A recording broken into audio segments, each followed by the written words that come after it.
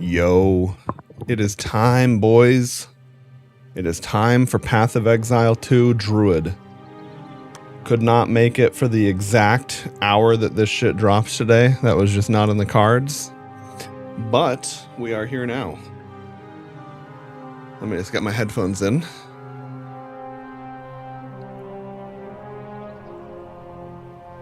Okay. Well, let's go make our damn Druid.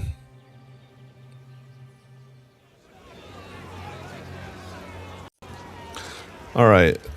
Fate of the Vol League. Hell yeah.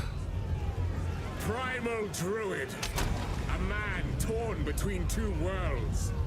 See if I can have the same name. No place for Fuck, of course someone already took that name. Let the great wolf hear your final remarks.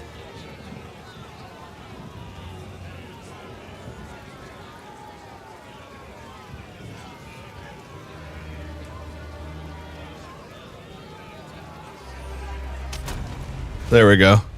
That works. That name was too long to be in the name in WoW anyway. I do like the name Goatmeal though. That's really grown on me since playing the Druid in WoW. Okay. So, we are in PoE, baby. Oh, hang on. Let me change my vertical scene to my PoE scene. And hopefully that actually lines up with the UI this season. Alright, it's good enough. Okay. Now for anyone tuned in on YouTube Shorts, you can see my health. Oh, I had to pick one. I'm like, hello? Oh, seems that Dreo's not done with me yet. Let's see.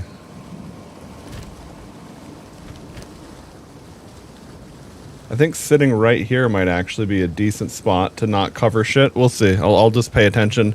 If I'm covering any UI things that is bothering people, feel free to let me know. You're alive. I'm glad to see another living spot. Now I would appreciate it if you could. I'm going to try to play a little faster because I have already been there, done that, and listened to all the lore on the previous seasons. Fully recommend it, but I want to see if I can go a little faster than I usually do. Hair's gone sour. Alright, so what do I have? I have Lightning Bolt. Man, that's iconic. Lightning Bolt. Lightning Bolt. Lightning Bolt.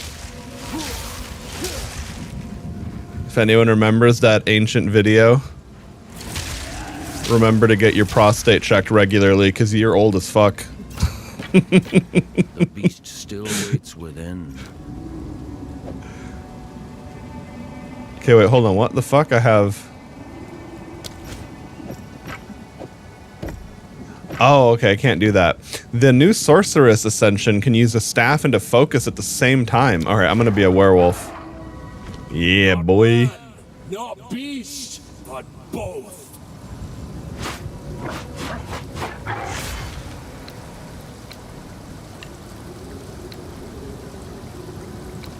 Okay, I'll do that for now.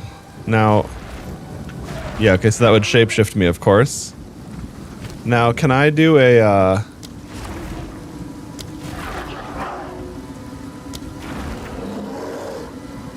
Oh, man. I really want to be a werewolf, but...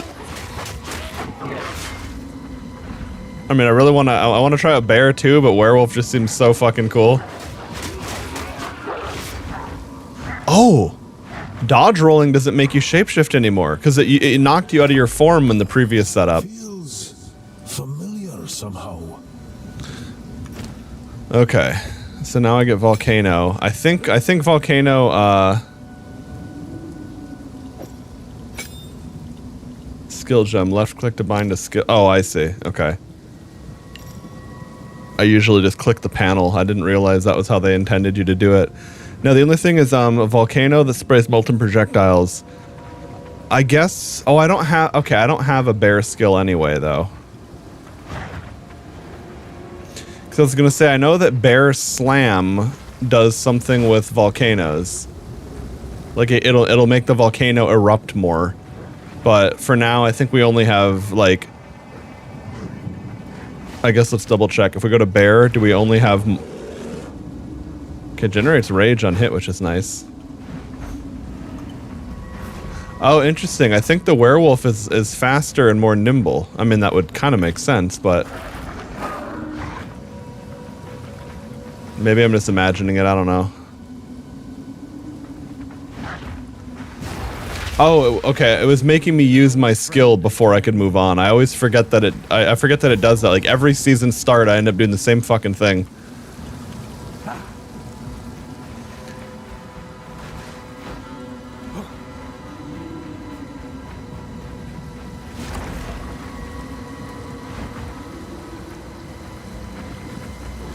Maybe it's the same sprinting speed, but a different,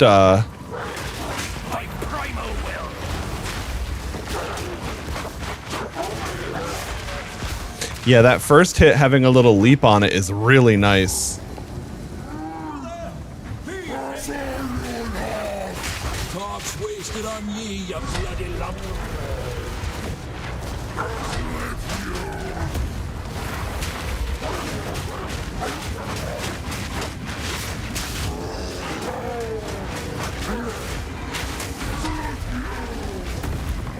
Oh, I didn't dodge that.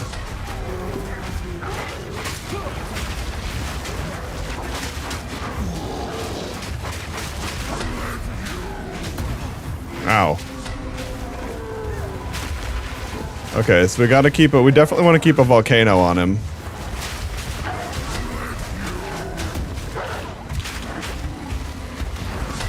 I don't have great AoE right now at the moment.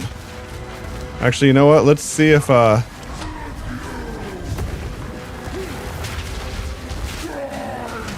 Oh, that's really slow, but it hits hard. That's a start.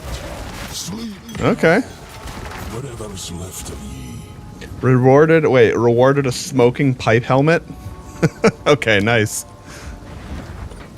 Oh, yes, and let's see our skill tree. Armor and energy shield, spell damage and attack. Oops, so where do we...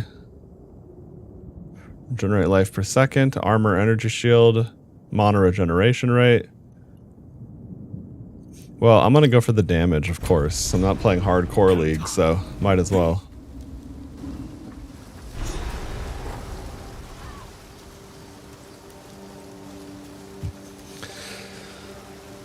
Let's see what we get. Hello? Come on, game. Okay.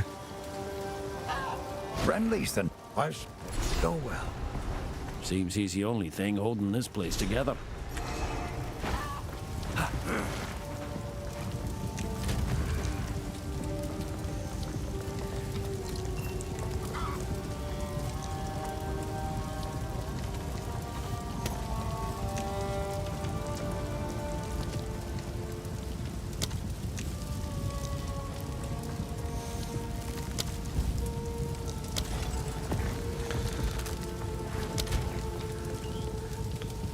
Where the hell is the,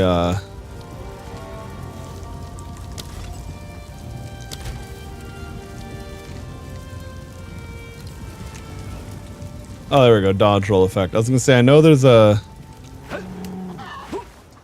That's that, nature shit is from the Twitch event. Welcome to the camp of the lost. I fear this land. She wears her sorrow like a second skin.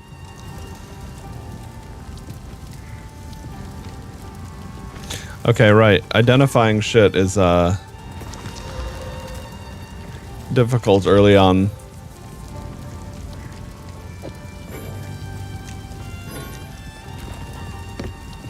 Oh, requires level 3. Hello. Okay, I'm gonna save that scroll. Sorry. These are just some odds and ends of mine.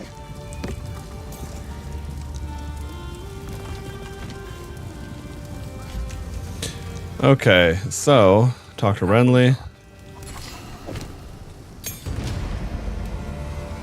Ah, here we go. Now here's where I really have to pick what do I want to do. You know, do I want to do the Lunar Assault and be a werewolf? Shapeshift into bear, slam the ground, causing a pair of shockwaves. Ooh. We're gonna go with Lunar Assault. Icy Werewolf just sounds so cool.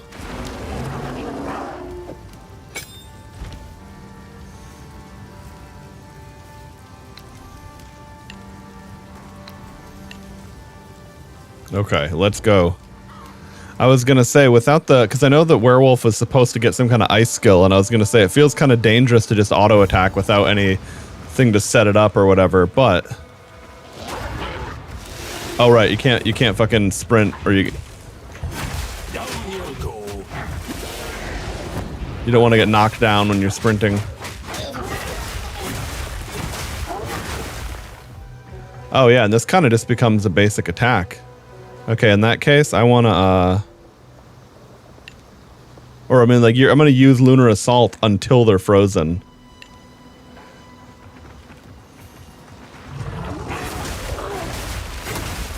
Okay.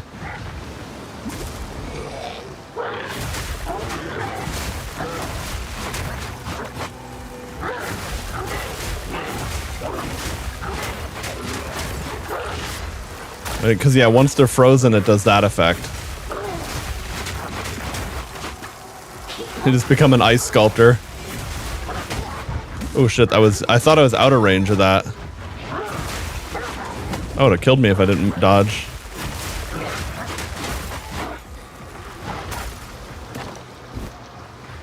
Feels a little bit like more, I don't know what the word is, like it's more involved to do this than, say, use Contagion on a witch, but it also feels fun. Hey Donuts, what's up, dude? I saw you were playing a sorceress. Are you going to be checking out the new Ascendancy, or you got something else in mind? Because I know you've played Blood Mage a lot, but I also saw that it got a lot of updates.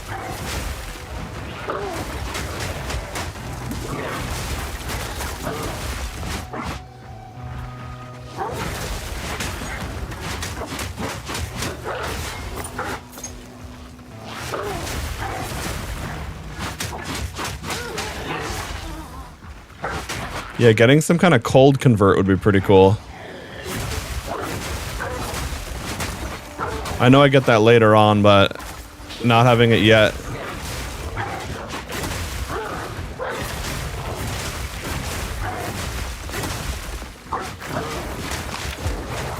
Well, I guess I might as well just use that as a, yeah.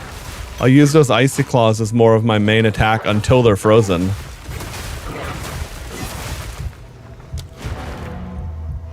Okay. And then I just gotta avoid more damage because everything can fucking hit you and I don't have a parry button or minions to fight for me yet. New Ascendancy, of course, gonna try a tank mage build. Yeah, I saw that the new Ascendancy got a lot of shit going for it. Especially the I mean shit, even just the fact that you can use a staff and a focus at the same time, that's so crazy. I keep hitting M to open my map like it's WoW. Oh shit, I'm dead. Yeah, that's right. You can't sprint in combat.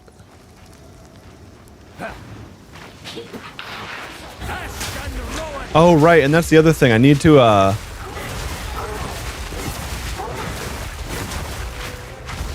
I'm still using the volcano skill. I keep forgetting about that. Or like it's still good to use that.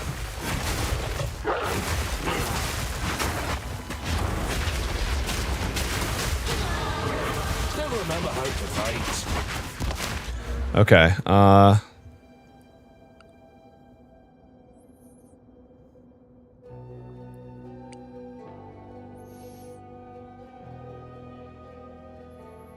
don't even know what I'm going for yet, but I guess I'm just gonna go for the damage.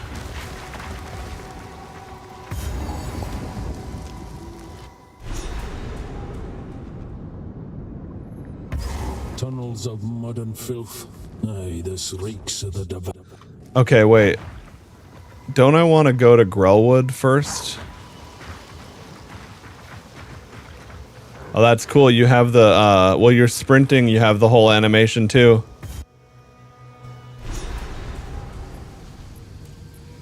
Even Shroud is playing PoE too? Oh, okay.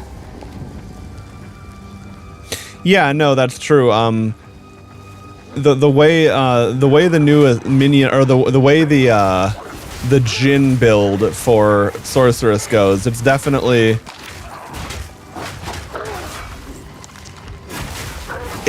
not a normal minion situation. It's more just like an extension to your default, to like what your attacks would normally do.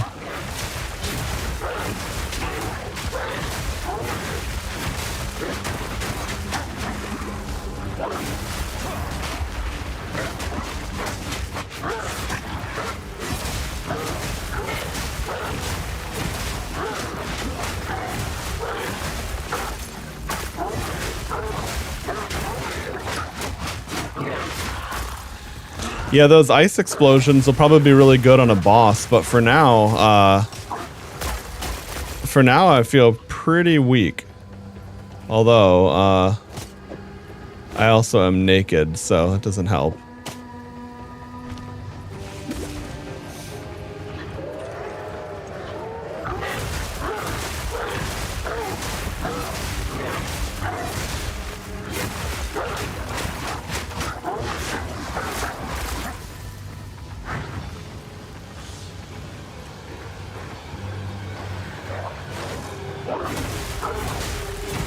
Oh, but this is also monster level 4, and I'm level... Yeah, I'm actually under-leveled, technically.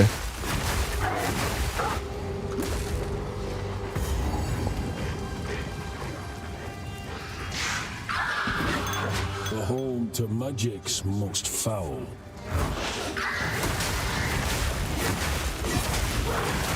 There we go.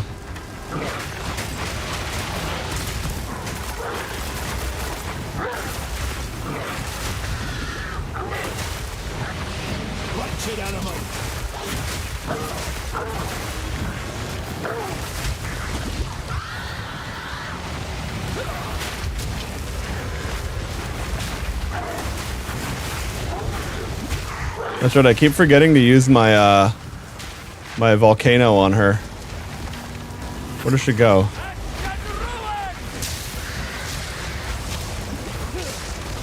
Okay, that default staff attack is not powerful at all. That was fucked. She had me trapped there. Alright, sweet. Let's curse upon this land. I'm gonna go back to town real quick, get my shit refilled, and figure out what I just got.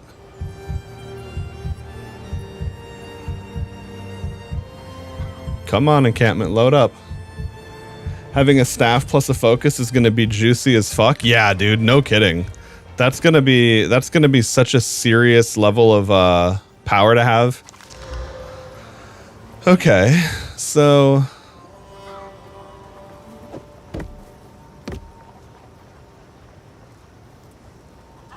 freezing shards. That might actually play nicely with werewolf.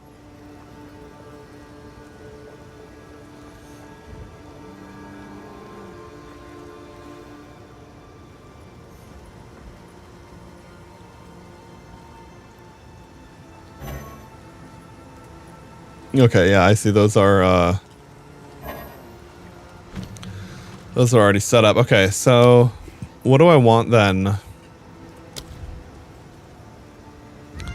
Final strike of supported skills can be performed twice in succession. Oh, see, that's pretty cool. Rapid attacks, that's also pretty cool. Lunar assault.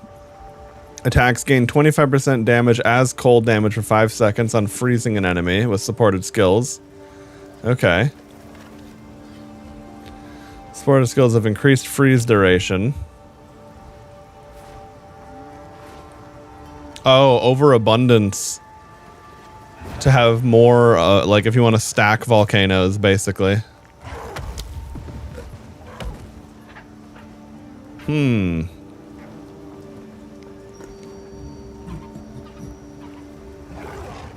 I suppose rapid attacks actually makes me do more damage and helps me freeze them faster. Everything else is kind of like a win more situation. So I'll do that. Plus rapid attacks can be moved around to any of these other attacks basically and still be pretty good. Alright. Oh yeah, let's definitely... I have to be level 4, Jesus Christ. Okay.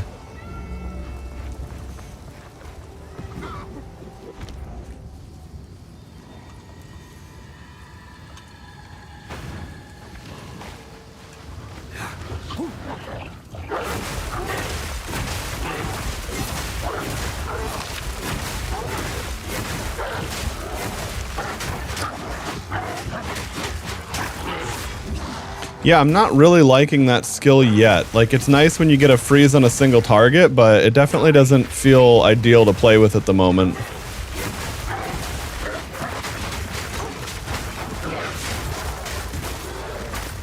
Battle brute.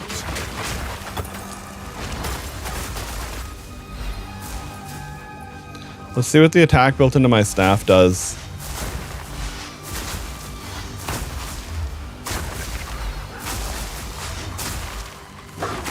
It's actually pretty nice.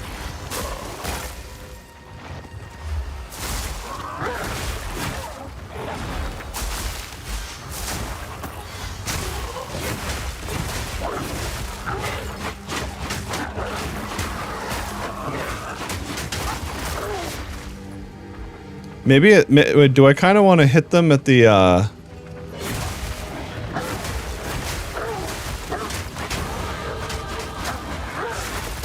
well, I don't know. I have to figure out the nuance of this. I never see melee feels so different than ranged, obviously, in a game like this.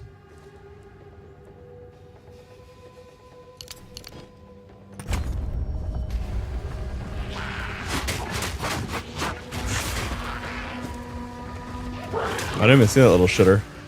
Okay. Oh, let's see. Isn't the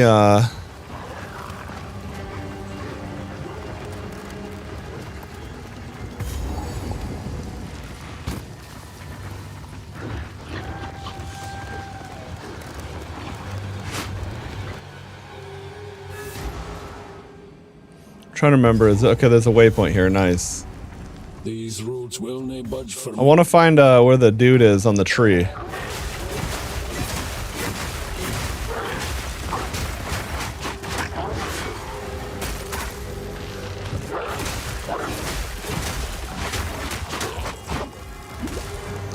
Oh, and then getting any kind of life steal for attacking would probably be amazing. Or life siphon.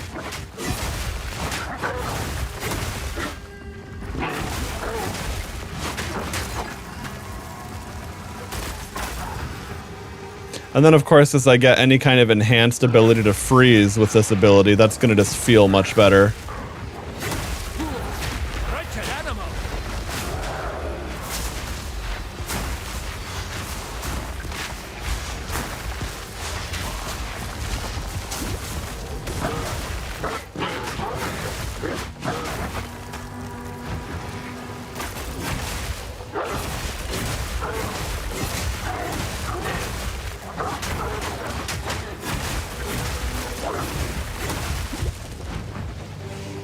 I keep feeling like it's gonna freeze them earlier than it does, and then it doesn't. Oh, also if I have... Okay, I gotta go back to town for that flask, but that'll be nice.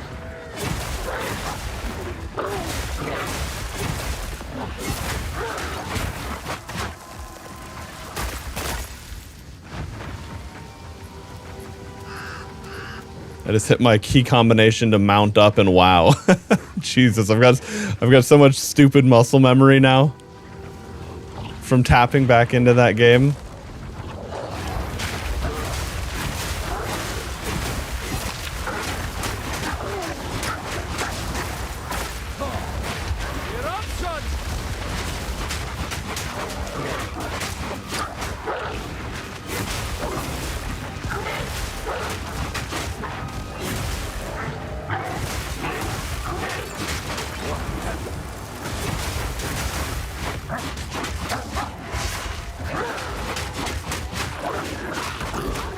Whoa, what the fuck?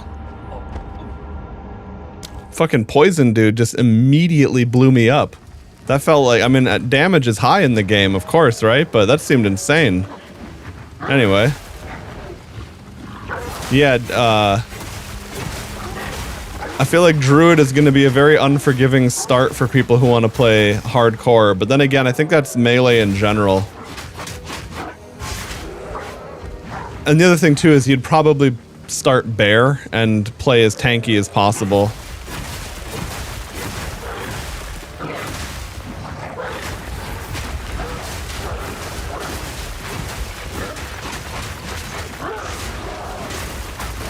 Yeah, that armored guy had to be fully attacked there.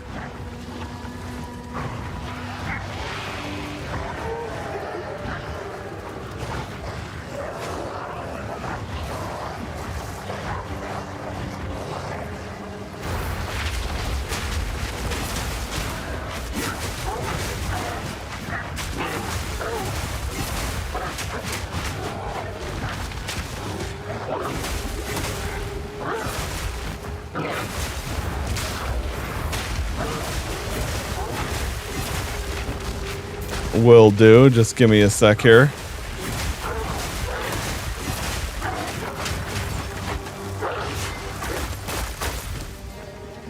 Too slow by half. All right.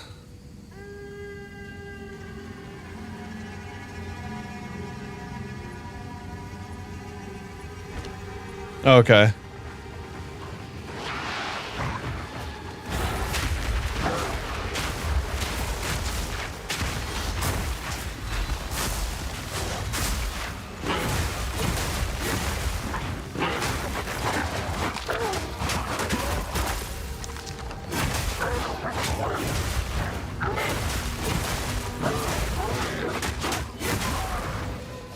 So I guess those fungal zombies just had a chance to explode, or maybe there was a magic one with explodes on death that I didn't see.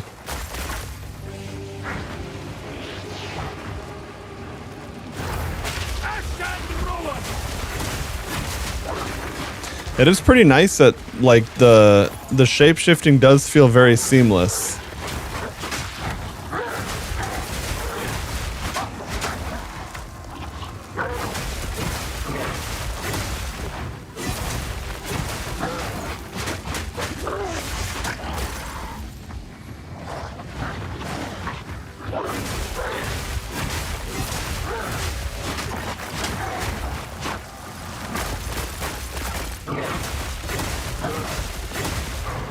I just need I need to be able to freeze enemies quicker.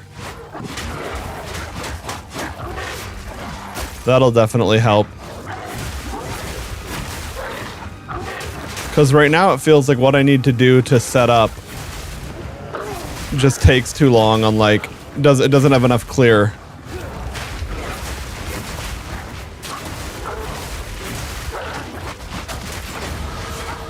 Well, you know, the other thing too is I was dodging more than I was previously there, and that actually produced good results. Hey, Reihaku. Yeah, probably. A druid knows to travel light. That's a later thing. So far, I've got the first thing you get is you get to either play bear or werewolf.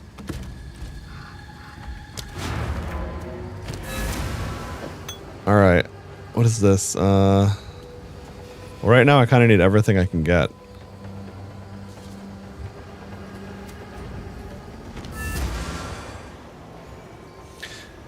But yeah, I've seen some interesting builds for Wyvern that use like they use like lightning claw AoE shit, or you just fly around. There's like a build where people are flying around and breathing fire the entire time.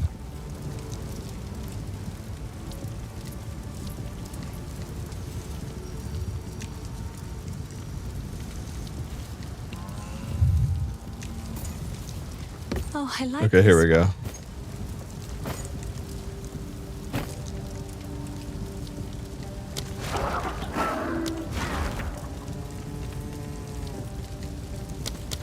So is Talisman a two-hander as well?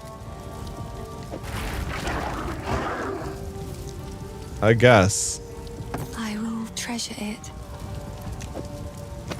Okay, I can put on this. Okay, I need 10 dexterity and then I can wear that. Put on the superior medium life flask.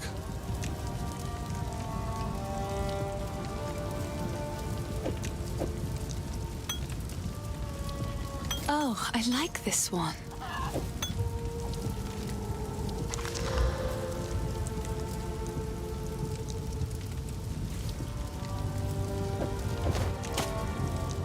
Oh, I like this one. Okay, I don't have the gold to do anything. I think I'll just disenchant these. Alright. Hit up the well, refill our flasks. Are you, oh yeah, are you playing PoE yourself at all, Reihaku? My primal will. Because it is free this weekend, remember. You don't even have to own it. You can just install it and check it out.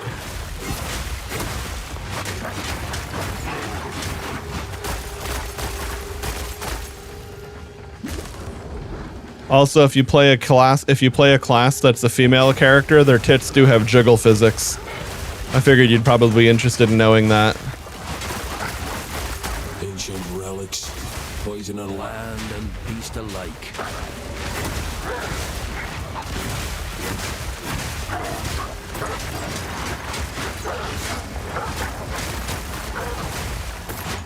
Yeah, those ice shards do big damage, but they do take a while to blow up. Like you're not clearing packs with that really. flickers to life. Having a little bit of energy shield goes a long way too. It's not much. It's 6. Jesus, it's nothing. But yeah, having I guess that's the other part of the issue is I had no defenses.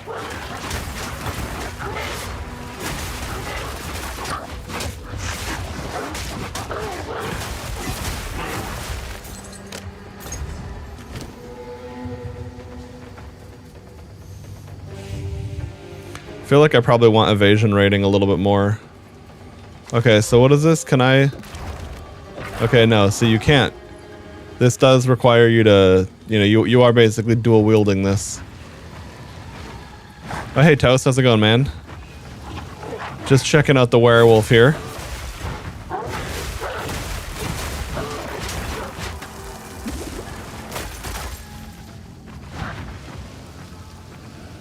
Gotta find the dude who's impaled on the tree.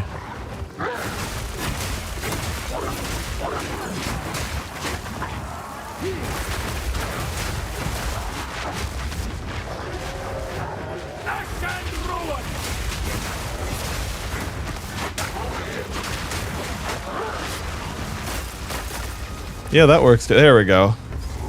This being feels ancient. By decree of the here? Count of Og, those condemned to hang from these branches. This shade to friendly. I'll wait here.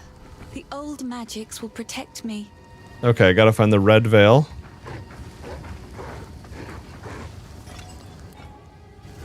Where? Okay, so it's probably gonna be to the southwest. I don't know how often, I don't know how accurate that is, but it usually seems like it follows that rule. Like it's not gonna go completely the wrong direction. Nice. Nature's fury.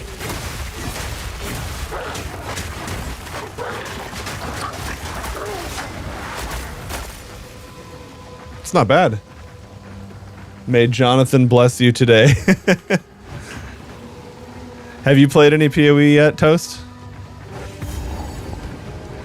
Oh, this should be oh. Yeah, here we go.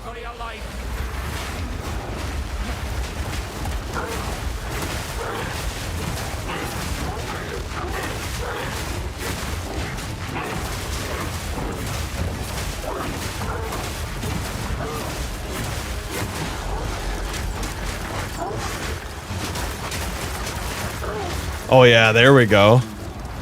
And then the ice oh right, you can charge Volcano. Oh fuck, right. And then the plants, I forgot they have the after effect of the little, the fucking purple spiky ball slams. So hang on, I gotta figure out how the charging works. Or maybe is that just aiming? I have no idea, to be honest.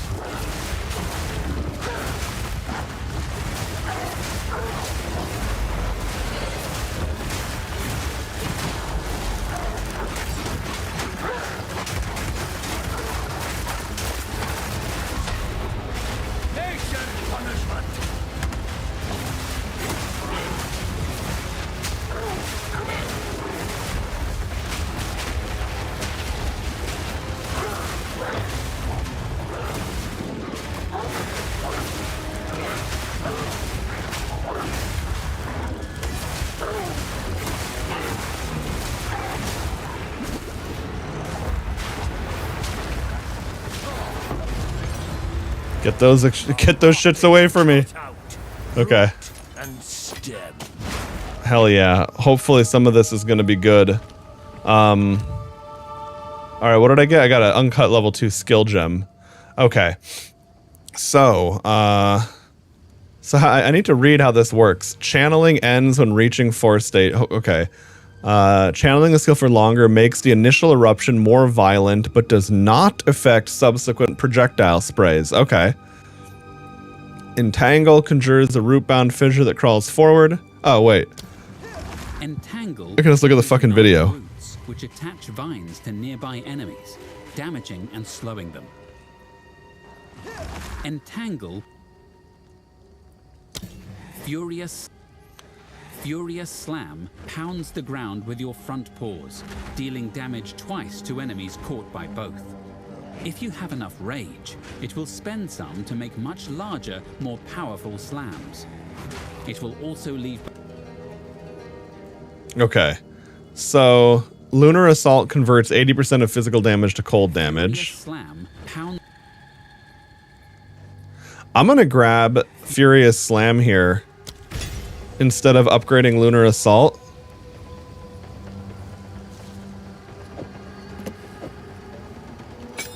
And we're gonna move, I guess, Rapid Attacks to it. And I'm gonna swap to Bear. I want to see if Bear feels better with Volcanoes and Slams. I feel like the Wolf is awesome, but I feel like I need a little bit more sauce in the kit before it really pops off.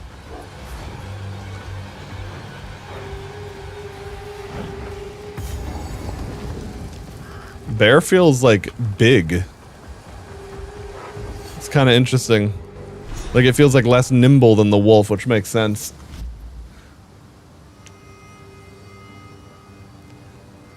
All your PoE 1 friends are painfully distraught by it. Oh yeah, that's true. I've definitely seen the divide between PoE 1 and 2 players. Yeah, man. I mean, it's not going to go anywhere. Like it's only going to get better and better, and it's a seasonal game, so play it when you feel like it, and until then, don't even fucking worry about it. All right, so oh, hang on, I'm dumb. I gotta assign Slam.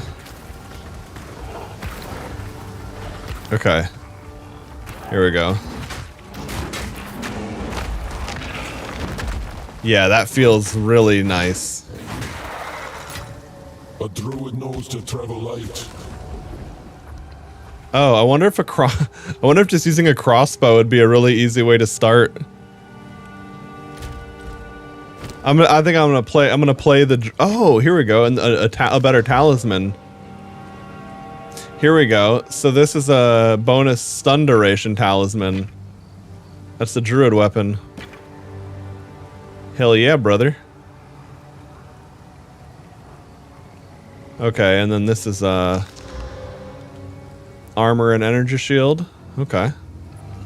I don't know if I want armor or evasion rating. See, from WoW, it makes me think, oh, and I already got an Artifice's Orb. Yeah, I heard there's a lot more socket stuff to play with now, too. Okay, I can't use that yet, so I'll chill.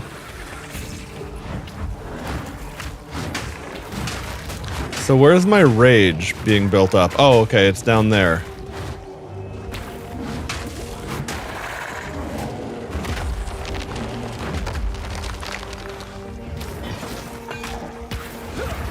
Okay, so if we have...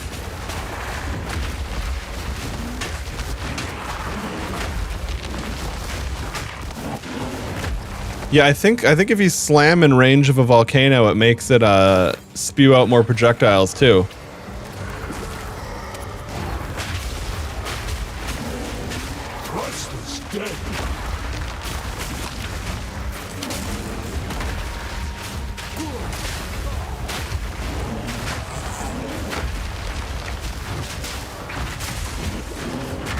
Oh shit, I do not have any way. The only thing about Bear is it's slower. I can't decide which one I like better, the Wolf or the Bear. But it feels hard to use your attacks without having more of a thing to set them up. But I don't know, I gotta figure out the flow of it.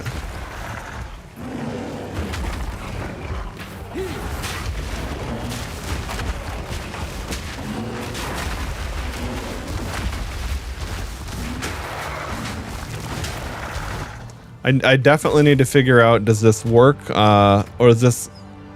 Let's see. Slamming it will cause another projectile spray. That's right. Okay. Can spend rage to leave behind large... Okay, so... And I know you want to use that when you're standing up. Check guild chat? Okay.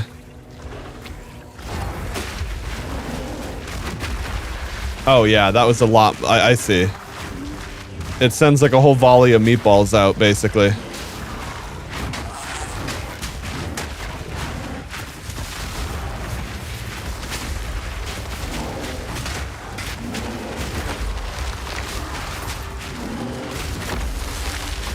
Nice. That's actually... Okay, see, that felt pretty good.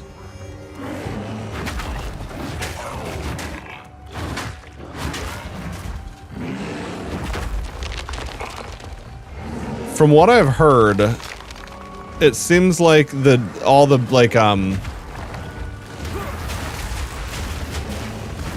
I think it was Ziggy D's Druid videos. He was showing that things really change like once you get like the next level of abilities to basically use with this.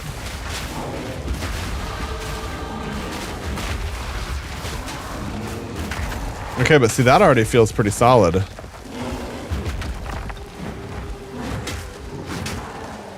The bear form basic attack, Maul, feels kind of shitty, honestly. Like, that one does not feel very exciting.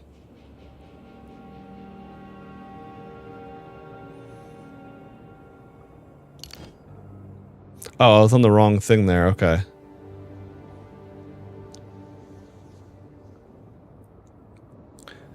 Okay, so there's stun duration, skill effect duration.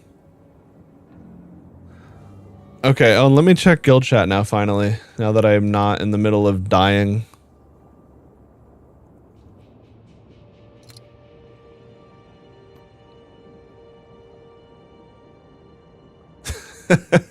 Your sorceress's name, woke nose ring theory. Damn, dude, that is such a good staff to have already at this stage of the game. The cast speed, the lightning spells, good shit, man. Yeah, on last season, I think at level 2 or 3, I found a +1 to minion skills helm for my witch, and it was like, okay. Like a blue helm with +1 minion. What the hell kind of Christmas gift do you get for a dad that already has everything? Rich people are so annoying. I don't know, get him some sentimental bullshit. Like if you know, if the value won't impress and you can't match the value that they can treat themselves with, then you have to hit it from a different angle. No pun intended, because we're talking about your dad. You know, don't be hitting your dad from a different angle that way. But yeah, no, something that I mean, I've been in that kind of a dynamic before where like you want to give someone a gift and you're very aware of the massive delta between what you can provide and what they can provide for themselves.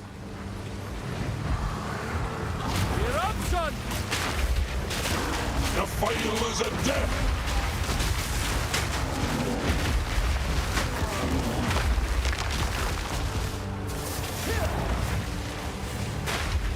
He's the least sentimental person I know. He loves money.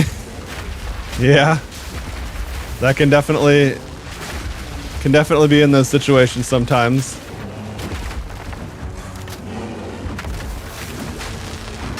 Be gone, foul creature. Can I carry any more?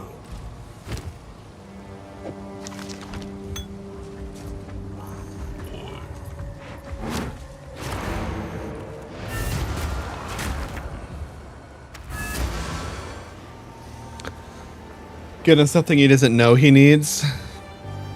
Yeah, I mean, I guess like tap into the hobby side of things. Like, what is? I mean, I guess that can be tough too sometimes, but I don't know. Yes.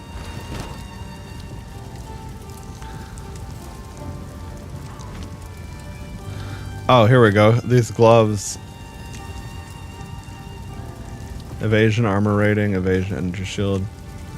The cold resist is more important in this act, but I think the stats are just better there.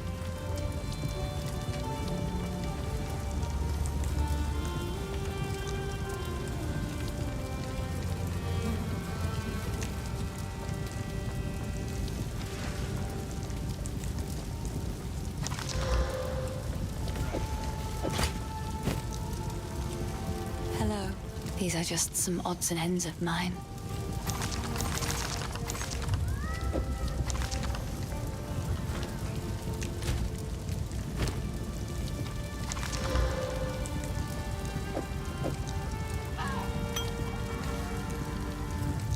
Sorry, I was just... These are just some odds and ends. I will treasure it.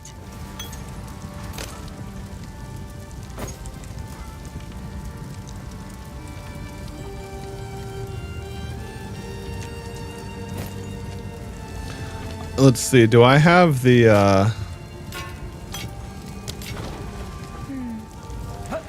do I have the artificing? No, that's right, because this is a new season, effectively. Yes. What is bro doing over here? Oh.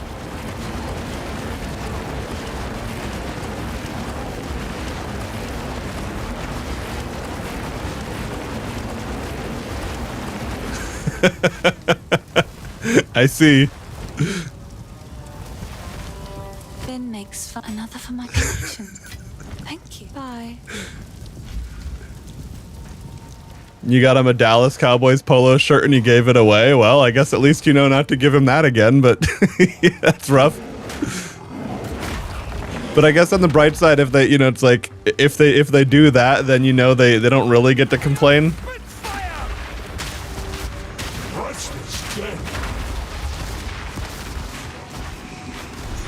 Obelisk of Rust. Might find myself at home.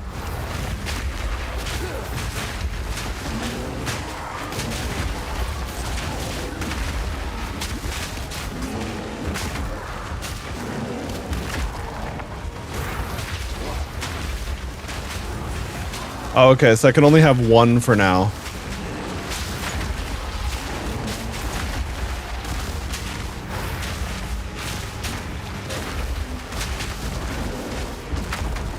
Now, I see charging it up is actually kind of interesting. Dragged from their graves To die twice over. Okay, so if you charge it up to maximum on its own, it'll auto-release. Didn't need the OBD2 scanner I got him either, because his car is too smart for that shit. Yeah, dude, new cars are a nightmare for mechanic stuff.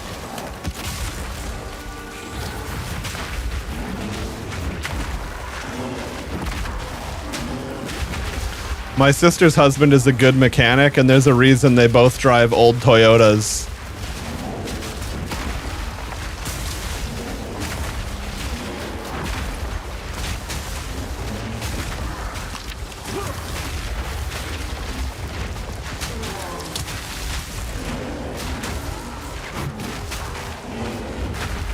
Man, when you're chilled in bear form, you are slow as fuck. It's ridiculous.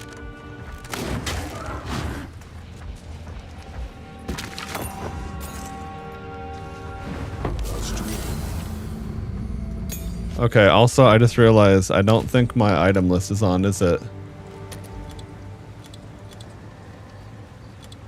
Oh, there we go. Okay, it is.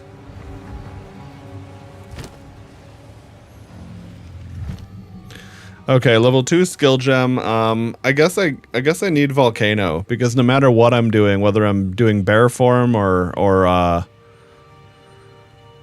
oh, and now see, it makes me wonder if I had done Entangle, would maybe Entangling and then...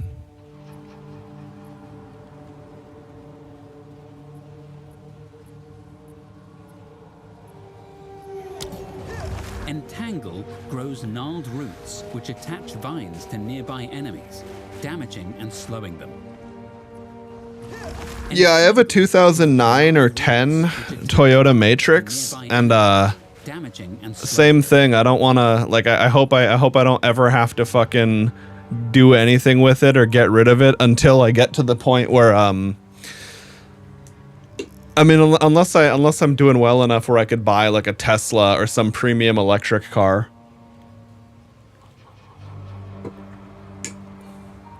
Well, it replaced a 1999, or no, not a 99. The car I had before that was a 1990 240 SX. So I've had some pretty fucking old cars.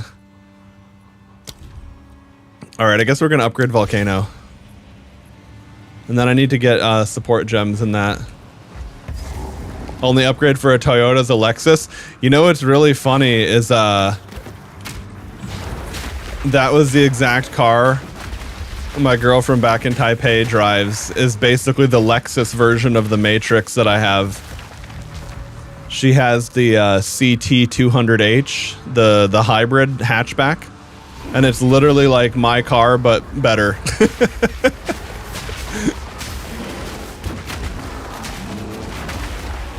Lexus is my dad's fuck-ass car. Oh yeah, I wouldn't want to work on that car. Like, her car is definitely better to drive, but if anything goes wrong with it, it's going to the fucking shop. I'm not touching shit on that. I mean, I also didn't have any tools when I was living in Taiwan, so it kind of was what it was.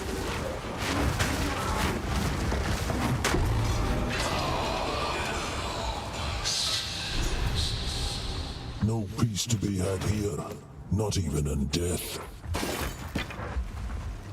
If I had money, I'd buy an LC500.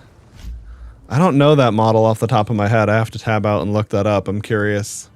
I'm trying to remember what, do they make a Lexus version of the, fuck, what is that car? It's like the same car that Subaru, Toyota, and everyone, there's like the Scion version of it, there's the Toyota version of it, and there's the Subaru version of it, and it's all basically the same car. It's, I know the Subaru version is the BRZ. I wonder if they have a Lexus version that tapped into that as well. Oh shit, this actually looks this looks a lot like what I'm thinking of. That looks really nice.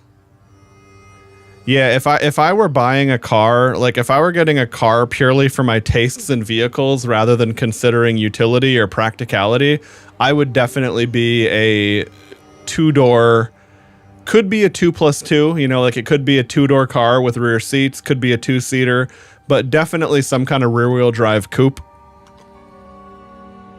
But what I was thinking of is the Subaru BRZ. This is kind of no results found. Are you fucking lying to me?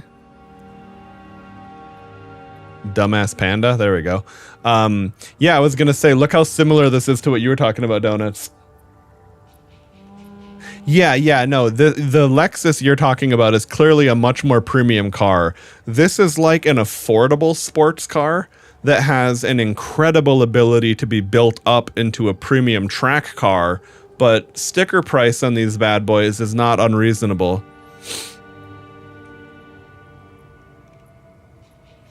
Oh yeah, the 350Z, 370Z. I wonder what are the newest, what's the newest Nissan Z? I haven't looked those up in a long time.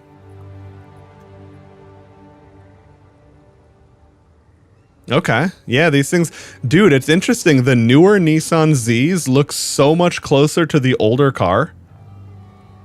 Now, some of these are like aftermarket designs, I think. Oh wait, no, maybe not. Bro, what the fuck? These tail lights look so retro, but in such a good way. I love that. Huh. Although, if I had unlimited budget and unlimited tools and parts to work with, my favorite car, it's not really practical to buy it anymore because they're so hard to find in any kind of good condition, and you pay too much for it.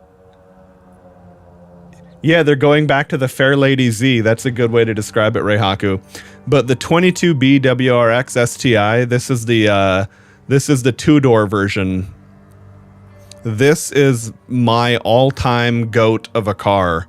But again, it's getting old. So, you know, cars that are this old, it's so hard to find ones that aren't just in abysmal condition that you're paying through the ass for.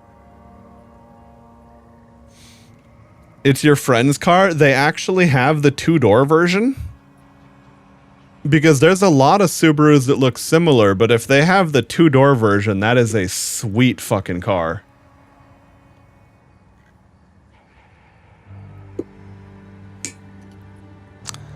Although, before I tab back into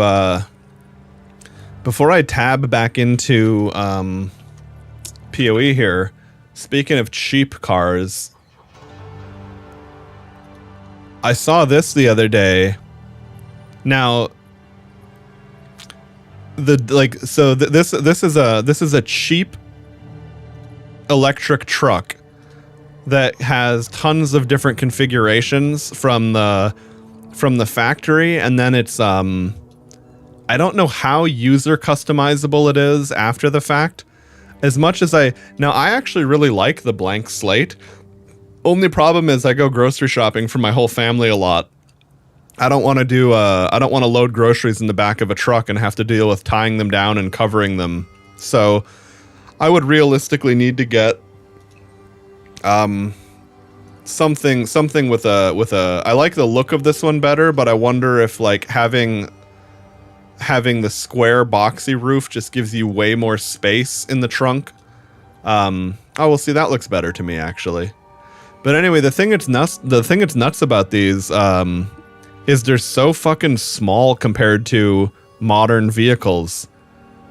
So here's the thing, check it out. Slate with SUV kit. So you can compare it to a Jeep Wrangler 2-door or a little tiny Kia Soul. But if you look at the pickup truck, it's smaller than a modern Ford Maverick, and it's only slightly bigger than an old school 1985 Toyota truck. So it's kind of nice, in the sense that you're not driving such a fucking land yacht around. Because of that dumbass car law that Biden passed, where like the intent of the law was to be about emissions and mileage, but they didn't. It was either some kind of corruption to begin with, or they just didn't. They didn't draft the law out carefully. So instead of making cars more efficient, the way around it was just to make the car bigger. That's why car sizes have been inflating stupidly in the last handful of years.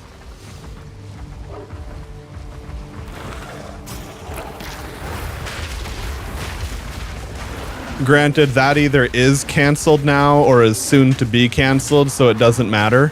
But that was the other thing that I kind of liked about the Slate, is that it just doesn't take so much fucking room.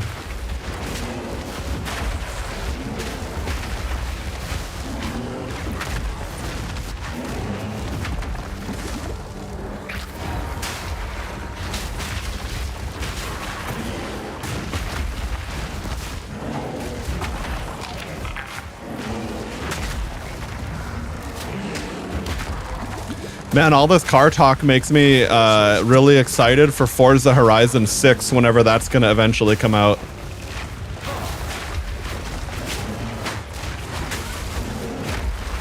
That's going to be in Japan this time, by the way.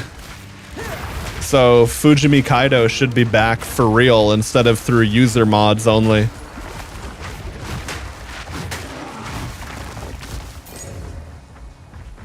And I'm just gonna buy that on Steam this time since Game Pass is effectively dead for me.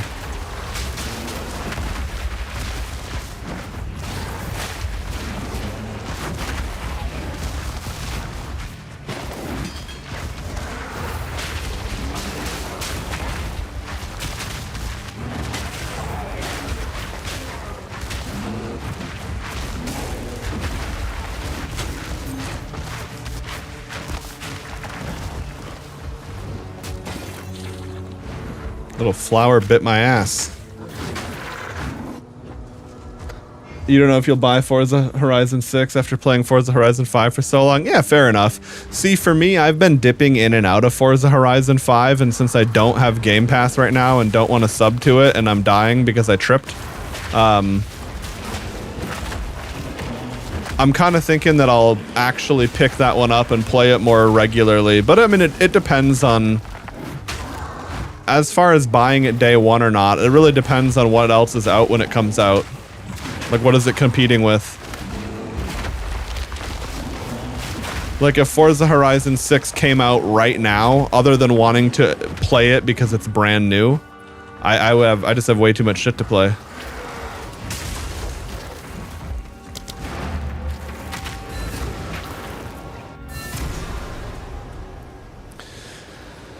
Yeah. that's a good point. It's certainly not a game that doesn't have its flaws. Like, that is for damn sure. Sorry, I was just... Please, take your time. Oh, I like... Hey, Koso, what's up, man? Yeah, no, that's a good point. I mean, I guess the problem is that what else are you gonna, like, what else is there for a similar car game? I mean, I know if you want to get deep into simulation, you have Assetto Corsa and stuff like that. There's tons of highly arcadey car games that are extremely lacking in physics and simulation elements. It kind of seems like it would take too much money to build something to compete with Forza.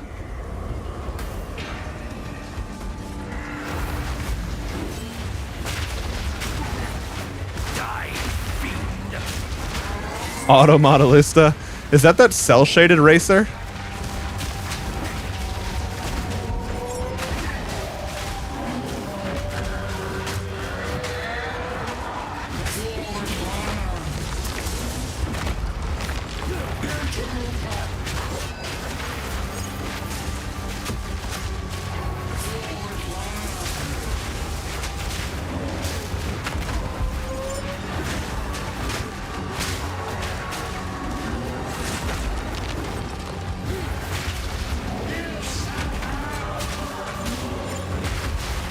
Because if so, I remember playing that on GameCube or PS2 or something.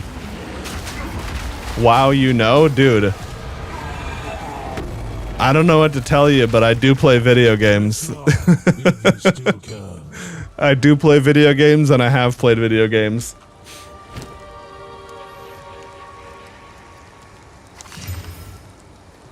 Hey, Donuts, you want a wand by any chance? I found a +1 to level of all lightning spells wand. Or wait, maybe I should use that. No, I don't use lightning. Okay, never mind. I don't know. I'll figure it out later. Oh shit. Okay, level 3 gives us new shit. Okay.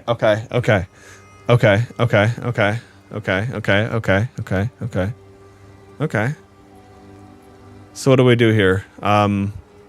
Raise a totem that slams the ground around it, repeatedly damaging nearby enemies. Jagged ground erupts and hit by the slam, damaging enemies standing on it. Okay, so do that would be a totem volcano? You did? How shameless. Yeah, I know, Koso, true, right?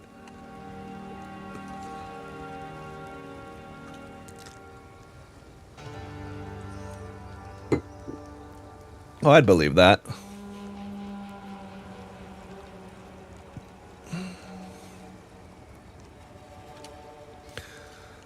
But I think it would be, if it slams the ground, it would, slamming the volcano is, there would be pretty good value in that. Now, this is also where, I could get rolling magma, unless you can create a good amount of cracks. Damn, if only I was a Viper spec druid.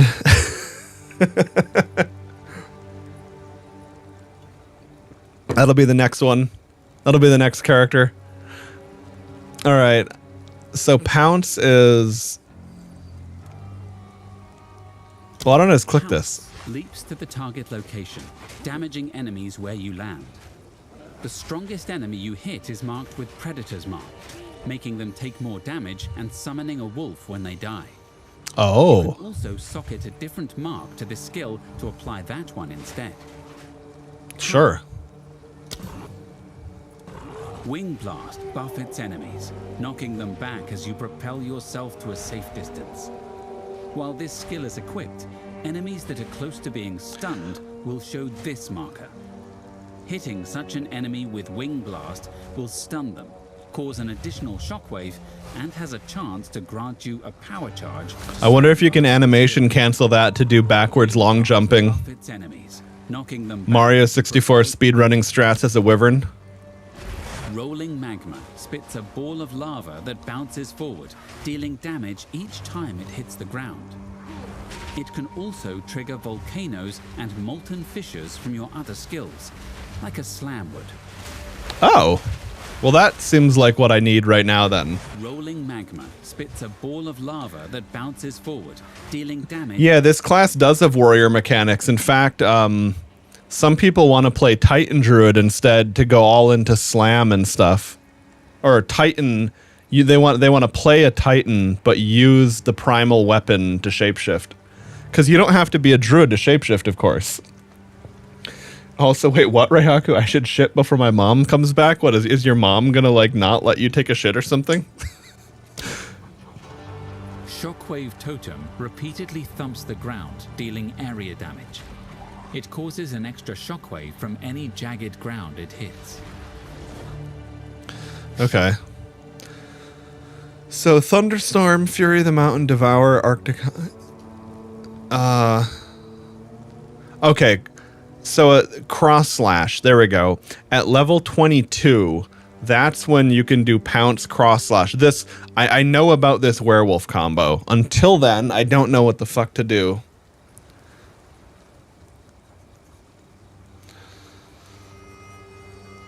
I liked werewolf, but it just felt like it was too hard to get value out of.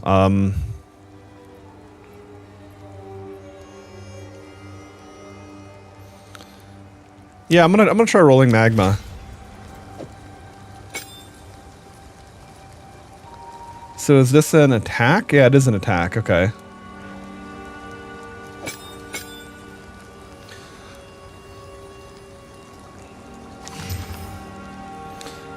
Oh shit. All right. And it has a socket.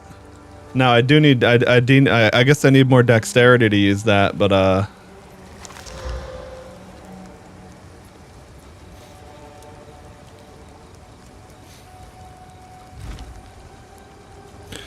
all right, so then let me see here. If I have,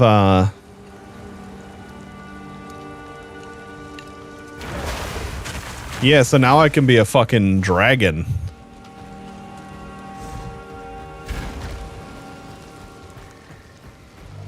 Oh, it has a cool, like, raptor-y dinosaur run.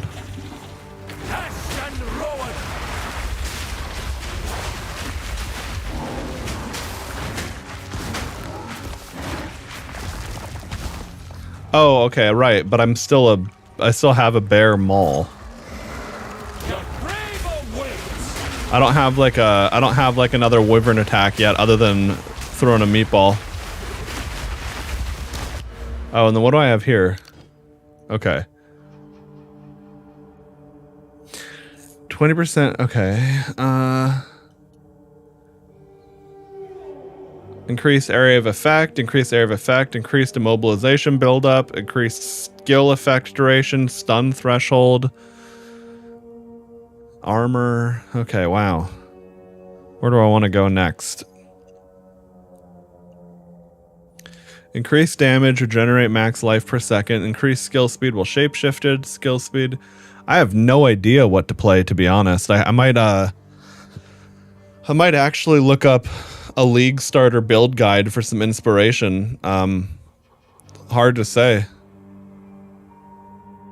Increased armor. Armor also applies to elemental damage. Faster start of energy shield. Strength and intelligence.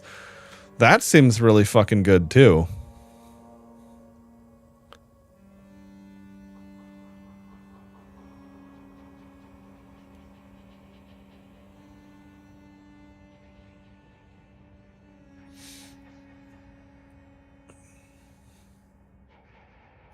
Increase critical damage bonus, damage, area damage. Okay. Yeah, I don't even have an idea of where to go yet. Rush mid. Well, I mean, I guess, yeah, with, how does stun threshold work? Okay, that's your own stun threshold. Got it. Okay. All right, hang on one sec. I'll be right back. Gotta pee.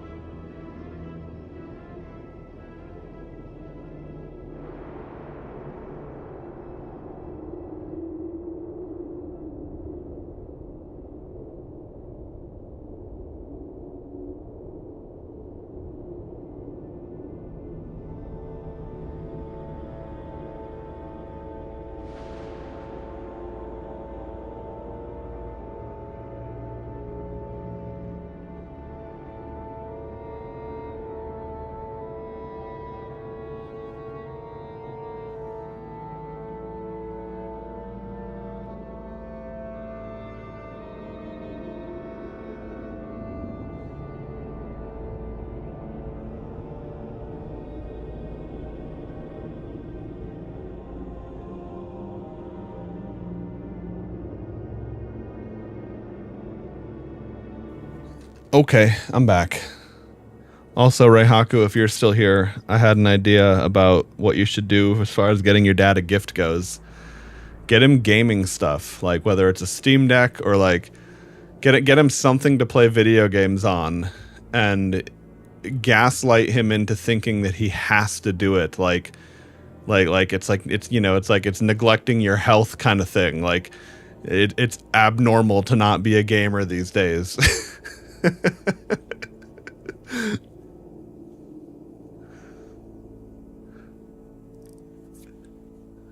He tried being a gamer before? Aw, damn. Okay. I was gonna say, though, dude, unironically, as long as you weren't playing on a hard difficulty or something, because the game rapidly becomes pretty bullshit, but, I feel like games like Yakuza, for example, could be pretty, pretty dad-coded.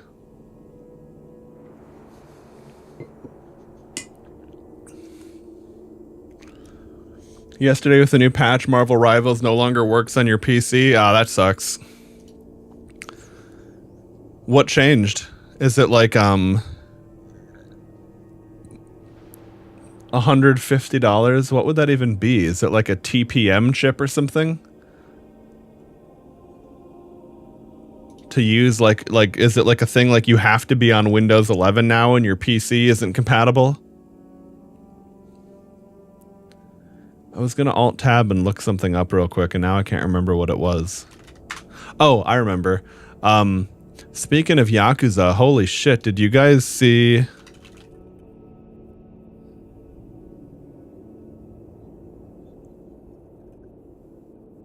Fuck, I can't remember what it was called. There was a game that gave me big Yakuza vibes, but it was not Yakuza on the trailer. I'm just gonna have to scroll through it, but I'll see it when I do. Oh. Let's see.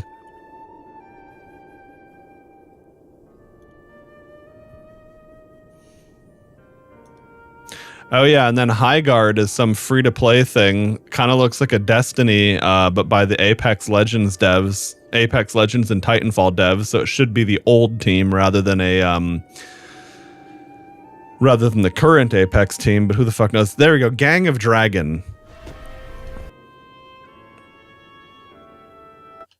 This looks fucking fantastic.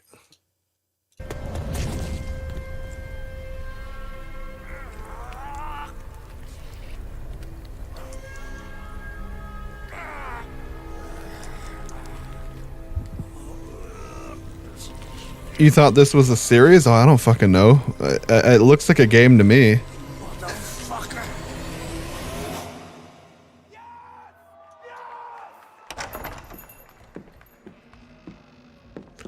A Yakuza that looks like he can beat some ass. I mean, Kiryu looks like he can beat some ass, but he also kind of looks like a bit of a pretty boy compared to this guy.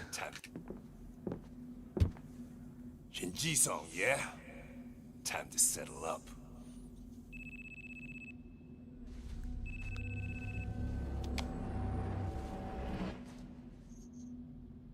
Hey, Daiki. When'd you make it back? Excuse me, sir. Shut your mouth. All right. Talk soon. Nice Motorola Razr, by the way. Now.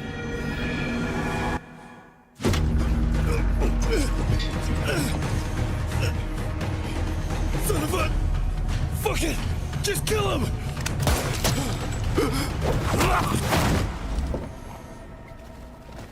This dude is such a badass.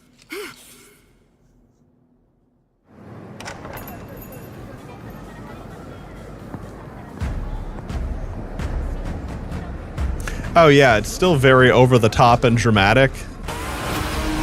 And then whatever the fuck that is, like, between the driving and the guns, it's kind of like Yakuza meets Sleeping Dogs.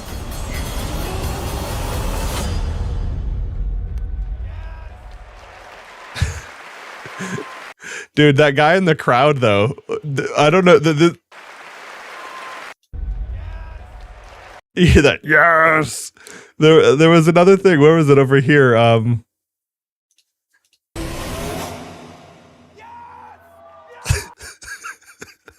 That guy in the crowd just fucking loves this trailer.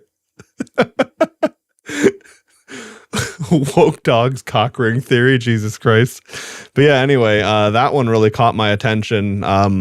Looks like a fantastic single player. I assume it's going to be a single player game. A lot of other stuff was kind of meh. Maybe it'll be good, maybe it won't.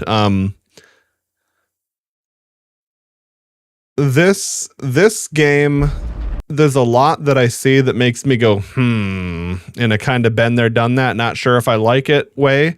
However, it could basically be Destiny meet, a game that kind of plays gameplay loop like Destiny, but feels like Apex or Titanfall. Into lands uncharted. I have no idea what kind of game it's going to be though, but it looks more PvE or hybrid. And dangers untold. Oh yeah, it could be, Reihaku. I venture without fear.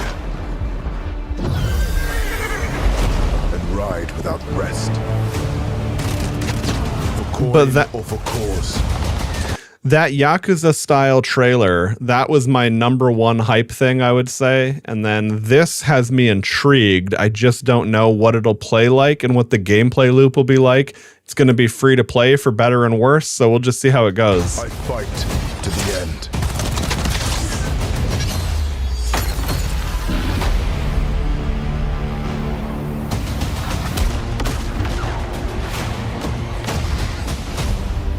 I mean, it's a great pedigree. Here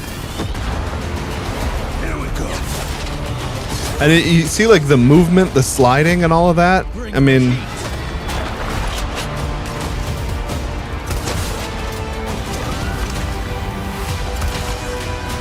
Your light belongs to me.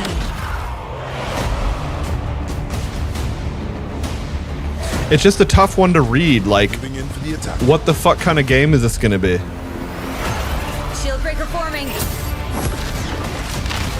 But the mechanics, the abilities we're seeing, it looks like it's a really well thought out game.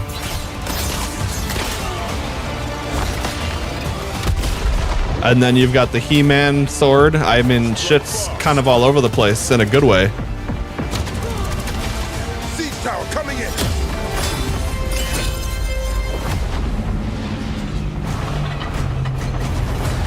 What the fuck? I don't remember. I must have looked away when I saw that. So it's a giant panther battering ram tank thing.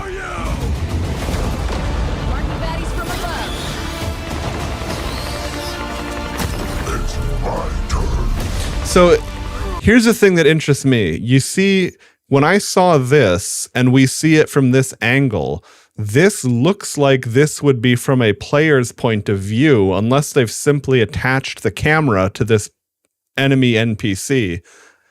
But it makes me wonder, like, is it going to have some kind of asymmetrical gameplay? It's so hard to decipher this. But it's clearly very ability focused, and we saw it just delete that player. I am the coming storm. No. Oh yeah. Sorry, you're right, Donuts. But what I meant to say though is it reminds me of, like, in Destiny, how some supers give you third person view, or pulling out a sword gives you third person view. It makes me wonder, was that just purely for the trailer and that's going to be an enemy NPC, or is that some kind of, like, install ultimate upgrade kind of thing? Oh, and this is basically Asian werewolf McCree, so that's kind of nuts.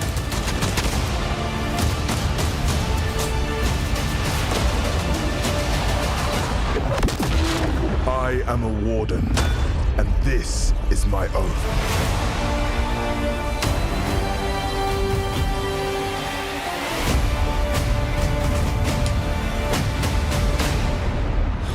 Oh yeah, and that's the other thing. It comes out soon. This isn't like January 2027. This comes out in basically a month and a half. So, shit, we'll just have to see. But I mean, based off of the fact that it's Apex and Titanfall devs, assuming that it's the devs of, assuming that it's because the current batch of Apex devs, like Apex Legends has had none of the original staff for quite a while. Like it's been in the Ship of Theseus situation that a lot of the old studios have arrived in. But if this is the old staff of Titanfall and Apex, and if they actually mean that this is the people that worked on Titanfall, then they have some real legends there. But anyway, yeah, that trailer and the Yakuza one really kind of hyped me up. The only other thing now, the other trailer was purely cinematic, but like the Warhammer 40K Total War Warhammer seems kind of cool. Yeah, other stuff was kind of meh. Here we go. I don't know if this is going to be any good or not, but this is the last one I want to show before I tab back into PoE. The way it was before the Empire shut it down. Massive engines. Lightning fast. Lives on the line. The pilots were incredible. Best of the best. Yeah, baby. A follow-up to Pod Racer, finally. Guided by one beautiful dream. All right, Donuts, have a good one, man.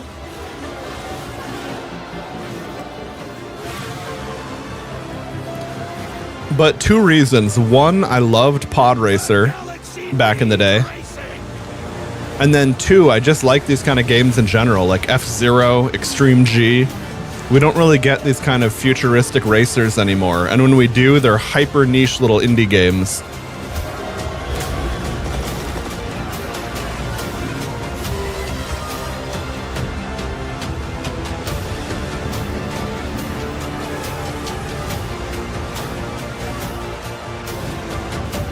They brought back old Sebulba? Yeah. I saw that. Yeah. There he is. Sebulba. But anyway, right. So it's like, I'm very skeptical about the fact that it's a modern Star Wars project. Oh, fuck. Speaking of modern Star Wars, that was the other trailer that actually excited me. So I did lie. I do want to pull this one up. Purely cinematic as well, but I am actually cautiously optimistic about this one for a couple of key little details here. And I'll let the trailer run first and then say my piece. Now, I could also be wrong. This could be total dog shit for a million reasons. But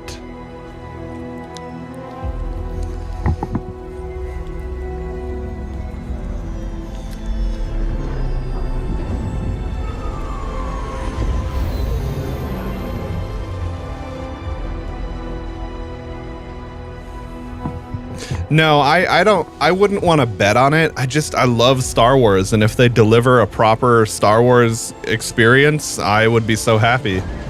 Because Star Wars has had such a fucking terrible fate in recent years. Exactly, Reihaku. Exactly.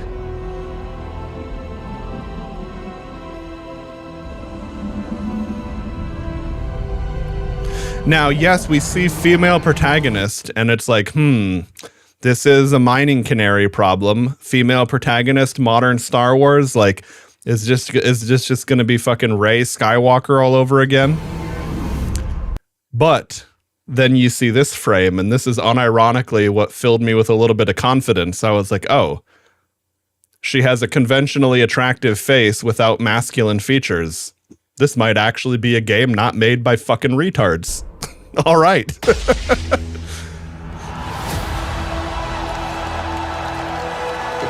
Granted, we don't have a lot to go off of with that yet.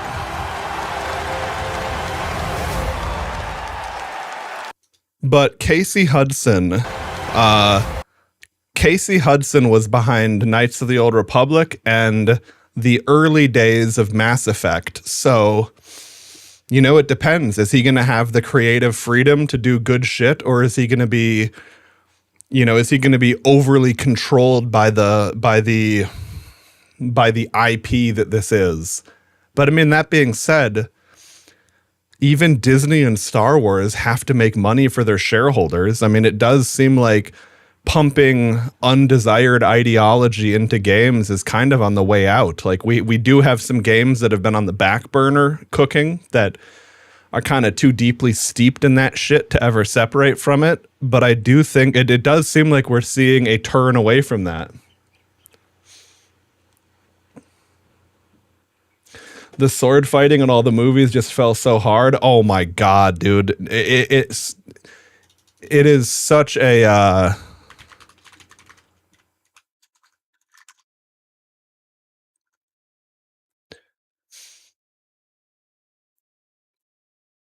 it is such a far cry from what we actually had back then.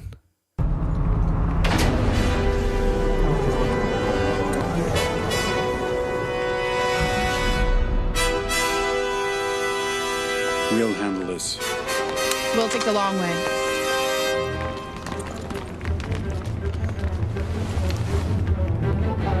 Dude, I unironically get chills hearing the music here.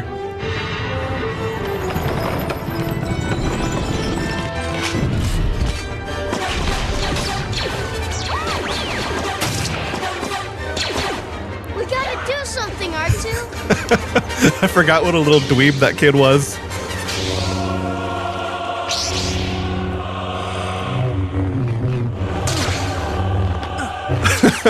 That's so funny, Toast.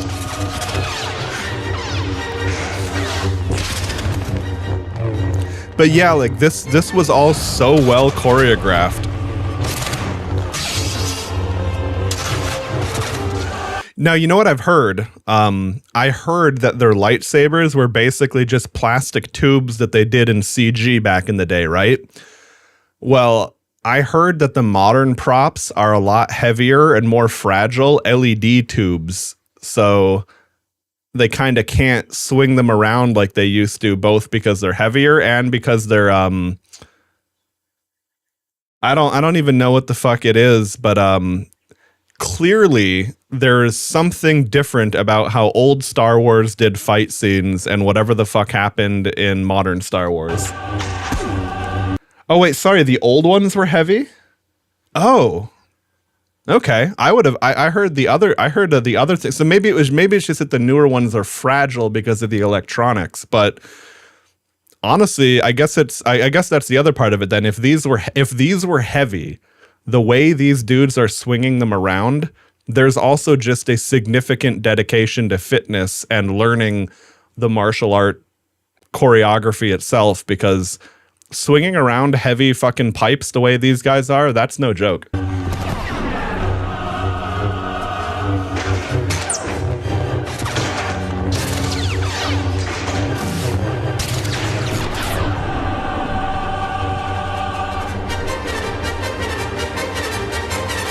This is like what it feels like to play Jedi Knight as a kid.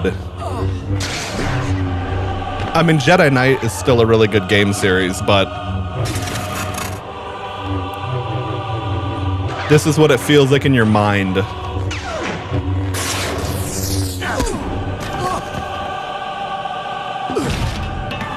It's honestly crazy how good the effects were in this, because I mean, dude, this came out when I was in middle school. I was barely older than the actor playing Anakin.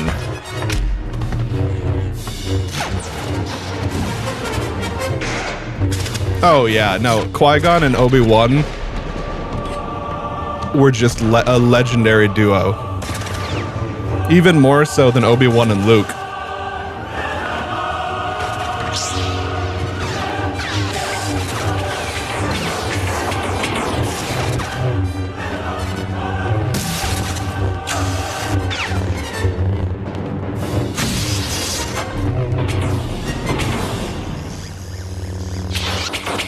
Oh, this shit. Dude, these laser walls are some bullshit.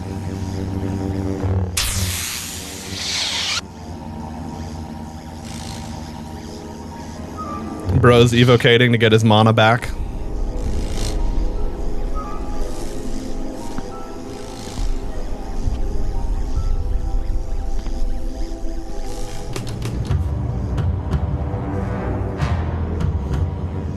mage players. It's like, I'm out of combat, motherfucker. I'm drinking to full.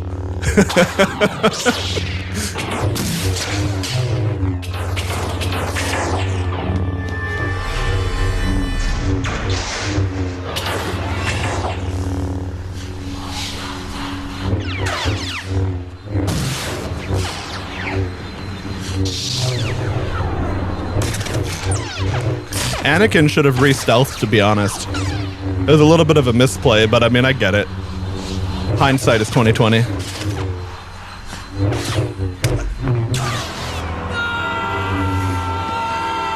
The stun proc, dude. That's all it took. Maul has bloodlust and gets sheeped.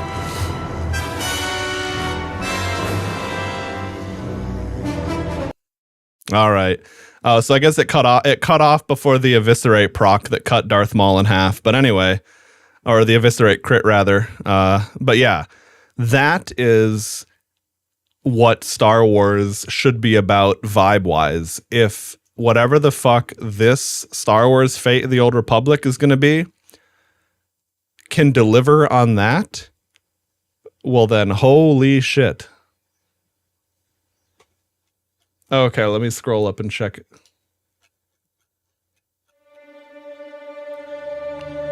A man can have anything. Oh, I remember this. This is an old... Dude, yeah, this is an old trailer. If he's willing to But this was really good vibes. With your birth comes a solemn vow. You will have nothing. Your privilege is the dirt.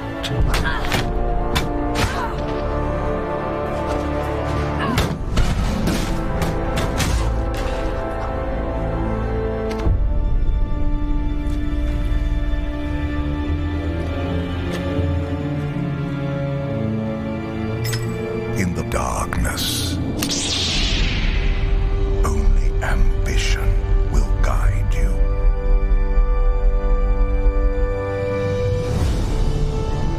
The oaths you swear. Wait, this was for the fucking Star Wars MMO? Oh yeah, the Old Republic. I was trying to remember. I was like, what was this though? Did this get canceled or what? You make. That's right. Alone. No, I remember when I saw this trailer how much confidence it gave me in the future of Star Wars going forward. Freedom will be the wars you wage. Boy, was that wrong. Because then we got the fucking Acolyte, whatever that nonsense was. Yeah. Right. The losses you suffer. I thought we were getting this, and we got fucking lesbian witches in space. Like, holy fuck. So it is important to remember that this new Star Wars game could be awful.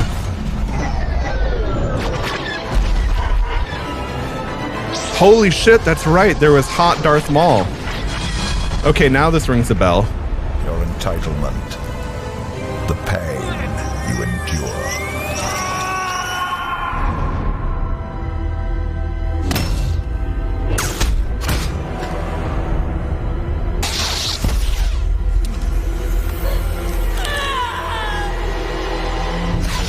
Do it. When darkness finds you,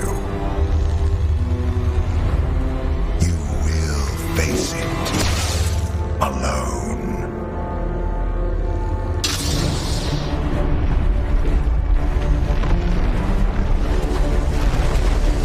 But he said alone, and there's still the two of them. It kind of seemed like that guy always wanted one of them to kill the other off for some prophecy shit.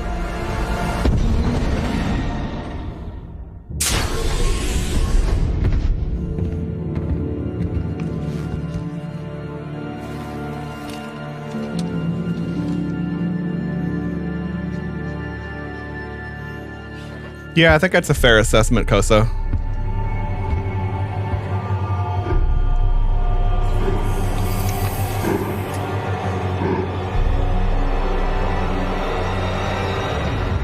He's pissed off that he was never appreciated. But the other one's still loyal.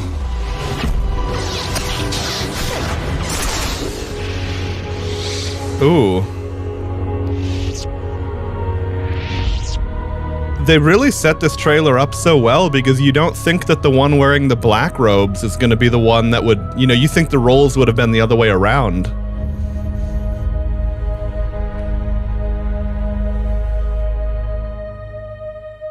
Yeah, right. The Sith eyes, that's a good point. It's not just glowing yellow for cinematic effect. That's very canonized in the world of Star Wars.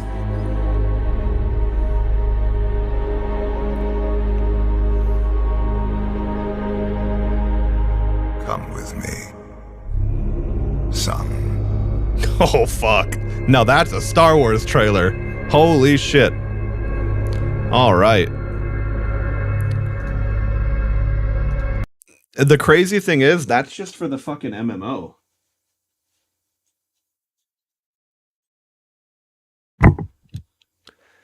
You should see Anakin versus Ahsoka.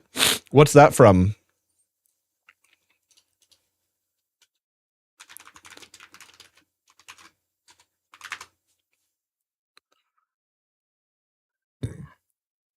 Okay.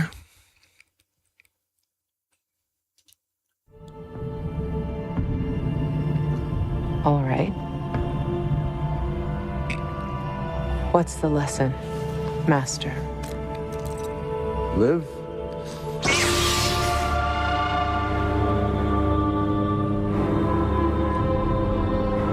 Or die.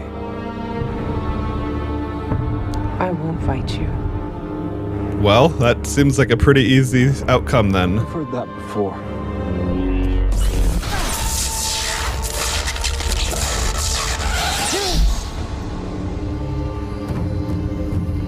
Oh yeah, he absolutely still has the aura.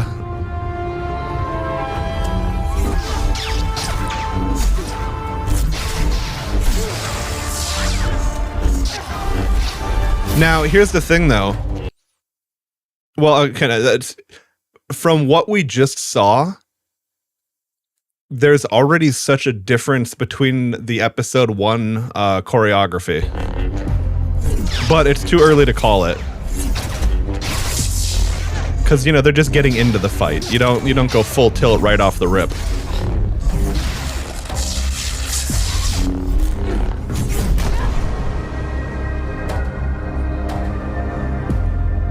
Looks like you don't have much left to offer.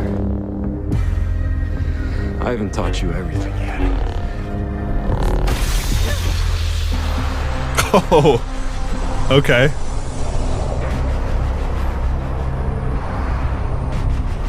Back to the beginning.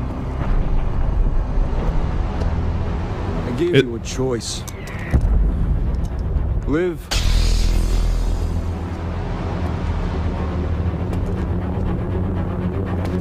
Or die.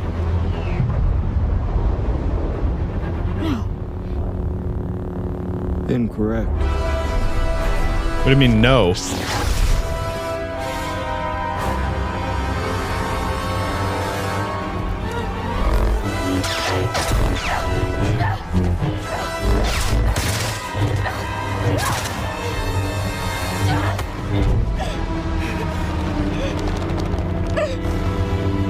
Yeah, this is so slow and stiff compared to the old Star Wars. I mean, like, the effects and the cinematic shit is cool. Don't get me wrong, but this is so...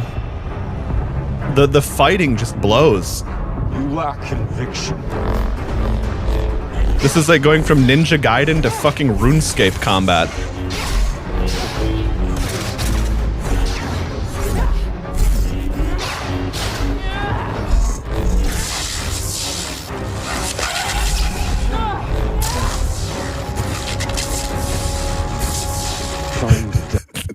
I thought of a hilarious edit for this scene. Change all of the grunts to really, really elderly man and woman grunts. Can you imagine how fucking funny of an edit that would be? Every time they're grunting and swinging, it's like, oh shit, my hip.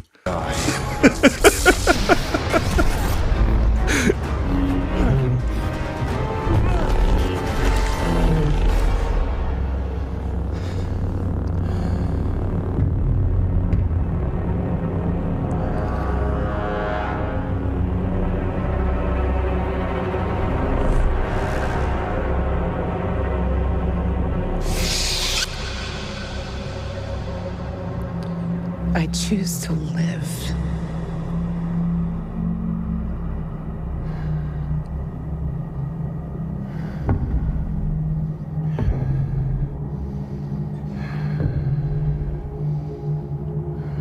Jesus, this is horrendous. What the fuck happened here?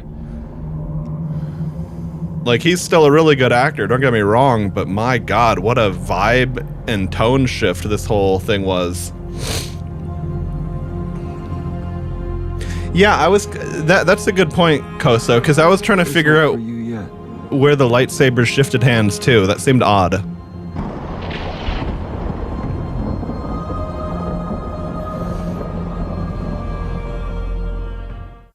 Huh.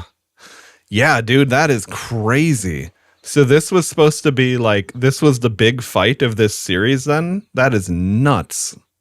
I mean, again, I had fully checked out of Star Wars since seeing the first of the new ones. And then I was kind of like, oh, whatever. Oh, okay. While we're on the fucking topic, now this project has unfortunately been canceled. But this, like, this is another... This is also one of my all-time favorite trailers.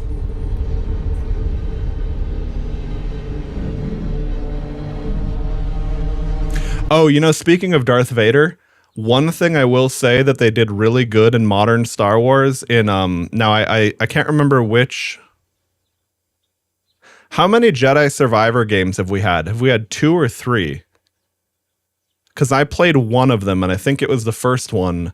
But spoiler alert for anyone who hasn't played that game yet. But when Darth Vader comes out, Darth Vader had a actual proper introduction and sequence. Like Darth Vader was a force of nature in the tail end of Jedi Survivor. They did a good job on that.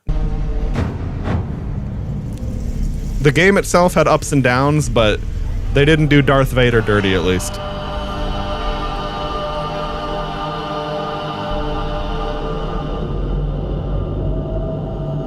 Yeah, that's a good point, Koso. I think that's what made this trailer so good, is that it felt more like true sci-fi fantasy than like another cookie cutter template. Like, this is some real world building.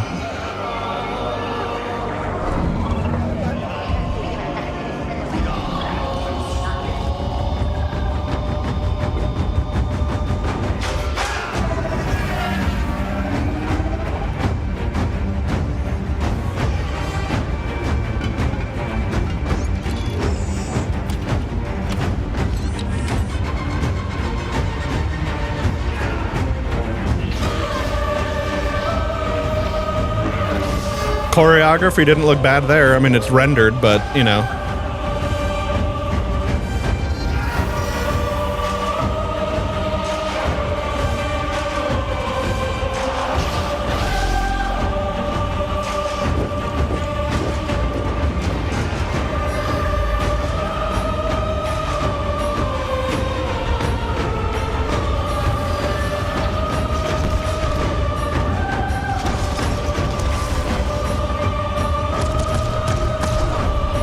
Man, it's so sad that this is not a thing that's happening anymore.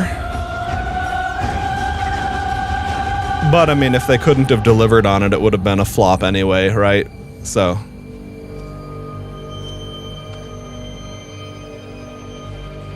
Abe's Odyssey looking, dude.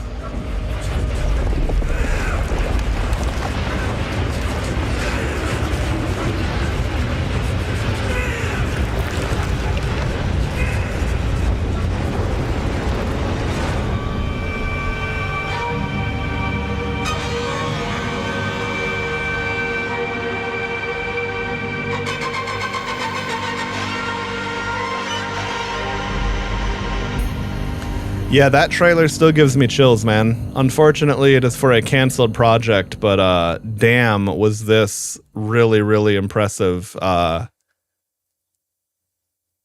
when did we first see this? I don't know if this is accurate. I think we saw this even longer, because I want to say the first time I saw the Star Wars Eclipse trailer, I was in Taiwan, but maybe I'm misremembering. I don't know. Either way. And now they printing orcs too. Yeah, true, right? They've got Sauron's orc 3D printer factory set up with this whole dude coming out of the sludge. Anyway, yeah, I guess that's pretty much all that was that's pretty much all that I had on my mind there. But yeah, I totally agree that on trailer vibe wise, the trailer that you linked, Koso, the one about the Old Republic expansion, and then these are definitely much better trailers than the Fate of the Old Republic. That being said, I'm still cautiously optimistic for this because of the people working on it and the fact that it's going to be, they said it's going to be an action RPG. Now, that's kind of weird terminology because this is an action RPG.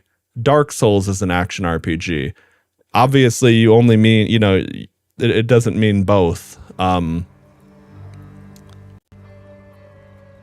But if we're going to get a game that delivers on the dynamics and the world exploration of something like Knights of the Old Republic, but with satisfying, I mean, I don't mind turn-based or like pseudo turn-based combat.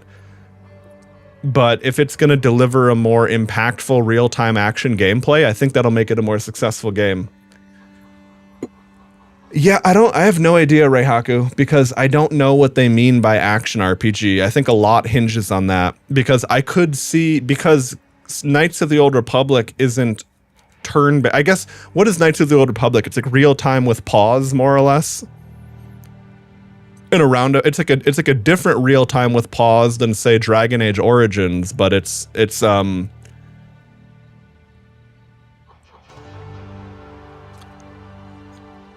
somewhere between a Dungeons and Dragons system and real time with pause.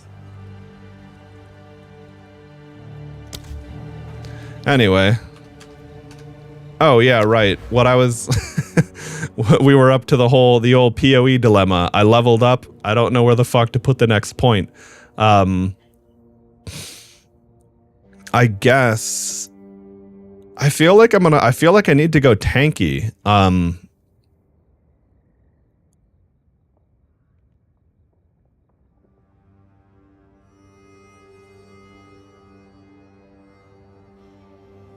Let's see.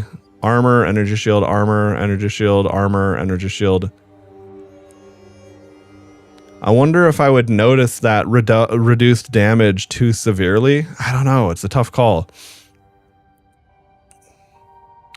I don't really want to go on. I don't think I want to get... Well, skill effect duration isn't bad. Increased armor. Armor applies to elemental damage. Faster start of energy shield recharge. You know what I'll do? I'm just going to keep pumping this into damage here.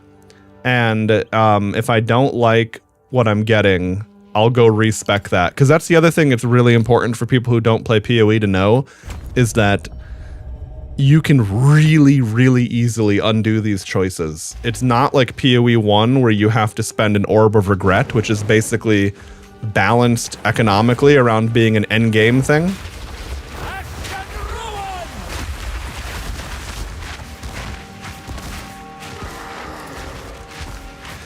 I think it really just comes down to like if you're afraid of dying or not, because I've already died multiple times. So if I was playing hardcore, I would have already been fucked. But I think you're right, Toast, in that sometimes just being able to be alive and be in combat more makes you deal more damage anyway, because like, you don't have to constantly dodge and back out.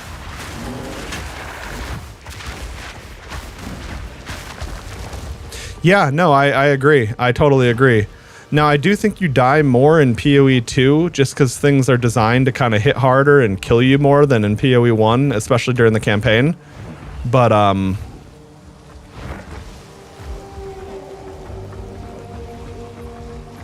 oh wait, hang on, how do I...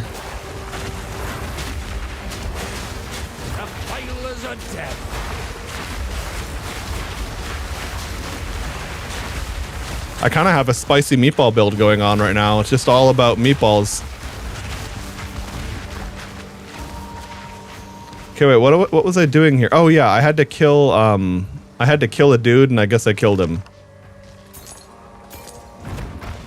I like the Wyvern run animation though. Like you see like it has like it's got such a good animation, but then when you start sprinting, it like balances its wings back and does like a raptor style run.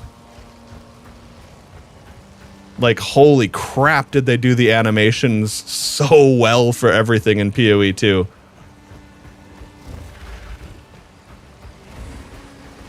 If you want more progression over anything else, in the ceiling to kill shit during the campaign is not going to be much overhead. You need pennies worth of damage in comparison to endgame scaling. Yeah, I think that makes a lot of sense. Part of the other thing, too, is I haven't played Melee, really, in PoE 2. I briefly dipped my toes into the Amazon style thing, but then I went right back to playing a Minion Witch because it had been a while since I played, and they did a lot of upgrades to minions.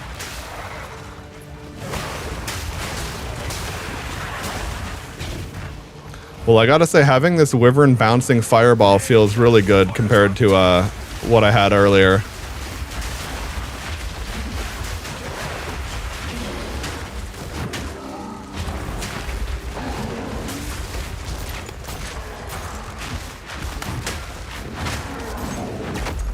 That's right, I still have the bear form slam.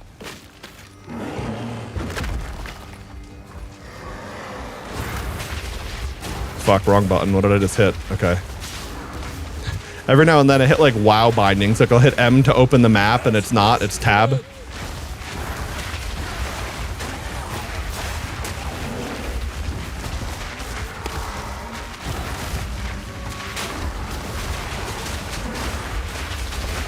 Yeah, if you've got a good density of mobs like that, charging up the volcano a little bit first seems to actually kind of add value. Wait, now did I have to do anything in here? I forgot what I was doing. Travel, okay. I guess I completed this. Oh shit, yeah, that's right, we are Shyvana. Damn, that brings me back.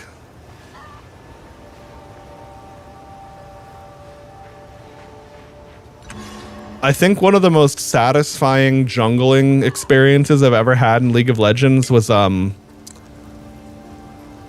don't remember if I was playing with you or with Mason Toast, but it was I had a jungle Karthus game way back in the day where I was just on fire. But other than that one time where I was really just going nutty on that as Karthus, yeah, I would play like a tanky AD Shyvana jungle, and when you were doing that right, it just felt like you became the game-defining initiator, bruiser, like, but then she had the ability to just run people down anyway. Like, Shyvana, a good Shyvana or Volibear game was just so satisfying.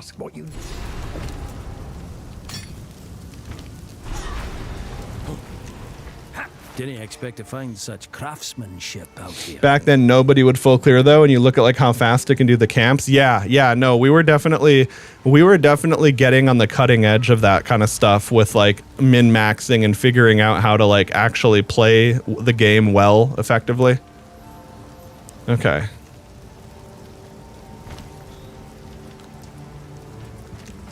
Renly's done a fine. But yeah, man, when you're playing Karthus and you hit someone with the slowdown wall and you just completely have like a hard mental read on where they're gonna go, and you're just nuking them with your Skittles, goddamn.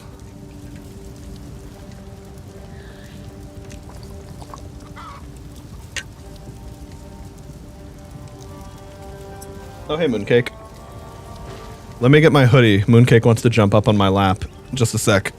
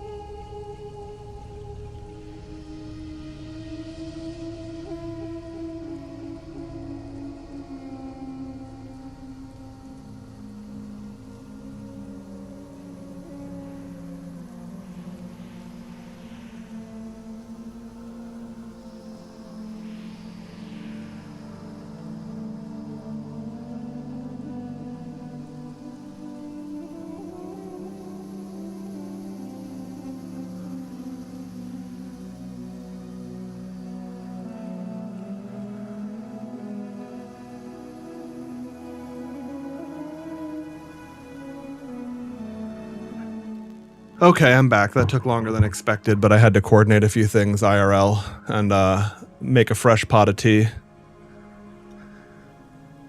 But yeah, thanks, by the way, Toast. The compliment on the AFK screen.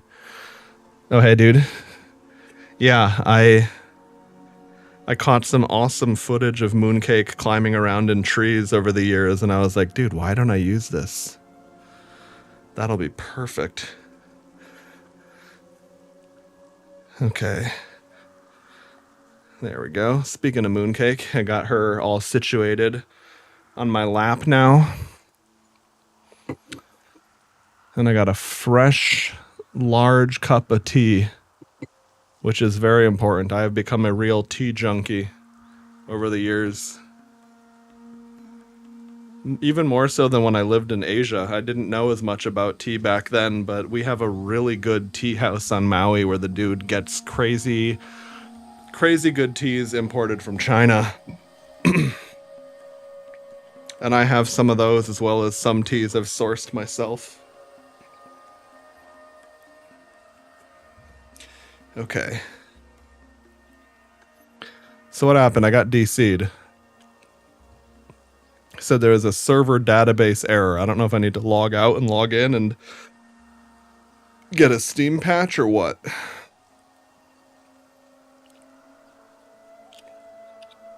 All right, let's see. An update for PoE 2.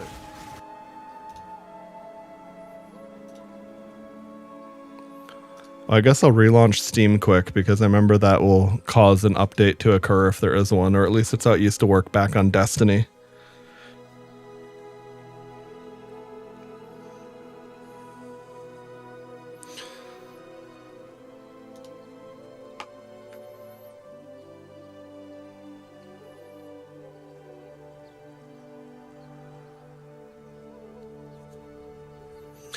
Okay.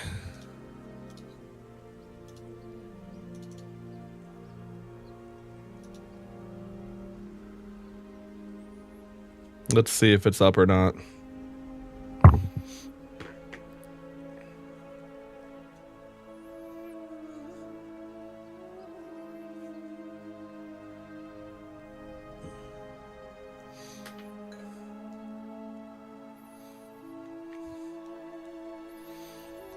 Log in, please, maybe.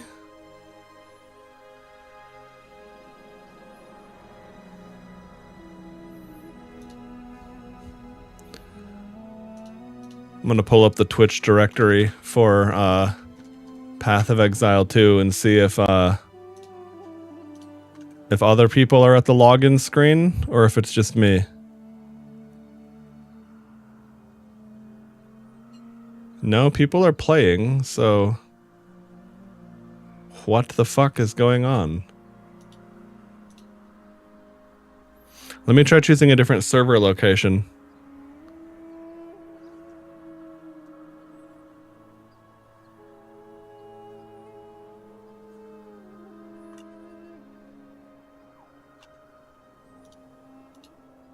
Oops, that's okay. That's not the button I wanted to click on.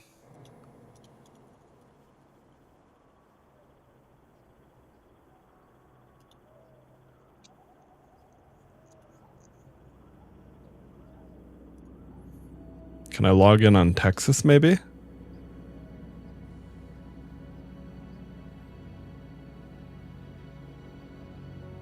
Bro, what the fuck is...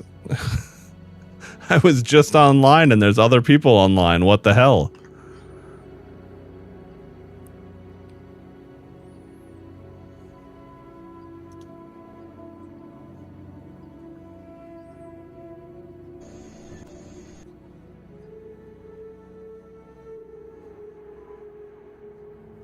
Oh wait, no, never mind. Other people they have like videos and shit up. Okay. So let me go to the Path of Exile 2. Maybe they got blown up from the fact that it's a free weekend. Did server die? Same. Yes. Okay. Come on, GGG. Spend some money on server. Okay, so clearly the server took a minute to go make tea as well or something.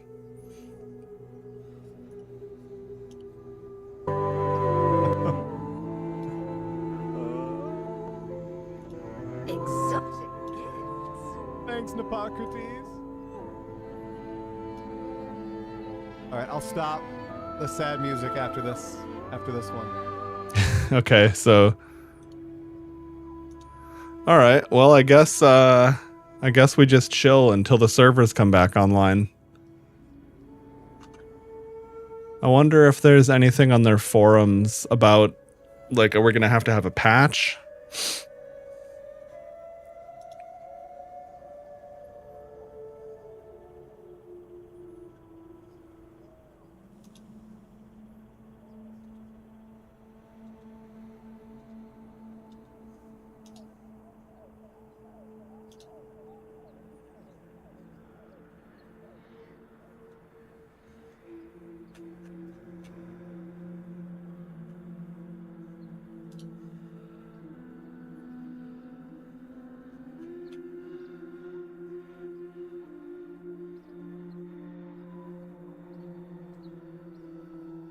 PoE 2 threw a database exception and then proceeded to fail with operation timed out. Yeah, exactly. This is a good example of why you don't push a major update to production right before people leave for the holidays. Did people already leave for the holidays? Isn't that early? I mean, yeah, if it was, you know, surely they've got one more work week first. Maybe it's time to start balancing around SSF already. What is this?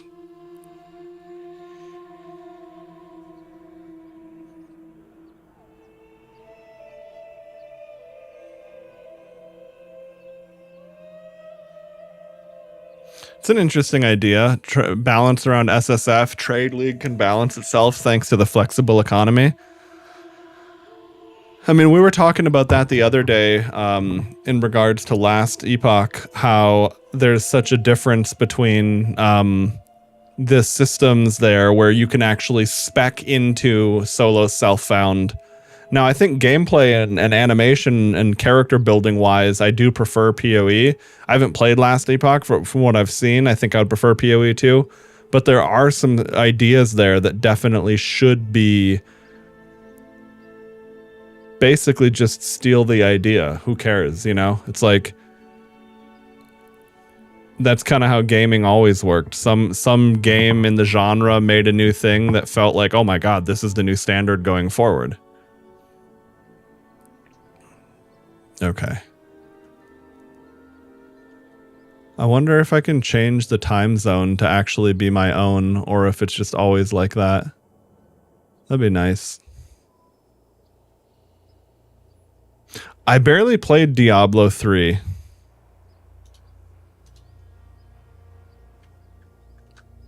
So I can't say for sure, to be honest.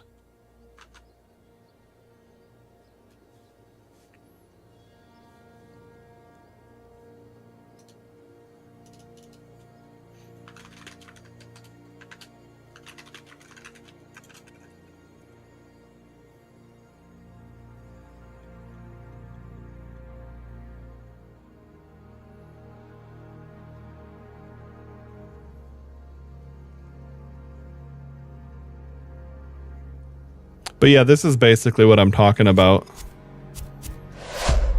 Hey guys, Postron here, and today let's talk about the decision of whether you should be going trade or self-found on last epoch's 1.0 release. So before we go into the nitty-gritty, kind of the theory crafting of how this might play out, I have to quickly talk about how last epoch actually wants its trading and self-found economy to work. So usually ARPGs have a pretty hard decision to make. Do they want an auction house? Do they want trading more like in Path of Exile? Do they want no trading at all? And there was actually a time where last epoch said, we don't want trading, we don't want an auction house, we just want this that's raw hot experience. tea. But then they came up with a pretty genius idea that they basically said, we're going to support whatever you want to play. And out of that came probably one of the most revolutionary ideas I've ever seen in an RPG when it comes to solving that issue. Now, The way this is going to work is there's going to be 2 different item factions. One is going to be for self-found, so you cannot trade with other people, and the other is going to be for trade. Now, if we, for example, take Path of Exile, the way solo self-found works is very much like opting into hardcore. You basically take a hit. It's a downside. But you say, I can overcome this downside, and therefore I'm going to go hardcore, and I'm also going to go solo self-found. Last Epoch's approach, on the other hand, is we want you to play either or, and if you make the decision of not trading with people, we want to give you a trade-off for that in more item drops. Now, if you, for example, look at the rank rewards of the Circle of Fortune, you can see the first rank reward is you have 35% chance to double your loot from an enemy. Yeah, all of these things to like where you're specking, you're either building into trading or building into solo self-found. This is such a good idea for balancing an ARPG's economy. Rune of Ascendance at rank 2, which are the runes that or not economy, but well, like not like the player value economy, but like the economy of loot itself. Unique items, you have a 45% chance to be able to use it again. You have idle drop chance, you have exalted affix drop chance. These get crazier and crazier the higher you go. Whereas its counterpart will basically just allow you to over time unlock all the trading market and be able to trade everything with other people. Now, just so you know, this decision is not final. You can change at any point in time. However, I don't know where the other cat is. To the self-found mode, to the Circle of Fortune, get a drop bonus and just farm up and then put all of that on trade later. It's not how it works. They're actually bound to their guild. So if you play with a friend, you generate a currency that lets you trade with them exclusively, even if you play SSF. Okay. If you want to change, you will have to have different item sets. You can't just jump into trade and buy stuff for gold, because gold you will still have. So you will be able to buy adequate items, and then you farm up gold and you will get your own, I don't know, set in that. But usually people will opt into one or the other. Let's go into the Merchants Guild first, which is the trade faction.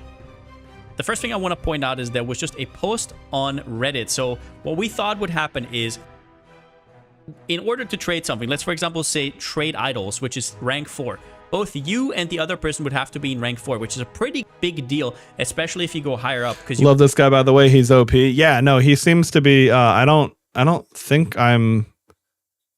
Yeah, I don't think I've even encountered him before. He must be. I mean, I don't play Last Epoch, so that could be why, if this is his main game. But very clearly a good video here. Cannot really say how many people are going to be there, especially if you're somebody who already played a lot, right? Because 99% of people are new to the game at launch, so it will take them a lot of time. A prominent ARPG junkie, okay. The thing right here is that actually, if you're selling an item, you don't have to be that rank, only if you're buying. So if you know what you're doing, if you're prepared, you're gonna have a really easy time to actually get your key unique items in trade, because it isn't that hard. Most of them are not that hard to achieve. The hard part is getting LP on it, and that's more for later and for min-maxing. And that is especially true for builds that need specific items. And that's not just uniques, that's also idols. Idols have the same effect, for example, if you're playing Smite. But where is the problem here? Well, the more people play something, the more expensive the items will get. And I know this as a Path of Exile player and a content creator.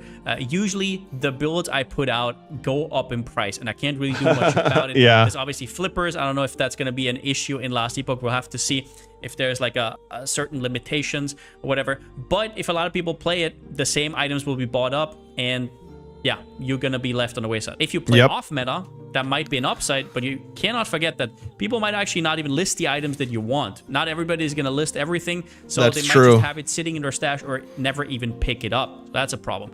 Another big upside about trade might be that you actually have more hype drops. This obviously completely depends on how you play the game, but no matter what item you drop, you will, if it is a good item, you will be able to sell it. Whereas on self-found, you might not be interested in ever making a build with that item, and then it's just lying around doing nothing. A big downside that I personally see is that in endgame, trade might just evolve into the same farm that everybody has to do, or you're inefficient. The whole market will revolve around that one gold farm that if you don't do, you're just leaving money on the table. Yeah, that is a problem with trade in general. Your items, and depending on what items you need at that time, you will change your farm up, right? You will go dungeons.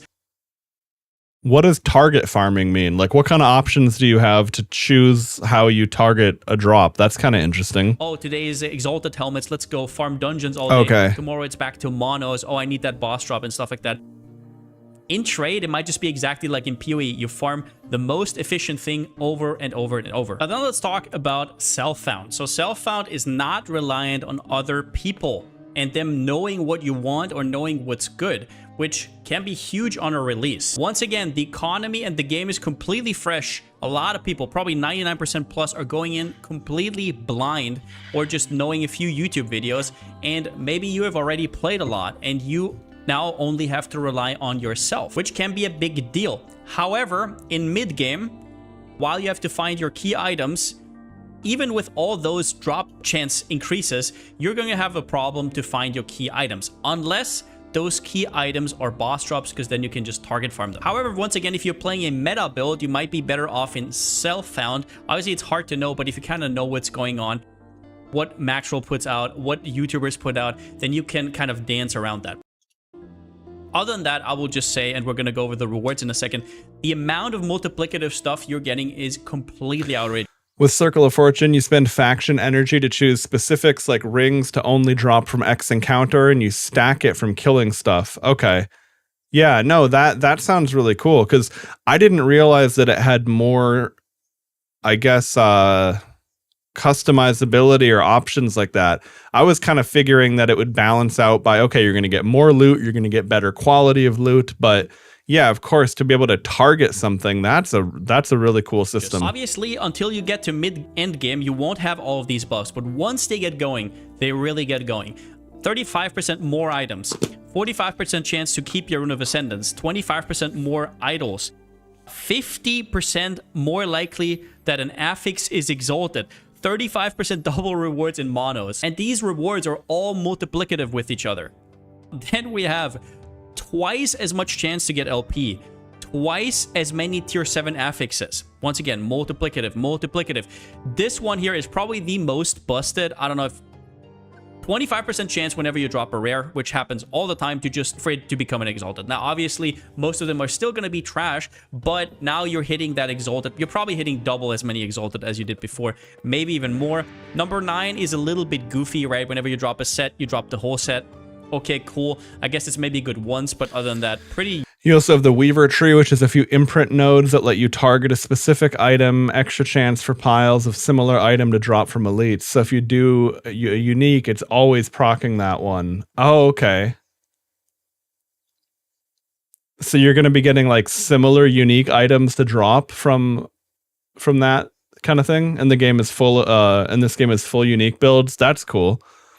Yeah, I really, really like the way they're doing uniques in Path of Exile 2 so far. They're really, I mean, already now since version 0.1, they've done such a good job at making uniques more exciting and interesting. But I forgot exactly what they did.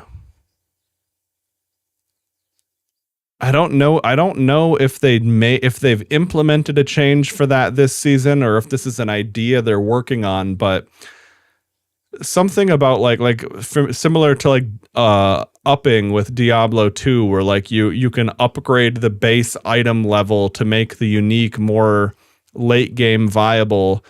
I don't know if we have that in PoE 2 yet, or if that was something that they were talking about, but that could be a really cool thing too.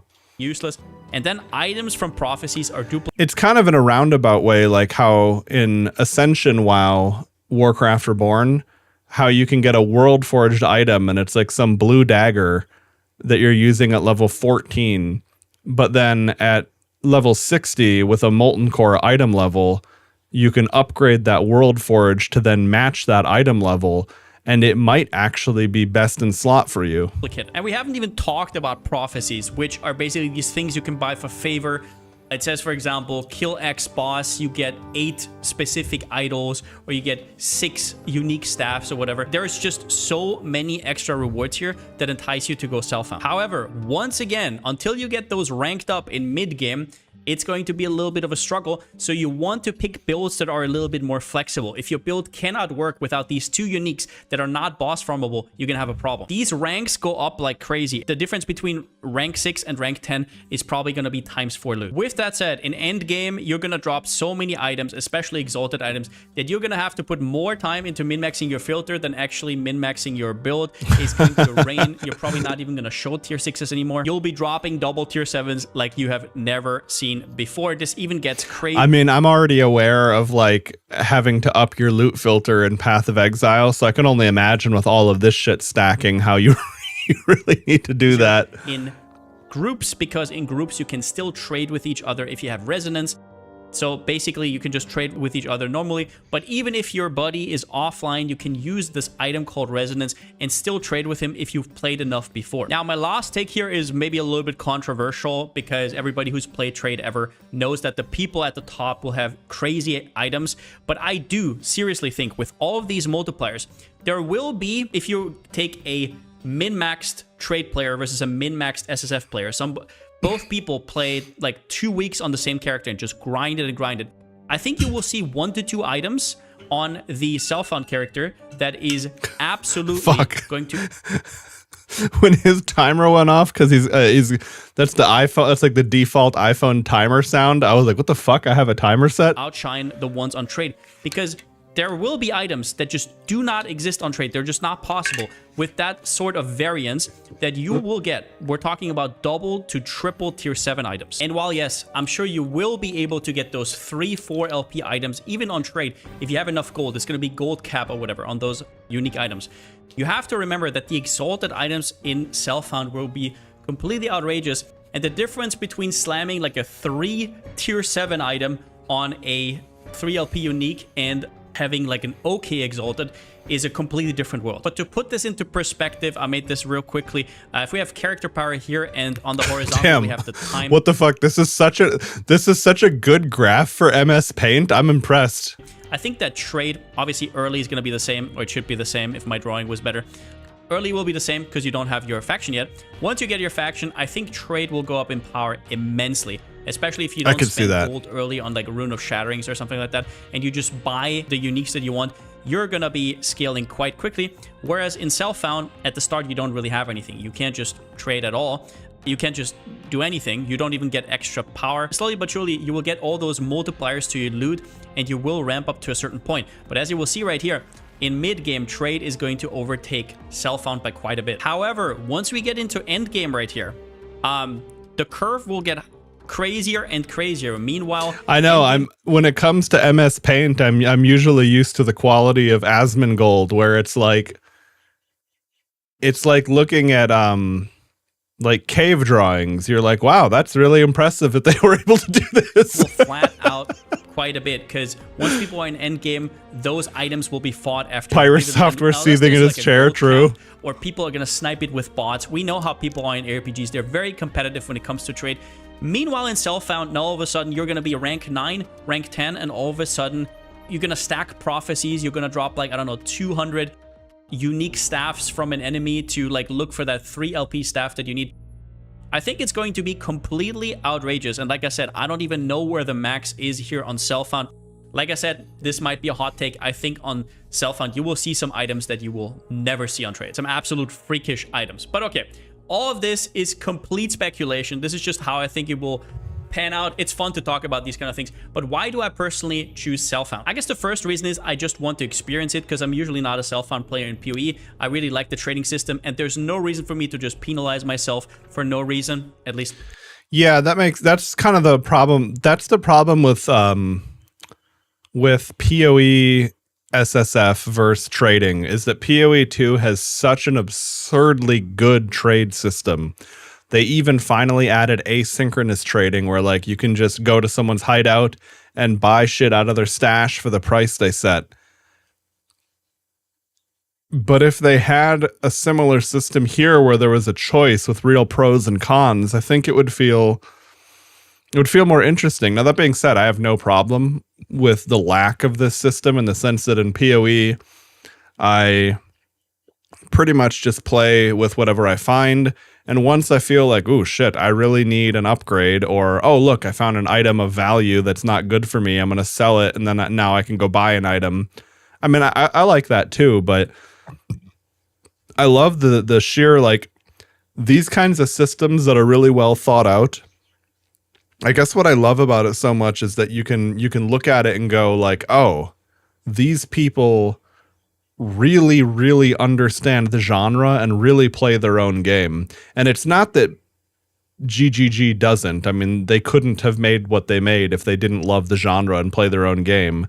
But they don't have this. This system is really one of the best systems for trading and solo self-found I think I've ever seen in the genre. In my opinion. But in this game, you actually get more loot, and I love loot drops. Guess what? I like more loot on the ground. Pretty damn cool. But there's Bro's three not wrong. big reasons. The first one is I don't think the auction house will work perfectly. Remember, the auction house comes out with 1.0. It hasn't really been tested. I can relate to that, Toast, because I really like trading in PoE. But one season, I was playing a build that happened to share the same style of loot with a very popular build. Trading was fucking awful for me that season. All that much. I'm sure it has been tested behind the scenes, but still, there might be glitches, there might be especially especially because I fell behind the curve, so then the value of things that people were trading for was just through the fucking roof, and I'm like, oh man, I actually can't catch up. Especially when it comes to gold, and we've seen this in a lot I mean, that was a me economy-based problem, games. but it was still Once a problem. there is a gold abuse, I mean, the economy just kind of goes to shit. And the last and probably biggest reason why I want to play it is I don't mind pivoting builds. I don't mind finding something and all of a sudden building around it. I'll give you an example. That's really cool. Here. I found this one the other day, the Vortex Pendant, which isn't really that strong on its own, but it has 4 legendary potential. So the world is my oyster. Depending on how good my exalted item is that I slam on, I get all the mods. And maybe I can do something with it, and all of a sudden, that off-meta build will be completely cracked. It's obviously not the best example, but let's say, for example, Chronicle of the I'm Dead, trying to let's say dodge this his was 4 tooltips LP. here. All of a sudden, I can do some wandering spirits, hungering souls memes. I think that is just really fun. And like I said, these kind of drops are just going to happen way more on self-found, and you're not even going to seek them out on trade. Everything you drop is just going to be a vessel for gold for selling. But yeah, with that being said, I don't want to necessarily sell you on self-found. I think trade is going to Well, too late, you already did. Absolutely busted, especially in mid-game and early, but I think once we get to a certain point, self-found can actually get super juicy, and you're going to find so many more freakish items. Hope you enjoyed the video. Obviously, once again, I can only... Dude, someone needs to build an insulated mug that has like a variable valve system, so like it can get down to a drinkable temperature, but then it locks in and holds it there. You know what I mean? Because right now I poured super hot tea into this cup, and every time I try to take a little sip, I'm taking fire damage. And you know, that's fine. The tea is delicious, but man, it would be cool if I didn't have to go through this phase every time. Speculate like everybody else. Maybe we can start a little bit of discussion. If you have a good point down in the comments, I will definitely highlight it. And yeah, thank you for watching. And since I still don't have a slogan, see you next time. Fuck, I immediately clicked on the wrong thing. Yeah, no, this video is from a year ago, so like things could have already changed significantly since then. Here, if anyone wants that video to either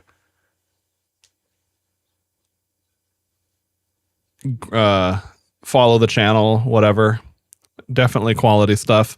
I don't even play Last Epoch, but I'm gonna subscribe to the guy just to see info about it here and there. Okay, let's see if we can log in. An unexpected disconnection occurred. Okay, so it seems that seems like PoE might still be cooked. I don't think that matters, but for the sake of doing it thoroughly or the right way, I'll do that.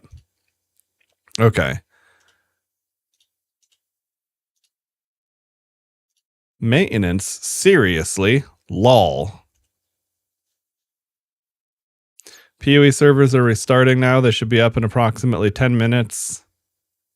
Okay, so 2 minutes ago, 10 minutes. Okay, I can survive.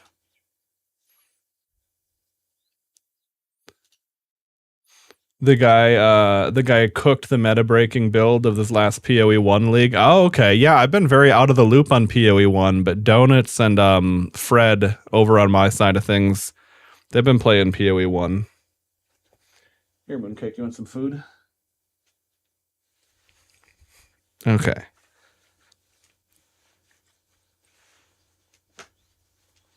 Fuck. I tied the sleeves of my hoodie around my waist and I realized I shouldn't have done that. Okay. Anyway, oh, you know what? Let's Oh, holy shit. Toast, have you seen this, by the way? There's a new ascension for Sorceress that is so fucking crazy. I'm Mark.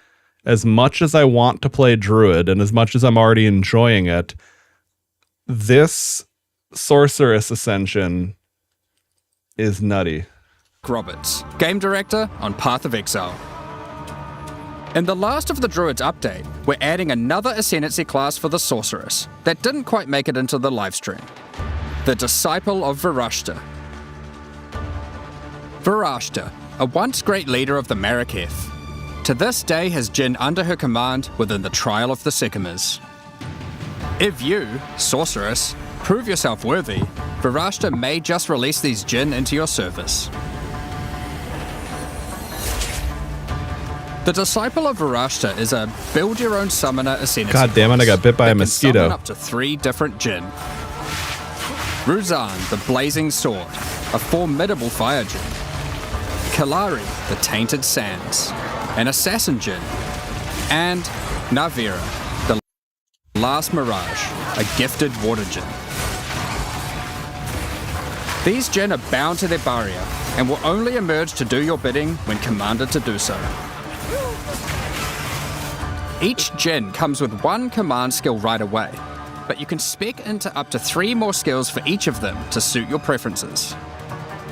For example, dude, the sheer animations of the Jinn coming out of the coins to do their attacks, like, it's so cool because it's kind of like it's not a minion build, but it's thematically a summoner. It's and then it can get so tanky. You can use a staff and a focus. Like, I mean, this is borderline like Titan's gripping as a caster. You might want to be a pure minion build, with Ruzan and Kalari fully unlocked and dishing out destruction. Oh, just for a quick little detail on that though, you get 50% of the value of the equipped focus. So it's not a full Titan grip, but shit's still crazy. Or instead, you could be a more traditional caster that uses Navira for mana and energy shield recovery. Hey Mooncake, you want to come back?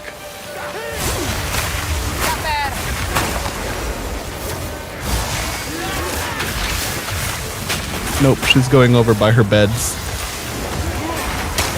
Or Kalari to make it easier for you to critically hit your enemies.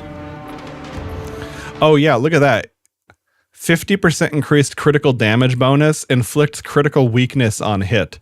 Like, dude, the sheer level. You know, the other thing too is not only is this ascendancy extremely powerful for yourself, but this is probably the most potent support style concept I've seen in PoE 2 so far.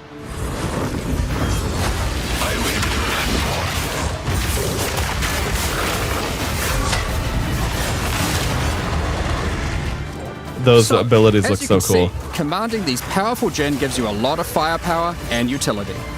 But will you be worthy enough of Varashta to accept you as her chosen disciple? Thanks for watching, and see you all at launch. Yeah, so that's definitely like some people are already like I've seen some people already talking about starting as that, and like people that were super hyped on Druid are like, yo, maybe not. Let's see. I want to see what people are doing to start out on Druid.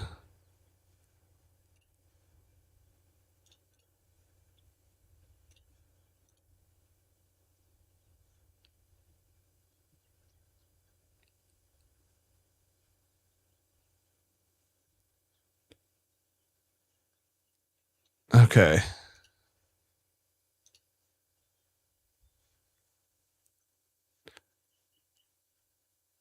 Let's see. I wonder about let's see if there's anything on max roll. I want to see if there's any details about building a Druid while I'm waiting for the servers to come back up.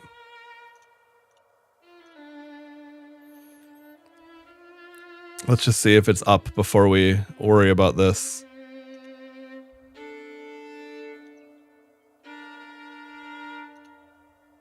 Nope. Okay.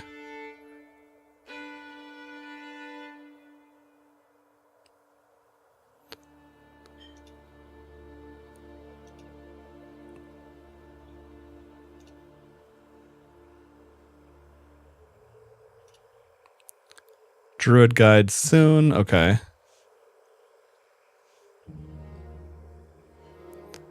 I haven't used this website before. Select class. Okay. Druid.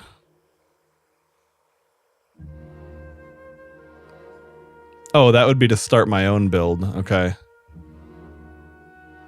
Community builds. Here we go.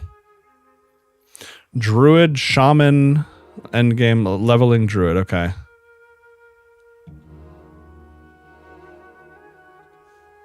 Let's see what we got here. So this is a werewolf setup with a Lunar Assault, Pounce, Shred, Shockwave Totem. Okay, so he's running, make this a little bit bigger so people can actually fucking read. So he's got Shred with rapid attacks and crescendo. Okay, I saw that.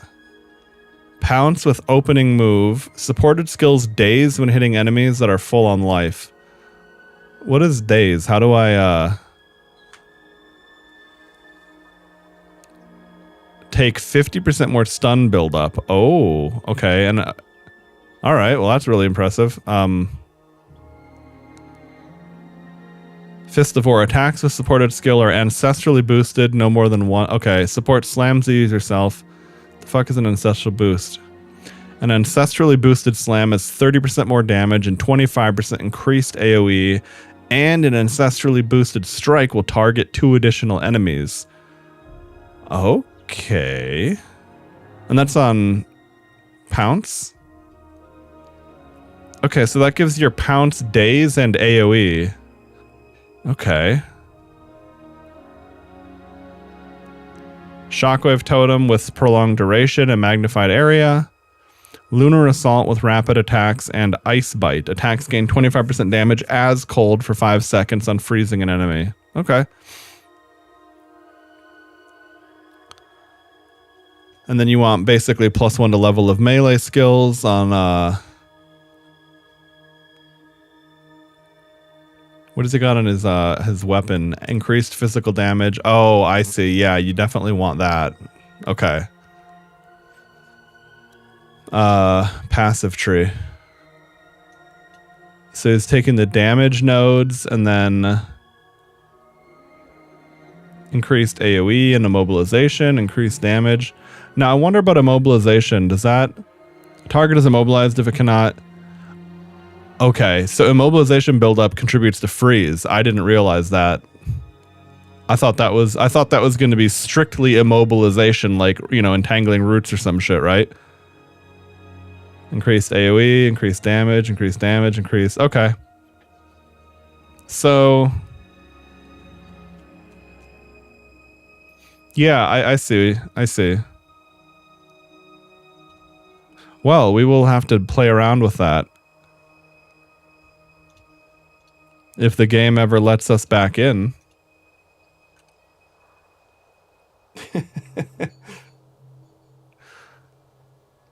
Mooncake's over on her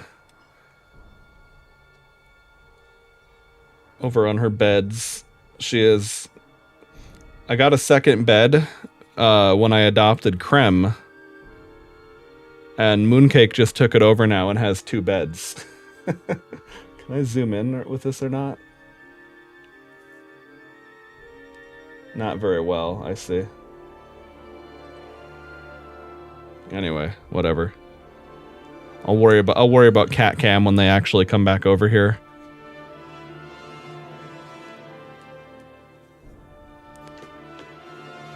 All right. Well, let me see what this guy's doing then. So this is a level 18 setup with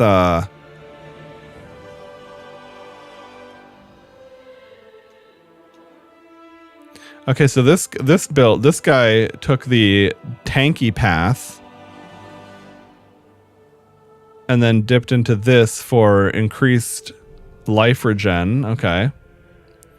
And then the AoE damage and all that. And then over here we've got increased attack damage if you've shapeshifted. Okay. Attack damage. All right. Interesting. Shapeshifted recently. What is recent again? 4 seconds unless you've changed it. Unless you have something that increases the duration of recently. So I wonder what this plays like then, because it seems like you'd be having to rapidly...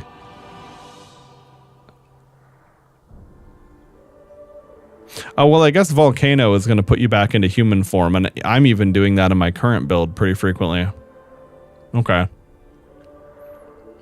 And he's got Devour with Wyvern to devour corpses and give you more uptime on Rage or Regen or whatever.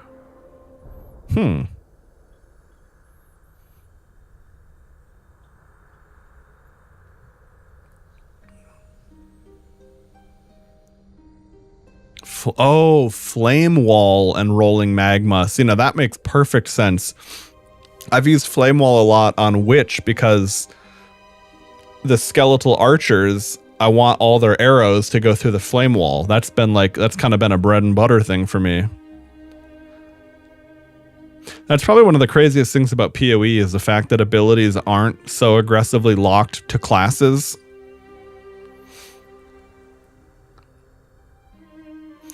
Oh, whoa, okay. So this just constantly ignites enemies in your presence. I've used this before. That's right, I was using that briefly. I found that on my Witch and I was like, oh, that actually works for me. Okay. But I'm wondering, what is he doing with that?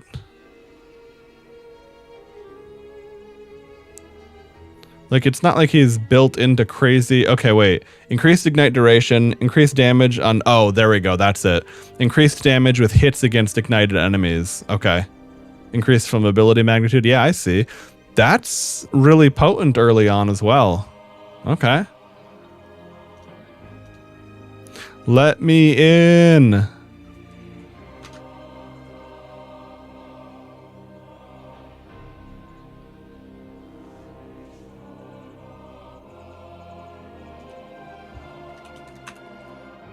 Oops, I went to my own channel. Look at this asshole. Alright, anyway, there we go. I just want to get to Path of Exile too.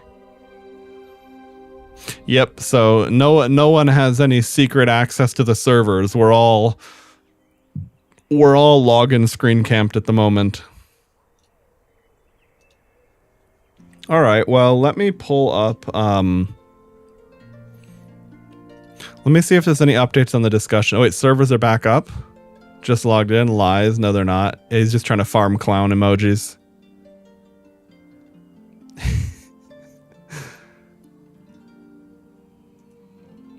Gooning till servers are back. Any video recommendations? Get your yordles off 3. Holy shit. I don't know what I expected in that thread, but good lord. Fuck. How is your druid? Needs a nerf?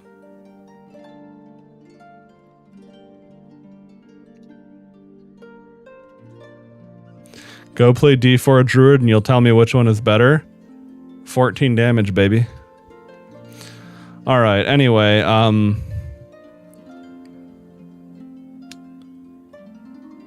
I should pull up some little like indie bullshit.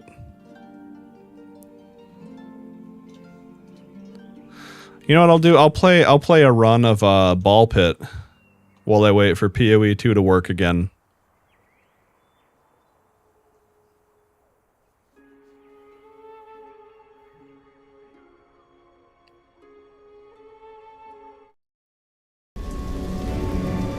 Oh, let me close PoE though.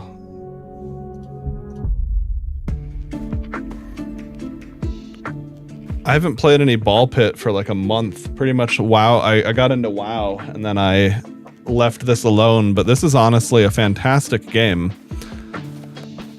I can't remember anything I was doing in it though, because it's been too long since I last played now. I guess I'll just do a YOLO harvest and not really worry about it. But for anyone who's never seen Ball Pit, it's basically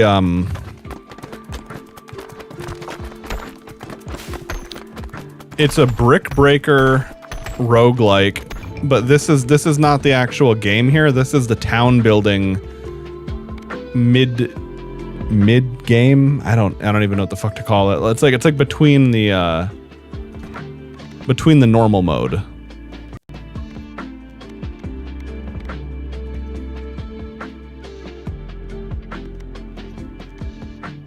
Okay, I'll just play them because they have the gold bonus, similarly to like how in Vampire Survivors you play the you know, whatever you're missing. Now, oh, that's right. Okay, I've beaten the desert stage once.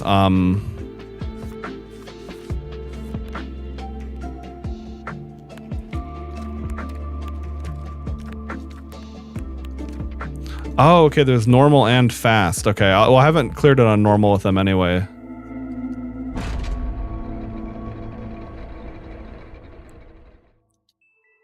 But yeah, if anyone remembers, like, oops, there we go. I didn't have WASD. So it's kind of, it's like the concept of like Arkanoid or a brick breaker, but it's also mixed with being like a Vampire Survivor style game. And this character that I'm using has a, it's like the Galaga double ship concept, essentially. Okay. So, bro, I can't remember anything about how this works.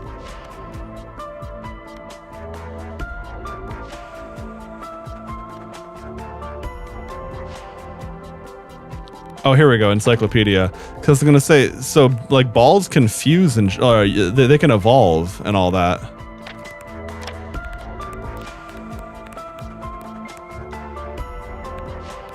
Okay, but how do I see? Okay, 3 undiscovered evolutions. That's nice. I didn't know you could look that up. And then ice. Okay, so fire and ice, ghost and ice, laser and ice, and then there's even more undiscovered evolutions. Okay. I guess I'm gonna go with ice to get another ball going.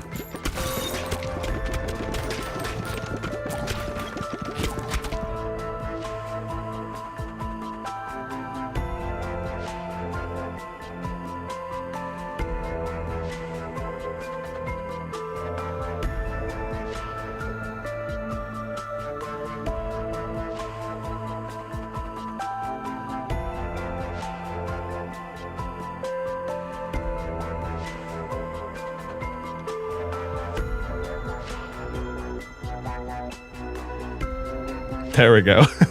Okay. So now people know what's going on. Actually, that's kind of obnoxious. That's too big.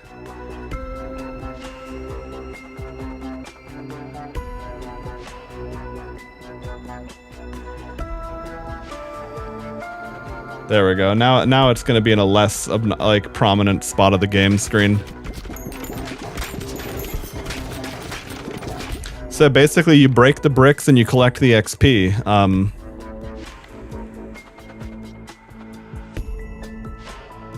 Oh, I think Bottled Tornado might actually be really good with them because they have double balls anyway.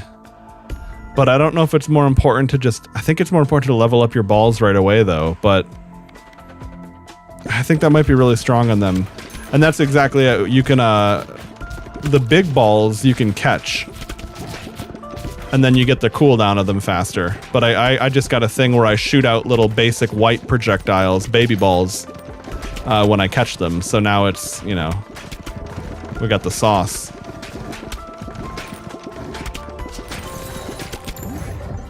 Okay, yeah, there's nothing to fuse here, so I'm just gonna take the... Oh, that's the only thing about the fission reactor. You can roll a 1 through a 5 until you upgrade it. Rolling 1s really fucking hurts.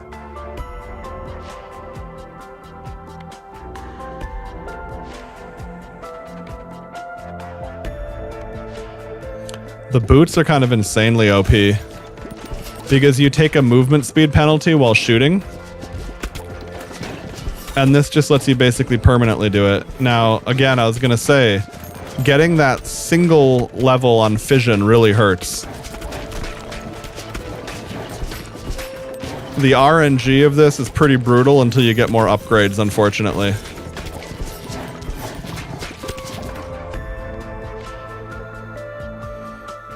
And I don't happen to have any AoE balls, sadly. I think this is pretty much, yeah, this is, we're for sure dead here. But that's okay, because going back to town is definitely not a bad thing here. That is my one gripe of the game, is that I do think it's just straight up bad design that you can get such bad RNG. Like you could level up 5 times and you could level up once. But there are ways out of that. I don't know if it's economy or warfare.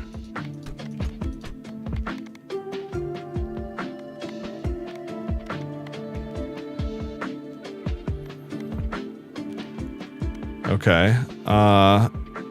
Do I have a gold mine? Okay, I do.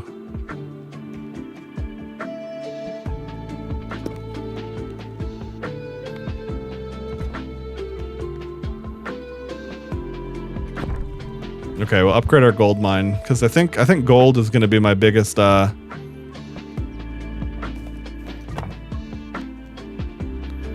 gold is kind of my biggest. Whatchamacall.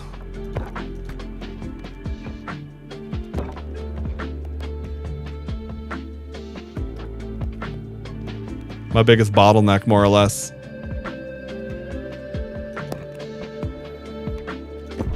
Okay. Yeah, some of these things I was really neglecting, to be honest.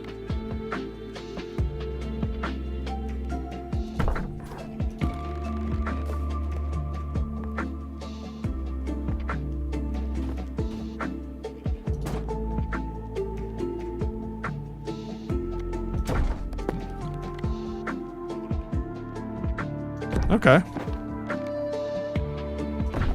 Yeah, all these early levels we can really get some value out of, to be honest.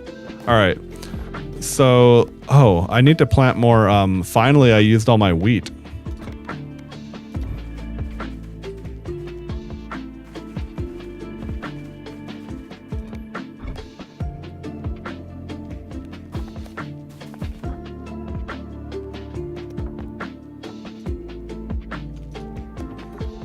Oh, yeah, that's right. There's like a thing to choose how many, like how much radius they all have.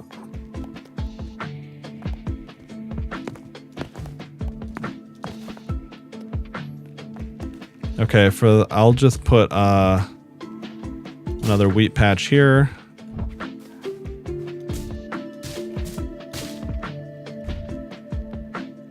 Okay, I can't upgrade these yet. All right. So now I'll tell my dudes to go out and harvest.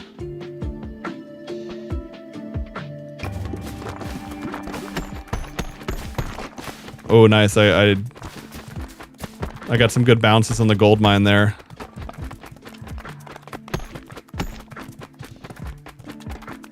I could have angled that a lot better than I did. Oh, construction complete, consulate. Oh, right, because when you upgrade them, they go under construction and then they need to be built. Okay, I forgot about that. All these need to be built too, so I need to move shit out of the way.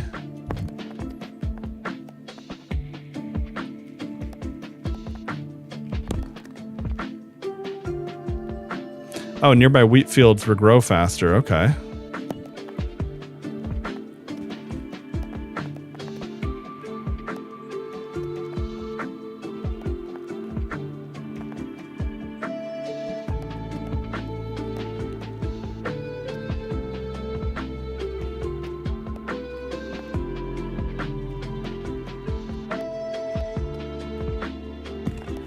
Okay, and then we could build wheat here.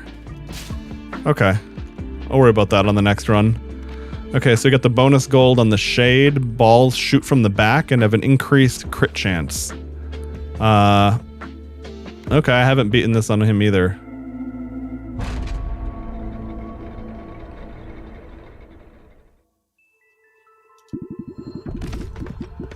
Yeah, so this dude, all our projectiles shoot from the back, which is a blessing and a curse. Oh, that's right. Top right is speed toggle. I usually play on the higher speed just for mental stimulation. Okay. So Vampire Ball. Oh, great. That's actually... Oh, fuck. But Earthquake... Oh, man. See, this is a bummer because I want both of these. That being said, I don't need Earthquake. I just need some form of AoE, whereas this is a known of evolution. So I think I'm going to go with that. Lifesteal is huge because it's like sustain in a roguelike. Your HP is so precious until you get a way to heal it.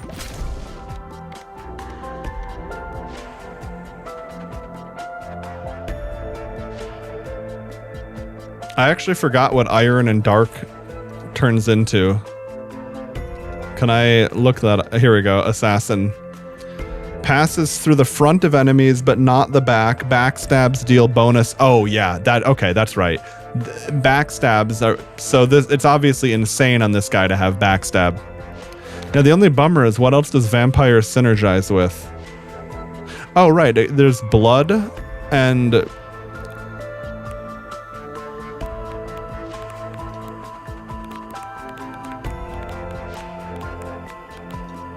Vampire Lord.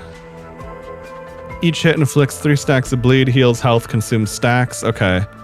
And then the other one with bugs is mosquitoes. Explodes into mosquitoes, attack random enemies. Okay. So I guess either way, yeah, we'll take the Iron Ball. And then whatever one we get, we'll just swap to that.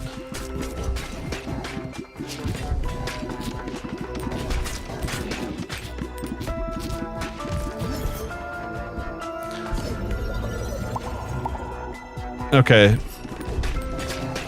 Only a 2, but still much, much, much better than a 1.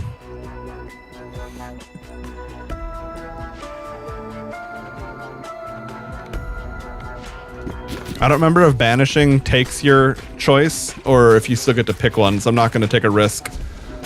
I'll save it for when there's no choice.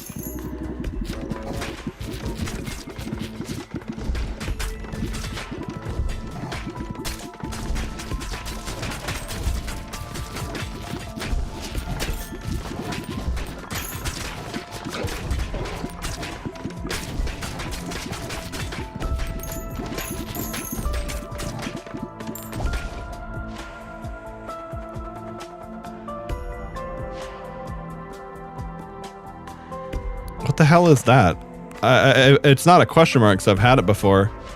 Oh, right. Plants a lightning rod into enemies. That's kind of cool. Now, I'm not going to take that because we're already going to do dark and iron, so...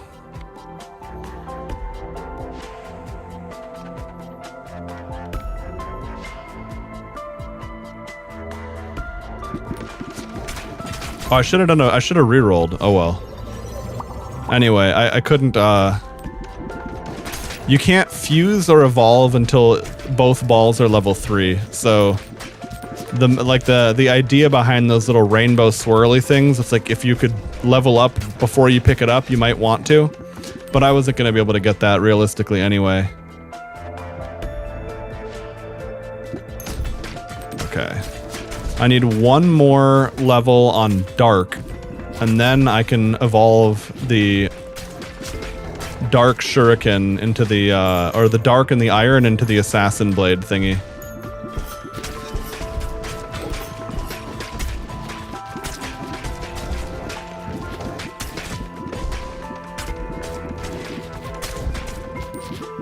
So right now I want to see if I can level up before I grab that. Yes! That's exactly what I wanted. Evolution. We're gonna go with assassin, baby.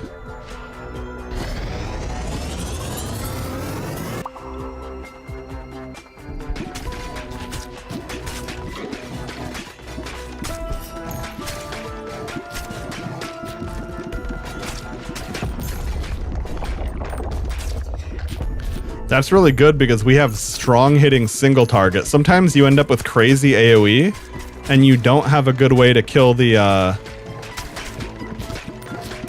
big targets. There we go.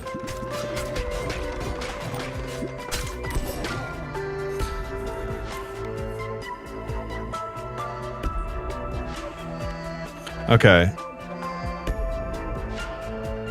I want to banish the stone effigy. Okay, so that you still get to choose something out of that. Cool. I'm gonna re-roll.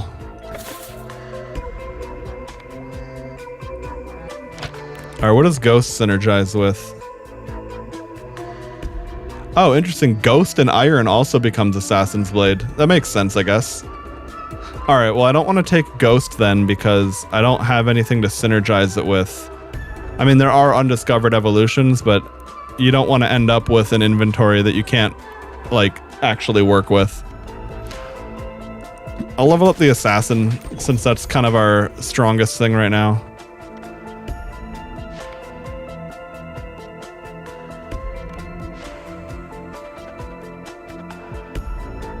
I don't know if I want to banish that. I'll just take this for now.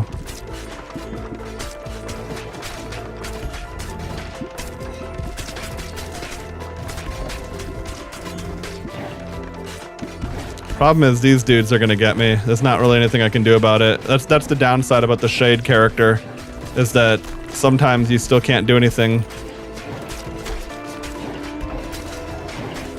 Yeah, damn. Didn't have enough. Didn't get enough damage or enough levels. I had strong individual hits, but no wave clear. Okay. Let me rearrange these things because I want these to be leveled up. I forgot that's how that worked.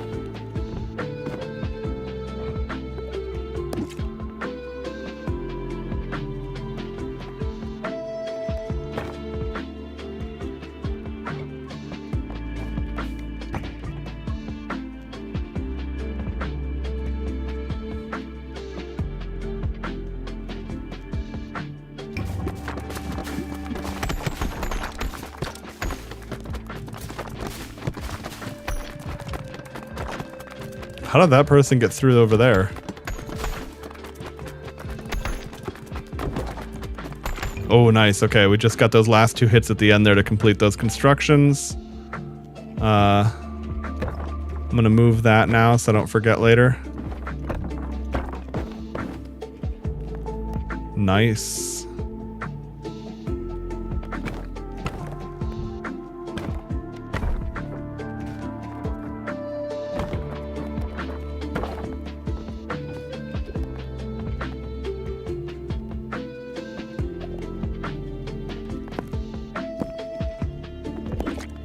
That's right, and I want to move things closer to this house because anything nearby gets bonus. Okay, there we go.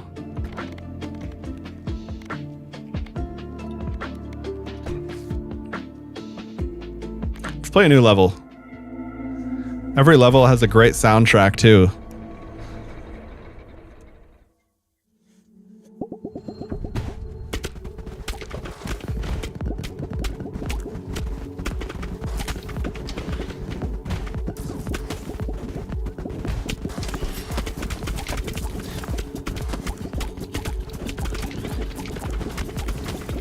Oh, that was great. I got the broodmother ball on the back row there as they were spawning in.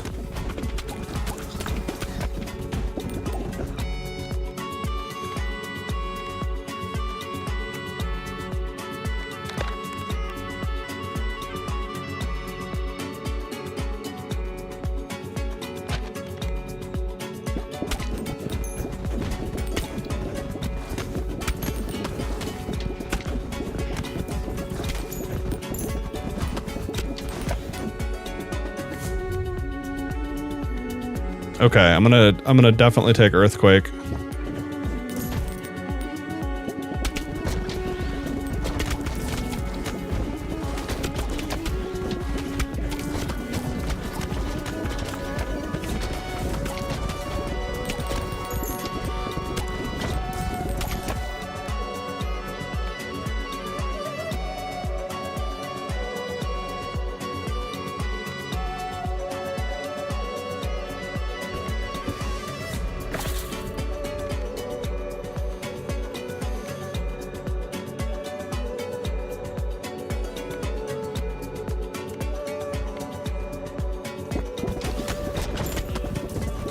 Boots are really good, and normally I like to take the ball upgrades early on, but you got shit to dodge in this. Okay, please give me a high roll on fission. Fuck. I think the eventual upgrades let you guarantee a minimum roll of 3, which kind of feels like every other upgrade makes sense, but that's the only thing I don't like, because like for example, if I had gotten 5 upgrades there, I'd be doing so much more damage.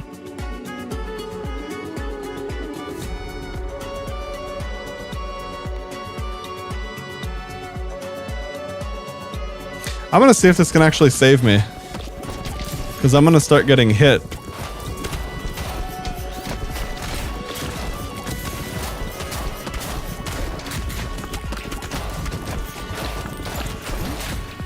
All right, give me 5 or I'm dead. Okay, I'm dead.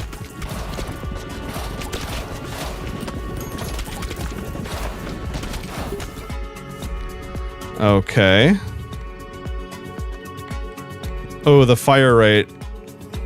Yeah, given that Earthquake and Broodmother don't evolve, I don't need to rush level 3 on that as much, as I think increased fire rate might be beneficial.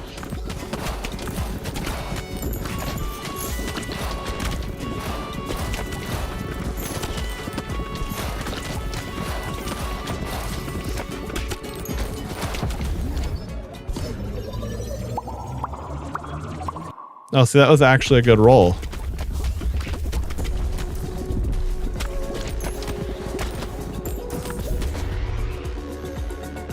All right, fire and earthquake work.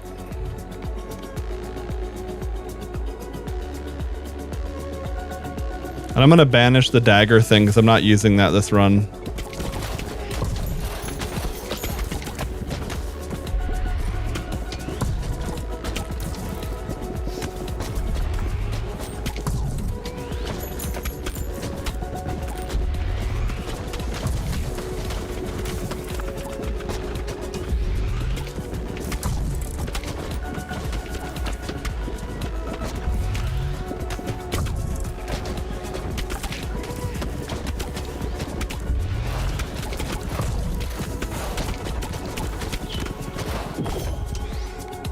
Okay, I don't think we're gonna have as much, I don't think we're gonna realistically have a way out of this.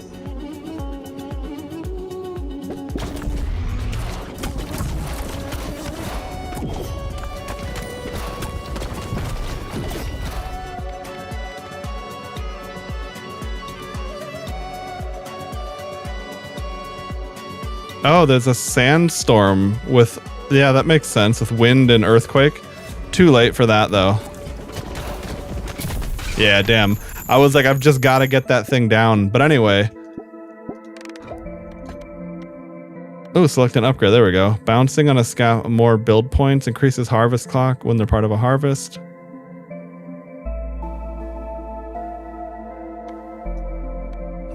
I don't know, honestly. Well, we gotta keep chipping away at our upgrades so we don't have to be so fucking RNG dependent.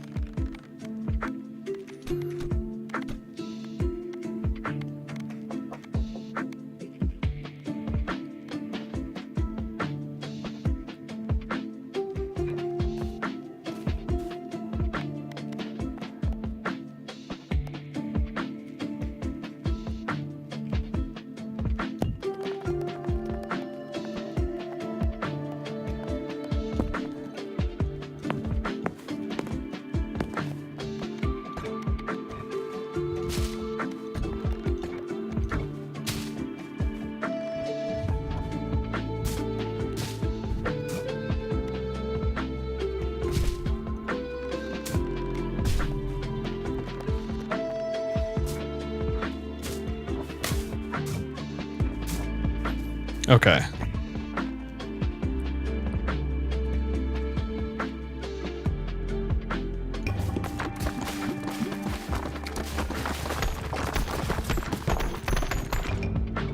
All right.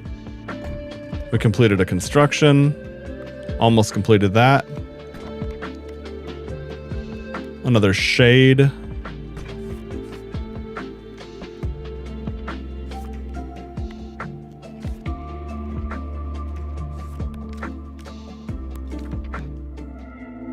Let's go.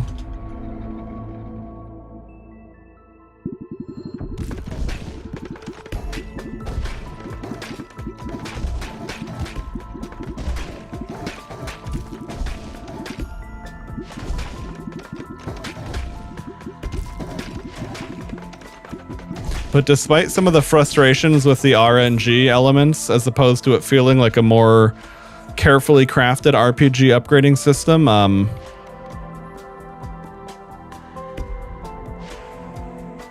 don't want that. That's a really weird thing.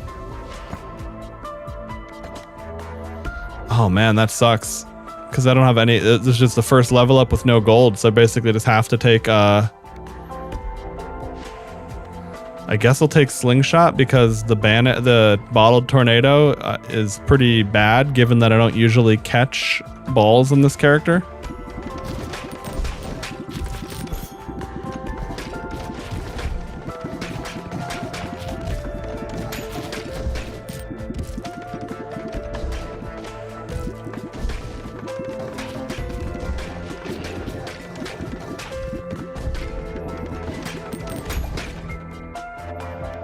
Okay.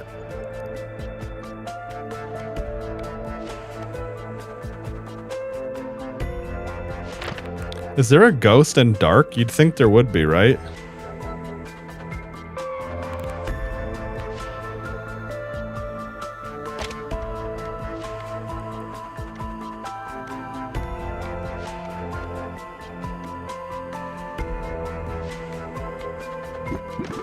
We'll see.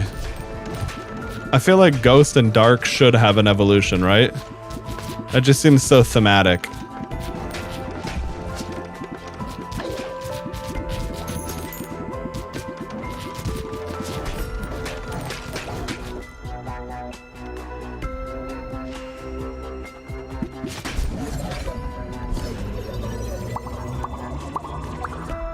There we go. See, now that's solid. We got a level on every one of our items, both balls and both passives.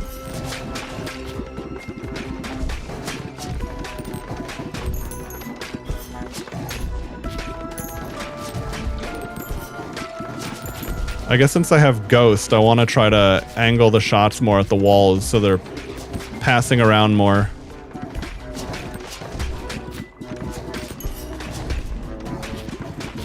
We'll make sure we take that out so it doesn't ruin us. Okay. Take the level up on Ghost. Am I going to be able to get another level before I have to take that? Maybe. I don't know. We'll see.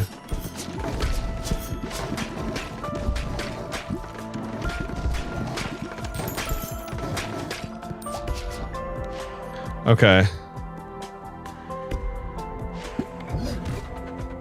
Oh, there is an evolution. Hell yes. I just got it in time. All right. So what do we have here? Stinky Ghost. Oh, Phantom. Okay. Curses enemies on hit.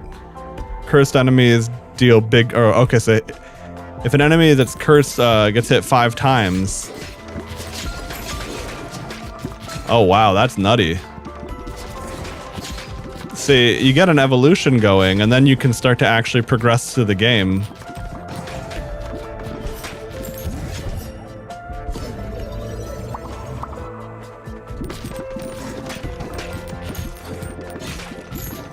Unfortunately, that one basically landed on me. I don't know if I would have... Oh, I would have been able to get it. Okay. All right. Laser horizontal. Yeah, I'll take it. Laser's really good. I don't feel like I need... See, the thing about the Phantom Ball is that it's interesting in that it's kind of AoE.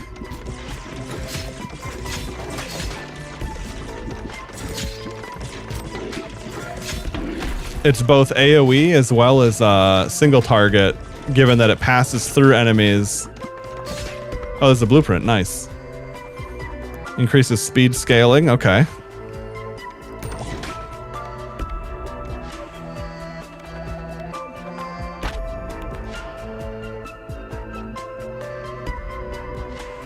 One undiscovered evolution. Same here. Okay.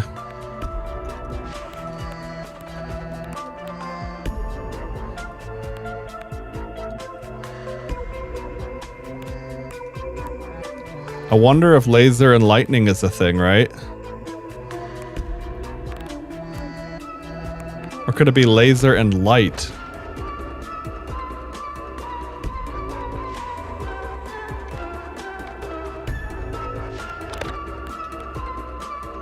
Light has 4 undiscovered evolutions and lightning has 3.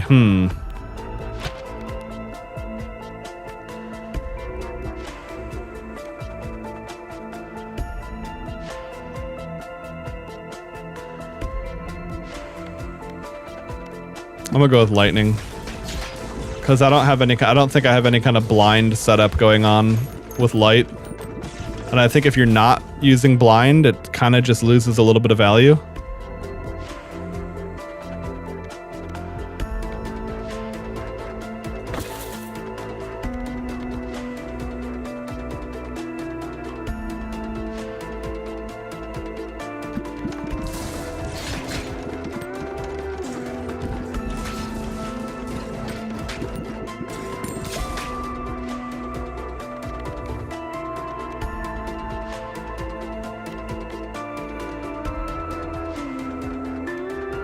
I don't think I'm gonna go with vampire right now, at least.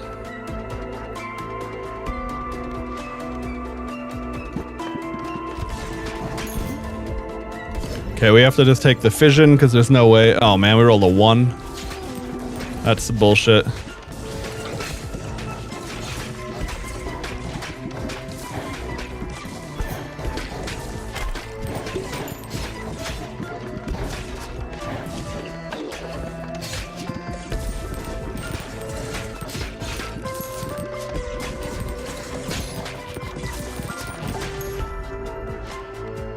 Oh yeah, we should definitely level up the Phantom Ball though, because after they evolve, they're back to level 1, so they still have room to grow. Curse has a 10% chance of killing enemies? Oh wow, okay, we're gonna take that. I've never seen such an obvious synergy. Pog, a level 5 for once.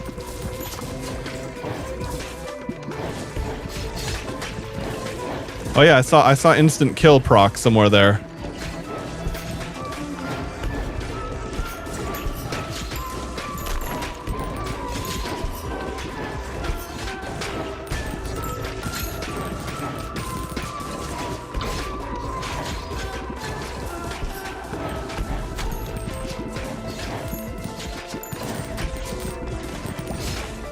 Okay.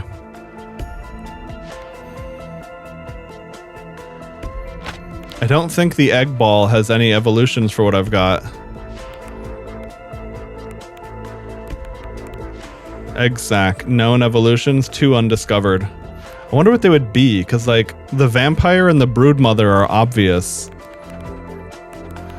I mean, I guess it could be some baseball that I don't even have yet. Baseball. But yeah, I don't know. I don't want to take that just in case this doesn't evolve. Oh, wait, and there's no evolution for that already.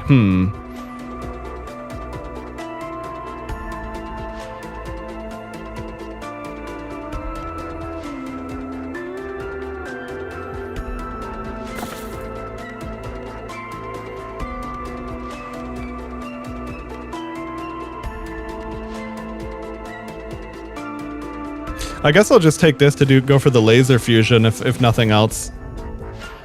Yeah, okay. So there's not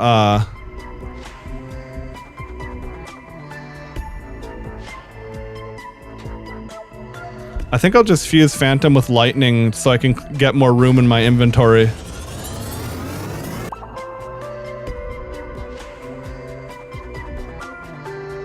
Area of effect from lightning also oh my god, also inflicts status. Okay, so that's huge.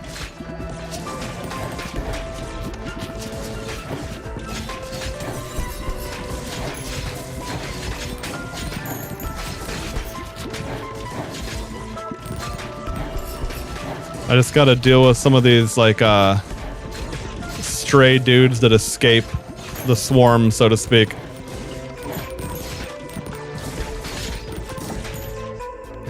Okay, I don't need another dark ball. I don't know if the hatchet automatically makes balls deal 80% more damage after hitting the back of the wall, or if it just screws this character over.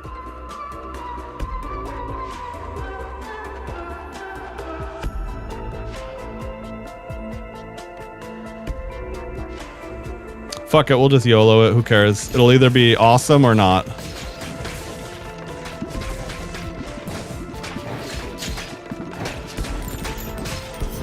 Okay, I guess I have to take that now because there's no evolution path possible.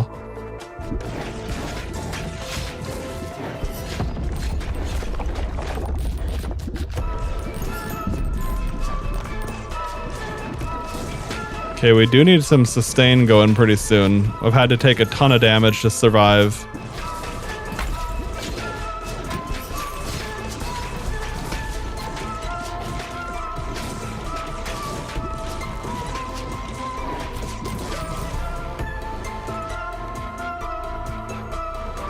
Yeah, we'll take this, because then the next fusion will give us evolved laser if we get to that point.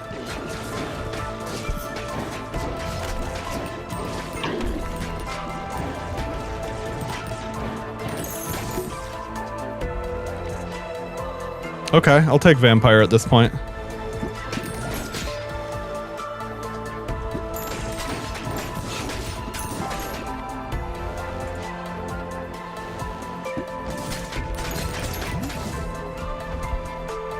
Okay, I figured there would only be one evolution, but...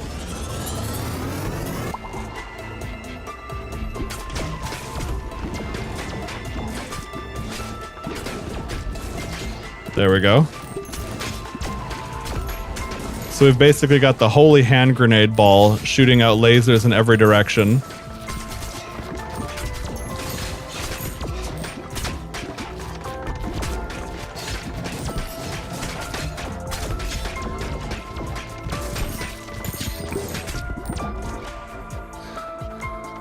Okay, what the fuck does vampire level up with? So we've done, okay, blood and egg, but we don't know any of the other options.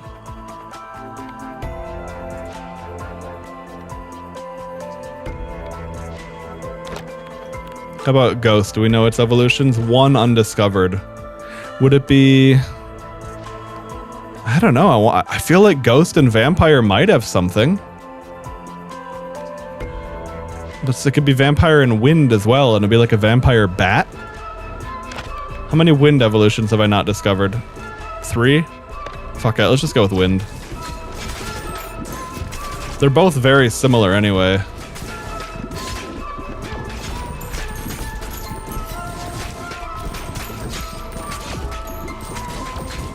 Okay, I have to take this fission because there's nothing, there's not a level up on the way. Thanks for the 1.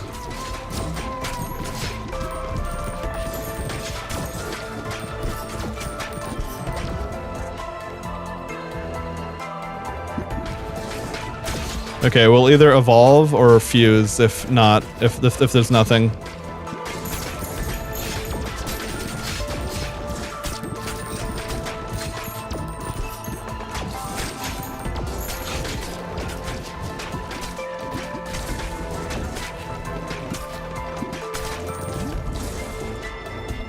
Okay, so we'll fuse.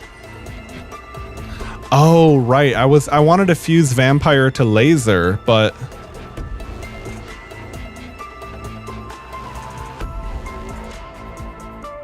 I'm gonna fission because vampire and wind is kind of meh.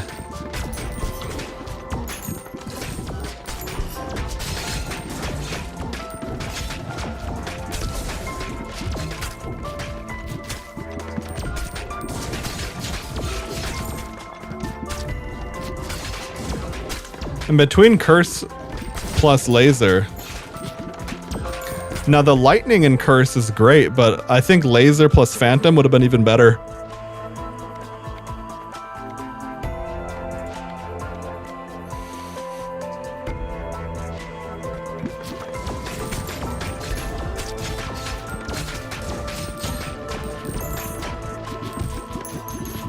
But yeah, the other thing is you obviously get much more resources in the tail end of a longer run.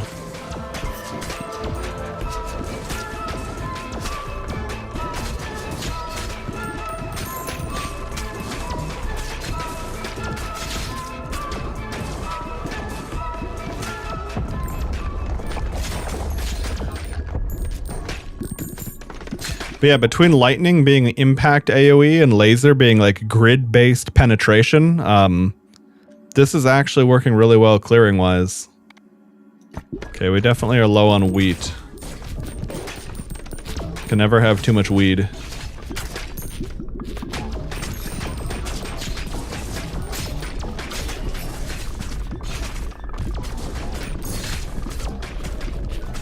Alright, here comes Big Boss Lady. Now, because I fire from the back and I have piercing enemies, I think I actually completely cheesed this boss.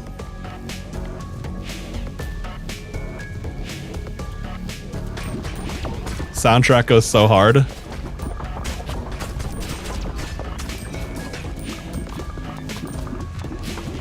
Okay.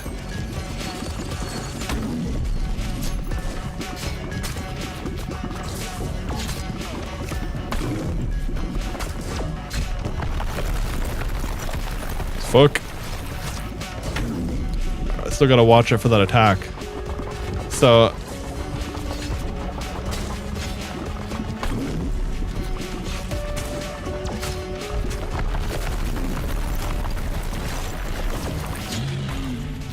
Whoa, holy shit. Okay, never mind. It said instant kill, but I think that was... I thought I wasn't watching the HP. I was like, did I just one-shot? Did I get a kill proc on the boss? But no, I don't think so. Okay. Housing ability is upgraded. Gains 75 gold whenever a character dies. Well, that's convenient. Sometimes you do die. And the Snow Trophy gains 5 or 0.05 AoE power for each character you've completed Snowy Shores with. Oh, that's cool. I get that. All right. All right. So what's the new thing I can build? Lumberyard.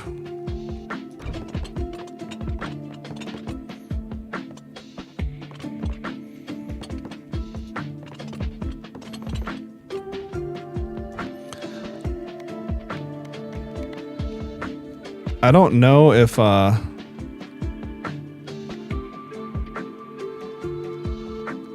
spend gold to harvest more than once immediately. That's funny. A spa. Exchange gold for other resources. Oh yeah, we'll definitely build one of these bad boys. That seems important. Okay. Now I need to rearrange shit though so that actually fits. Okay.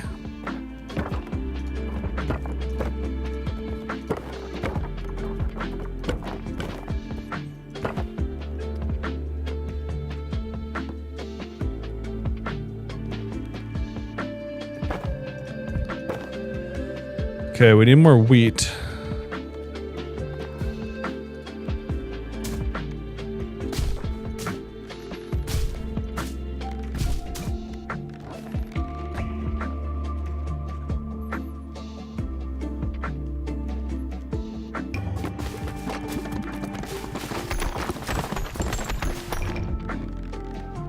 Nice. That seemed to be a pretty good harvest.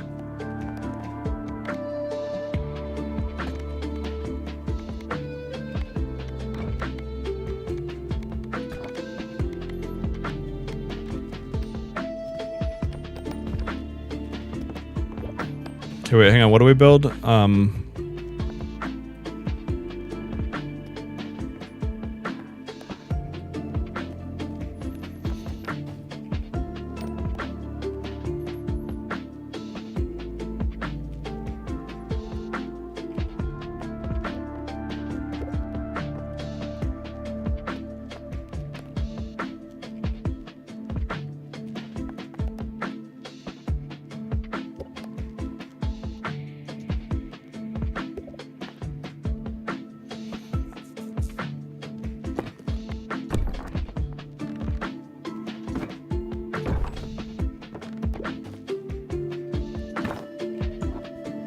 Oh, I should have upgraded that first. Okay, anyway.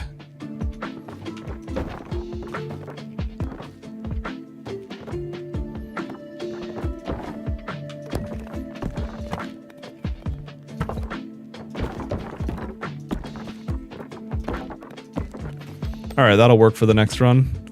All right, let's check PoE. Let's see how we're doing on this. Surely this isn't still down, right? Because we've been playing other shit for a hot minute now.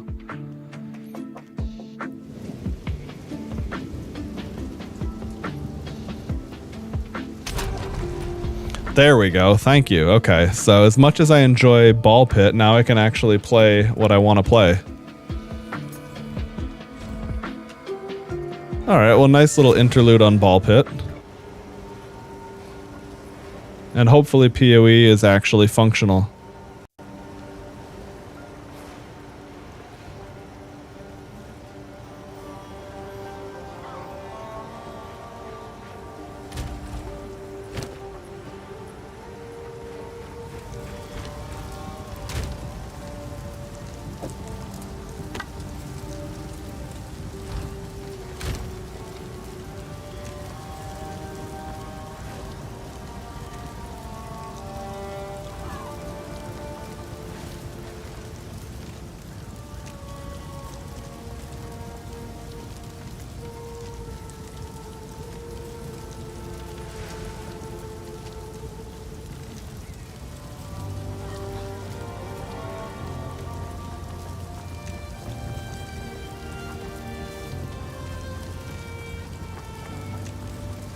I want to see what I roll on that. Increased spirit's kind of nutty.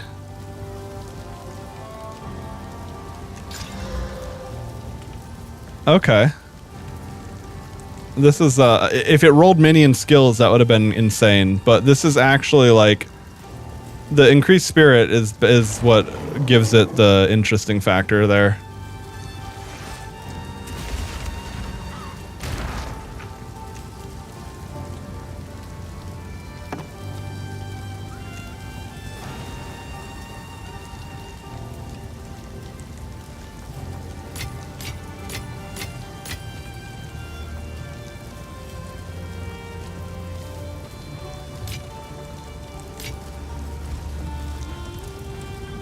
Sorry. I've collected these over time. What do you think? Oh, I like this one.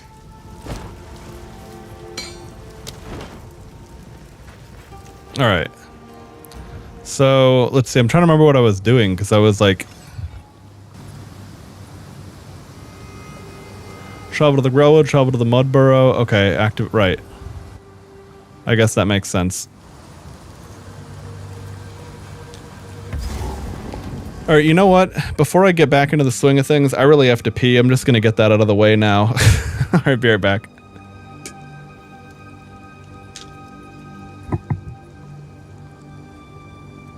The fuck? My scene change didn't work. That's annoying. Every now and then that's been happening lately with my remote Stream Deck thingy.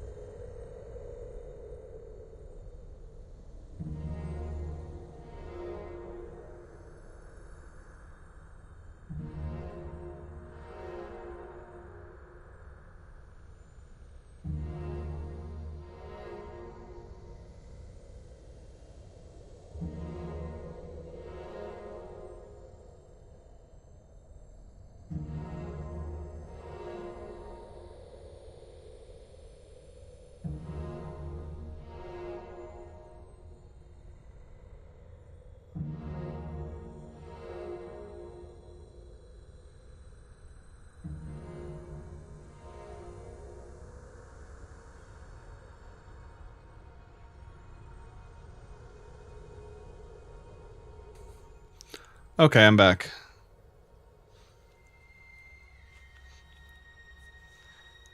I had to pee the whole time I was playing Ball Pit there while the PoE servers were down, and I was like, you know what? Even though I'm excited to be back in, let's just get that out of the way so we can maintain a steady pace with things here. Okay. Anyway, yeah, what's up, Captain Gentleman, if you're still here, dude?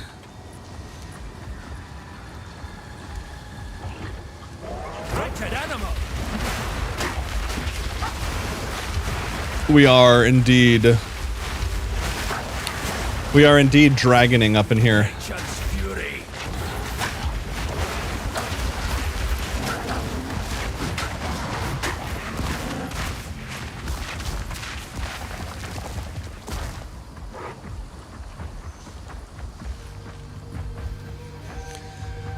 Nice, man. Yeah, I've barely played, but I'm definitely liking what I see so far. It's interesting how different it is. Like you really do feel like a true hybrid,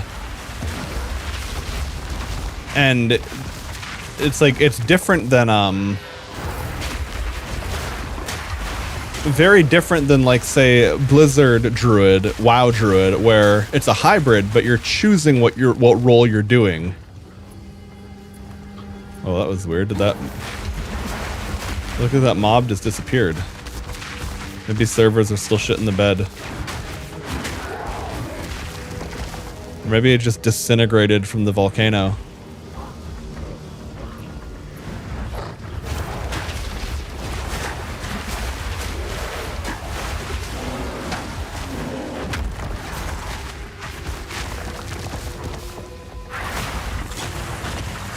The Wyvern is such a good sprint animation. Just running around like a dinosaur.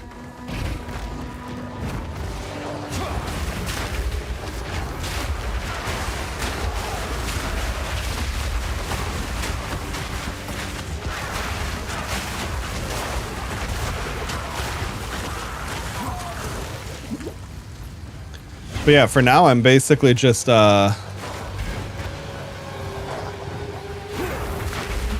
launching spicy meatballs at people. That's like my entire build.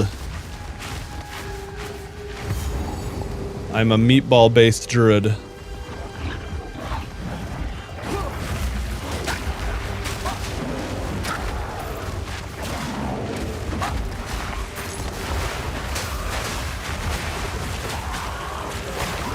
But yeah, I've seen a little bit of nuts shit with Wyvern. Like, you can get some skill where they fly around breathing fire. And there's like a way to basically extend the amount of rage you have so you can keep doing that.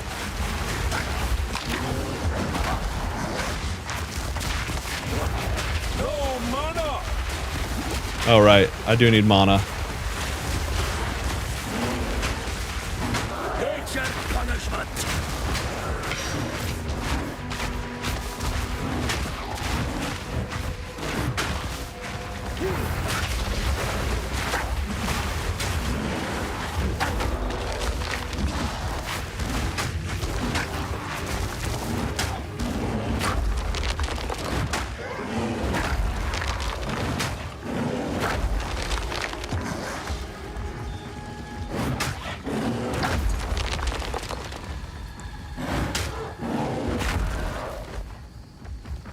Yeah, when you've got the rage charges going.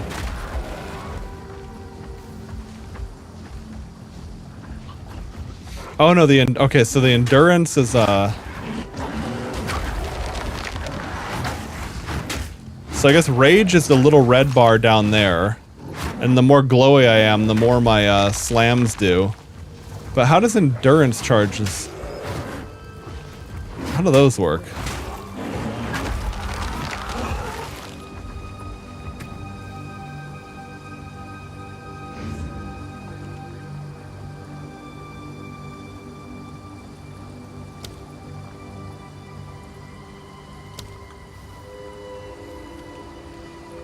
I guess I'll have to check that out. I can't remember if it does anything by default or if it has to be consumed by something. I should take that to superior.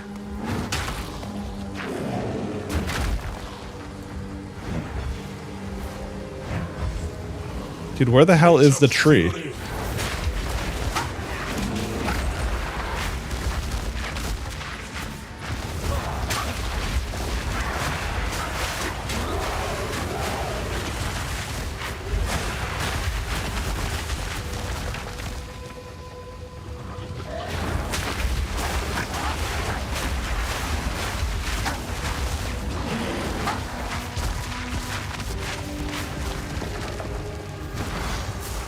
Oh, that's right, I can still use my staff too if I need to.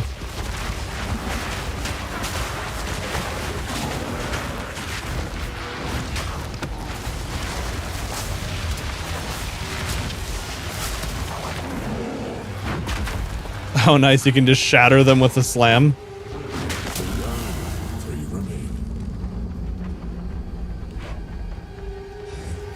Okay, so where the hell is okay, there's the Grim Tangle. Have I been there before? I got all discombobulated with the fucking server going down on me.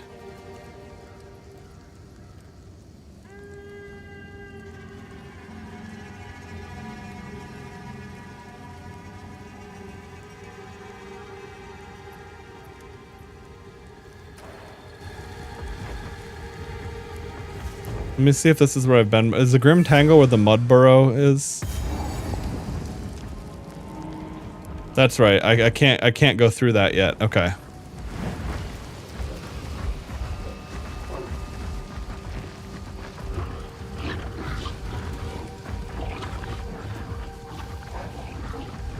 I need to find where the damn dude stabbed into the tree is.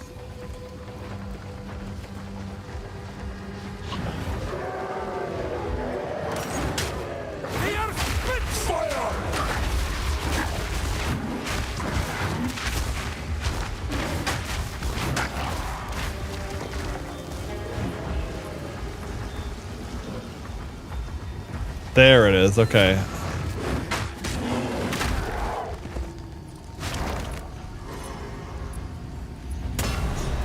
Good. Now the others. Whatever hides beneath that hood. Time I looked it in the eye.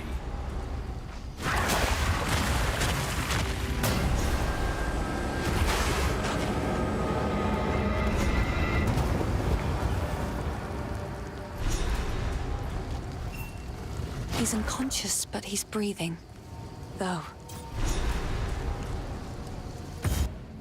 Okay. I think this will give me... Does this activate the hooded one or not? I can't remember if he's awake yet or if he's asleep. Only by a grim. Okay, right. Grim Tangle will, I heard you're heading for the village. Anything take your fancy?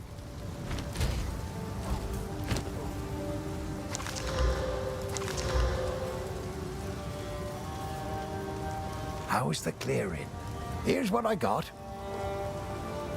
I'll find some use for that. If you find a pint out there, do bring it back. Okay, so now I could go to the... Yeah, there we go. This makes sense now.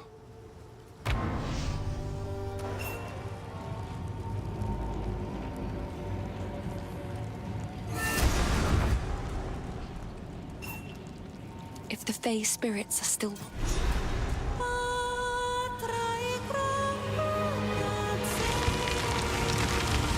And now we'll be able to get, I always like to get the hooded one up right away, because he's like your auto item identifier.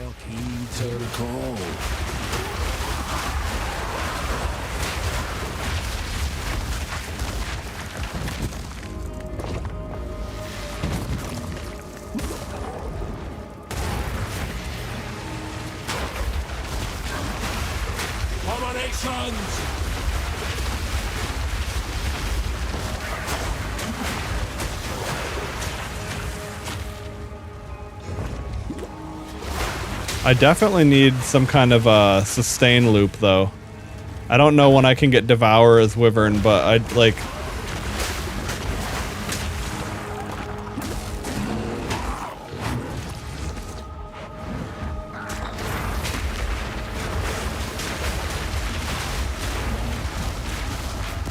This ground poison is obnoxious. Holy shit.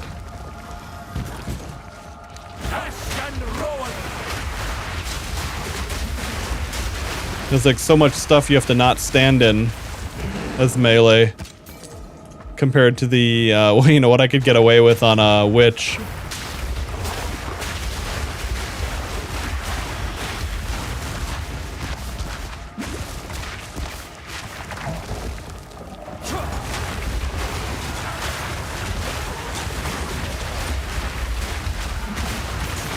Holy Christ, that damage is immense.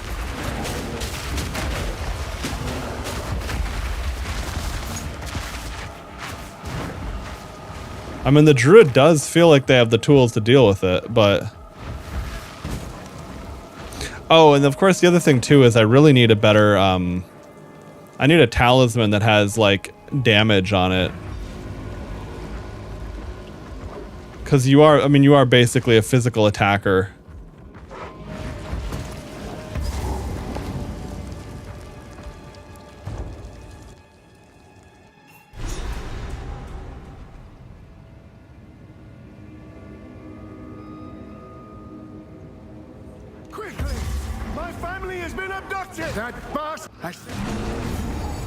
Well, we make a fine pair.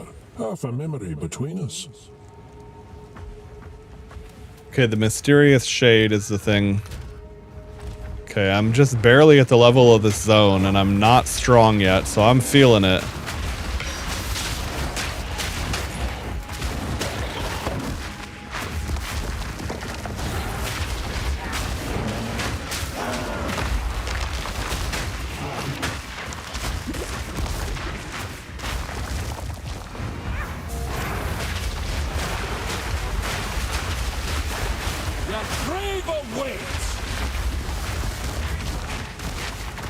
There is one ahead.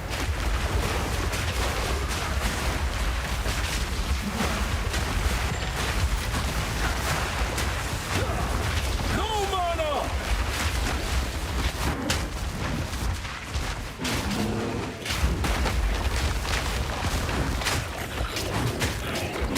Oh no, the trail of ice makes me so slow. Dude, that's a nightmare with how slow it makes your animations.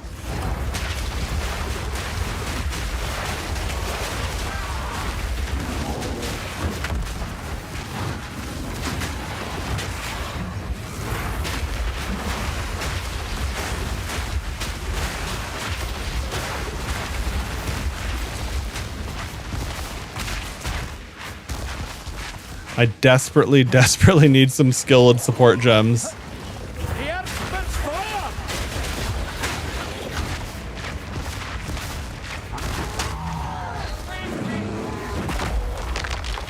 I slammed you first. Too bad, nerd.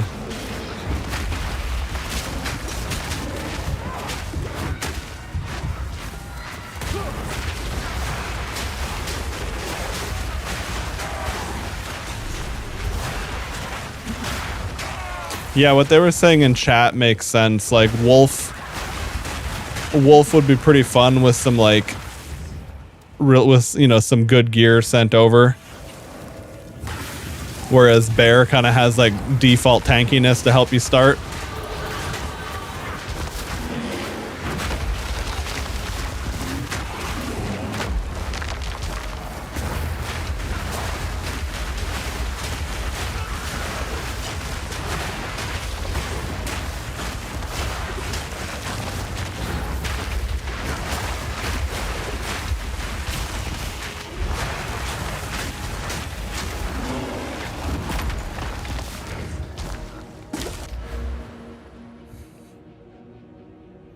Level 1 to 10 is a slog without more skills passives. Overall, enjoying the class theme and animation. Yeah, for sure.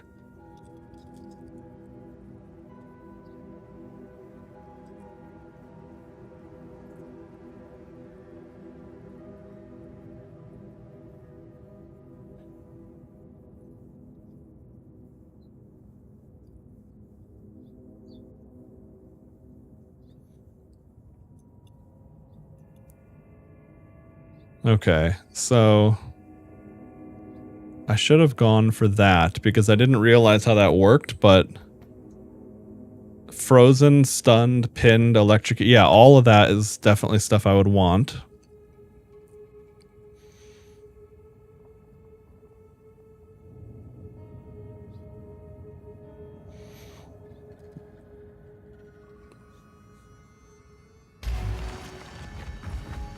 Hang on, I want to see if I have to see if I even have the ability to change my passives or not yet.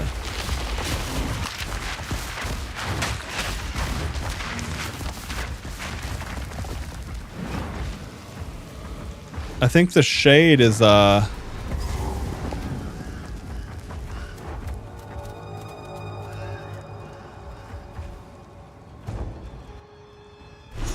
I think rescuing the shade, the identify guy, is how we do that. Draven, a name that lingers like a bad smell. Search for the Count's grave past the memorial gate. Okay.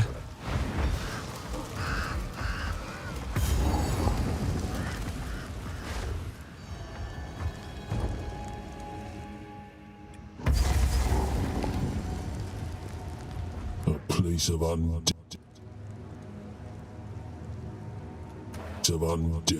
crying out for release. Okay, so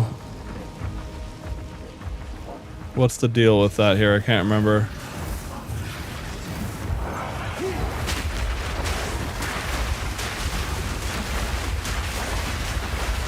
I'll take you.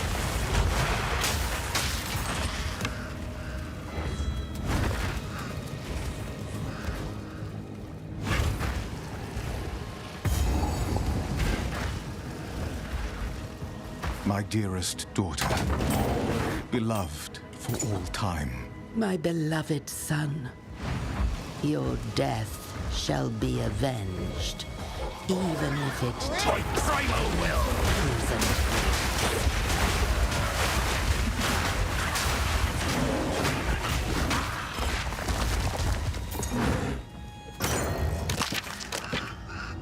Oh, a new talisman. Okay, that could be big.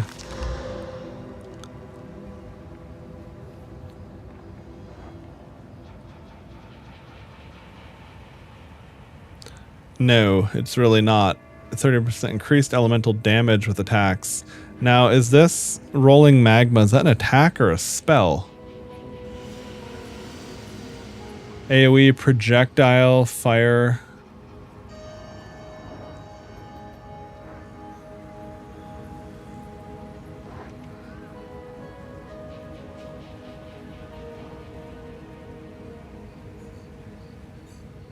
I have no idea if that's an attack or not. Attacks are skills that use your equipped weapon to deal damage. Spells are not attacks. Yeah, okay. So I don't get the feeling that fireball is an attack, and my actual attacks don't have elemental damage unless I'm playing werewolf.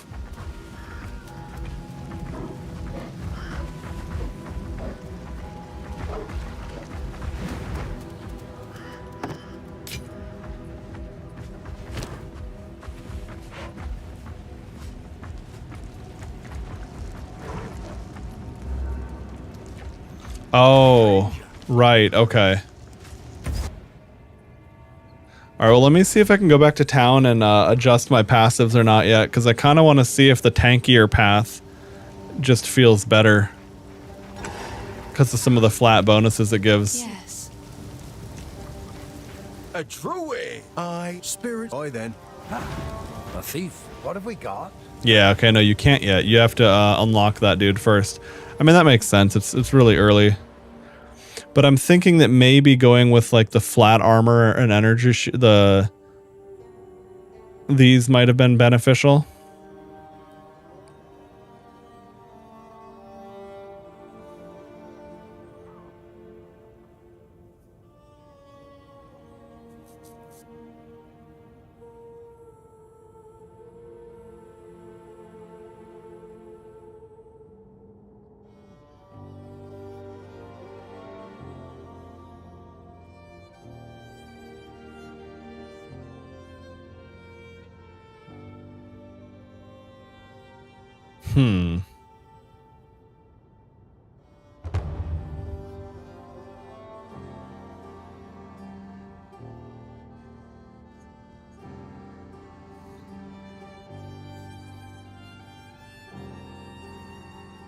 Who the fuck is this?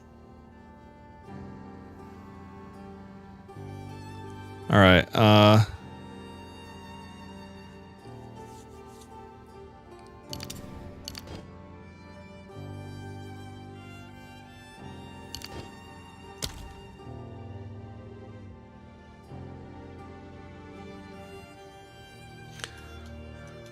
Yeah, I don't really know. I guess I'm just gonna go for this now at this point. Or no, that's not gonna do. I guess I'm just gonna go for that. Whatever. So be it. Hello. But yeah, I think starting with the tankier choices and then going for bear stuff would have been better.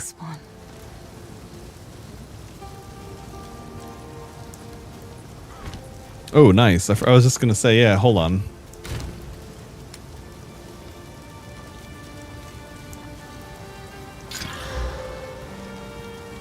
Unfortunate. Okay,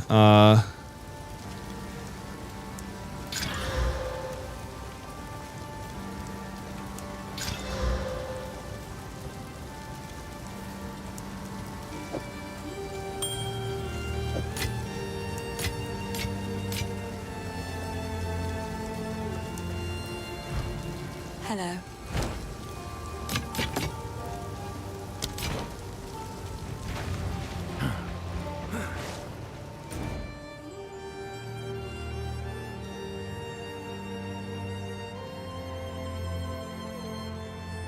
I should go finish the mud burrow. I forgot to do that. That might help, actually. Genuinely just want to be a Drakey boy. Yeah, that's definitely an option. I think early on you kind of have to like weave in and out of things. Like I don't even have an attack. I don't even have an auto attack for Drake form. Not yet, at least. Almost done. Just one remains.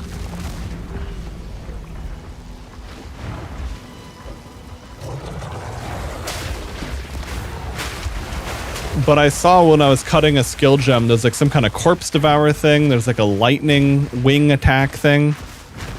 It definitely seems like you have the ability to very much specialize into, wait, did I go the wrong way? Clearfell. No, I'm in the right spot, okay.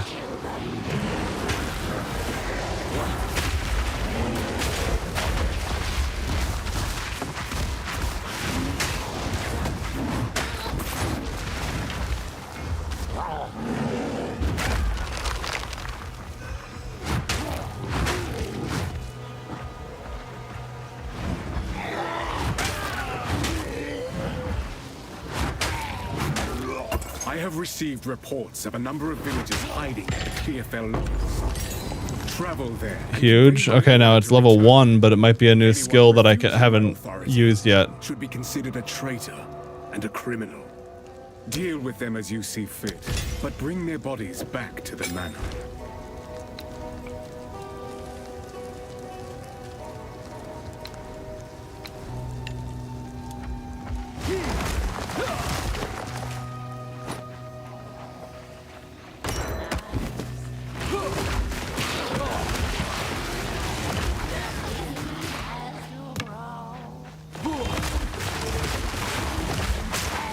Yo, those vines are kind of decent. That's a level 1 gem, too.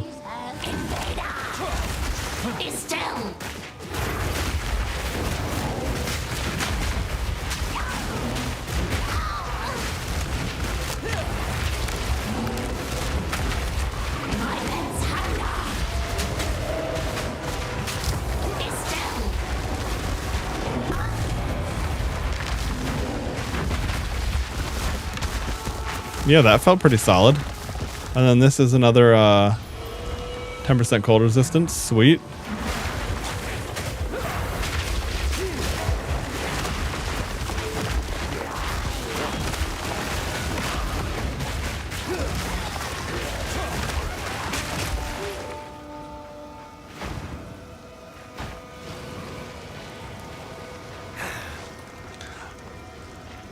Oh yeah, by the way, as far as the attack or not, sorry, I completely brain farted on that. I was trying to figure out if rolling what the details on rolling magma was. I was like, okay, this is a wyvern projectile shapeshift.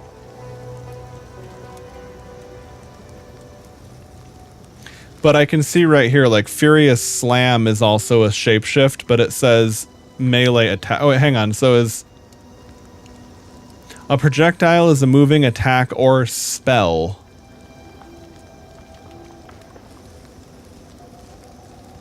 I want to say this is probably a spell, not an attack.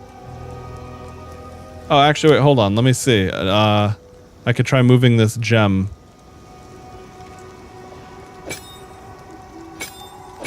Oh, well, maybe, okay. It works with rapid attacks, so I guess it is an attack.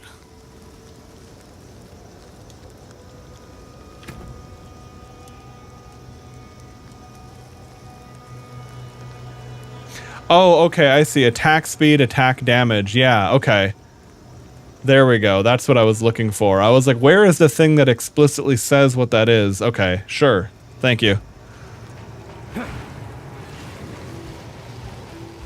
So in that case, the elemental damage talisman would work on that, which is nice to know.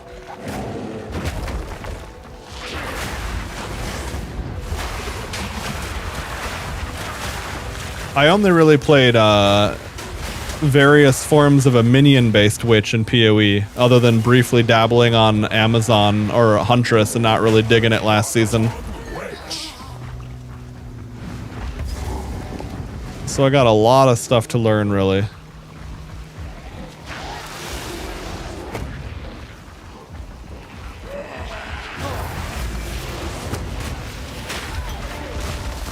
Dude, that charged volcano is pretty cool. It's definitely not worth charging it up all the time, but...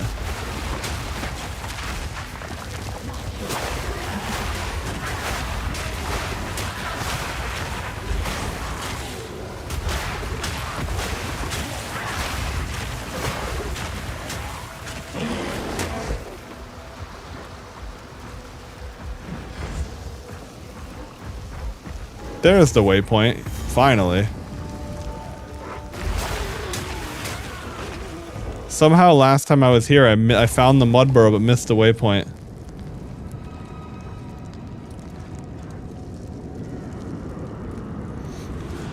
Is that someone in chat here?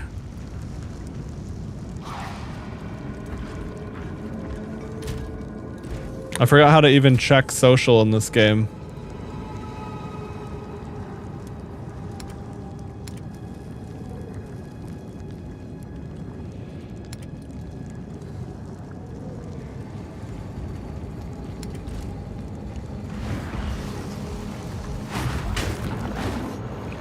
That'd be the last beacon. Here we go.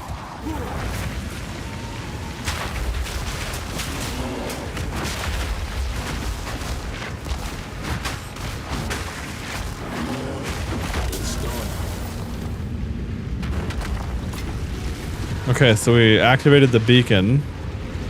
Val Ruins. Oh, shit, okay, this is a seasonal thing. This place has gone to ruin. Power blankets this altar.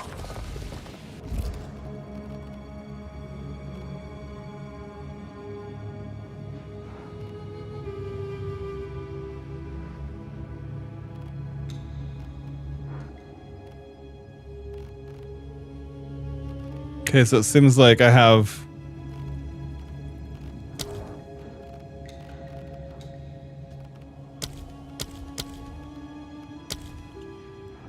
The fuck do you do? Oh, here we go. I was like, what do you mean? I was like, what the hell do I do here? All right. So, path, sealed vault.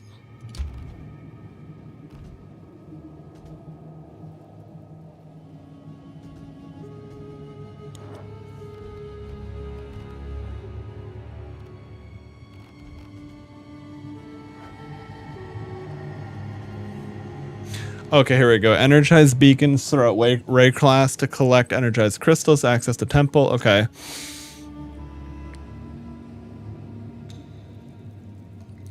Once 6 energized crystals have been collected, interacting with the temple console will consume them and offer a random selection of 6 rooms to place. And allow entry to the temple. Rooms can be placed by selecting them. Yeah, that makes sense. Completing the temple will cause minor destabilization when you leave.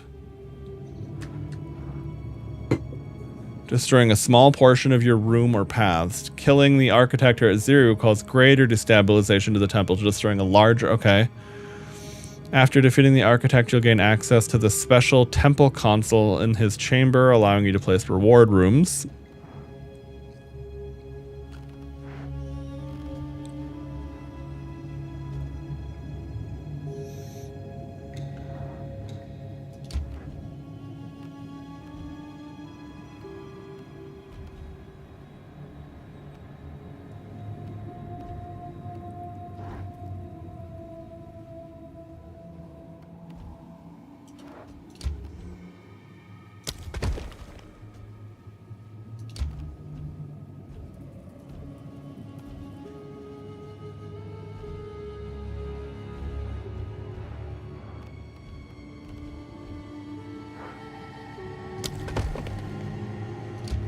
Okay, and I see you can't place things like at the end of that. I see.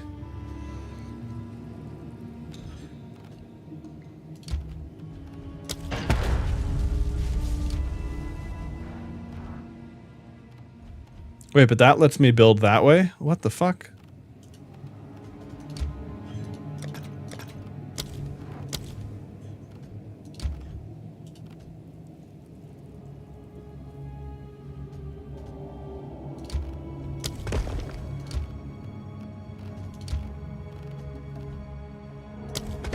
Yeah, I don't... Feels like the whole place is shifting.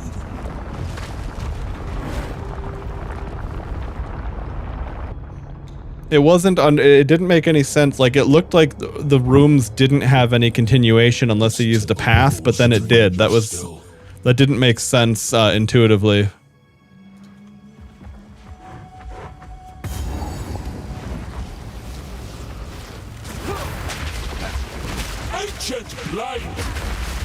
Still a lot better than the whole, what do you call?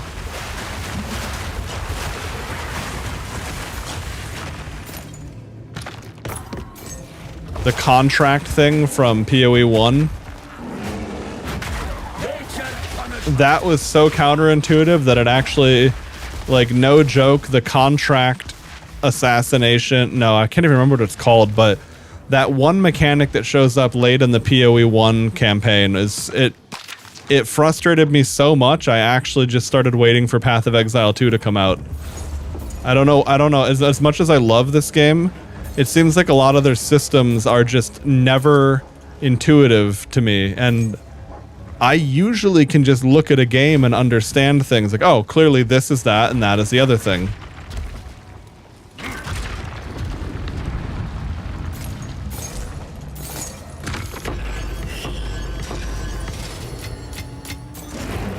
Alright, well that's kind of cool.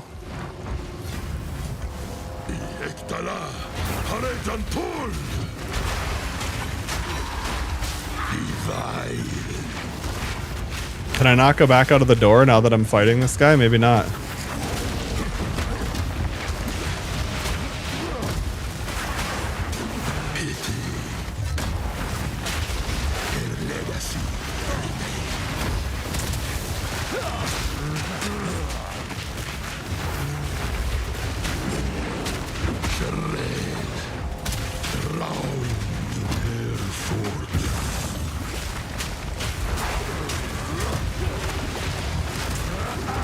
Oh, damn.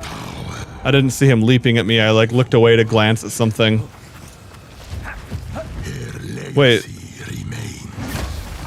So does he... Can he leave this room? Oh, he can still attack anyway.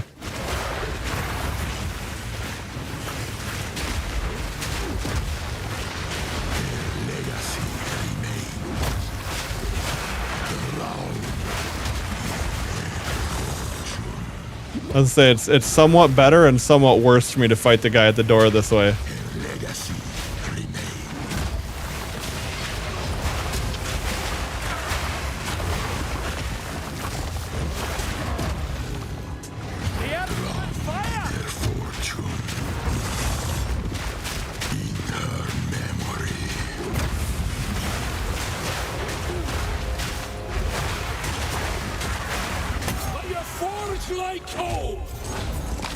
Okay, well, Jesus.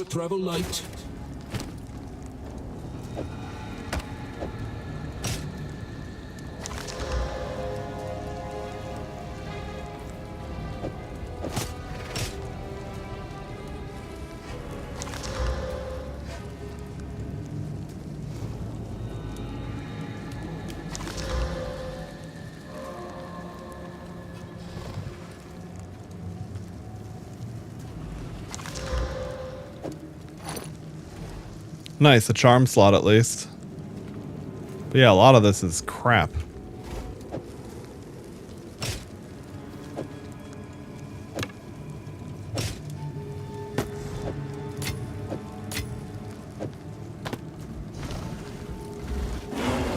So what do I do here with the workbench? Greatly improves the quality of a martial weapon, caster weapon, or armor. The quality, okay. All this stuff is garbage, so...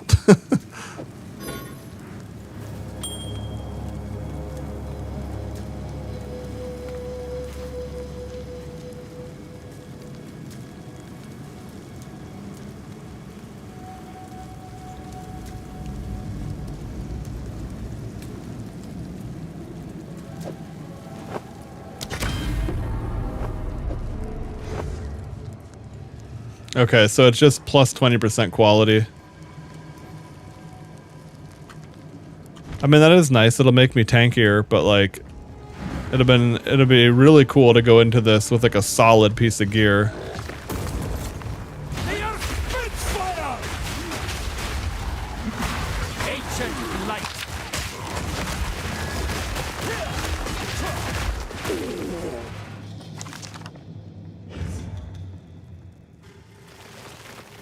I want to put vines on right click and slam on R. Okay.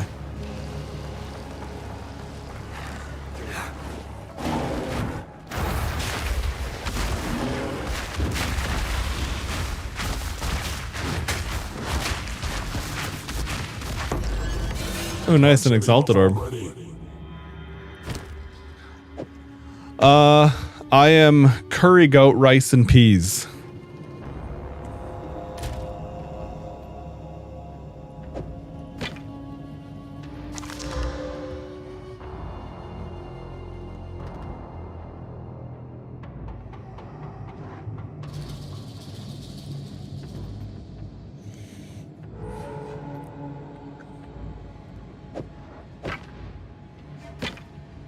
Oh, wait. Interesting. I didn't realize you could select... I didn't realize you could select Wyvern form on the talisman once you got the gem, so now I do have a Wyvern auto attack.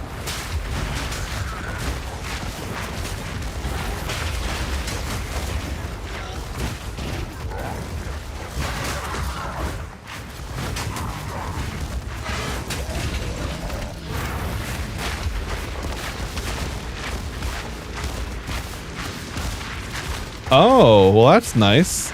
Okay, so sets a skill gem to have 3 support sockets.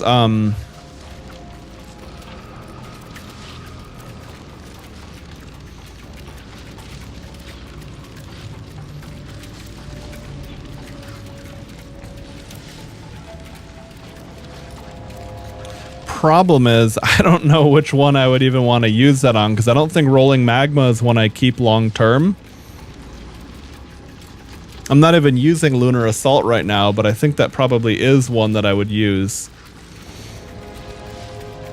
Because I do think I'm going to go back to an Icy Werewolf once I have more abilities for it. I also don't have any support gems here, so it doesn't even fucking matter. But this one is the one I'm most likely to use later on.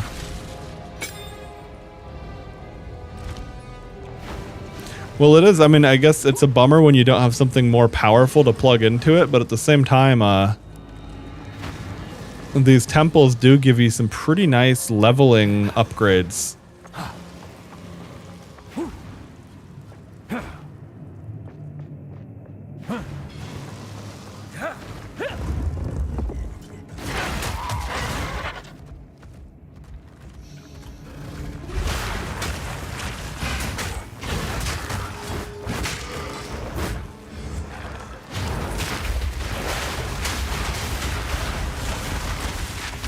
I'm full up. Upgrades a normal magic or magic item to rare with 4 random modifiers. Okay.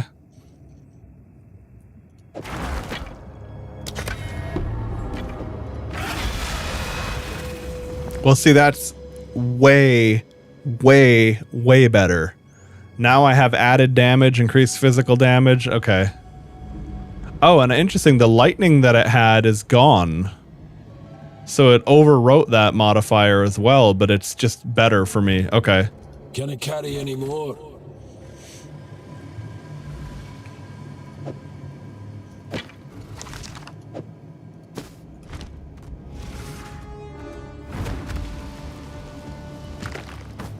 Pack's heavy enough already.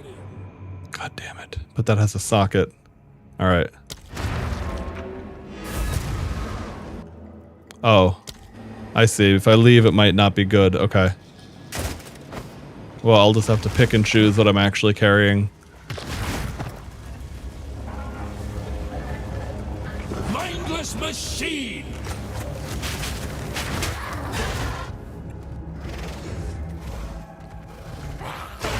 Yeah, the Wyvern wing attack is pretty solid.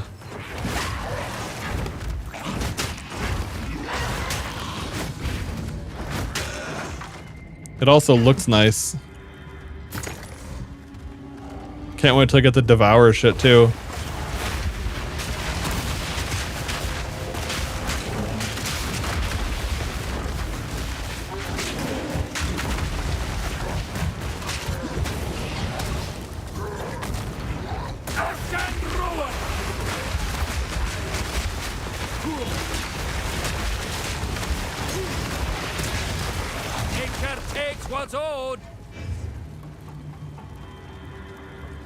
A druid knows to travel light. Okay, so Regal Workbench upgrades a magic item to a rare, adding 1 modifier. Okay.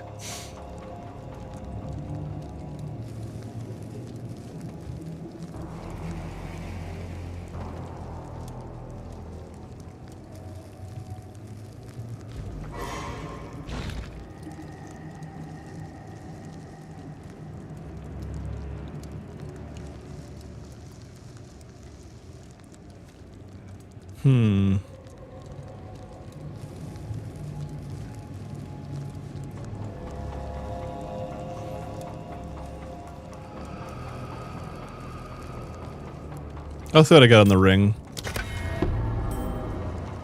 I mean, the stats, the base stats aren't terrible, but like, yeah, it's not very exciting.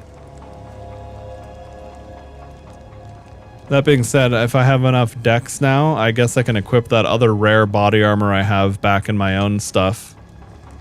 Okay. So then up here, there's another Exalted Workbench too.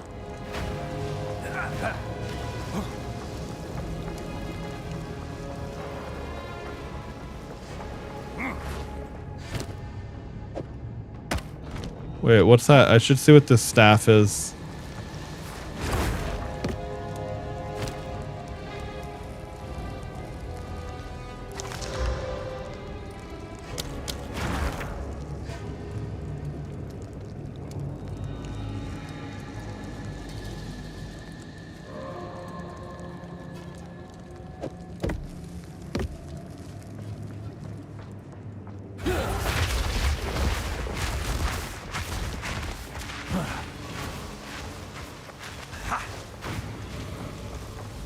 Alright, so let's see what's in here now.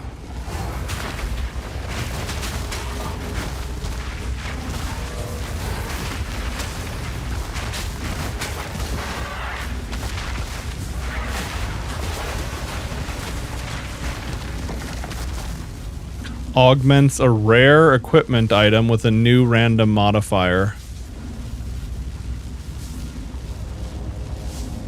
Fuck it, let's go. Wait, hold on.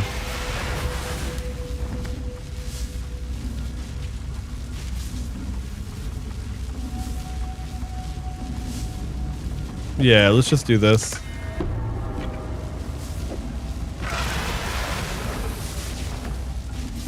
So I got 10% critical damage bonus. Okay.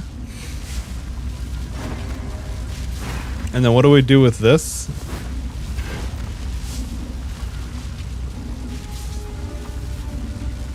Okay, so I guess that's all. Oh yeah, I see. Open temple map.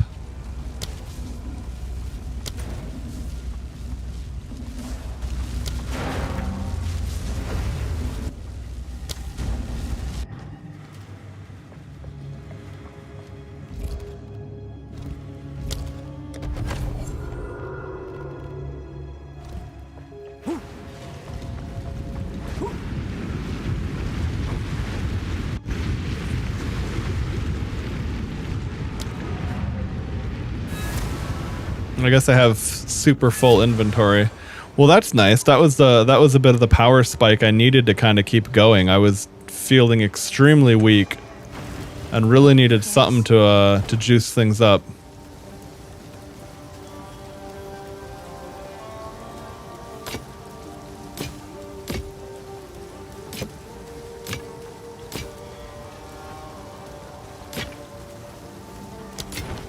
I've collected these over time. What do you think?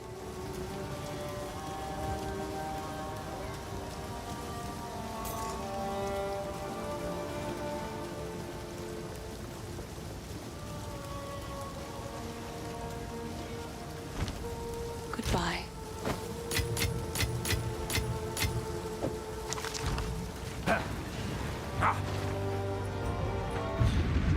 Okay.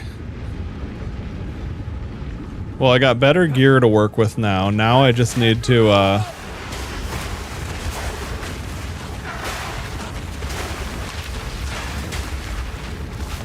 now I just need to get more support gems and stuff, really.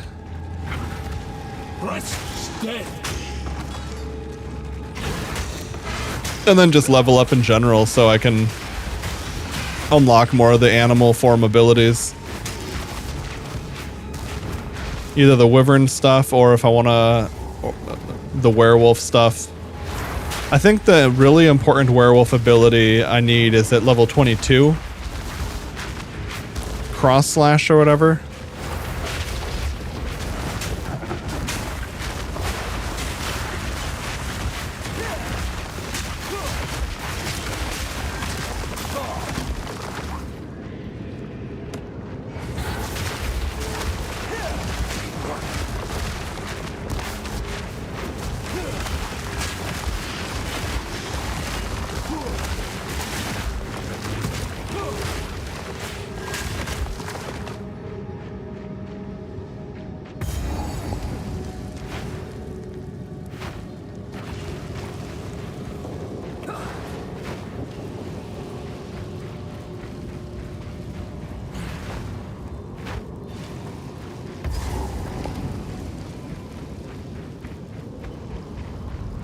Yeah, here we go. This is what the boss is going to be.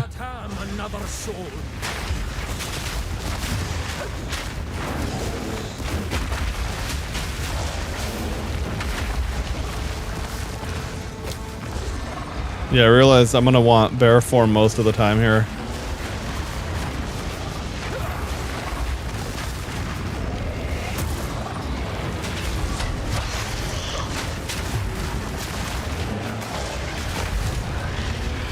Oh damn, there we go. I'll let it pop that bad boy. Good folk of Clarefell long enough.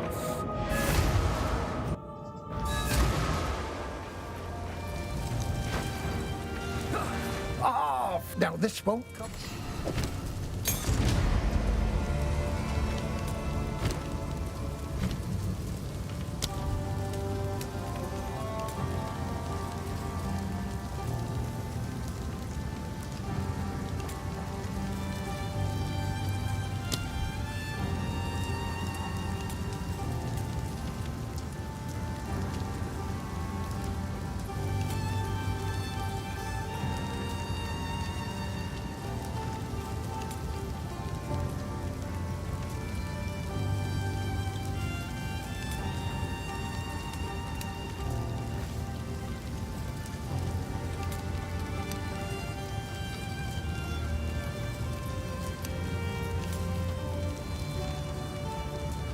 Okay, so that would make... So Fist of War would make my slam automatically empowered every 6 seconds. Well, that sounds really good.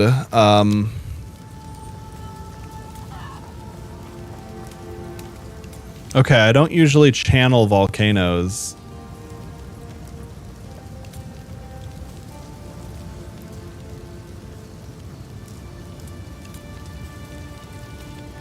Volcano duration is 8 seconds.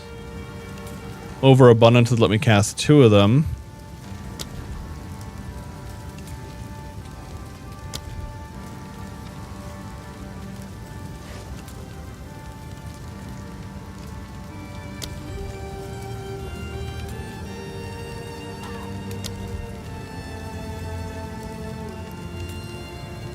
And what is this? Is this a level 2 skill gem?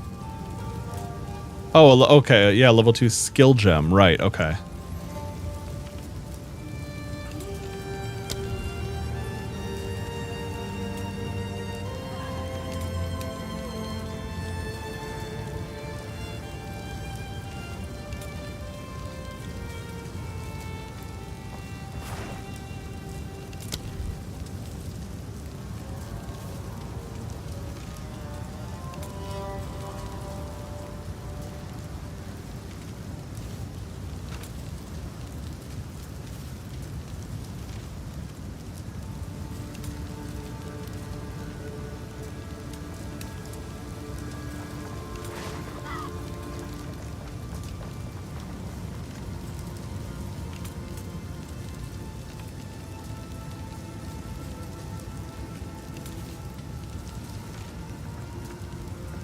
Okay, so a bear grants you plus 10 to armor per level. 30% of armor also applies to elemental damage. An endurance charge for every...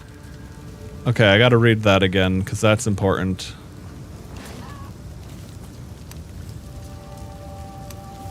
Endurance charge, let's see. They don't grant... Okay, so they don't grant any inherent benefits. That's what I wanted to make sure. I didn't think they did. But I also hadn't used endurance before. I had only had frenzy or some other kind of power charge. Okay. So now what I want to see then is werewolf. Shapeshift into werewolf to draw the power of the cold light of the moon. While in werewolf form, you drop to all fours, gaining 30% increased movement speed when not sprinting. Okay.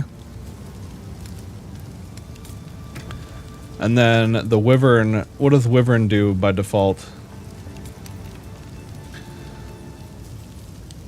50% increased stun threshold, 50% increased elemental ailment threshold, 50% start of energy shield recharge. Okay.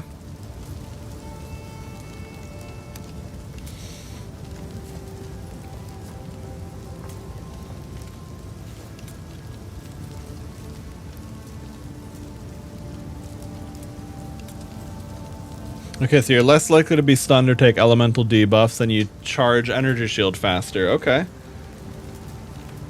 So bear form does give you some pretty solid passive tankiness, though. Just being a bear. And it scales with your level.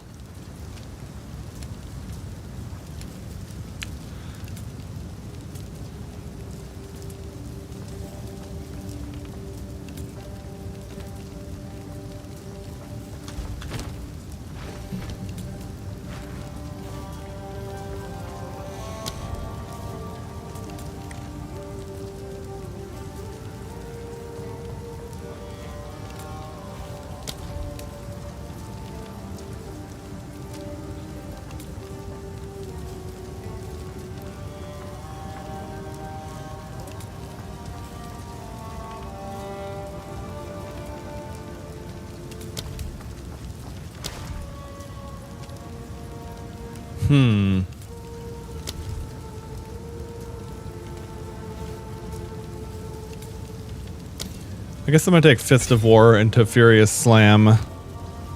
And then... I guess I'm not using Wolf yet, so I'll upgrade the Vines. Because that's something I'm actually using. If you find a point, take a look.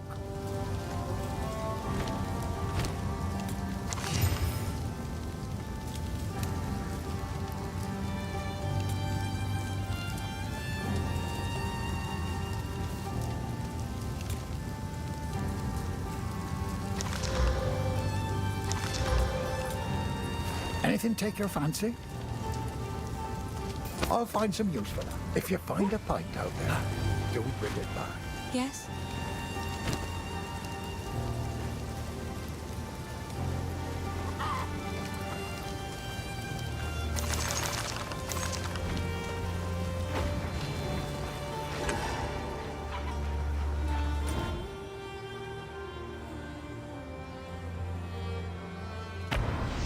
Okay. So now we're supposed to go here. All right.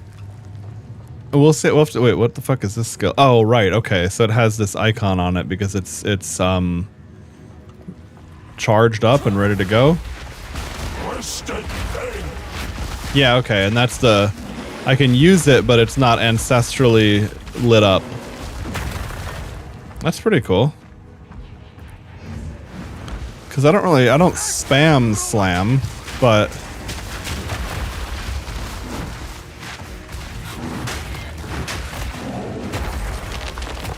yeah, that feels pretty good. Holy shit, that's a lot of damage.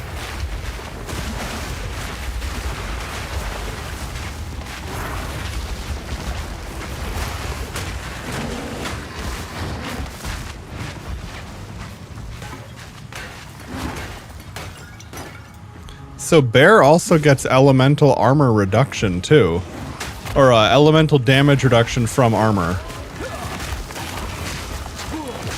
I don't know. Wait, does he have projectile reflect or something? It looks like he does.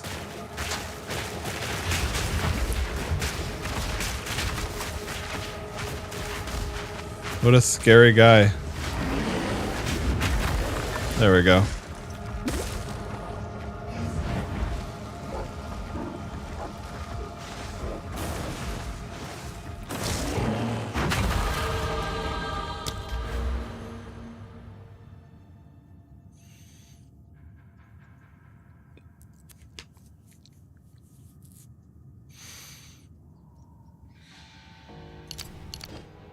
I guess I'm just gonna go for that and then respec into the armor path if it feels like I should.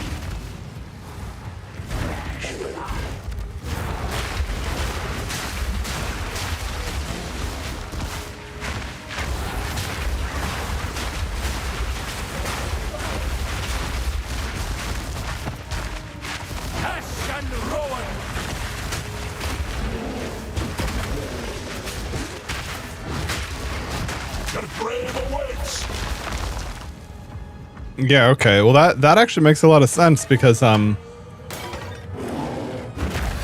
having that ancestral thingy on it means that if I just need to pop the first one, it's going to be already empowered. And then if I'm going to do another one before the cooldown is up, I'm probably swinging anyway.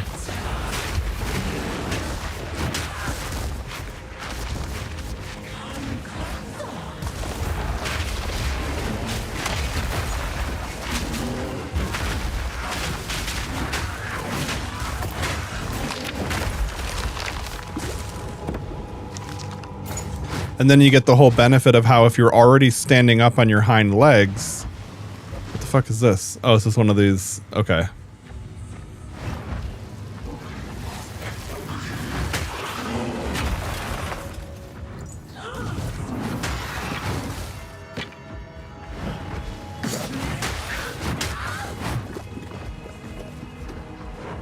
If you're already standing up on your hind legs, it makes the slam cast faster.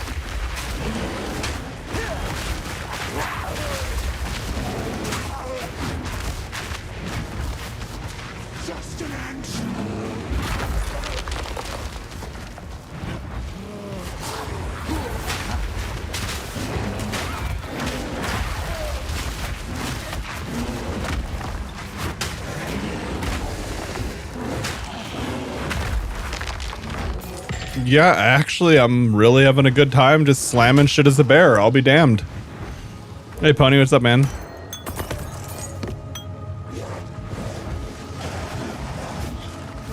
Bear form starts out with some nice innate tankiness. And I can slam my volcano to make it generate more meatballs, so what's left to not like?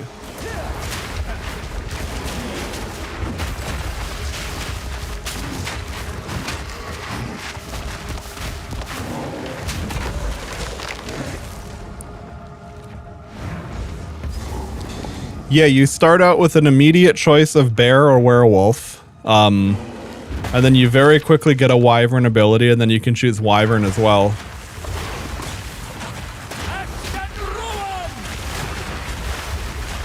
My wyvern spits out bouncing meatballs, so as I was saying earlier, my druid is basically just a meatball mancer.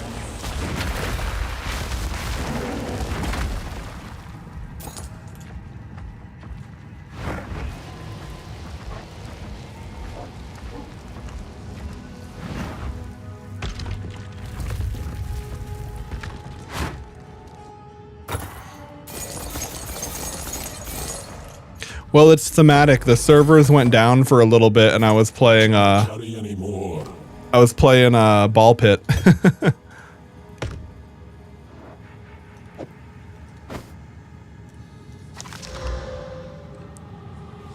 Ooh, gain life per enemy hit with attacks. Yo, there we go. See, that's kind of spicy.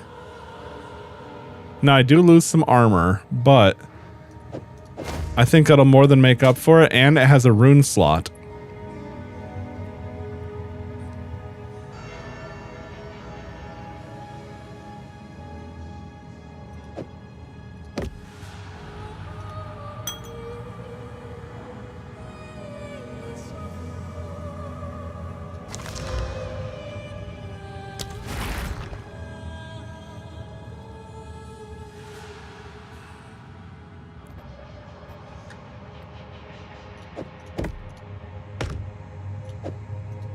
Okay, I'll do that.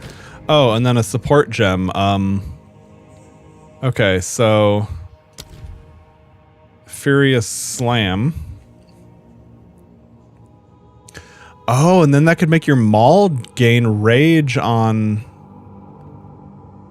hit. Cool.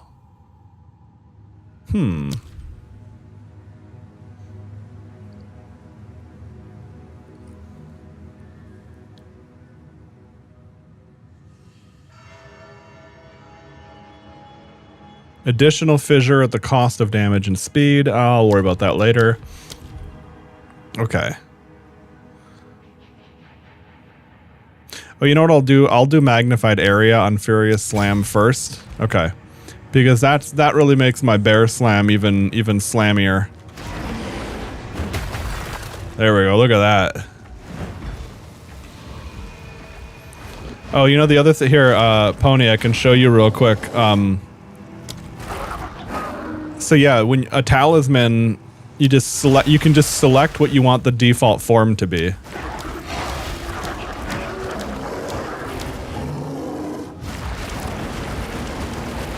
And then you can swap to your staff and your other weapon.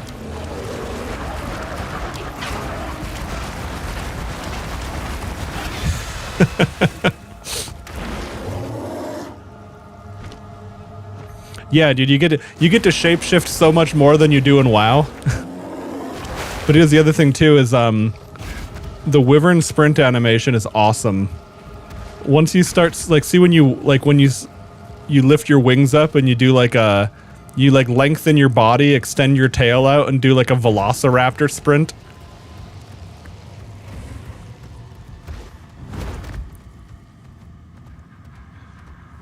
And then Werewolf, Bear has some innate tankiness that scales with level. Werewolf form is just faster by default. Even without sprinting, you go down on all fours and you run faster. And that lets you,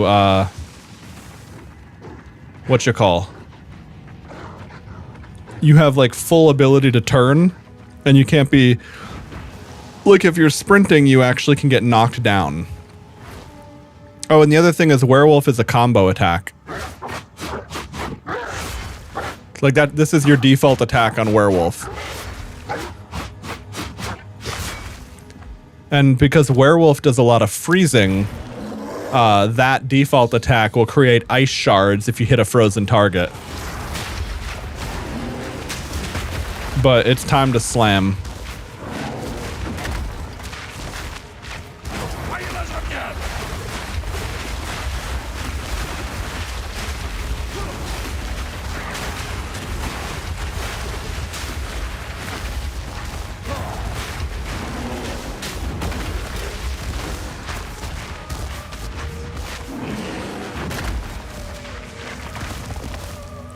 Okami's sequel came early? I guess so, huh?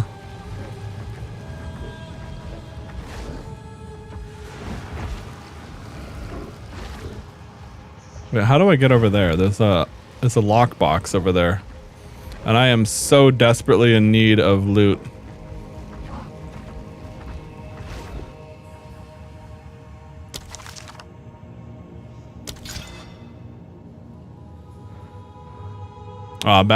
Unexciting roll, but whatever.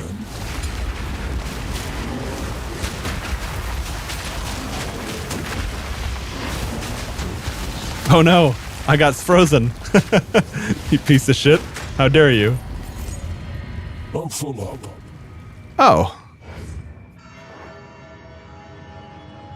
Well, that's a nice energy shield piece.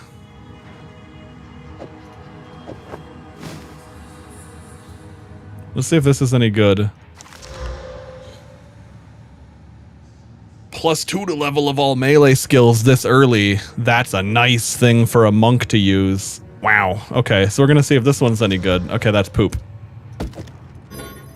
Because this one has 20% quality, so that'll have more value to get rid of later.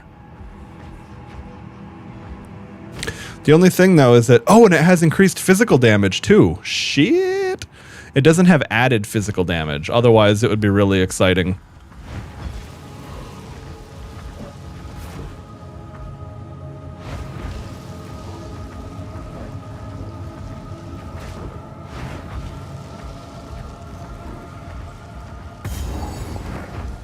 One of these days, I want to play monk.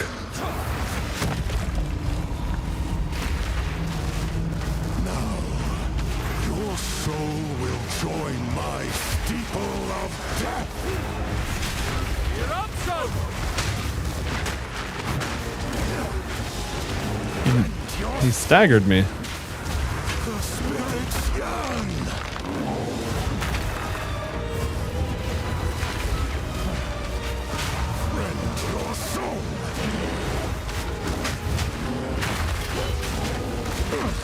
Get stunned, asshole.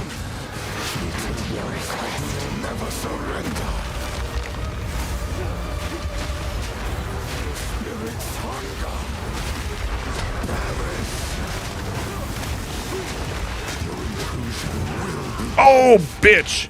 He cut my head off. Yeah, it's a lot harder to fight bosses early game as melee, that's for sure.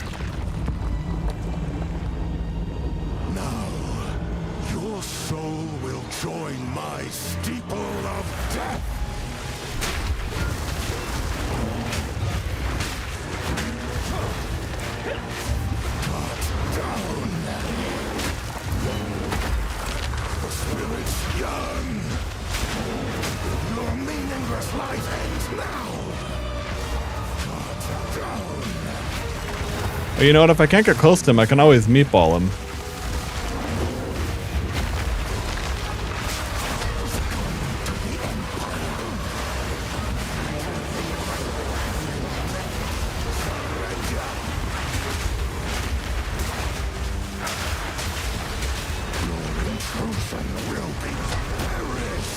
Please stop being so rude.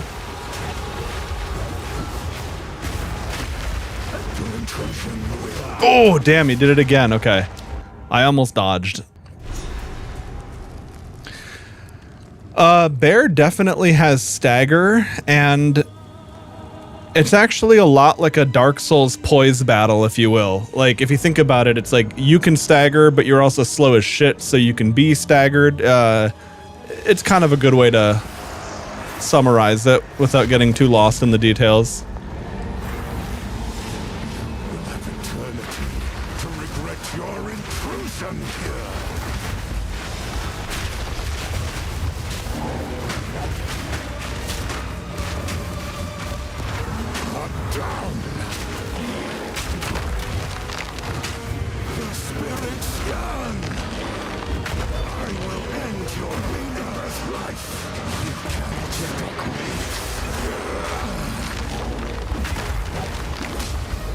Yeah, see now that little bar, I got a heavy stun on him there, which is really nice.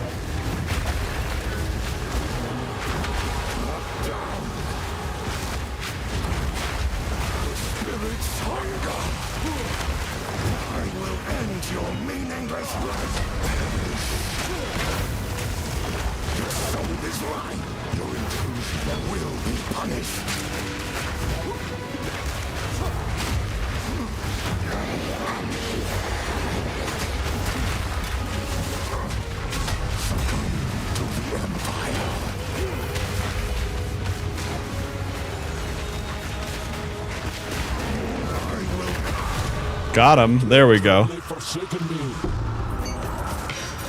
A warlord in life, damn nuisance in death.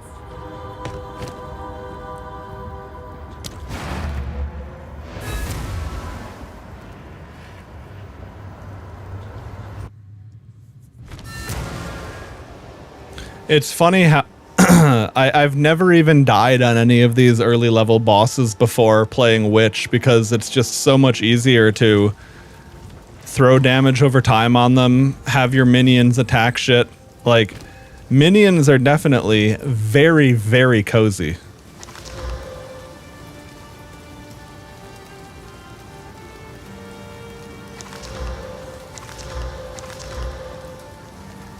Oh, that's really good. Doesn't have the quality on it, unfortunately, but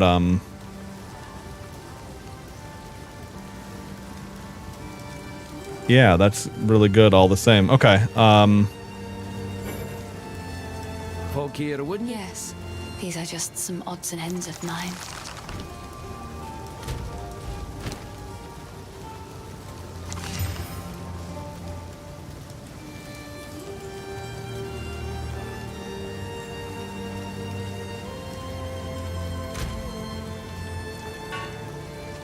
Okay.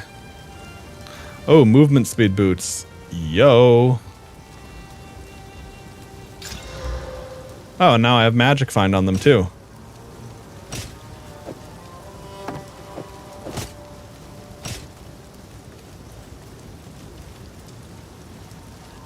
Okay, I gotta get some runes. This is some hands-on shit. Yeah, I would say, what would you like? I would say that, it's very worth it to play Druid. But again, yeah, it's like, keep in mind, because this is Path of Exile, if you're having a shitty time, you could literally just start as like a mage or something easier, get to like level 30-ish and like, you know, really quick if you're familiar with the game, and then just send over gear that's way better. It's an option too. Like I saw people in chat were already kind of deciding that. Okay, I want to get rid of that. I want to save anything that has quality or sockets on it for now.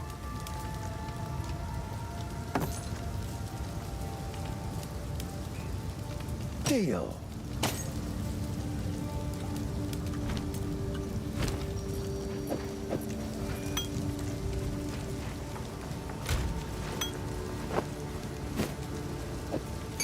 Sorry, I was gonna say some people in chat were deciding that werewolf is because werewolf is very squishy. It doesn't have the innate tankiness of bear. It felt a little bit rough to be a werewolf at first. I was dying very easily. However, then you get to the point where you're It's like if you sent over starter gear, werewolf would feel nuts. Whereas like bear, you're actually level gated on some of the abilities to really get going. That's what's dead.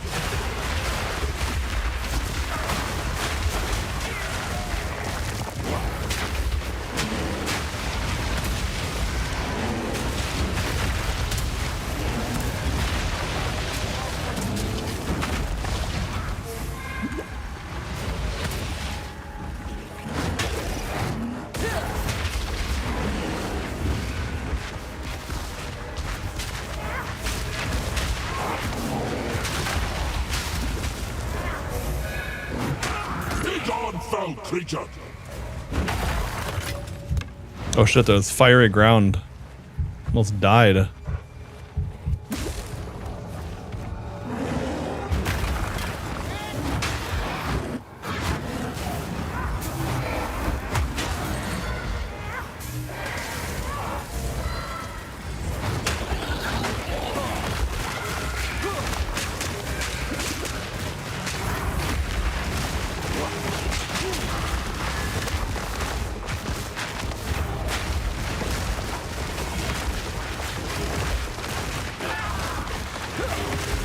Oh yeah, and you could also, I don't have like enough options for it yet, but you could also play a pure caster druid that just uses like plants and shit. That's totally an option.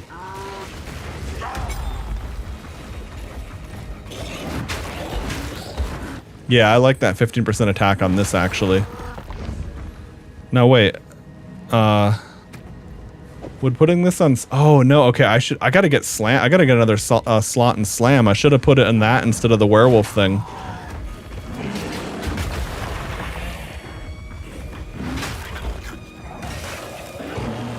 Oh, yeah, the other thing. You see when you slam, you lift up?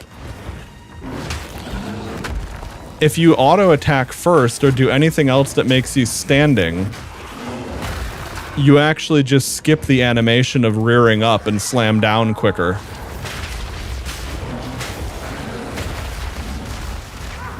It feels rewarding, but it also just makes like immediate intuitive sense.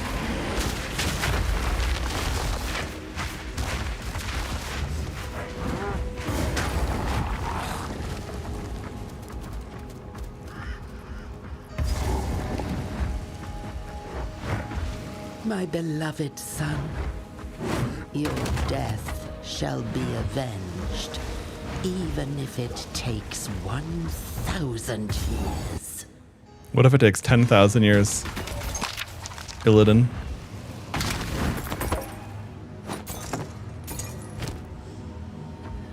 Ooh. Life recovery from flasks.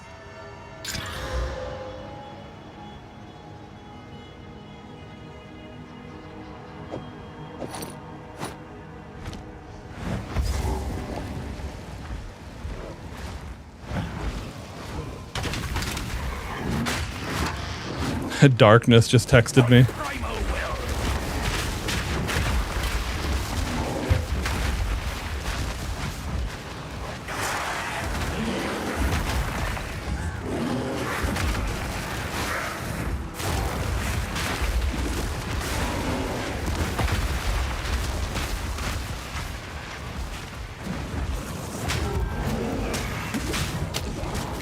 That's why, you know, you gotta be careful about sprinting. That's what a knockdown is. If you get hit while you're sprinting, you do get sauced.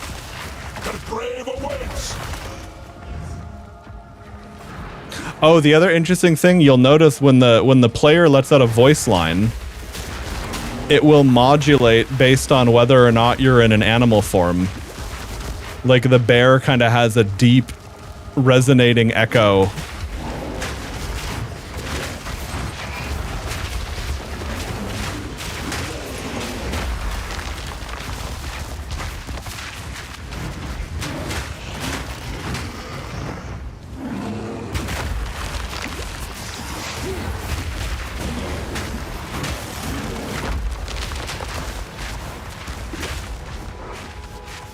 Yeah, they really went all out on all the little details. So what is that, an amulet? Oh, fuck yeah. It's not a very great one, but it is 6% increased rarity. Like, getting a little bit of magic find already goes kind of a long way, I think. And well, and I guess the other thing too is if you don't like the combat value of it, at least magic find means you'll find more shit you care about.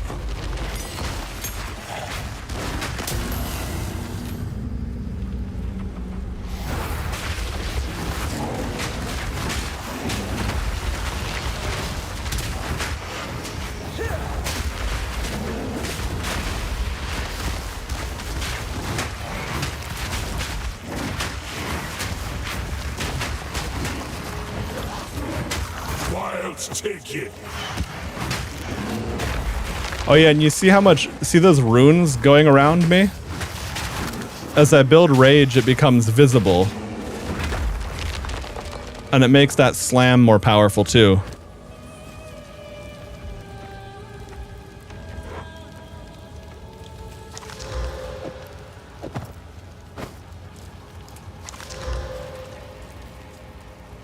Ooh.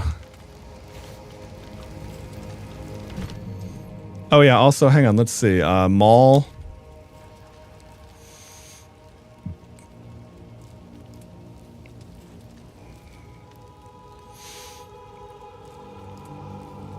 Oh yeah, here we go. Rage on hit. Now I'll generate more rage.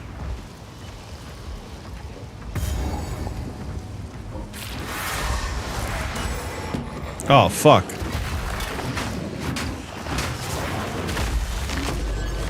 That guy got absolutely staggered. Back's heavy enough already. Okay, let's see. Is this bow nuts? Nope. All right.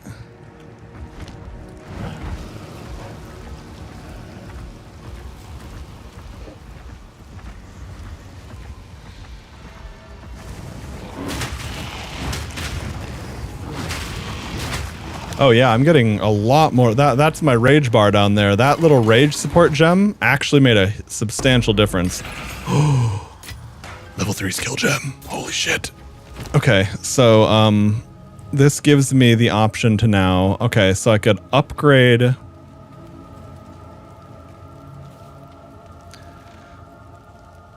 Oh, Wing Blast. What is this again? Wing Blast buffets enemies, knocking them back as you propel yourself to a safe distance. While this skill is equipped, enemies that are close to being stunned will show this marker. Hitting. I think I'd probably rather have Shockwave Totem because then I can, let's see.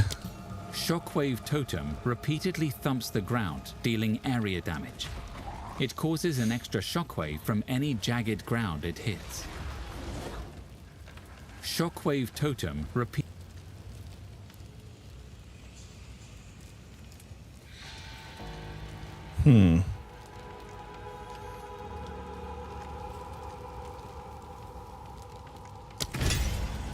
I guess I'll get it. I kind of wanted to upgrade Volcano, but I was wondering if this is going to be a better skill to use.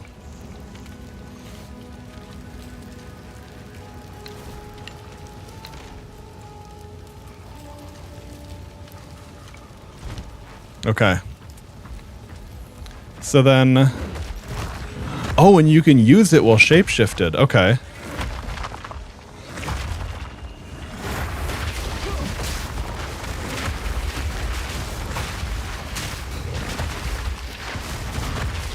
Yeah, nice. And it'll continuously trigger my volcano.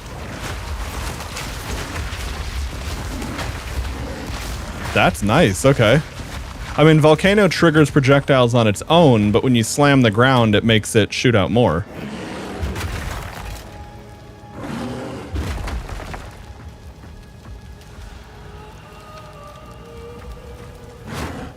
So how do I make that tooltip go away? Fuck. I meant to cancel out of that, but I missed the input on it just slightly. Okay, well, I gotta be careful. That's basically like a tunnel full of shit.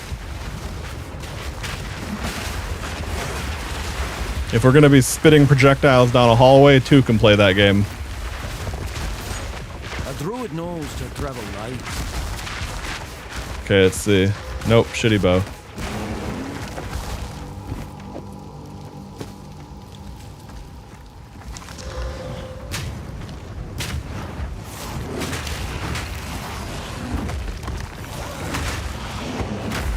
And you know, even if I'm not going to use the volcano,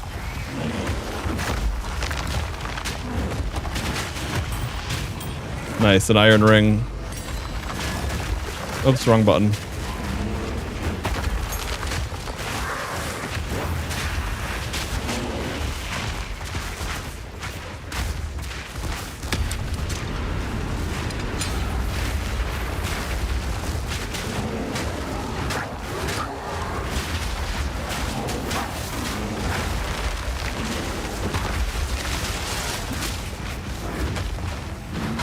Balance restored.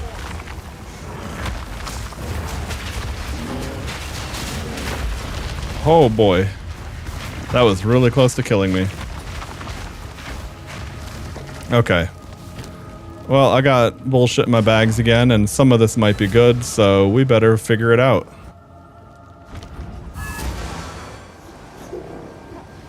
Oh, does...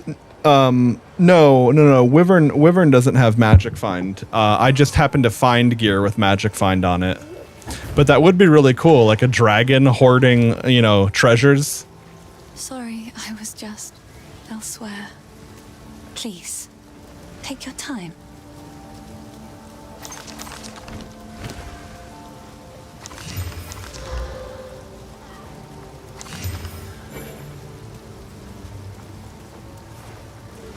I like to hold on to bits and pieces. All right, so lightning resistance, flash charges, physical thorn damage. Okay, much better belt. Upgrades the normal item to a magic item. Bye. Don't I have a regal? Or yeah, I have an alk. Okay. Let's just fucking YOLO alk this bad boy. Okay.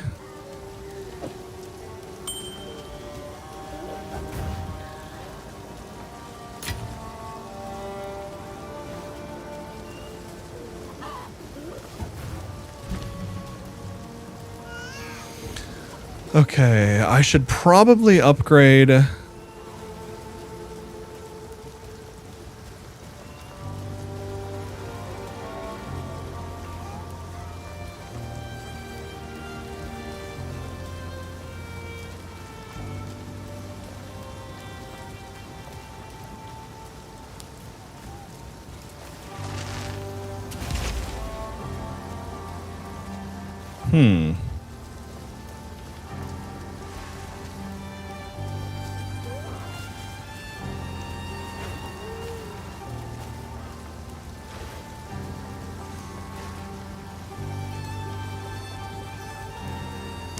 Yeah, I probably need to upgrade the volcano because that's kind of core for everything.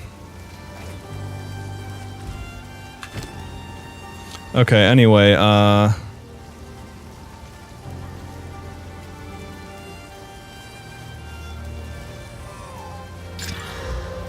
Garbo. Okay. Sorry, I was just... These are just some odds and ends of... I will treasure it.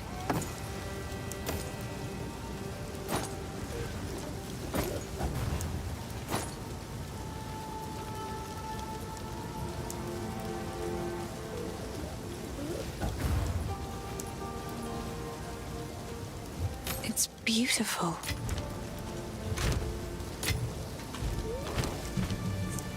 All right, so Maul, we have that. All right, so let's look at Volcano.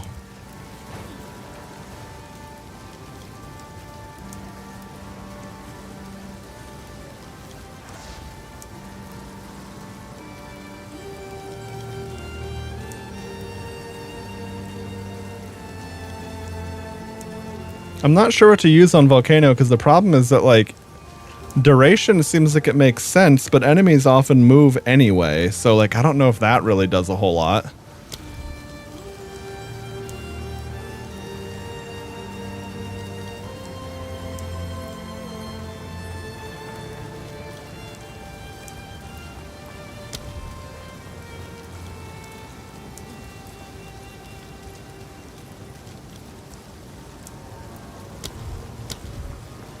Oh, okay. Maybe something on Shockwave Totem.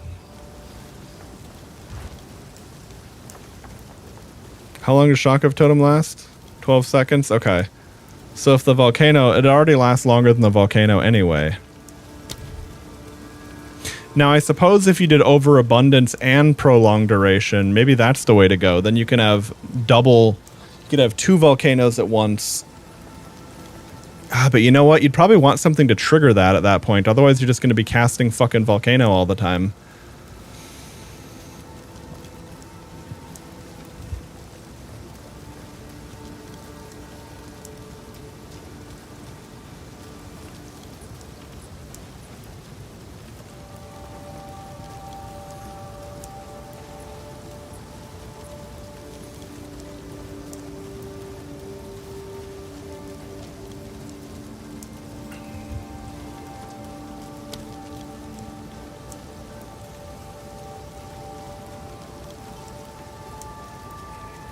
Volcano is destroyed after 10 slams. Okay. Because, yeah, you can really get a lot of slam effects going at once, I think, is the thing there.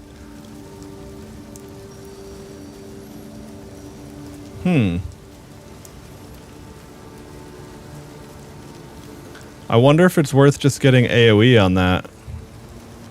I don't know. Eruption radius. Impact radius is 0.6. Okay. So maybe just more AoE. Yeah, magnified area works on Volcano too. And if it doesn't, I'll try it on... If I don't like it on that, I'll try it on Rolling Magma. Alright, that works.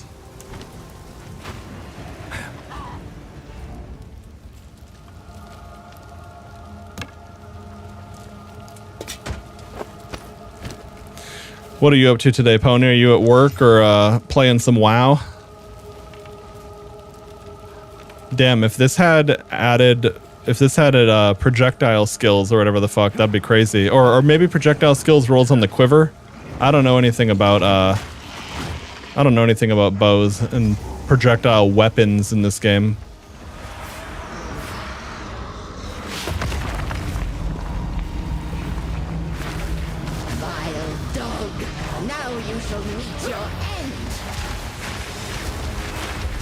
I'm not a dog, I'm a bear.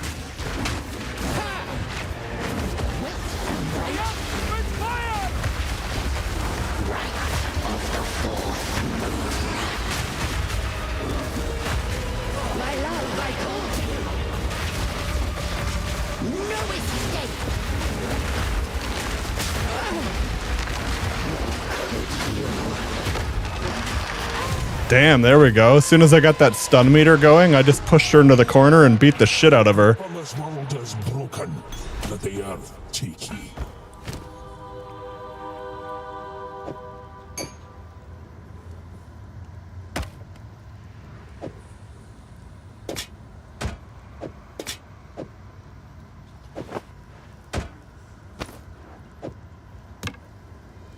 Okay. So, I guess let's see.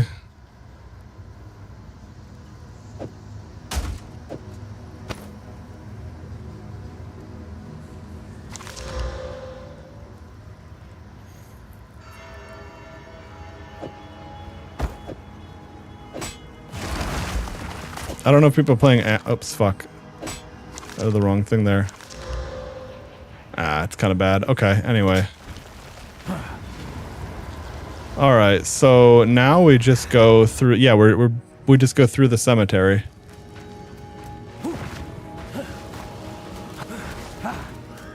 Can it carry any more?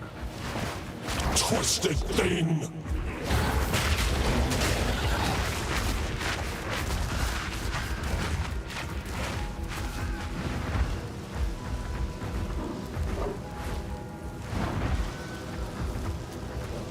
So I guess is it going to be over this way then?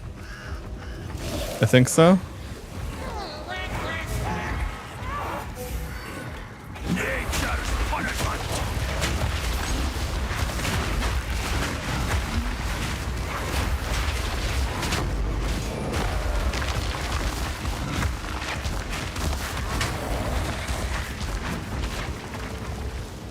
Have the keys. There we go. My eyes again deceived. At last, it's open. Praise the first one. All right. So what is this? Martial weapon adds fire damage. Graves. Wand or staff gain damage. Okay. Armor, fire resistance. The family of Count Lachlan of Ogham. My family. This doesn't make any sense. They're dead. Those bastard Eternals. I must make them pay. I must make them suffer.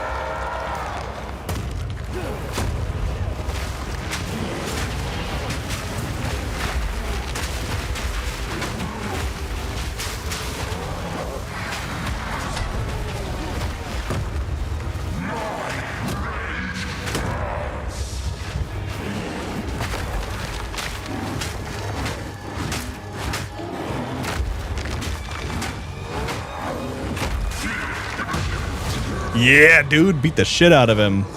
Bear is so satisfying. Oh my god. All right. Now where are we going? I already need to respec things here, but this is fine for the most part. 5% damage taken, recouped his life, 20% life regeneration rate. Yeah, I wonder how that works with bear form shit. But I do think I want to go here for armor, max energy, for this, let's see. Start here, go here. Armor applies to elemental damage, faster start of energy shield recharge, okay. And then skill effect duration, stun threshold. Is that my own stun threshold? Yeah, okay. And this would be, so maybe here, here.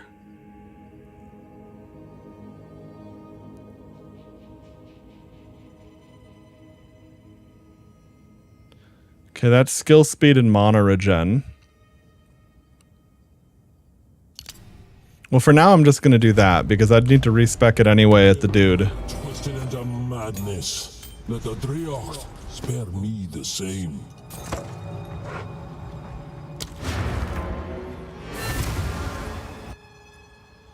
Bro got rage baited by his dead family. What a loser.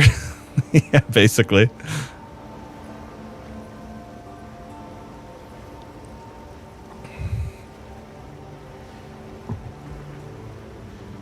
Damn, got a cold breeze coming in through the window. You found the ring. Okay, so now this guy's gonna come back.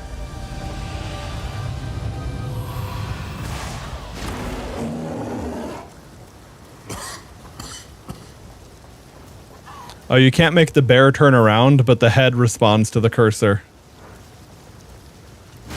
How long has it been?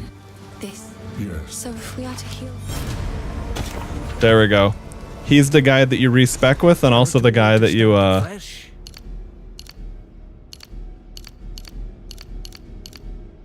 Yeah, so that would be basically 1,000 gold, which is not cheap, but not a lot to just respec everything. Now, here's the thing, though. This is spell attack. Would I want to go there?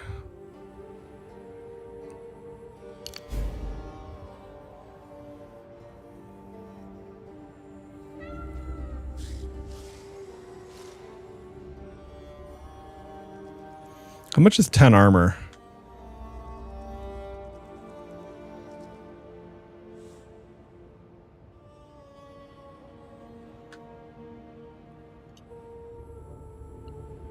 (10% increased damage, gain 5% of damage is extra, 5 strength intelligence.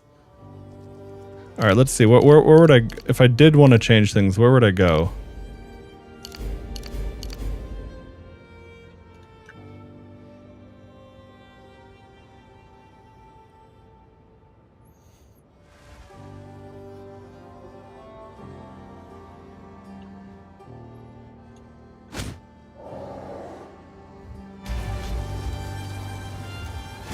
Yes.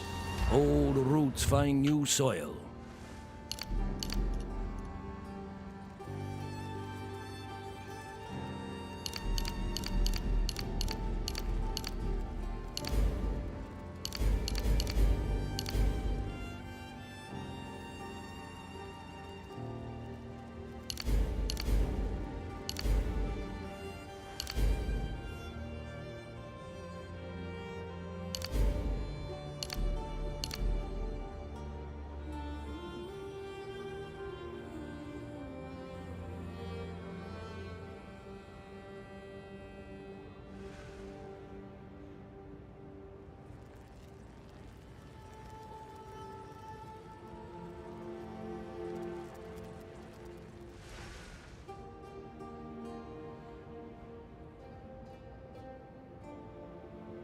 Okay. And then I guess I could go...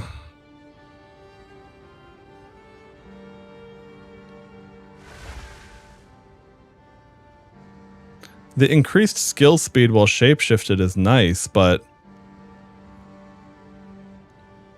Let's see, one...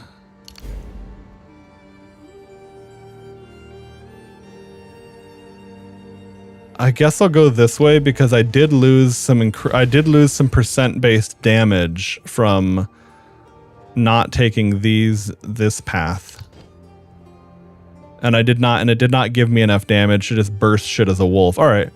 I'll commit to this and then try that because I guess I would, no matter what, the only thing is that 8% damage.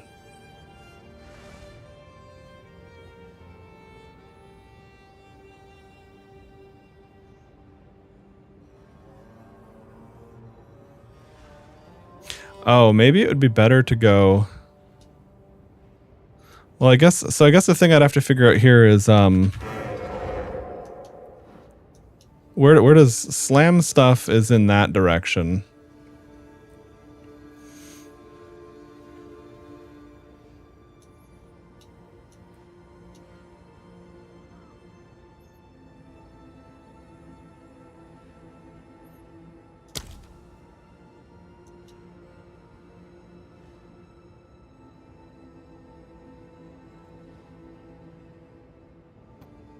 Oh, okay. Increased immobilization buildup. Stun threshold, increased defenses. Okay.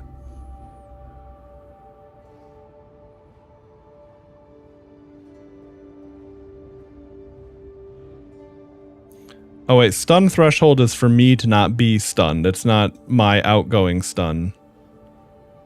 Enemies you heavy stunned while shapeshifted are intimidated for 6 seconds.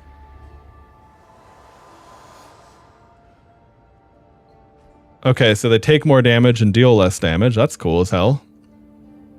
Alright, so I do think I want to go this direction then.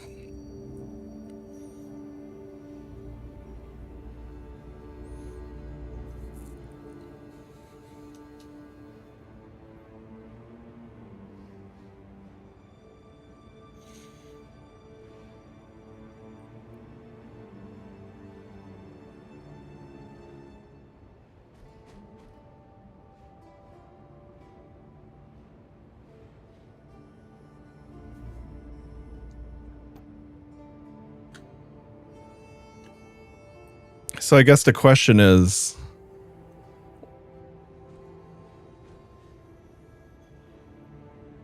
do I want to go for that?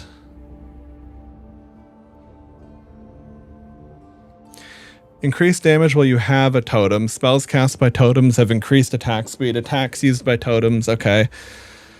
Yeah, I mean, I do have that one totem. Fuck, I have no idea how I want to build this.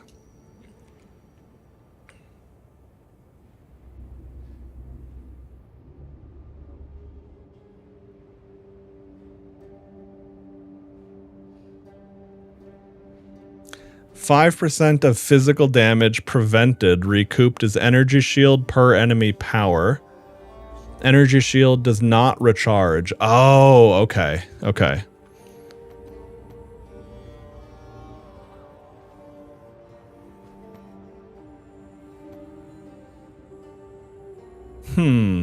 Okay.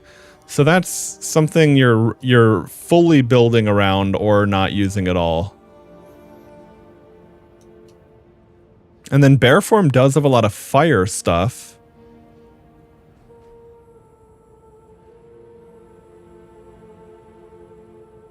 Oh, okay, here we go. Here's rage too. Gain 1 rage, gain 1 rage.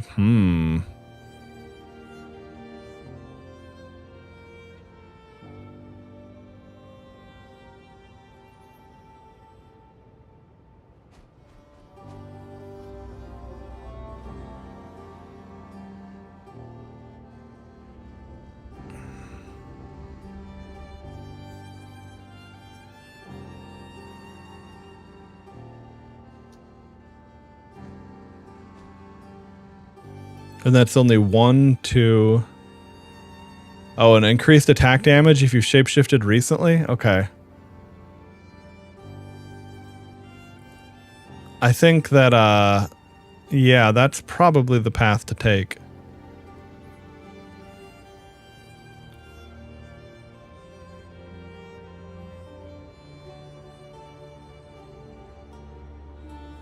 Although this is all about stunning there. Damn it, this is tough.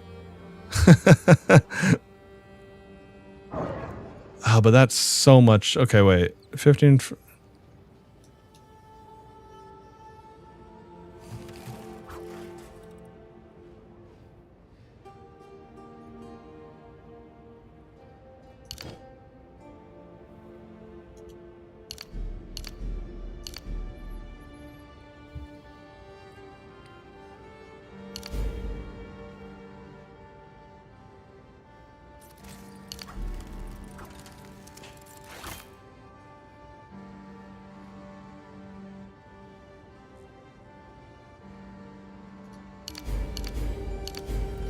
I guess I'll just go for this because this has more levels that are unimpactful, and this one pretty much immediately goes towards everything. Okay.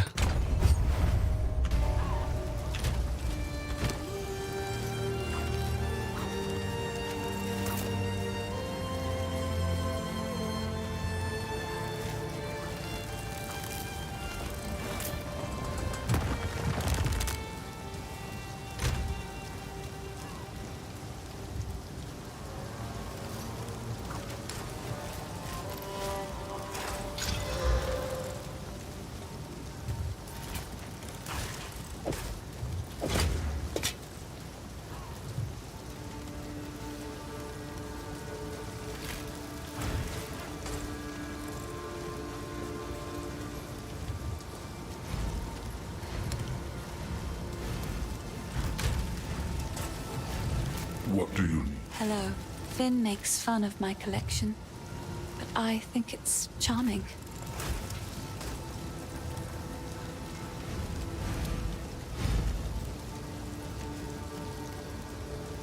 I will treasure it.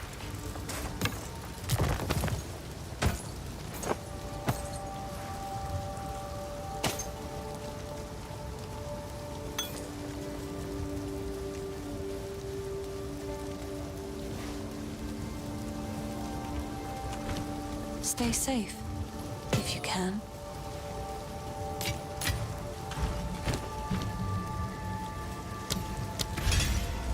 Alright, we'll do that. That should be good enough. Alright, now we'll have to see. We should be pretty considerably more tanky, to be honest.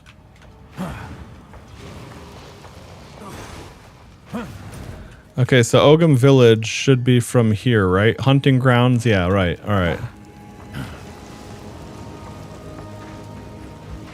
Oh, whoops, the door was right there. Hello. I forgot about that.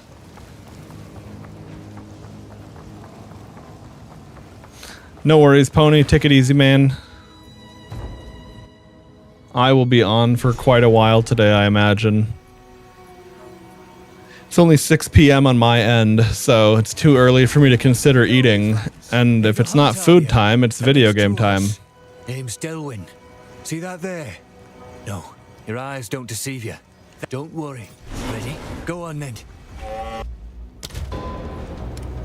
Try keep up. Don't lose sight of it.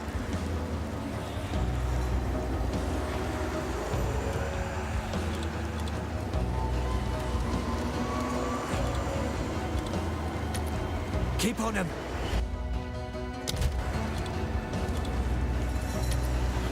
Okay, yeah, that did nothing to my FPS.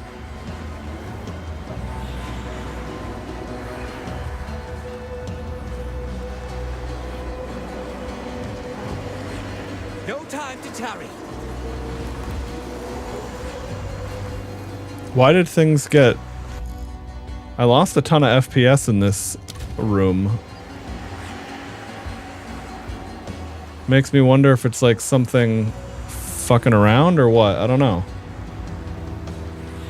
Because my understanding is they did a lot to optimize the game this patch and it felt good. Maybe there's just some shitty texture in this end. Okay.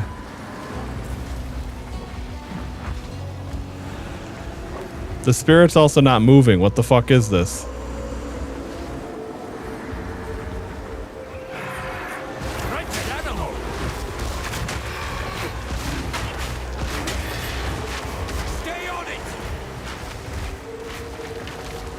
It's, what do you mean stay on it? It's not going anywhere, you liar. Okay, let me try porting out and in.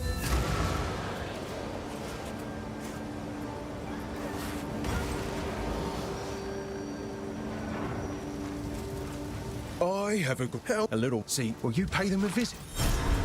Feeling lucky. Farewell, hero. I don't know how to... It seemed like... It seems shadows haunt us both. This hooded go. Well.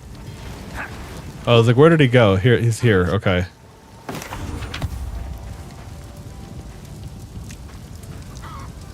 Yes? Please. Take your time. Oh, that one having increased spirit makes it kind of nice. I will treasure. It would be better if it had plus minions, but extra spirit can go pretty hard.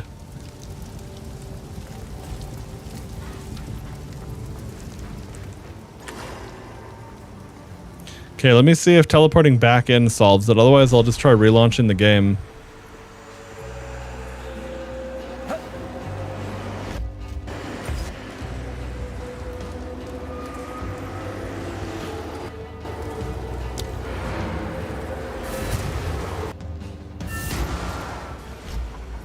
Okay, let me just relaunch real quick because something feels odd.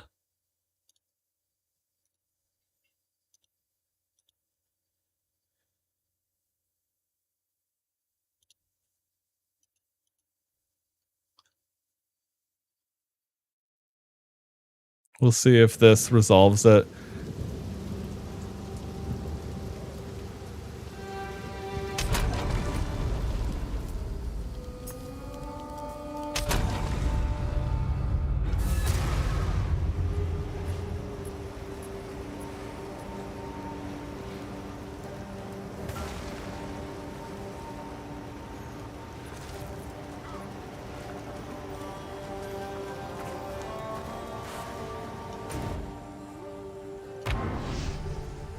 I'm gonna open a new instance of it as well, instead of going back to my old one. Ready to hunt. Yeah, dude, my FPS goes down to fucking 30 here. I don't know what's up with this. Something is fucked. You know what I'm gonna do? I'm gonna try switching from DX to Vulcan. See if this makes it better or worse.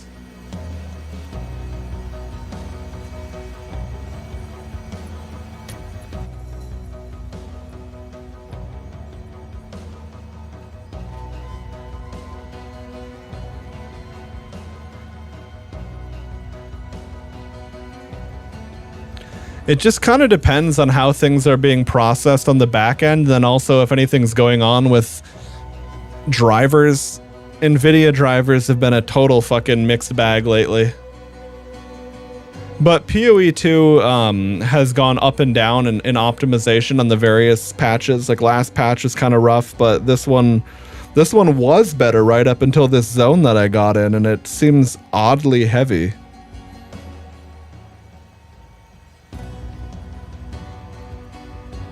But it's recompiling the shaders here, which is a good sign.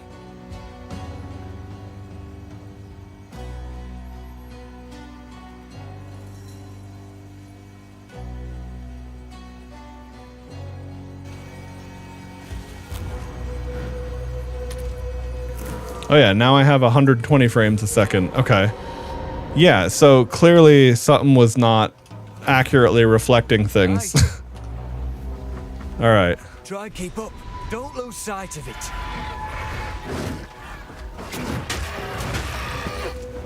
There we go. Now the spirit's moving. Now my frames are moving. Life is good.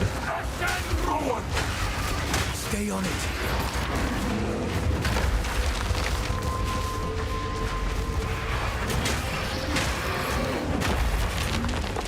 Oh yeah, I don't know if you were here earlier, Toast, but one of the changes for PoE 2 that is insane is respecking is done with gold now. Before it slips away.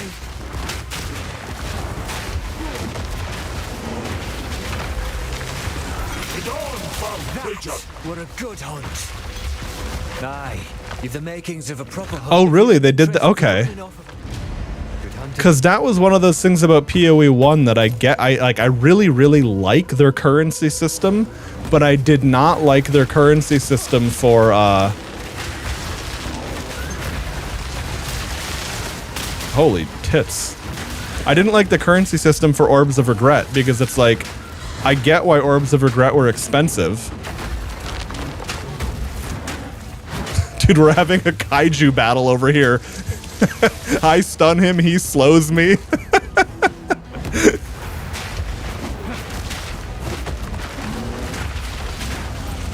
I am so much more tanky now. It feels much better.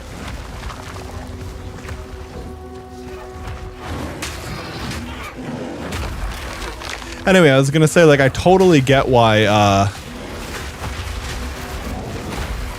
the Orbs of Regret scale the way they do and have the value they did.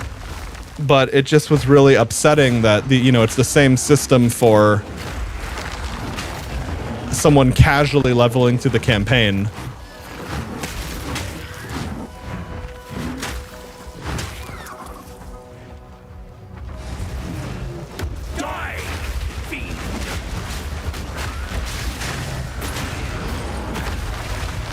Yeah, that full rage slam goes crazy.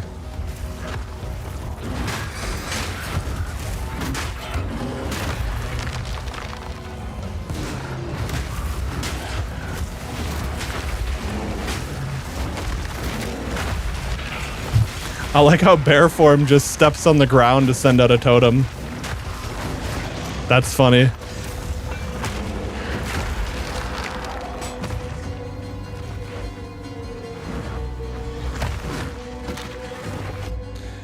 King's March and PoE 1, basically an extra mechanic, but they have gold as a currency from that. Okay, sure. No, that's huge. King's March, yeah, I remember that. King's March it's the city in Act 4 of PoE 2. But it was interesting how they did that. Like, you built the city, basically. You built the PoE 2 city in PoE 1. So, like, people who played both games were all up in that.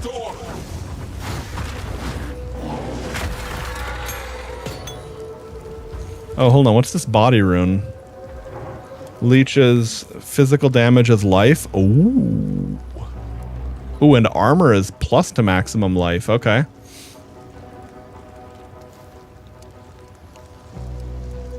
Well, these are super shitty. Let me wait till I get something slightly better. Oh. Hang on, that's a weapon. So how does this work then? Oh, okay. I probably have too good of one for now. Because I got that... I crafted it in the Vol Temple. But yeah, that's right. I'll be getting access to new weapons and shit as I go as well.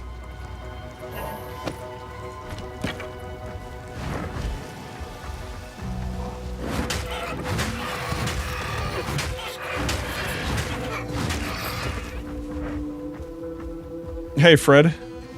Is it new modifiers? Sorry, wait. Is what new modifiers? I missed what we were talking about.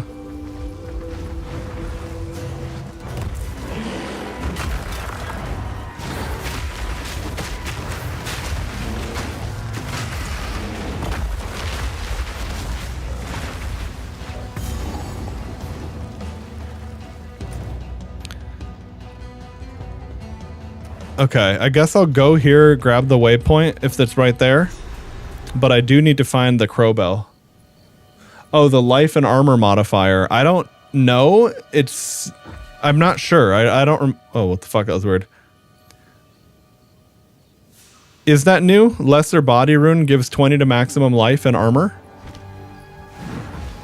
I think part of the thing too is that I never used to prioritize tanky stats much because I was playing a minion witch. Whereas on Bear, I've already respec'd my whole passive tree.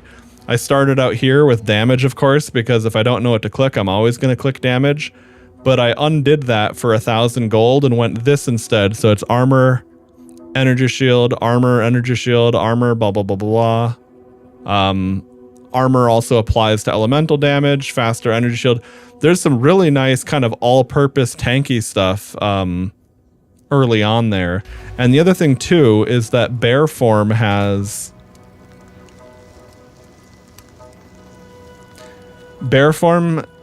passively 30% of armor also applies to elemental damage and 10% armor per level. So bear definitely does well with tankiness.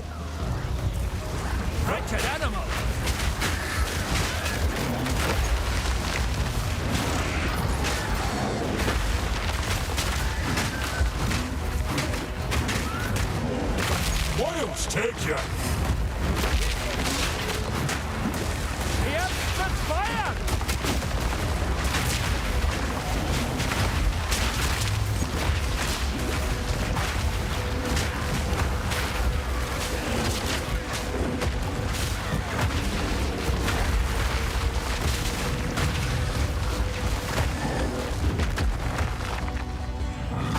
Oh, the animations are incredible, dude.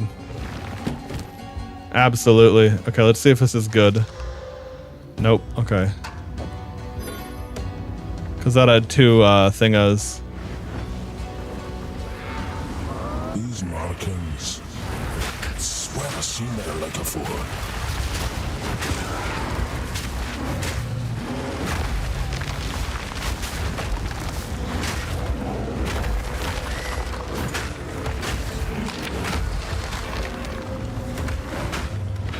Oh, speaking of animations, I gotta show you something. Okay.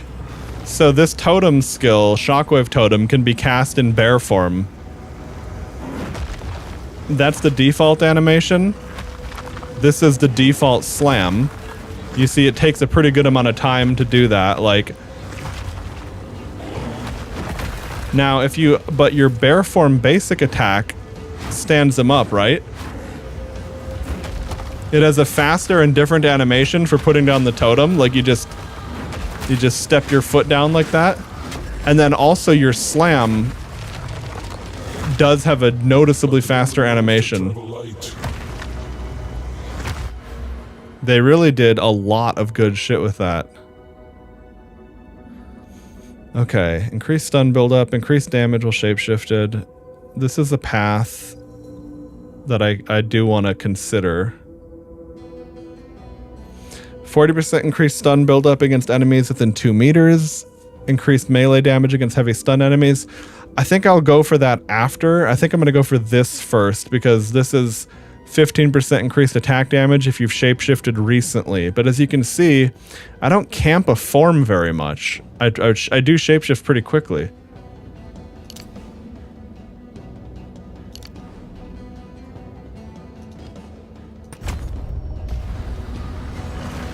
I'm full up.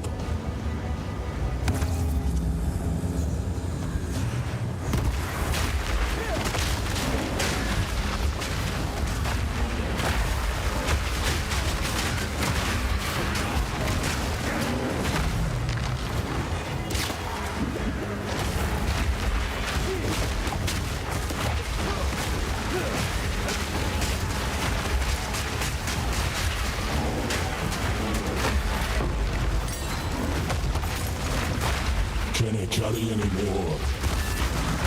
So, I was wow. They're still making these damned altars. Something's wrong, hero. Something, please. Good luck, hero. But now, these damned altars. While the getting's good.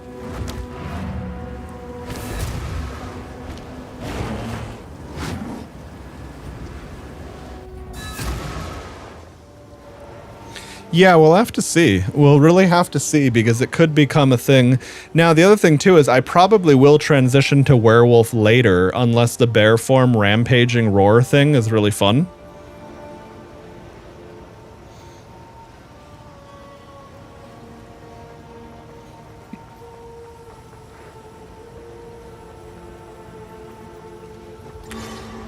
That'd have me out on the ear.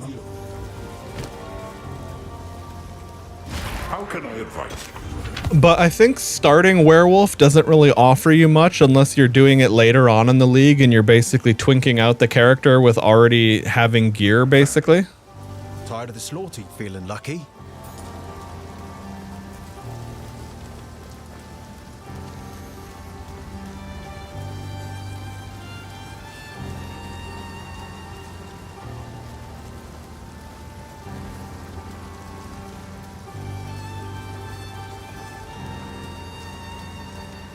I guess that's better.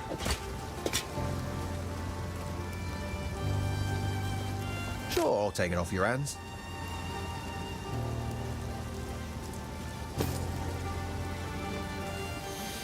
Oh, there you go. A helm with plus level to minion skills for level 5. Last season, I got a level 2 or 3 helm with plus to minion skills, which was like, okay, the game is clearly telling me something. Not bad.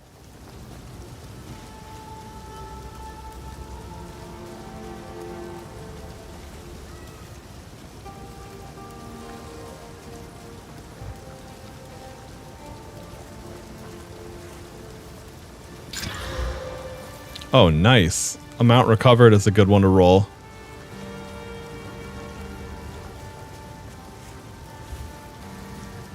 All right. Boy, then. I'm saving my socket and quality shit because I'm going to break it down for stuff.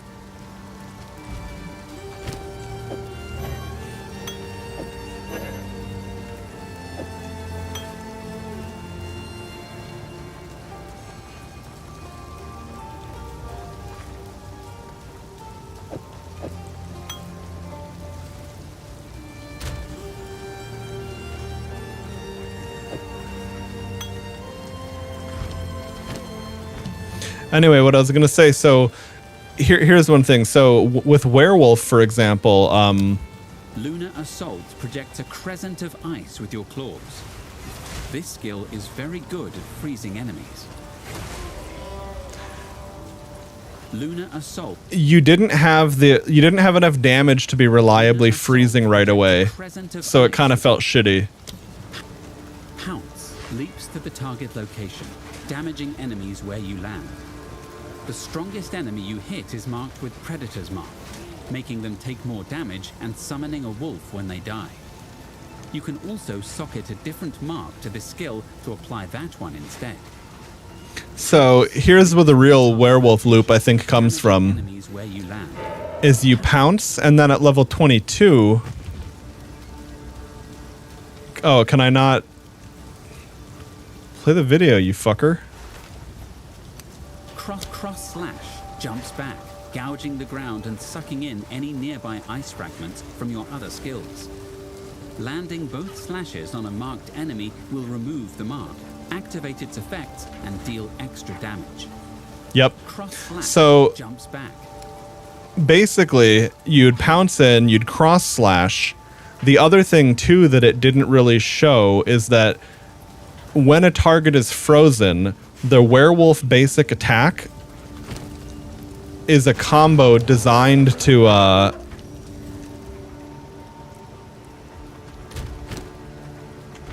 hang on, let me just go back into the zone. We'll just deposit this helm quick and worry about the rest of this later. Tired of the slaughter, none of it's deal. Boy, then.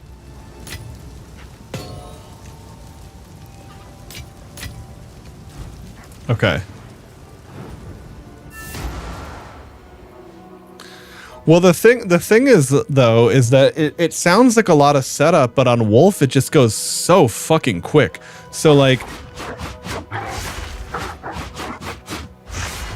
the basic attack is a combo like that, And on frozen enemies, it creates ice fragments that just scatter everywhere and then explode. That was the other thing about the cross slash ability, is that those 2 cross slashes it does gather up. Slash jumps back, gouging the ground and sucking in any nearby ice fragments from your other skills. Yeah. So it basically, instead of getting RNG fragments that explode everywhere, it gives you like the it stacks them up. So I think with gear and with more abilities to play with, Werewolf is probably still going to be my favorite, but I don't know. I mean, I figured Bear would be pretty straightforward, and I get it, but yeah, I'm definitely liking Bear more than I would have expected. The other thing too is I don't even have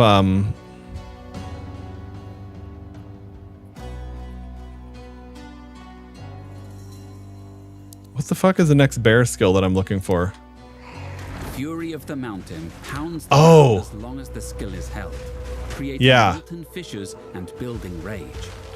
The fissures will erupt again if hit by a different slam. So my understanding is that you basically replace your basic attack with Fury of the Mountain at level 14 as a bear. Oh, what the hell is Arctic Howl again? Fuck, I didn't pin it. Wing Blast buff its enemies. Fuck's sakes. Arctic Howl can cause nearby enemies to freeze in terror, quite literally. Enemies with enough freeze buildup will be instantly by the howl. Okay. Additionally, freezing enemies with the howl causes you and your allies to deal additional cold damage with your attacks for a short time. Yeah, that makes a lot of sense. Because see, I was going to say the thing with Lunar Assault as well is that if you're fighting an enemy that's tougher and like you have to swing multiple times to get a freeze, it just felt bad. Like I was taking an absurd amount of damage. But anyway, I guess I'll upgrade Slam. Oh, why is it laggy again? What the fuck is going on? There's something fucky in this zone or something. I don't understand what it is, but it's stuck at 30 FPS again. Huh.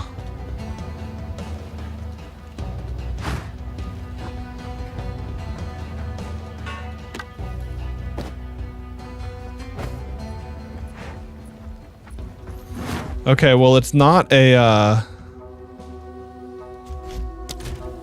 so it's not a Vulcan thing.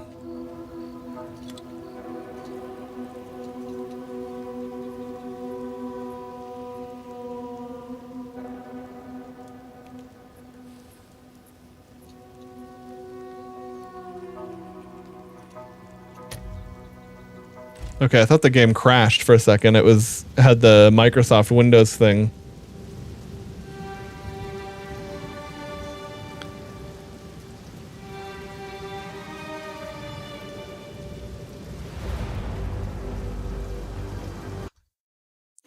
Okay, let me just really quickly, for the sake of it, I'm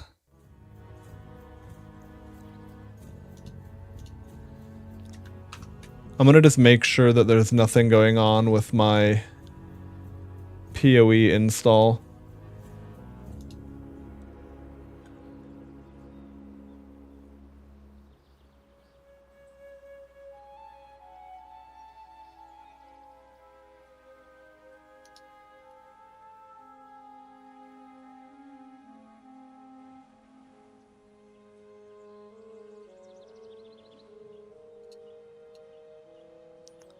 Okay, one sec. Let me just verify the install. See if anything got fucky.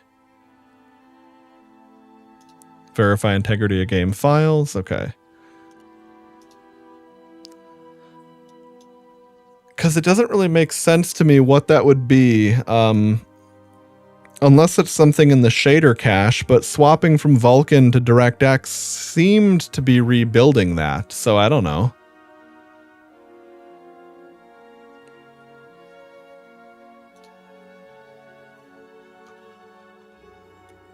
Anyway, let me pull something up on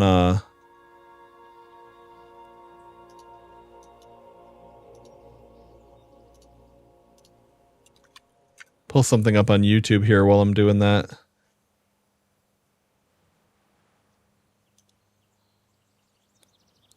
Okay. PoE2. Best early game wolf build. Okay, I want to see. I want to see how people are playing Druid.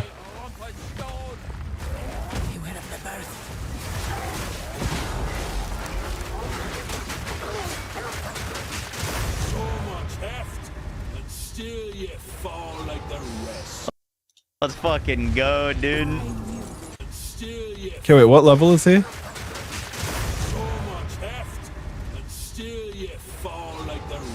Let's fucking go, dude. There it is. There it is.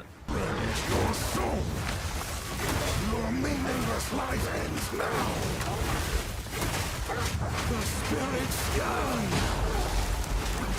Dude, look at our damage. Look at our damage. Look at our fucking damage. See ya. Yeah, that's pretty solid. Now, I was getting similar damage. Our Path of Exile 2 video, and today we're going to be going over my early progression guide to playing a werewolf druid. Now, for this ascendancy, I've decided to go Oracle. I was originally planning on going Amazon. I have shifted to going Druid after we got more information, and Oracle is looking crazy. So I kind of want to talk about why I made that choice, but also give you all the tools you need to succeed. Yeah, no worries, really Fred. Start in the campaign and start literally like one-shotting bosses. Hope you guys enjoyed the breakdown. Let's get right into it. So to start, the biggest thing to understand about the druid / like werewolf form is where your damage is coming from and how hang on. Scale I had that little text message on the screen because the servers were offline earlier and I was playing Ball Pit. scaling your damage. So your damage most of the time is going to be a mix of physical and cold damage. You're going to want the number one thing to get the build start feeling good is to have Lunar Assault insta-freezing enemies. Now, this is a skill that you can pick up with literally your first support gem. It probably won't be freezing immediately unless you get some added cold damage on your talisman. But this reads that it converts 80% of your fizz damage to cold damage. You get 300, at least at level 11, 380% more freeze buildup and 380% more magnitude of chill inflicted.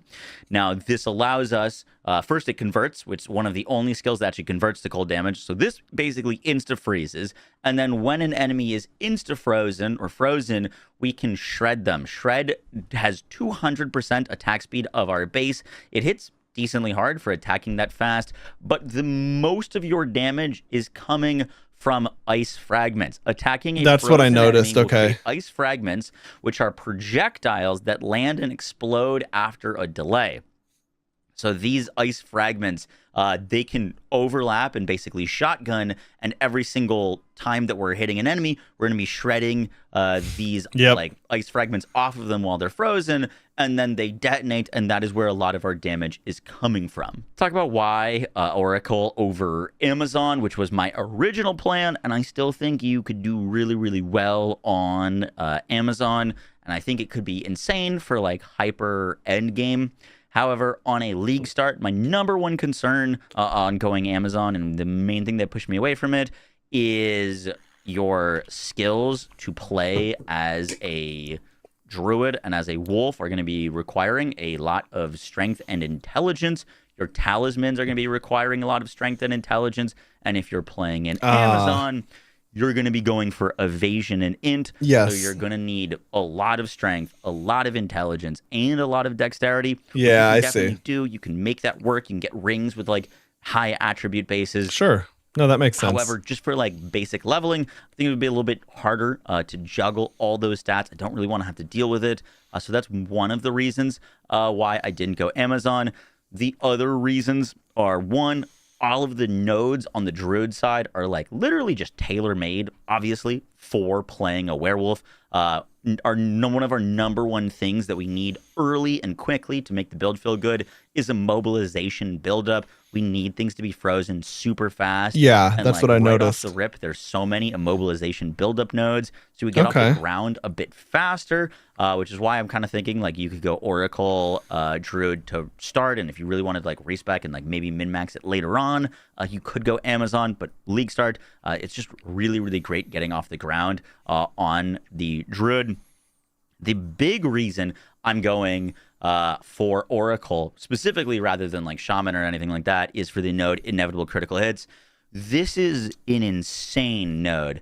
It reads hits which could potentially be a critical hit, but do not roll a critical hit. Will re-roll your critical hit chance until they succeed. Hits have 30% less crit damage bonus for each time a crit chance was re-rolled. So if we get to 50% crit chance, we're basically...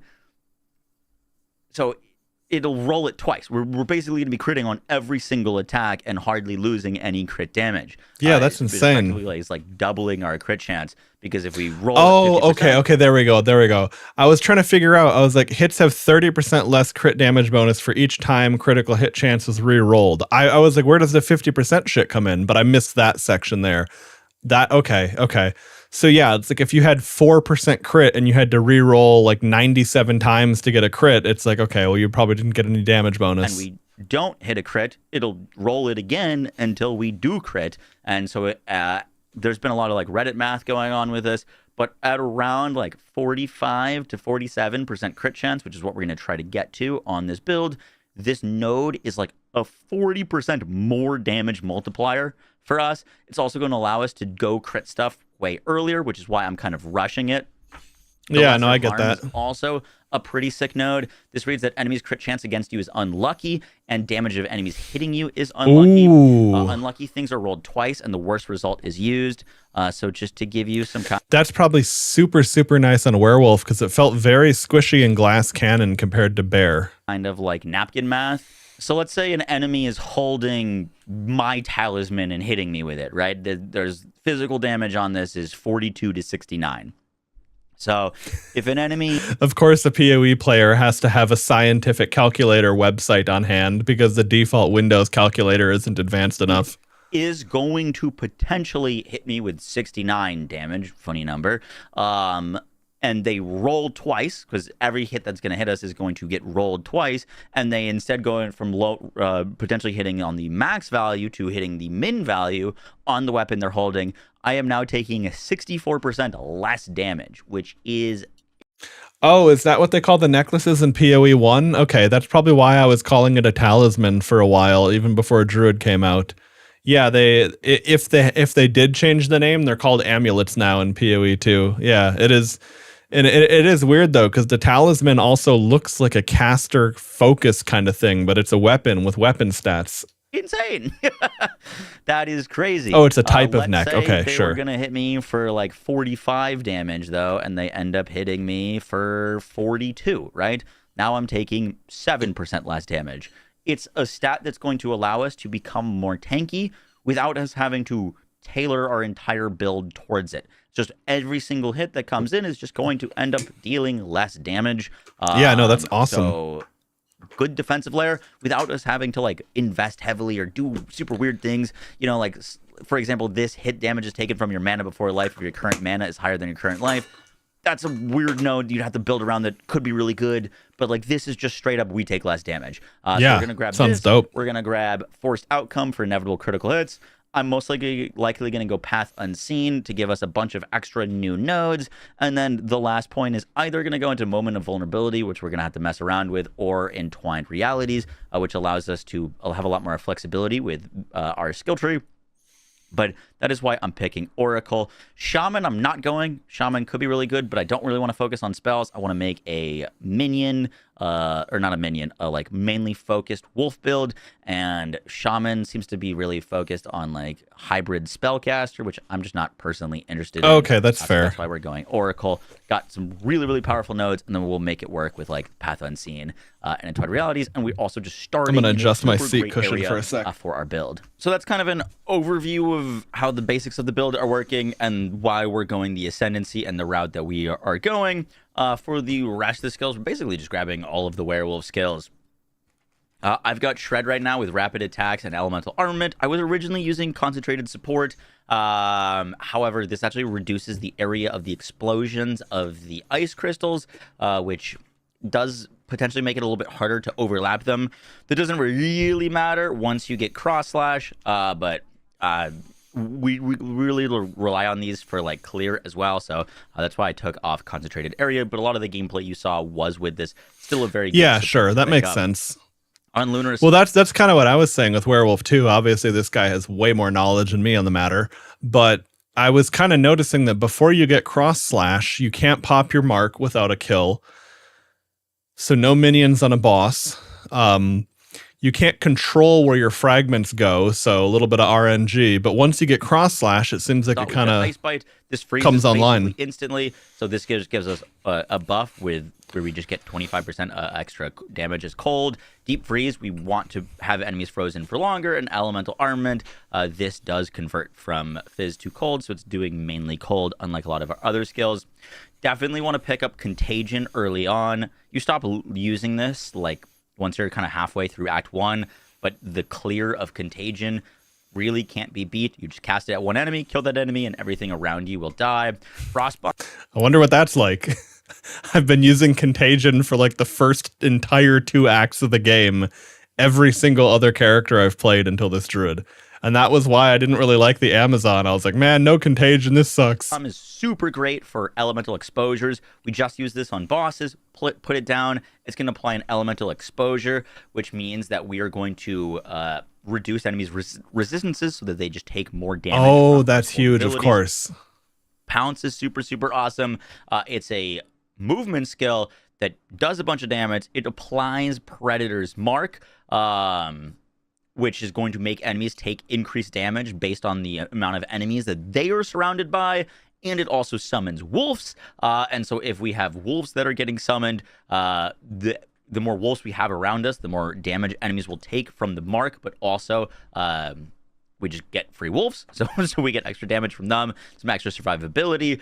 So just super, super great skill. I use this to leap from pack to pack. I do need to change this other support. I'm low on supports, but I've been using Mark for Death so that when an enemy's marked, our physical damage is also going to be breaking their armor, and so that they're just going to take more damage. Savage Fury and Herald Device, both really great buff skills. I'd recommend going Herald Device first, as it's going to help with your clear, and then Savage Fury later. Once you get Spirit, you can have both of them active. If you want to min-max, you activate Savage Fury for bosses and Herald Device for mobbing. Savage Fury is big because it's going to give you Onslaught for more attack speed and also gives you more damage. It will reduce your max life per second. However, it's really negligible. You can just pop a health potion and you won't even notice that it's draining. Arctic Owl really ties the build together. It's a little awkward to use at first, but once you get the hang of it, it's a super powerful tool. I mainly use this on rares and bosses. Basically, if something's about to get frozen, you can proc this to instantly freeze them and buff up all of your upcoming attacks.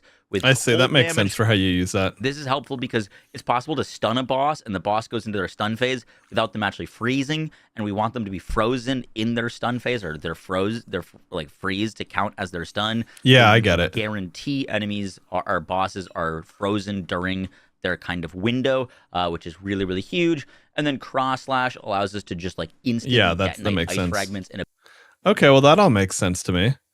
I'm kind of curious about I want to see if people are building bear though.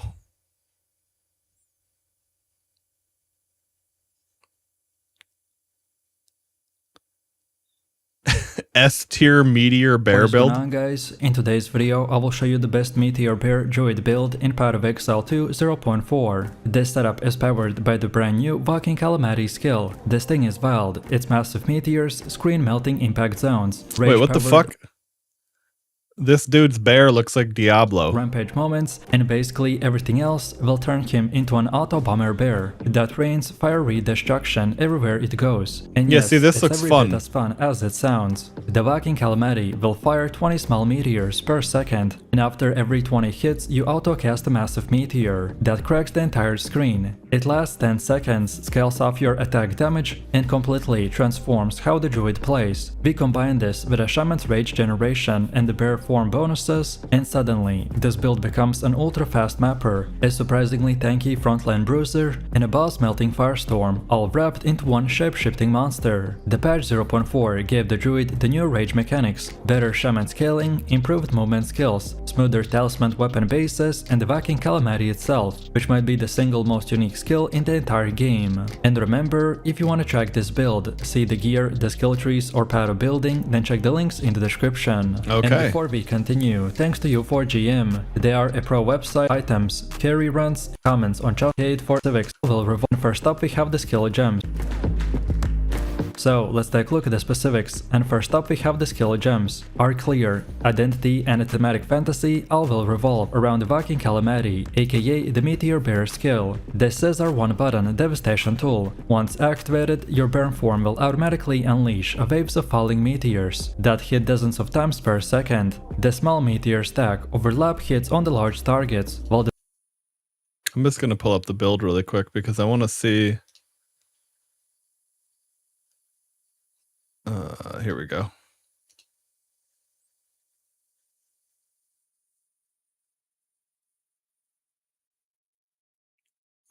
Gain 1 rage and melee hit. Every rage grants 1% armor. Okay.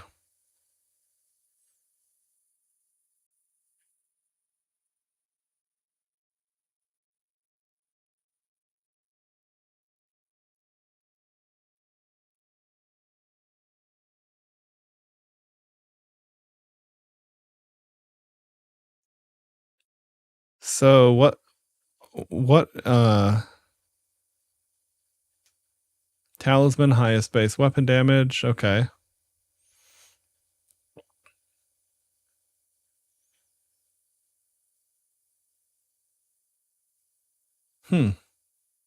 Yeah, I guess gaining one, I guess every rage grants increased percent armor is huge. Alright, so you've got this is the other thing I wanted to see. I wanted to see how people are building. Okay, so they take the damage route. And then they go here. Yeah, I mean that makes sense. I was thinking speccing out of that because like some of those flat values of armor and energy shield are really underwhelming later on, but it really helped.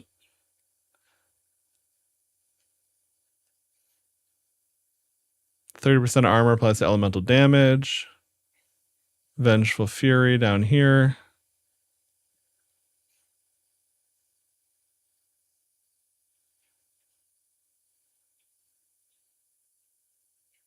Ignore all movement penalties from armor. Oh, interesting. I didn't even know that was a thing. What, do you move slower with more armor or something? What I don't understand, because I haven't used a lot of trigger builds, I don't quite understand what's making it do all of that. Let's see. So you've got Maul, Rampage, Ferocious Roar, Furious Slam, Volcano, Attrition, Herald of Ice, Time of Need. The big meteor detonations will delete anything left standing. And the beautiful part is that Viking Calamity is an attack and not a spell. This means all of your bare melee scaling, talisman weapon scaling, and physical to elemental conversion nodes will actually matter, since the meteors will hit so frequently, so we benefit massively from the rage, attack effectiveness, and elemental scaling, which makes this one of the most versatile scaling skills that Druids ever got. Then for single target, the combo is simple and incredibly satisfying, so we use them all skill, then the Furious Slam, and then later Volcano to trigger bonus rage interactions, and then this will activate the Viking Calamity at the full rage to unleash tens of thousands of hits even in just few seconds. In my testing, the big bosses with the big hitboxes melt faster than almost any other melee build, and then the smaller bosses will also take a beating thanks to the Maul, Berserk, and the consistent meteor overlap. Then for clearing while moving between the packs, the Rampage will become our mobility and auto-slamming engine. Oh, sure, forward, okay. increases movement speed, and works perfectly alongside the Viking Calamity. Add in the Herald of Ice. Oh, Walking Calamity. Jesus Christ. I could not understand for the life of me what he was saying with the accent. I was like, I don't see what he's saying with this walking, but that's right. I remember the skill was called Walking Calamity. I was like, okay, I'm looking for something called Viking Calamari and I can't find it to save my fucking life. All right, anyway. Let's see if PoE behaves better now after whatchamacallit,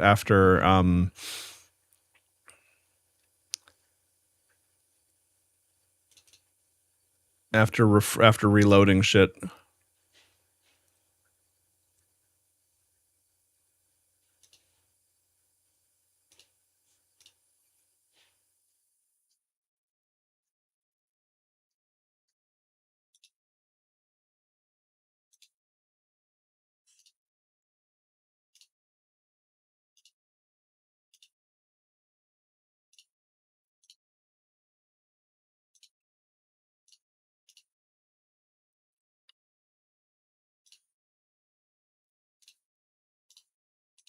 All right, there we go.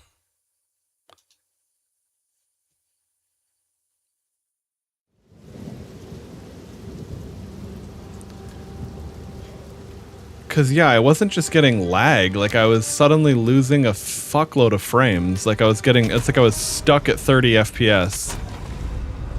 Regardless of like performance overhead. That was what was really weird. Okay.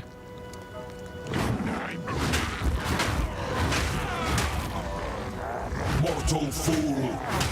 Yeah, this is clearly working much better now. I don't know what the hell the difference was, but anyway, I'll take it.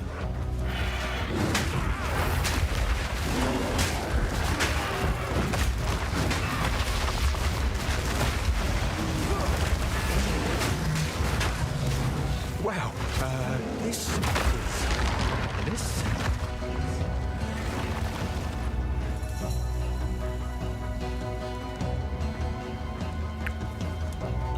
What were they saying in chat? Has anyone tested this game on a mechanical drive? I have a feeling this game will not run well without an SSD. It's probably one of these modern games that just doesn't handle things like that nicely. Okay, so now what the hell did I have to do here? Alright. Ogum Farmlands. Oh my god, the game's animating smoothly again. Beautiful.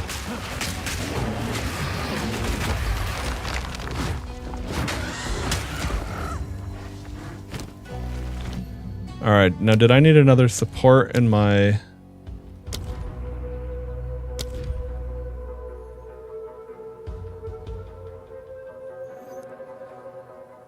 I need to figure out what level I get, Oh,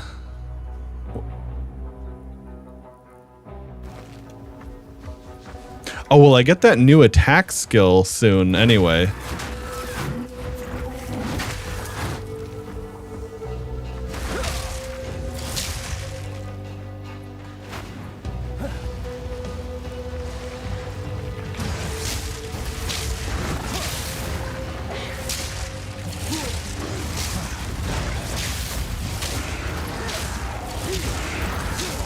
Man, lightning is just inherently satisfying, I guess, too. It's a tough call for what, how I end up wanting to play or build. Shut your beak!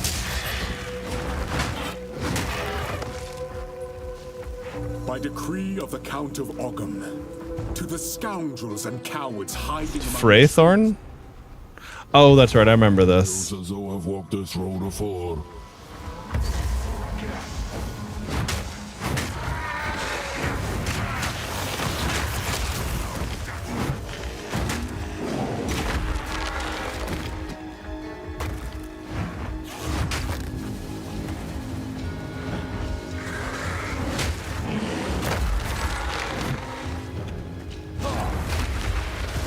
Why did my volcano go there? That's weird.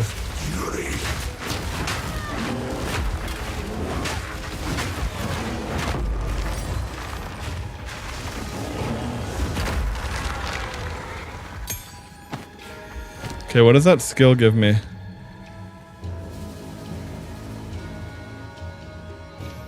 Alright, so you don't get Rampage until way later, which makes sense. That seems like a much later game skill. But I do get Fury of the Mountain really soon. They give you a +1 wand in the skill shop at level 1 when I don't have enough money. When you come back with enough money, the shop refresh for a bunch of trash. Aw, damn.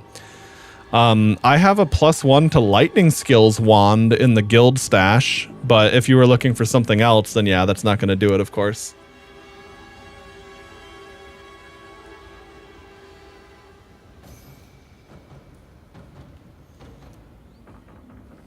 There we go. Need to make adjust my headphones, make them comfy.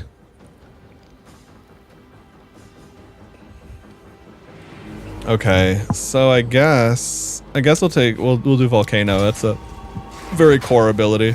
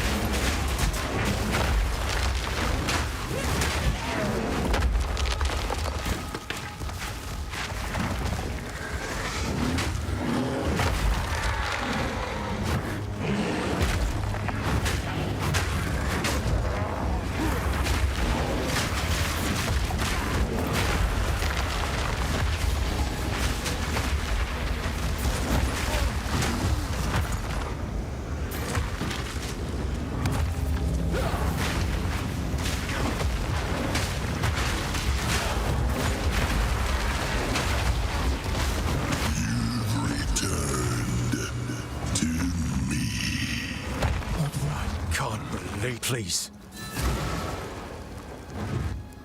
Okay, so we gotta find the rest of these shits.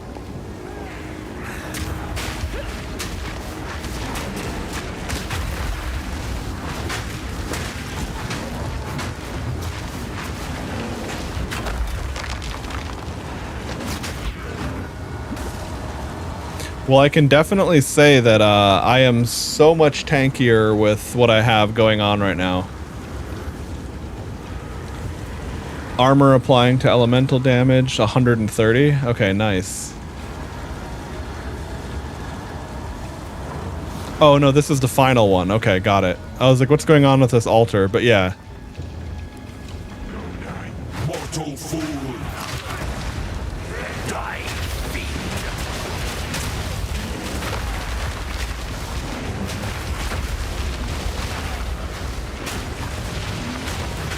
Wild's taken.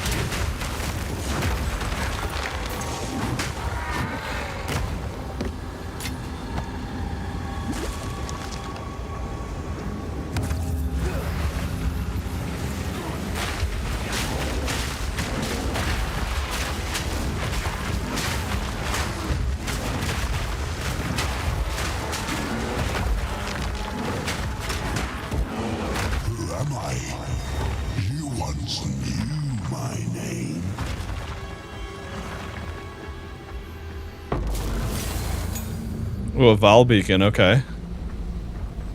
These are the things that lead up to the mechanic. I've done one little Vol Temple so far, and the value was significant. I think it's... I mean, I don't know if it's better than, like... I don't know if I like it better than Abyss or not, but it's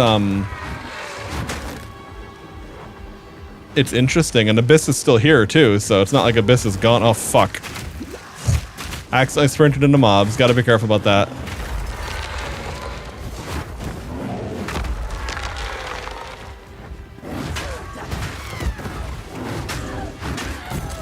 The other thing that Werewolf has is it has like a lunge built into its like its main initiator attack. And I see what people are saying about melee having a lunge that really goes a long way. That was funny. I got lifted up.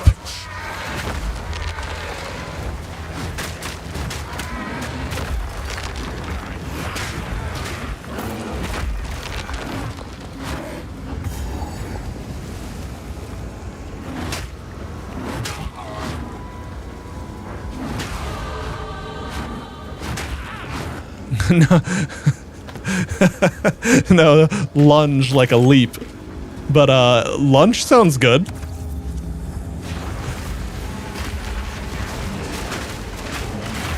I like that.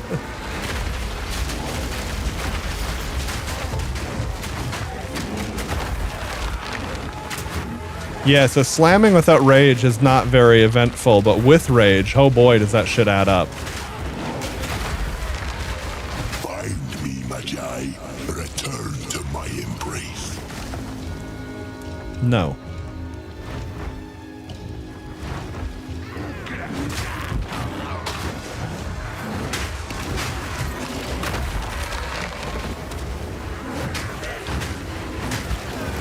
Fuck, I'm gonna die. Okay.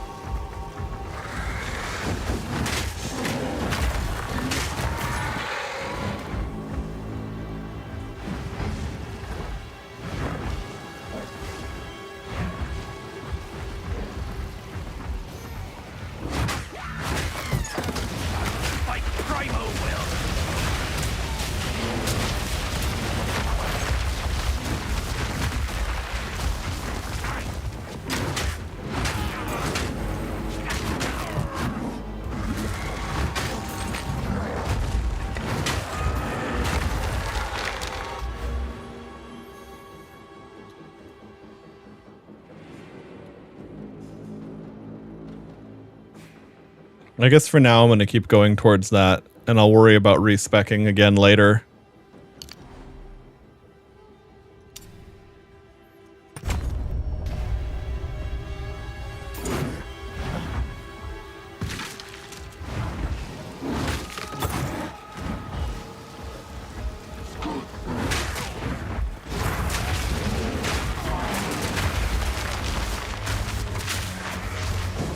How did that guy survive that?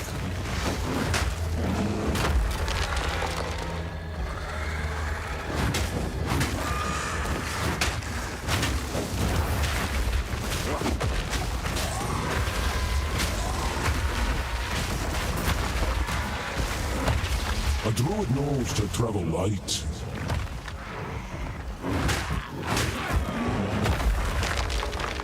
Dude, where the hell is the last thing? This can't be here. Oh no, I guess it could be. It could be in that little quadrant there. I don't think it would be though. I didn't see a path that went in there. Soulless wretch. No, okay. So it's gotta be somewhere over there. Oh wait, is this one that I didn't do? No, okay.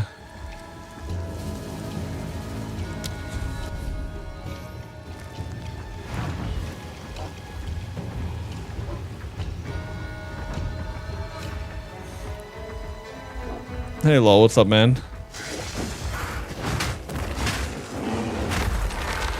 We're playing a different game today, so I'm a druid.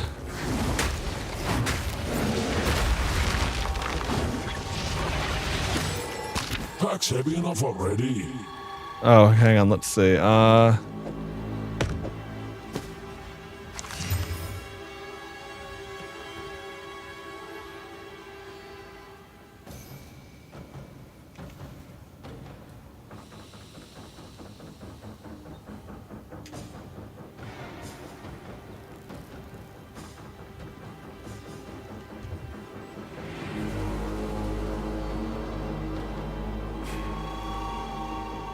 I'm not really getting stunned.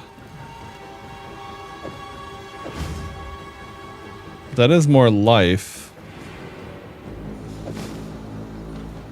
But I lose a lot of energy shield for that life. And some intelligence. I don't know, fuck. Anyway, whatever. Oh, okay. Maybe I'm done. Maybe I do go back to that checkpoint now.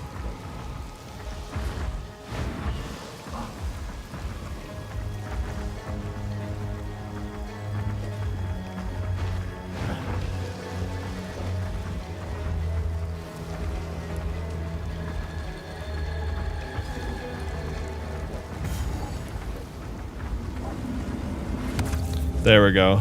It's ready now.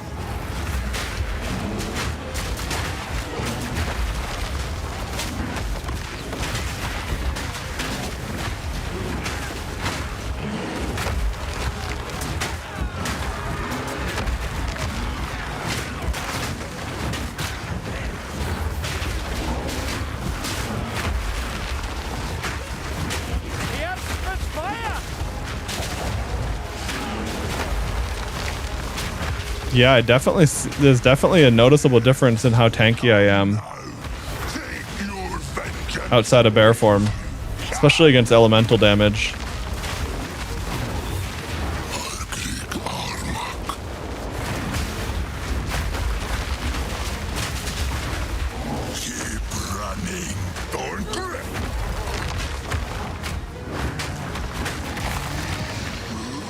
What the fuck?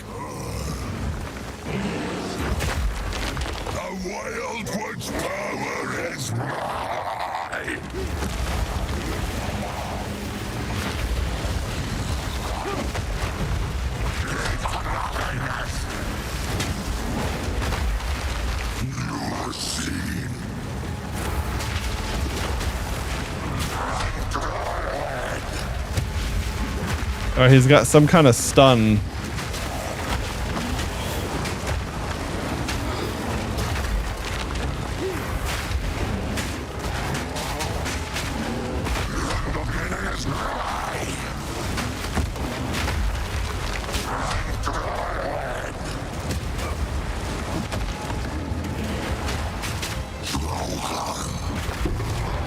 All right.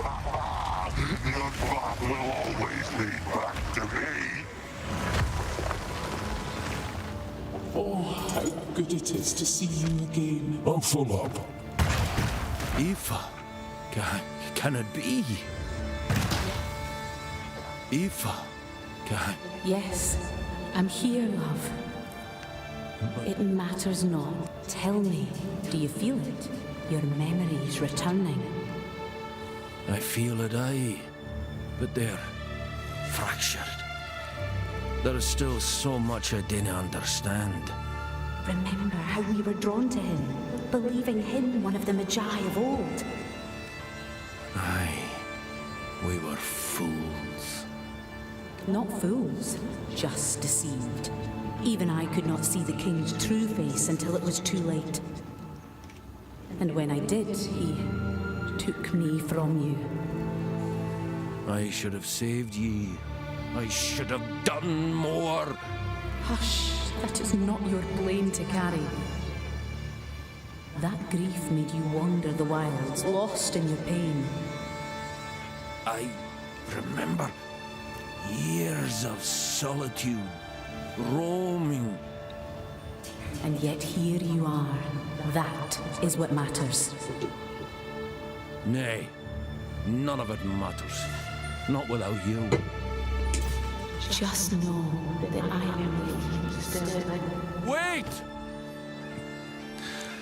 The different stories per different classes are pretty cool, because like the witch story is obviously very different than this.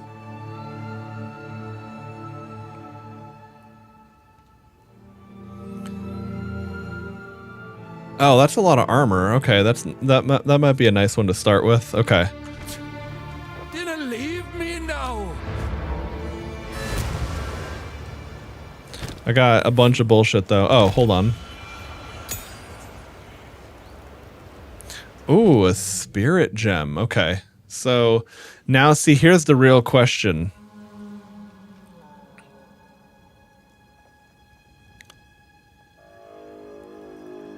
Why is he Australian all of a sudden? No, he's supposed to be Scottish, I guess, or Celtic or some fucking thing. While active, your fury builds from attacking enemies. Using this skill releases your fury to send you into a bestial frenzy, gaining damage and onslaught, but constantly losing life.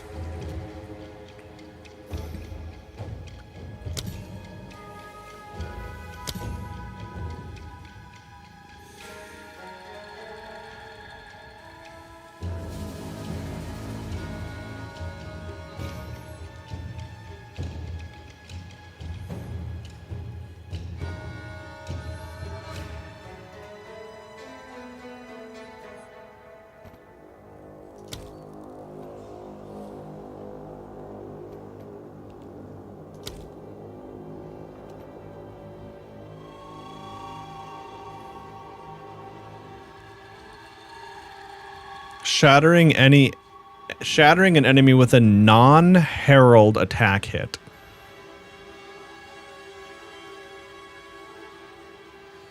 What the fuck is a non-herald attack hit? Isn't that literally everything that isn't this buff itself? I mean, I assume as much. Okay.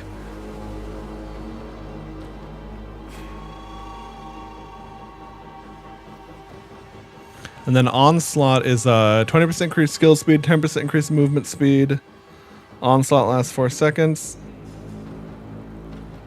Frenzy ends immediately if you return to human form. You cannot gain fury while in a frenzy. Okay.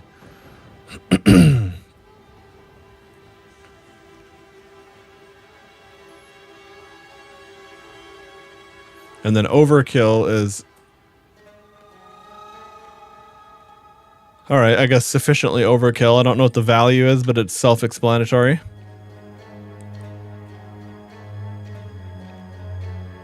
Yeah, no, I realized that. I was trying to figure out like if that was a limitation on it, but yeah, to prevent unlimited cascades, that does make sense.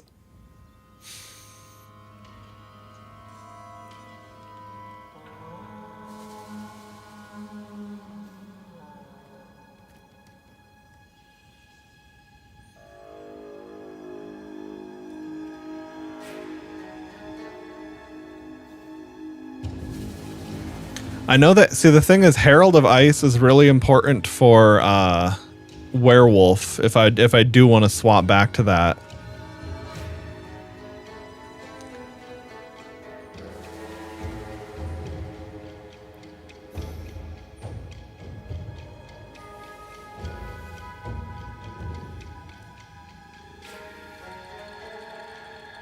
But I wonder if Herald of Ash might make more sense for the volcano and bear shit that I've got going on. But then again, Savage, that already has enough AoE. I think I'll take Savage Fury because seems like that was being used in either like some wolves were using this. Herald of Ice would definitely be important for wolf. I get that for sure.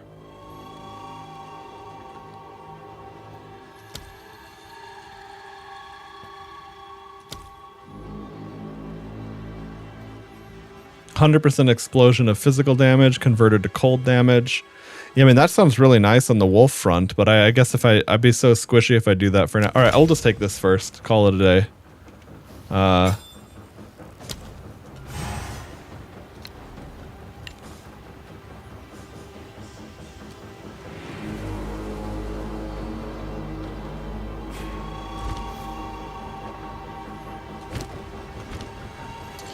Okay. Oh, right. And then we'll go back because I've got a full bag of shit.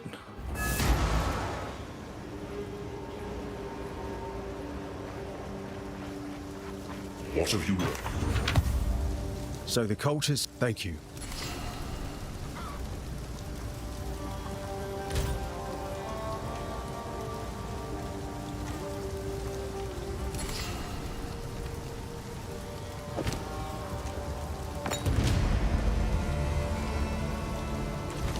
Oh, yo.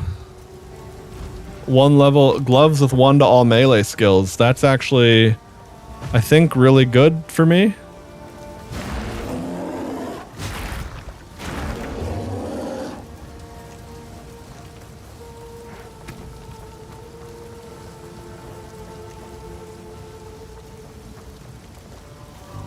Yeah, Wyvern is really cool too.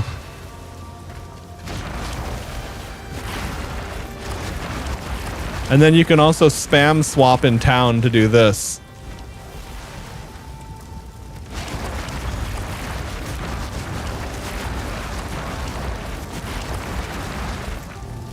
Fellow druid of culture, I see.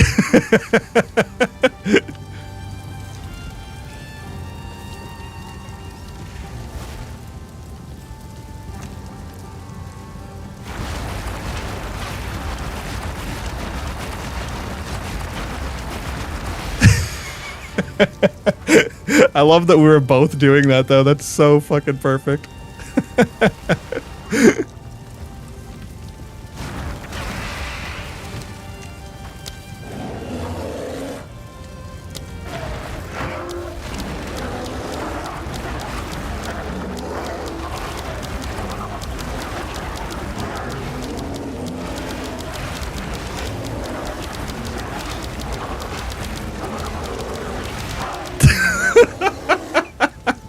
Druid is the best class to be sitting in town on.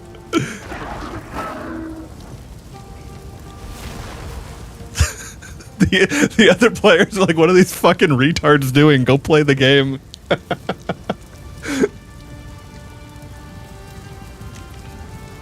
Oh, man.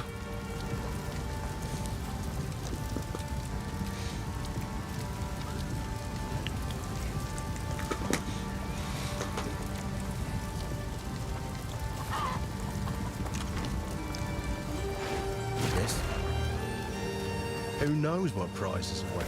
Okay, now what was I even doing? I got completely Druid fucking form spam, Sure. gamer brain, as you were calling it.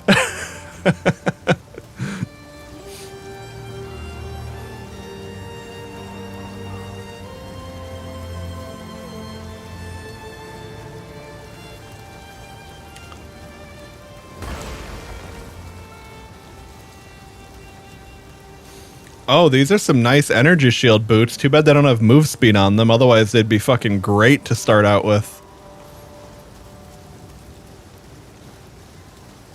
Not bad.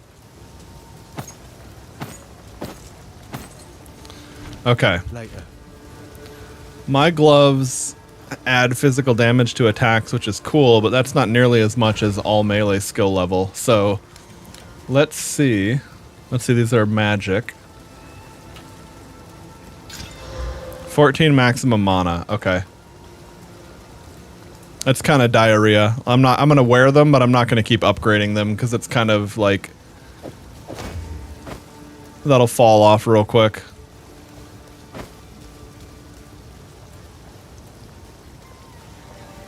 Hey, none of it's junk. None of it's junk. I don't believe you. Okay, Savage Fury, efficiency, cost, makes it cost less to use. Cannot support skills which reserve spirit. Okay, so I just have to learn what the nuance to this is, but this is really fucking funny just for like a new player to see. Savage Fury, recommended. This is a spirit reservation skill. Cannot support skills which reserve spirit. And then if you look down here, you see Savage Fury X, Savage Fury check. Okay, so I think it makes the cost.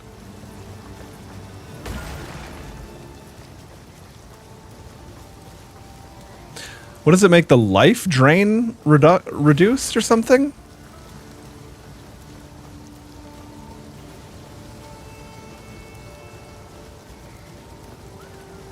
Yeah, what the shit is that? I don't get it. Prolonged duration and efficiency, Savage Fury.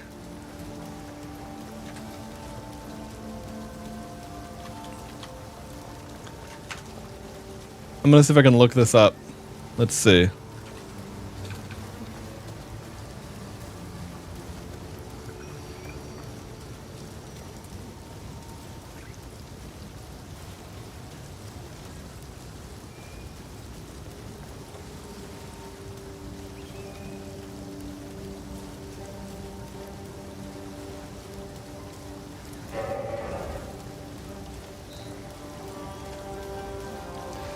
Let's see, efficiency and prolonged duration.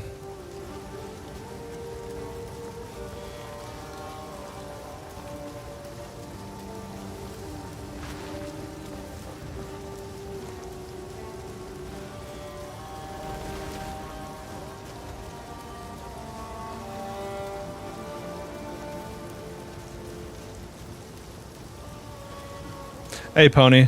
I'm trying to figure out what the fuck's going on here with Savage Fury and efficiency and prolonged duration.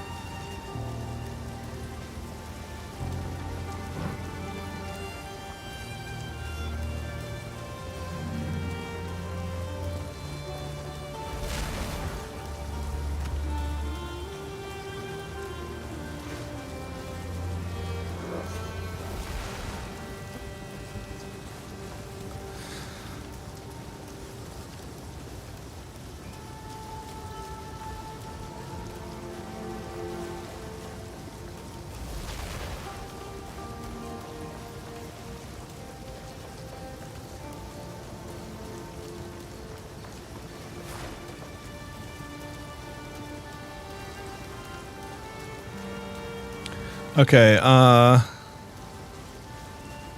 want to see if AI is actually capable of parsing this. Since Savage Fury's Frenzy buff is a base duration of 0.5 seconds / Fury, prolonged duration extends the Fury duration, the Frenzy duration multiplicatively.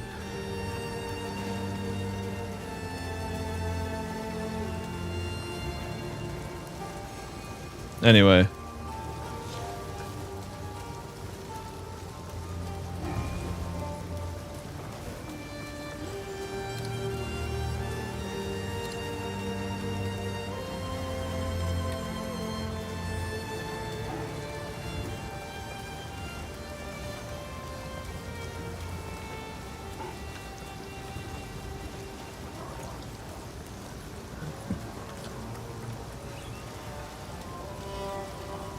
Okay, it builds 1 Fury per attack, max 20 Fury.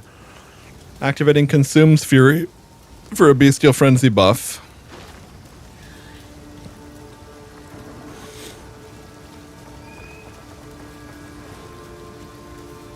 It does not work with Savage Fury due to explicit limitations.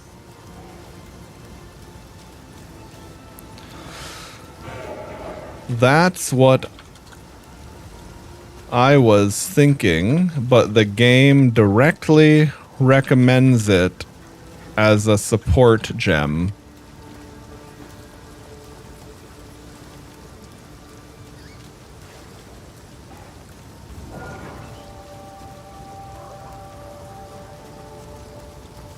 See, that's the part that's so confusing, is that you see this shit and it says it doesn't work with Savage Fury, but it does work with Savage Fury, and it's recommended for Savage Fury. I don't get it.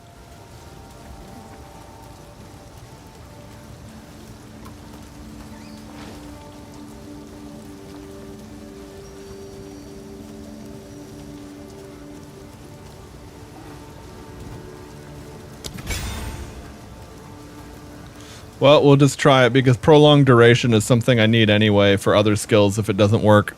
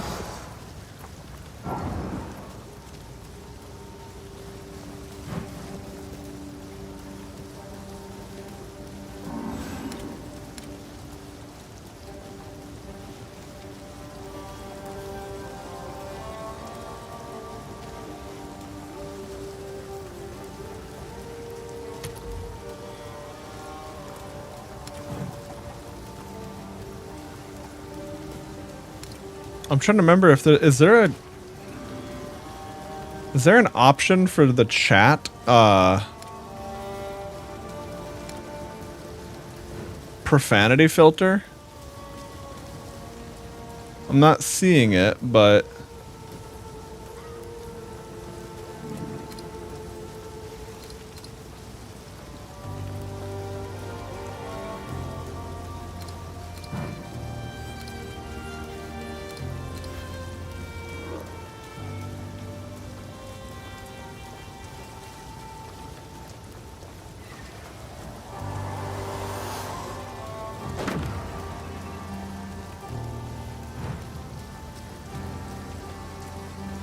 huh, guess not. I don't know. That seems so weird that there wouldn't be an option for that, because I don't get the sense that grinding gear games like really gives a shit any more than they kind of have to preserve the peace, etc.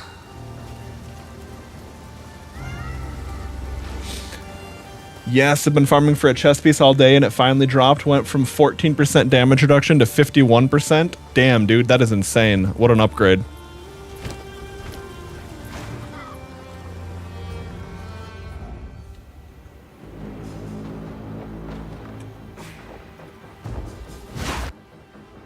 All right, anyway.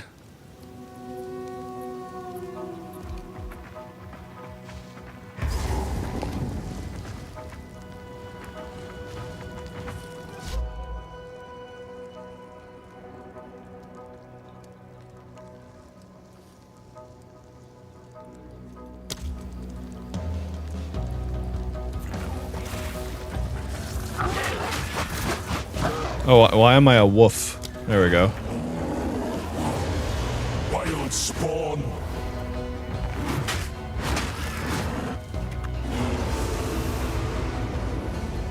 Oh, okay, that's where the fury... Okay, got it. Anyway, I'm just gonna engrave that already, fuck it.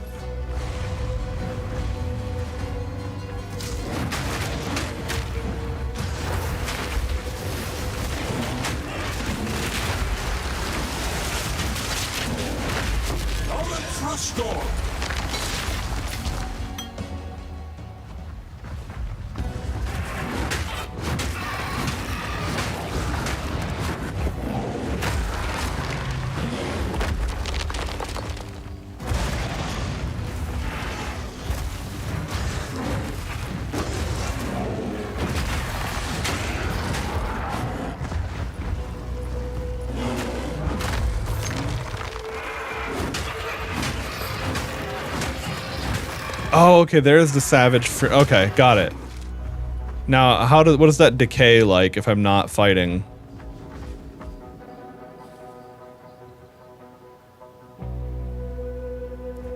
Oh, okay, so it doesn't decay like rage, it's just I have it... I don't have it till I activate it. Okay.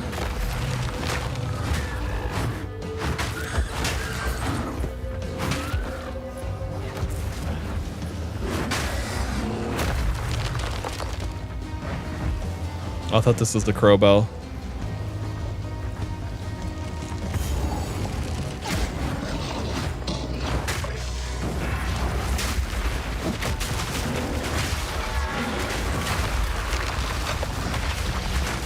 I didn't even need to activate Frenzy.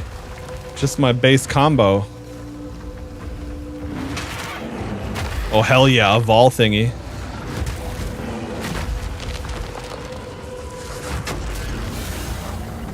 Alright, so we're at 3 out of 6. Once you hit a 6 one of those, that's the new league mechanic. And it is so worth it. Like, you get so much shit to craft with.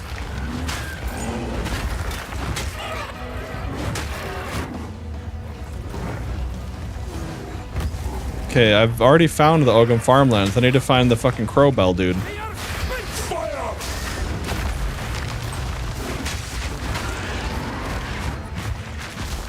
Yeah, I mean, bear form volcano slam certainly doesn't not work.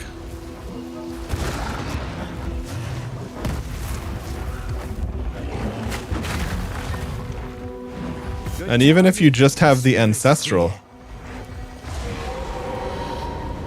Oh, okay. Well, I guess, yeah, we'll follow the spirit for a guaranteed rare.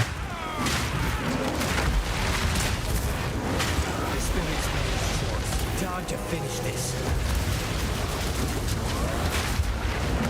Come on now. Let's end this. Spirit, thank you.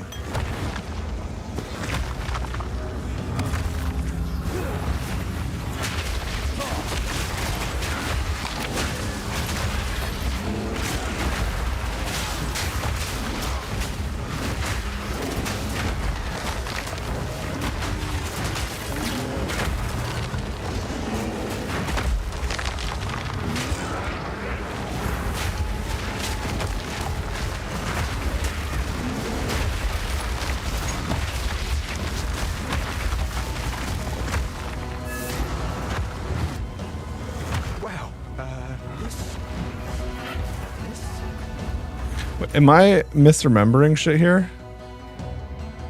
No, the crow bell is somewhere in this map. Okay.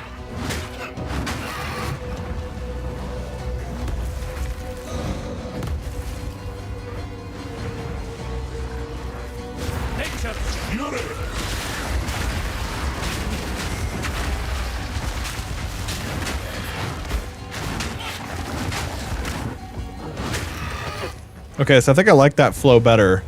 Volcano, bear melee, slam, then totem. Because putting out the totem first means I'm sitting there for way too long before I'm slamming.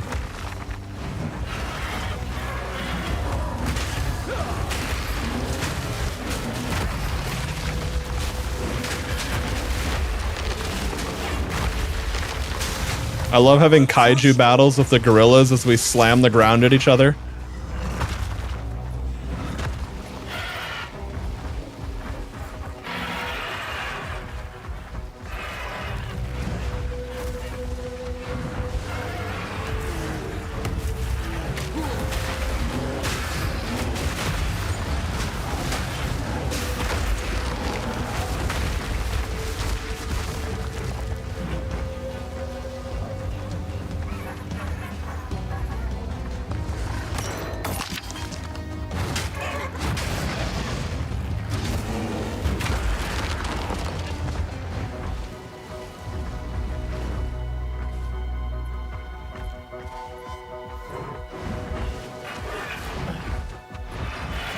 It should be out somewhere to like the side, the far end of the map though, I think.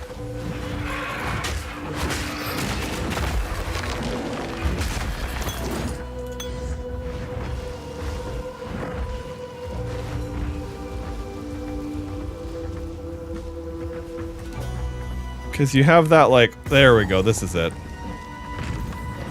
I was like, you've got that whole thing like wandering up to him usually. Feathers and filth. This is no omen of the Morrigan.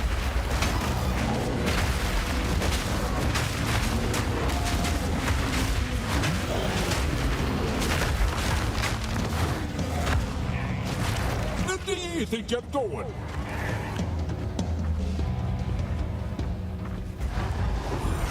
They are Spitfires!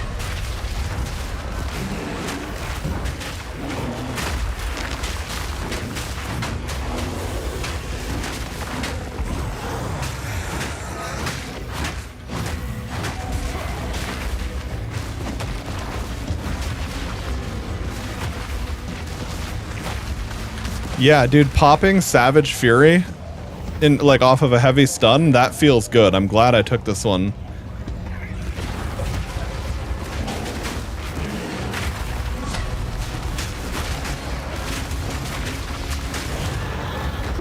Dude, you just get to brawl as a bear. Bloody last. All right. So, uncut skill gem, what the fuck level is this? Level 3? Okay. I guess I'll take better entangling roots. I'm not using Lunar Assault yet. That's wolf shit.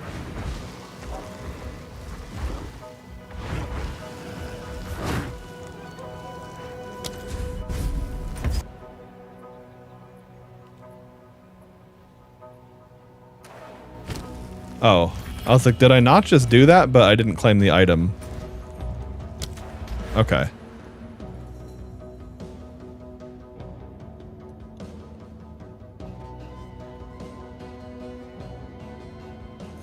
Yeah, dude. So this is the path for Wyvern, I bet. Projectile damage, projectile damage, projectile damage, ailments with projectiles. I don't know if a flamethrower cone counts as a projectile or not, but that does seem like what you would want. Okay, so strength. Here we go.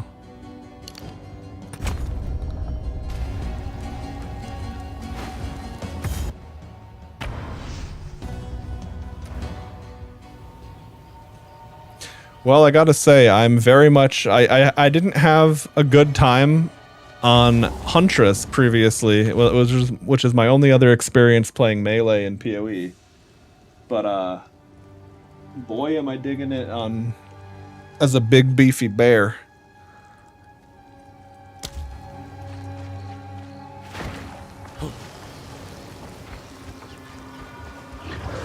Wild spawn.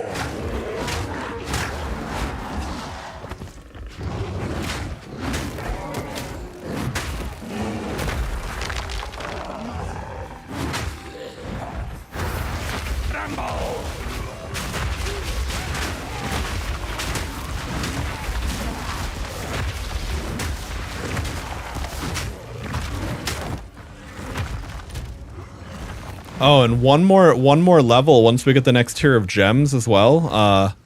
Then I get I get the fissure attack thingy for bear.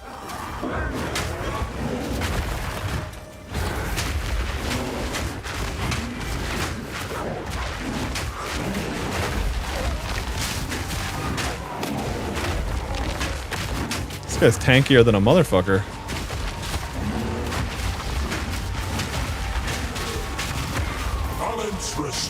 Oh, I should have popped Frenzy on him. I forgot. That's exactly what that skill is for. If you're fighting a dude that is a beefy shitter, that's exactly what you'd want that for. Longer is better. Maven from PoE 1. They know what they're doing when they make voice lines like that.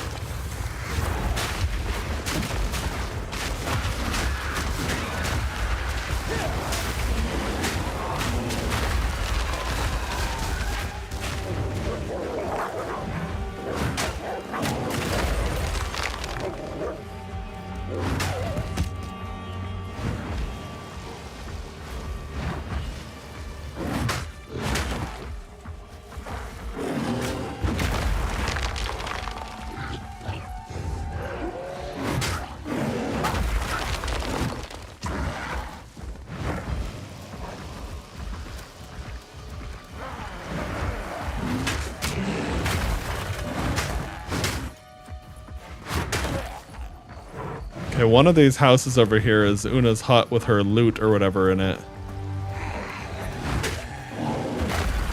Nature's fury.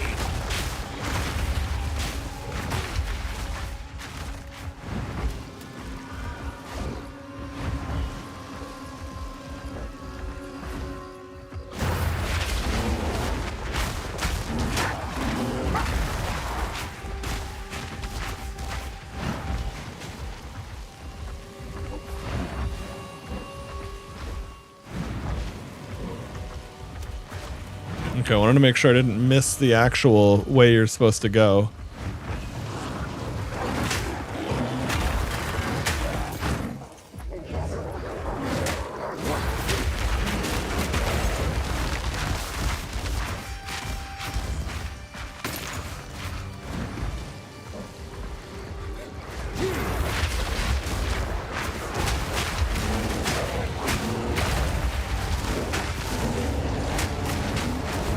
Nature takes what's old.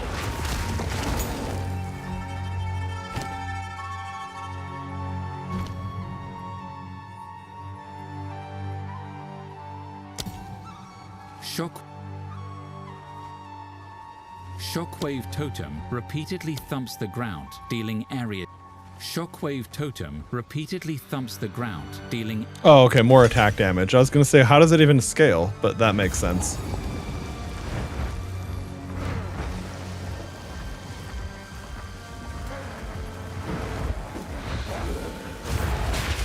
Blood for blood.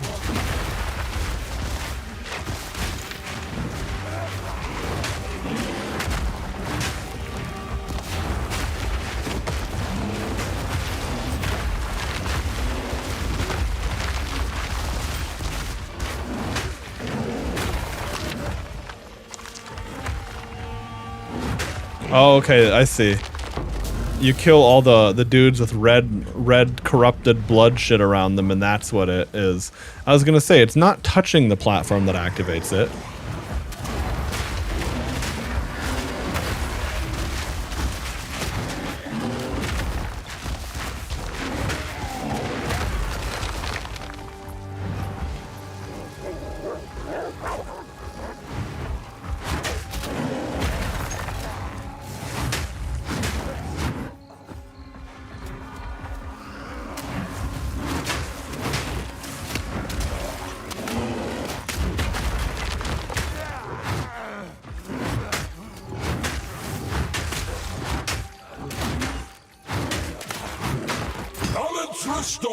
He had some kind of like debuff bullshit.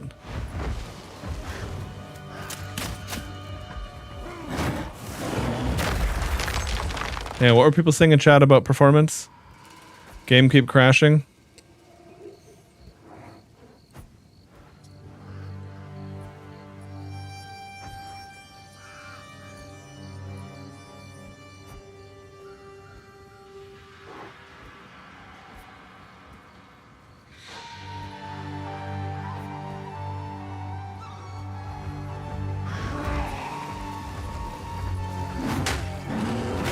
Are bears good at anal? God, I hope.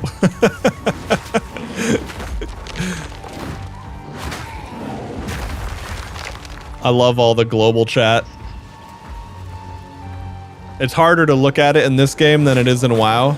Like, WoW is a much slower paced game where you can afford to, unless you're like healing, or unless you're doing like difficult content and like healing it or tanking it or whatever, you can usually get away with a little bit.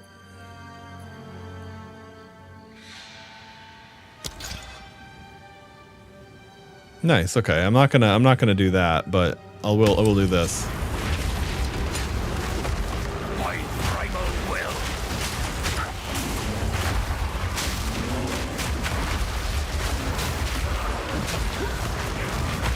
Feral brute.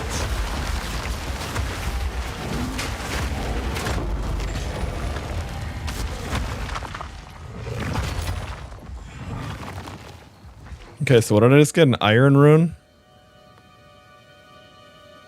Martial weapon. Oh, nice. That's the increased physical damage rune. Good shit. Okay. So I just gotta get, I gotta add sockets to my weapon then. Fuck. I forgot about sprinting. Every now and then I do that.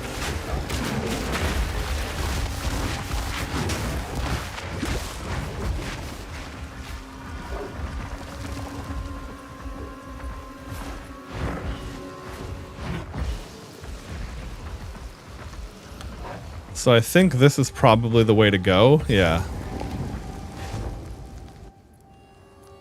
I'll go here and grab the waypoint.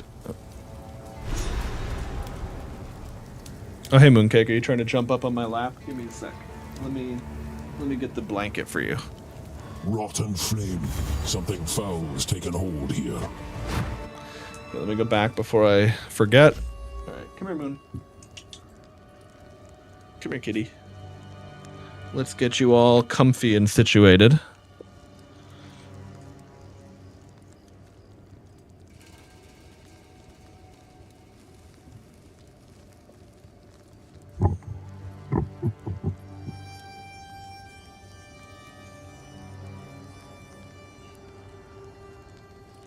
Here, hang on, Moon.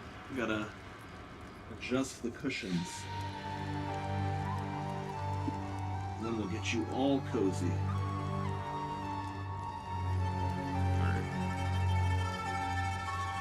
Whew. Come here, Moon. Come here. That's a good kitty.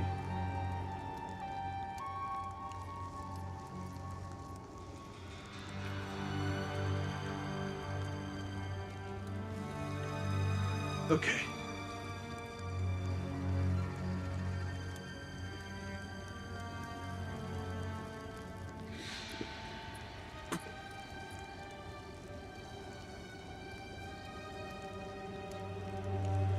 Okay, come here, Mooncake. Come here. Come here. Come here. Come here. Okay, come here. Come here. Come here. Come here. Jump. You can make this jump. Come on. Come on. Jump. Come here, Moon. Come on. Come on. Jump. Or come closer, let me grab you. Ugh. No. Let go of the blanket. Come here. God damn. Psycho cat. Alright.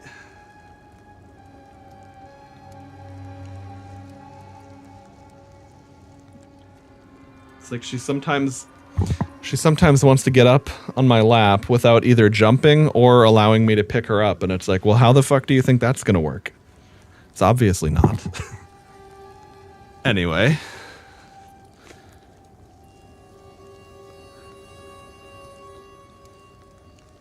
Okay, Moon, we got you all managed. That's a good girl, huh? That's a good kitty.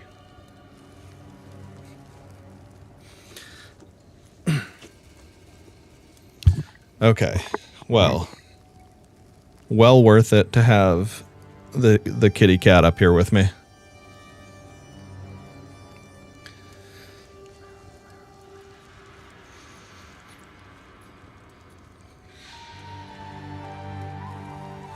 There we go, Moon.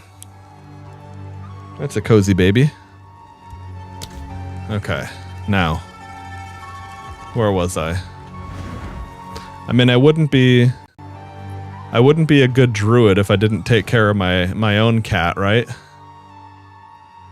Yeah, Una's hut is somewhere here. I thought so.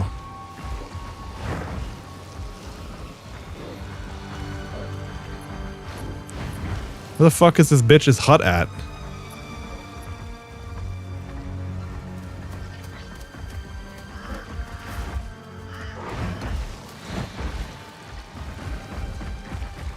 Oh, wait, was this it? Or was that just some shit in the field? Okay, never mind.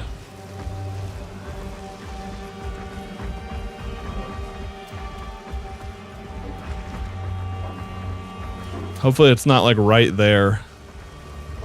No, I think it has to be a little bit bigger of a building. I have to be able to walk inside of it.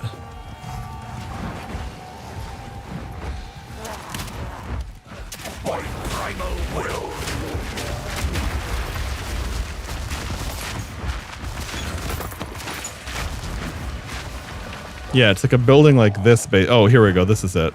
I was saying it's a big ass building.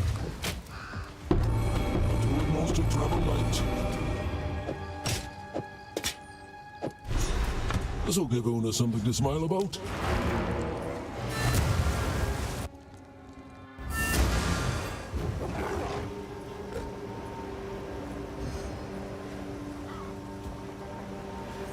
Okay.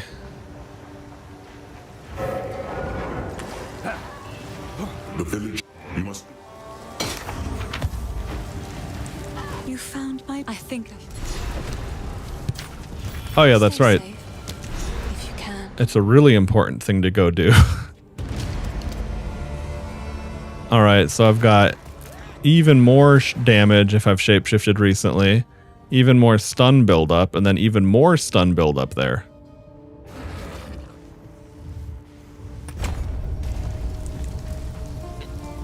Owner's house. You've caught me at a moment. Who knows what prizes await? Ooh, a mace with added fire damage and +1 to level to all melee skills. Boy, then. Oh, it's for level 10, which is kind of high.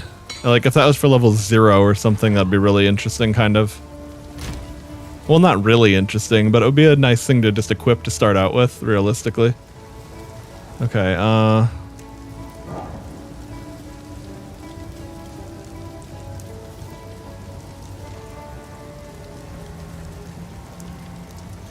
Oh, okay, armor, energy shield gloves with accuracy and +1 to all melee. I'll take that over the ones I have.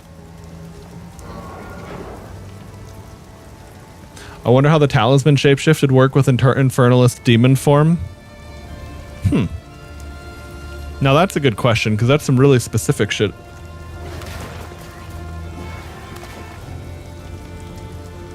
Oh, yo.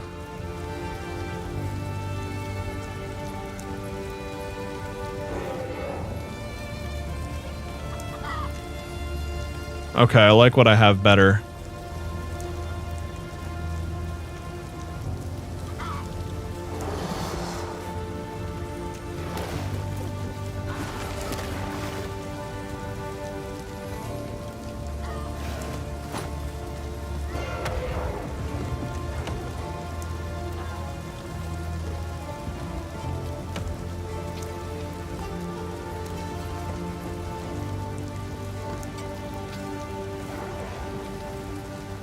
Mine have a socket and rarity. So I'm going to keep that for now, but that's kind of interesting.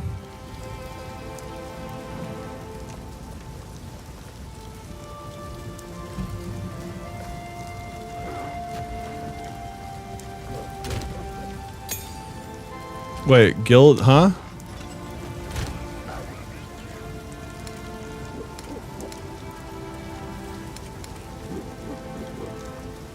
Oh. For some reason the affinities weren't set.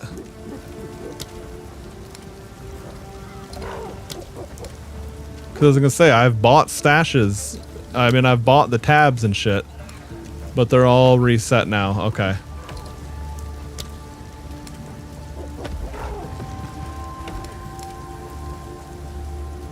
Oh, I didn't know that. Okay, I guess fair enough. That's mildly annoying, but not the end of the world.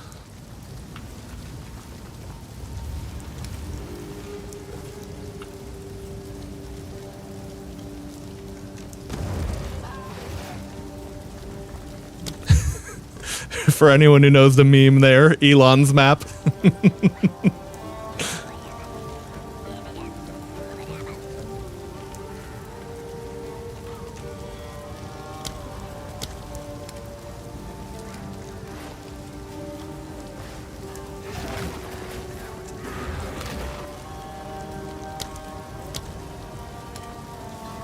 I don't know why he didn't just say, fuck yeah, dude. You think I have time to grind that shit? Of course I bought the progress.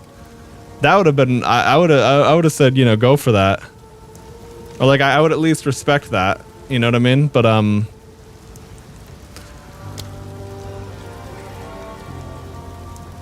I guess it's like, it's the kind of thing, it's like, okay, everyone has been in a situation before where you're like, man, this sucks because, you know, like I have no escape from this scenario, and the only way out is through it. You know, I simply have to own it and take accountability for it.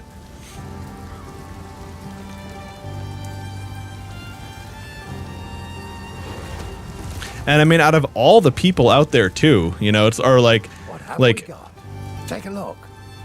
Elon Musk has achieved so much real world success in so many ways that it's like, bro, who cares if other people have surpassed you in a video game that everyone knows that you kind of like, you have to know life to really keep up with it. I'll find some use for that.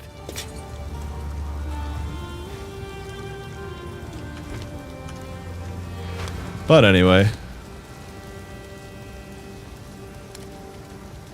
Okay, good. So my own stash doesn't do that then. It's just the guild stash tabs that do that.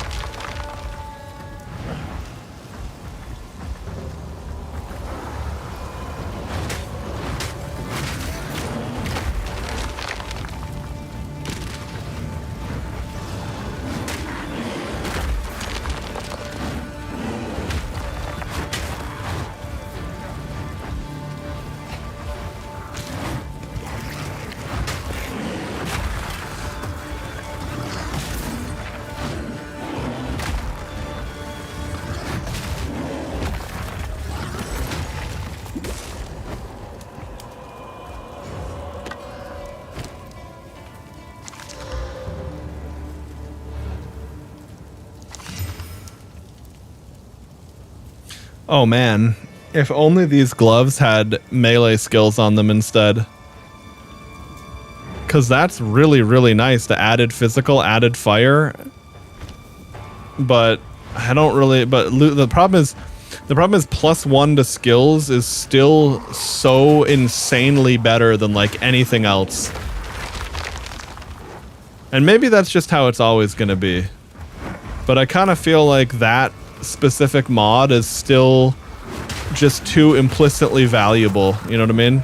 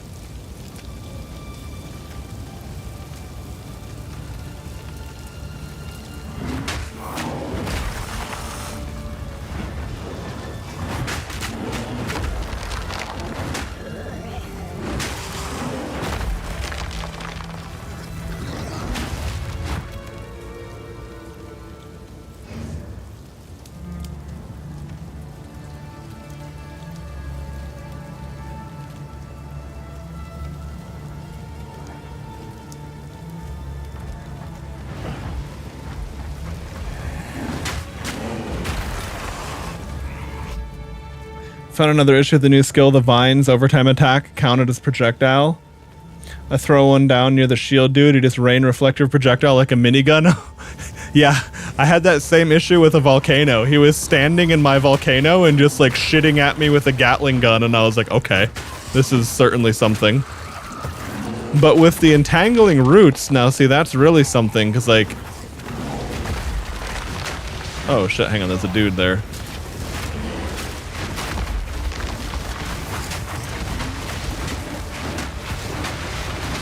Nature takes what's old.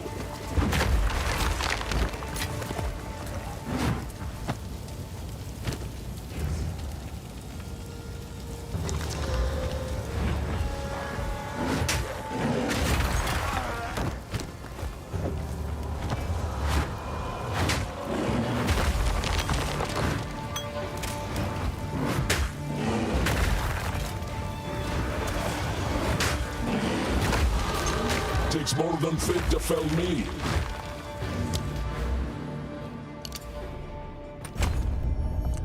%40 increased stun buildup if you've shapeshifted to an animal form recently.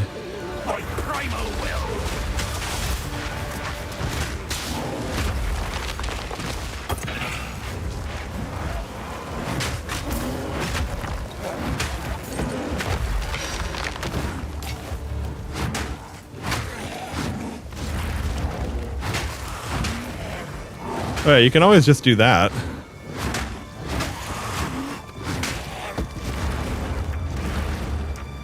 So it's like, I guess if you wanted to like...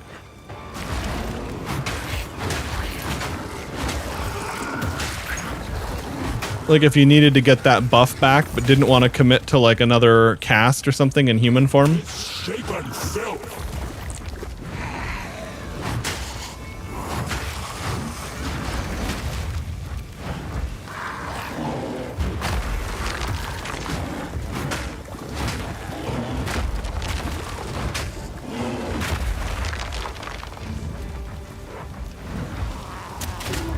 Fuck. I didn't get the dodge tap in time.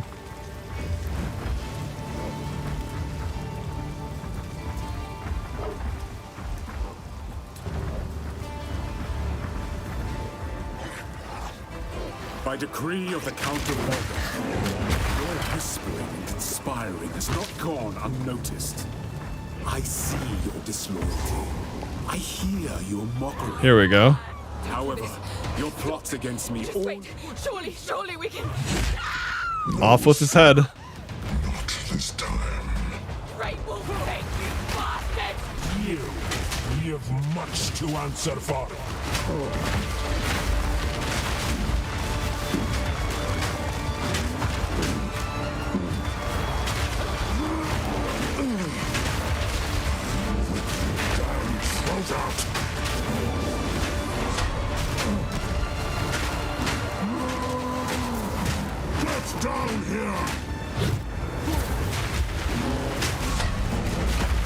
Futility. Plus.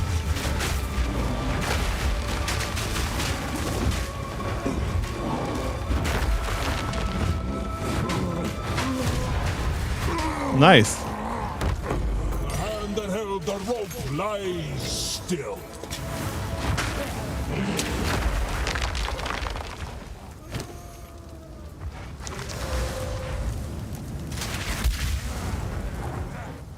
Oops, I wanted to identify these. Okay.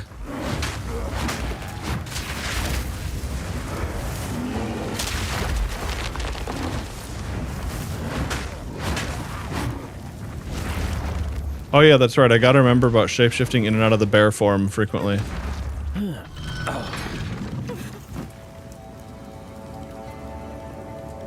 He's dead.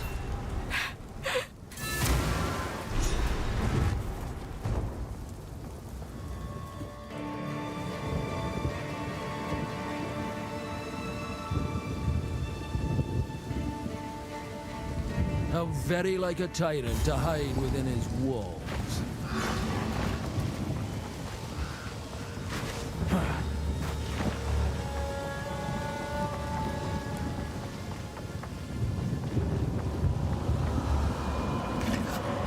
Monstrous wretch!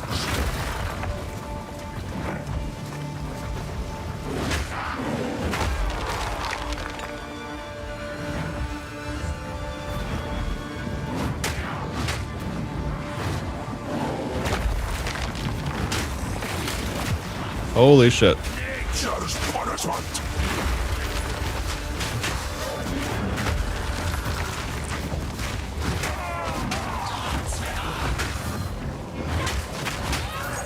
Yeah, I need a new talisman soon for new like weapon damage shits.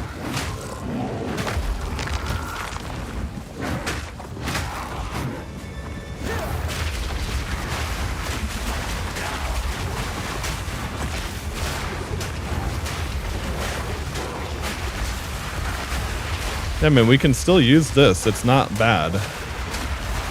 It's not great, but it's not bad.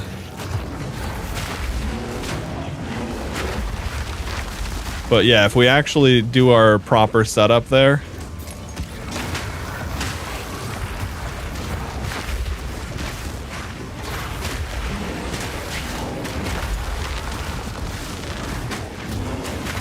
Whoa, holy balls, that was a lot of damage.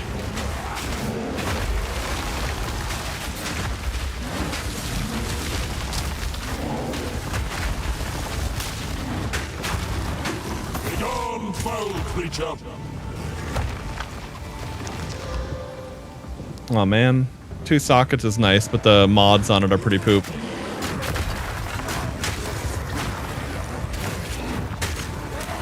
Dude, cold damage is a nightmare.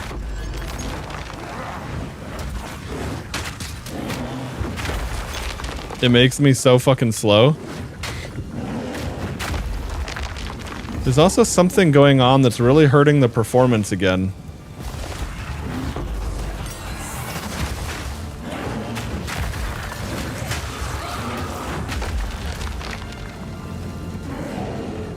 It's not network related either.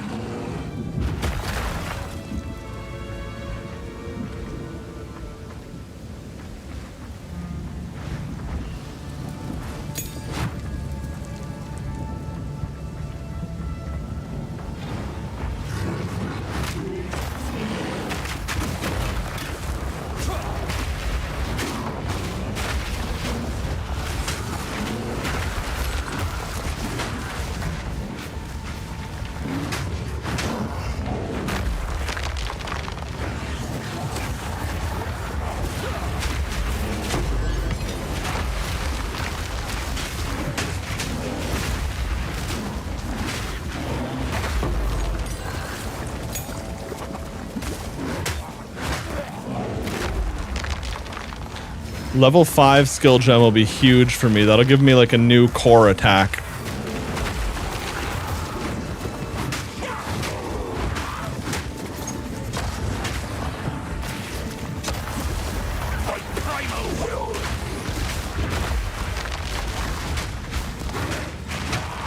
Yeah, that stun buildup is huge. I love that. Damn.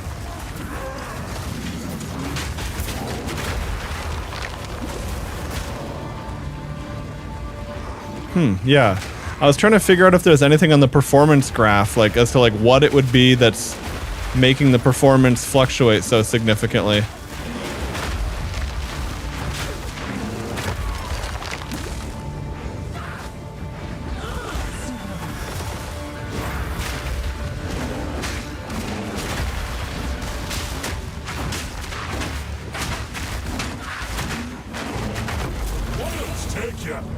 Oh, there we go. Skill gem level 5.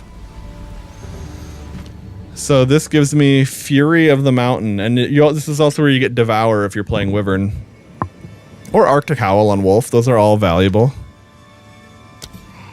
Fury of the Mountain pounds the ground as long as the...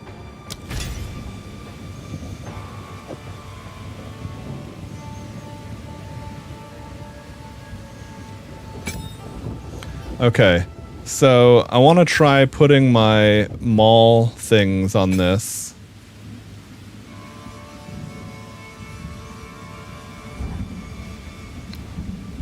Because this is supposed to basically be a replacement attack, more or less. Unless I can't sustain the mana or something, but I don't know. No, I can totally sustain that, okay.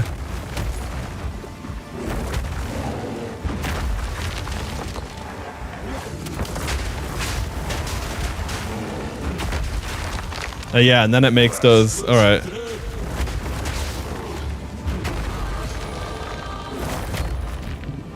No, you don't stand up when you're pounding the ground like that, so I don't know if that'll be beneficial or not, or what, or we'll have to see.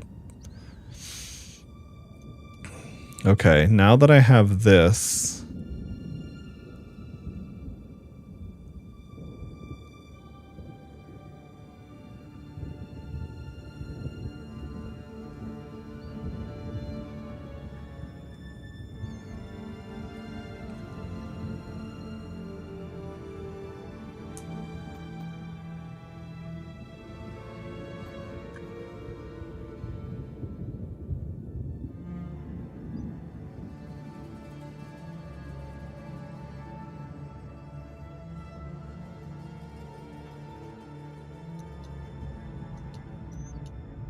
And then there's other stuff over here. Well, let's see, what the fuck was that? I'm trying to remember where I saw that at.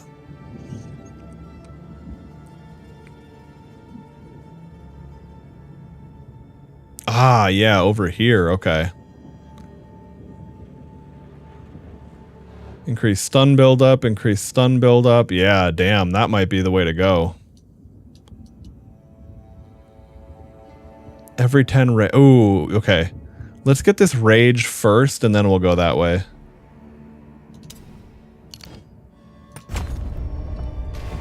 Alright.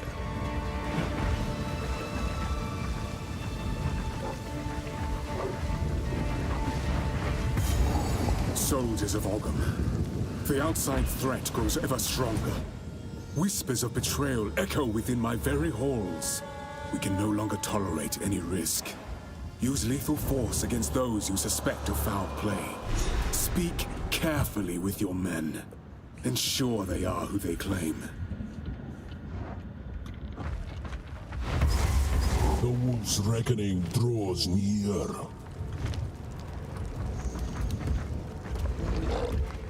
Twisted thing!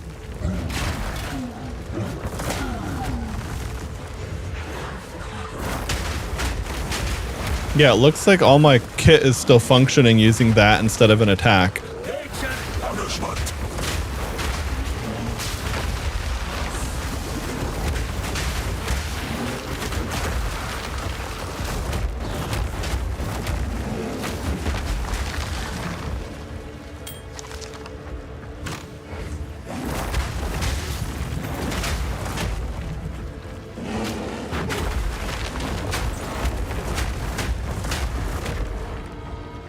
Pretty satisfying. It's a cool ability. The performance is not satisfying. I don't know. The thing that's so weird is it's like when I would reset, it's like cast such a shadow. Is there like a memory leak or something? But it can't be because it recovers on its own.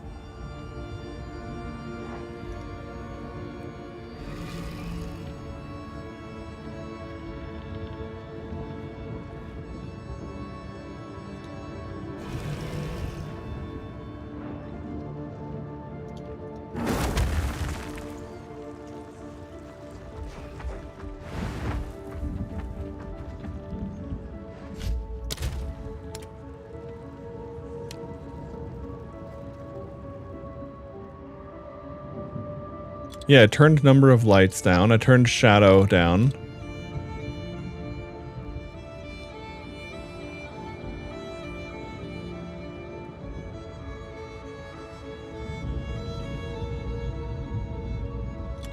Let me see if...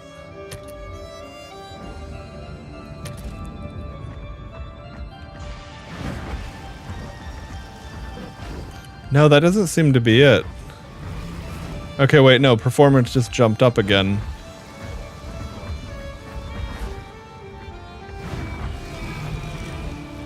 Huh, okay. Yeah, I don't know. I guess I'll take it. I have no idea why that should be the case, but now it's smooth again.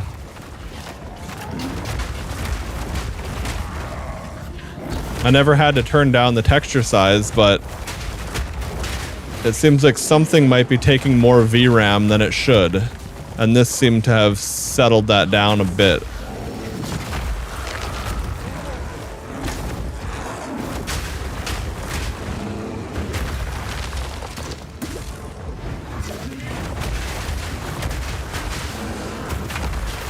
Oh, you know, I probably need to redo my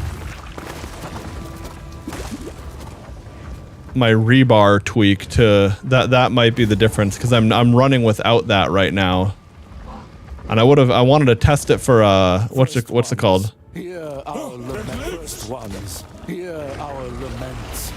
Sanity recedes ever further into the dark. Shadows hover above us, in the corners, watching and waiting.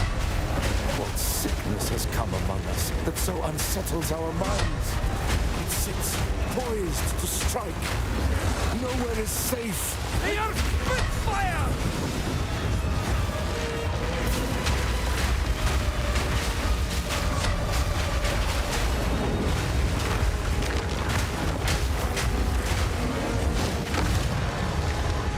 Nice, that's pretty cool. Corruption breathes life where none should be.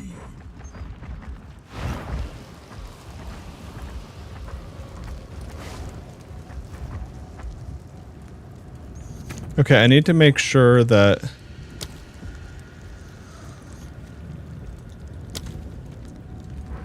Okay, yeah, so Maul actually... So this doesn't replace... This definitely does not replace your default attack.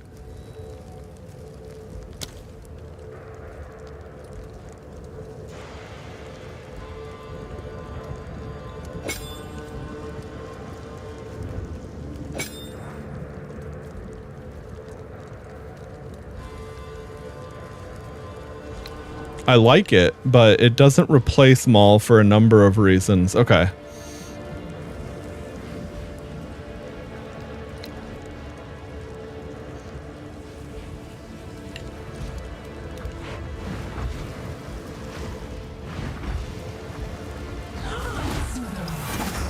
Monstrous wretch!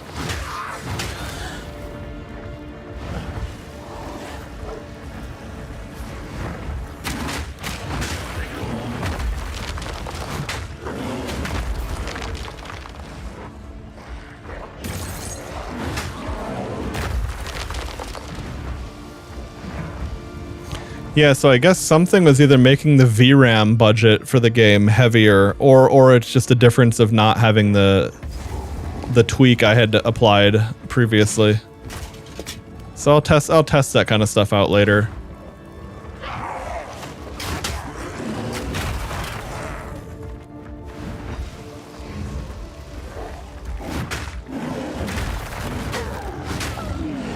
But hopefully this solves it. Or like this remains the case. Shit, I forgot what the fuck I was doing. There we go.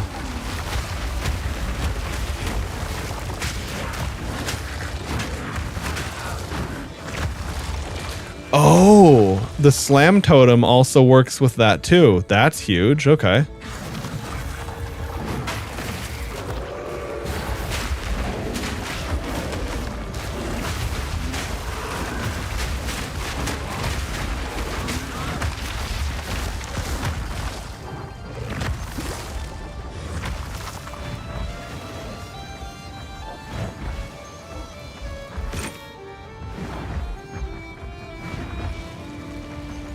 Yeah, I see. So you've got this going on.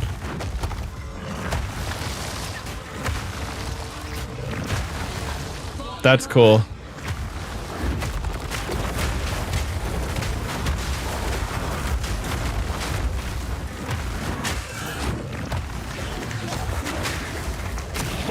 Oh, you were doing, yeah, of course, because you could do most of that without being a bear.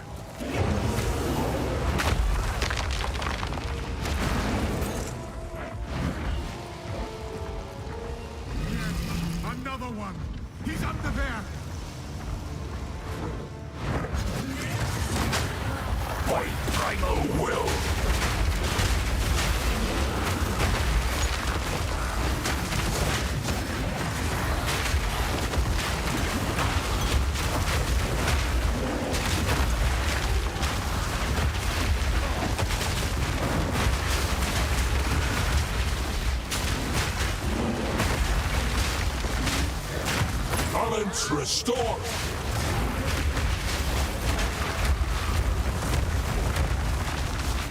Can it carry any more? Nice, that's pretty fun.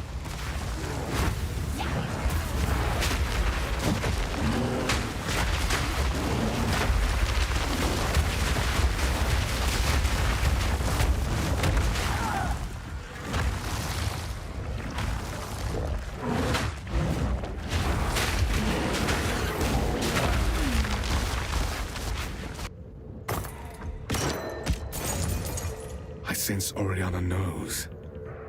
And I cannot deny that which I know deep down to be true. That fair-haired villager, an eternal descendant, she knew. At that moment when our eyes locked, we both knew. She clung to her children like I would end them then and there. She is at no risk now, but how many others must I fear? Truly and pure. Oriana assures me we can right some of the wrongs of the past. She promises a way forward for Helga. A way forward for the clans and the clanless alike. A way forward for me. We must continue with our task.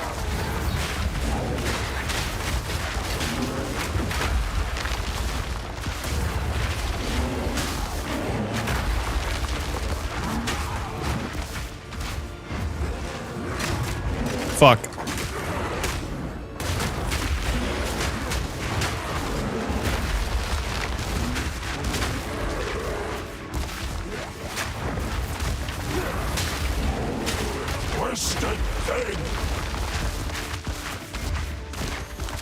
Okay, yeah, let's see what we got. Oh, okay. Do I have what's my currency like? Oh no, if I had it, it would tell me that I could use it. Okay. Also, let's see. Is there anything else to upgrade here?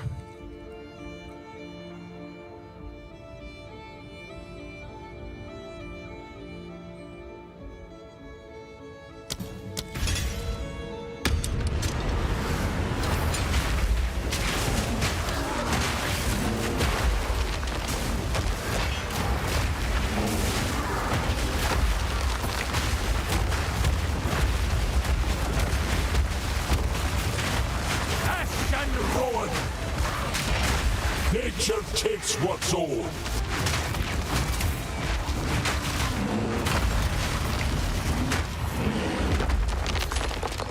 A druid knows to travel light. Oh, nice.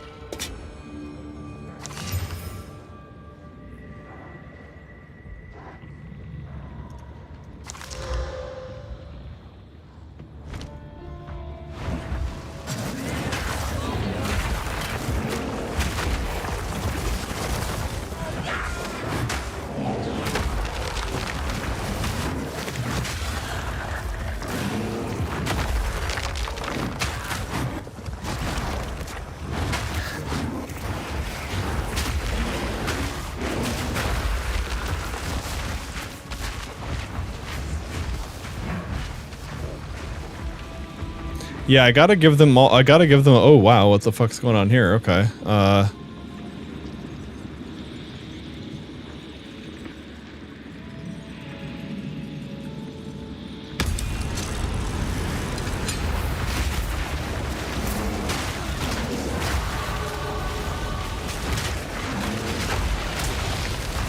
can't move. Okay. Twisted thing.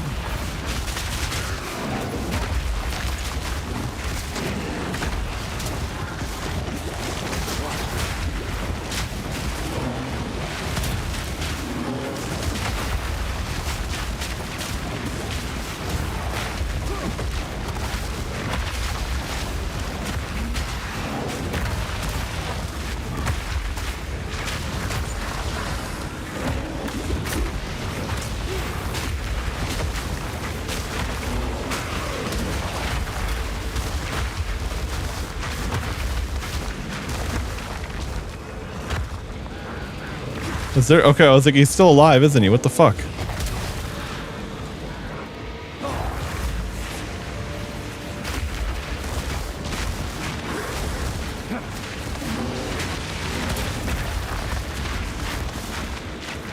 Where did this shithead go?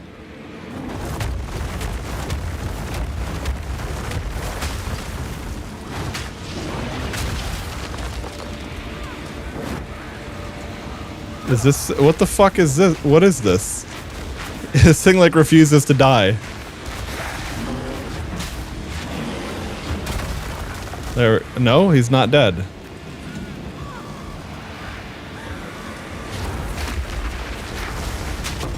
There we go. What a piece of shit. That thing was so weird. Alright, anyway.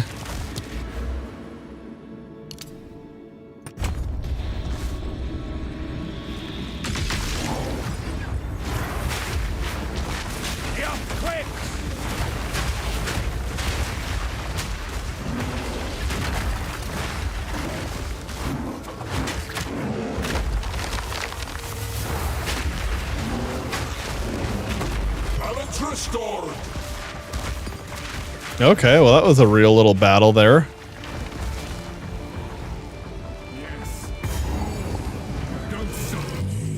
Power is worth this.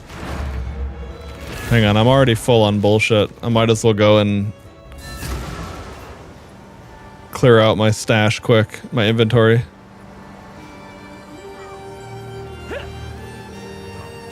Time I turned over a new leaf. How could...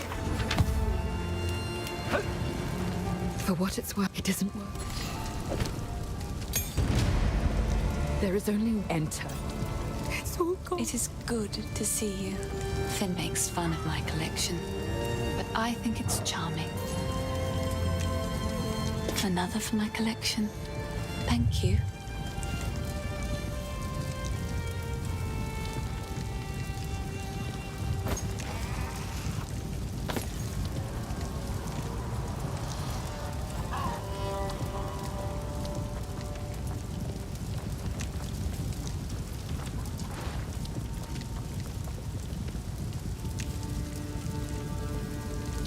Another for my collection. Thank you.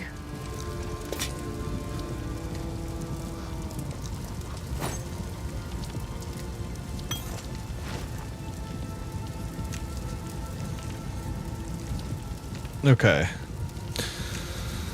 It seems shadows haunt us both.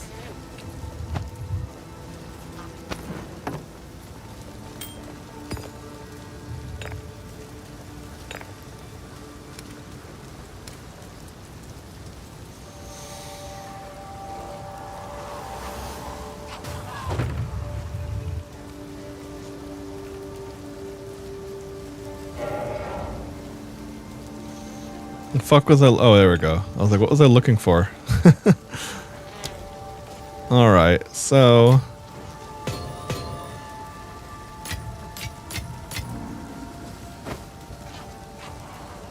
Oh, right, because I'm about to get the blacksmith bench in a sec.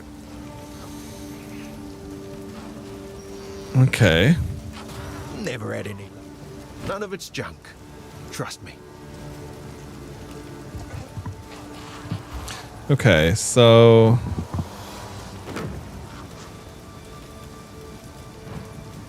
Sure, I'll take it off.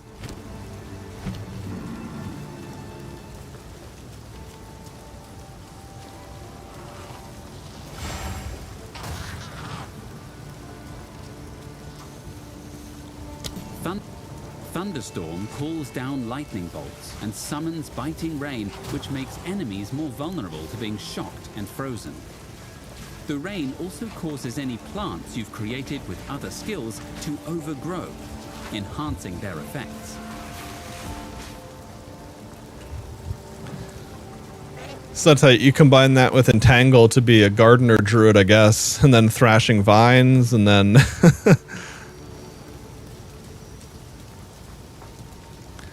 okay, I guess I will.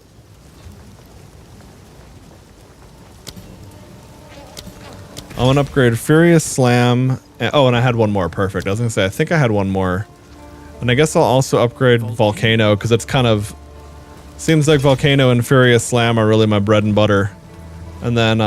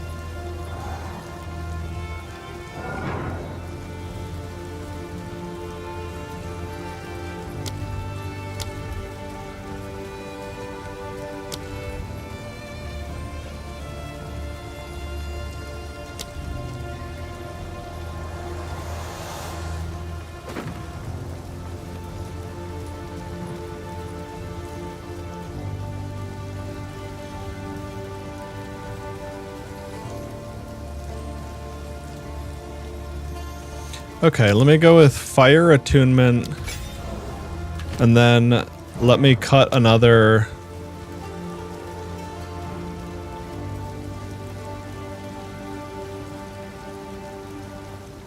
There we go, Rapid Attacks. Yep, okay. It says it works with it. Alright.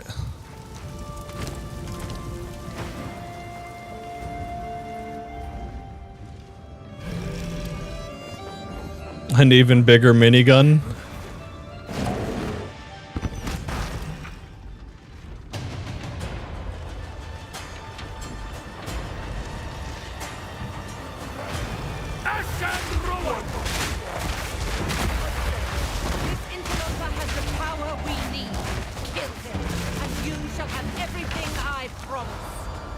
No noose this time. I'll remove your head myself! Failed once, you'll fail again. First one's eye.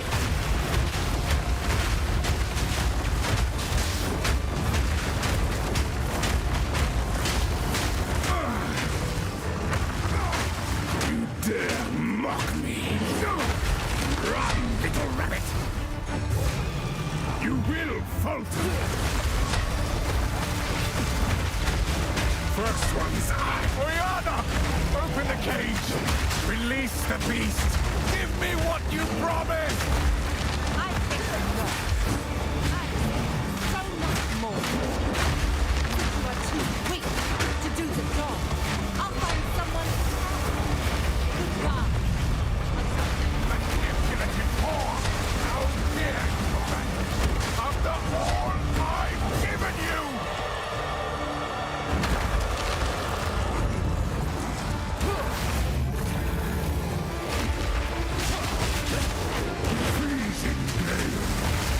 Oh, that's cold.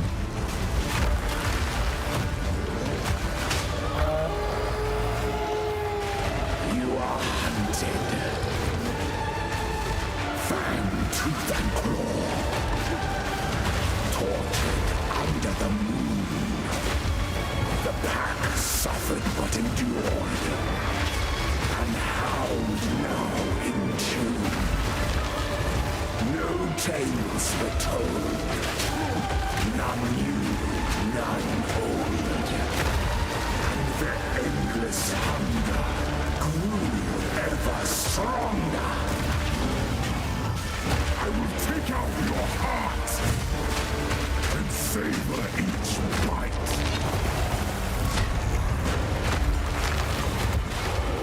Requiem.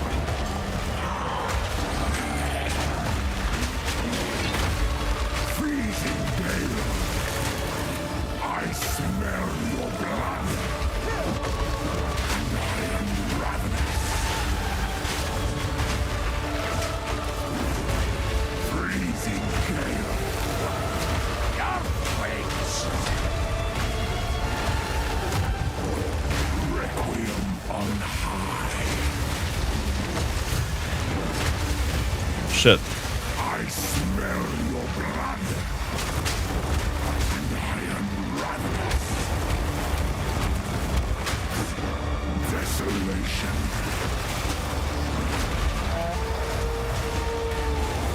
As night falls, winter's chill sought the unworthy through an endless night. They wither and I want to see if I could hit him during that. forsaken frosts, as cold as death, of Bael's misery. The pack won't forget.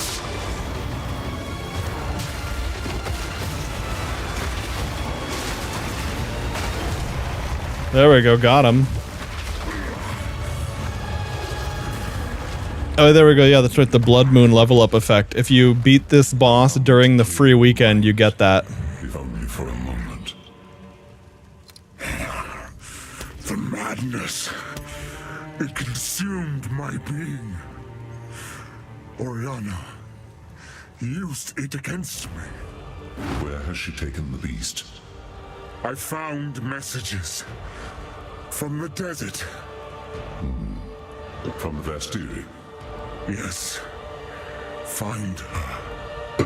Kill her. But first, please, stop the madness. As you wish. All right. There we go. Let us return to Clearfell to make our preparations. Count Giano, we can find him. If you find a binder. You've done well. The good luck. This one always makes. Sirens call. Hello. The Mad Emperor's song.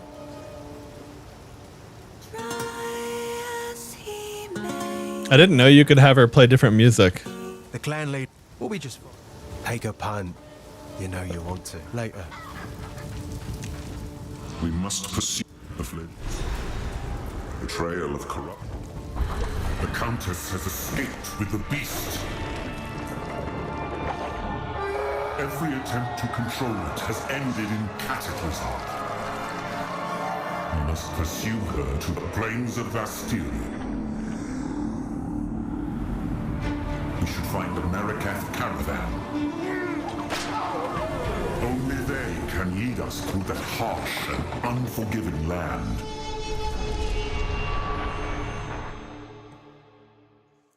Okay, so now as far as skills go, Well, sir, we have a... This outpost seems to... I know the rampage ability where you stampede around as a bear. I don't get that until level 40 something. Each grain of sand here has a story all its own. You are seeking passage on our caravan? Hyenic raiders are harassing the trade route. Hyenic raiders? I've not heard of such beasts.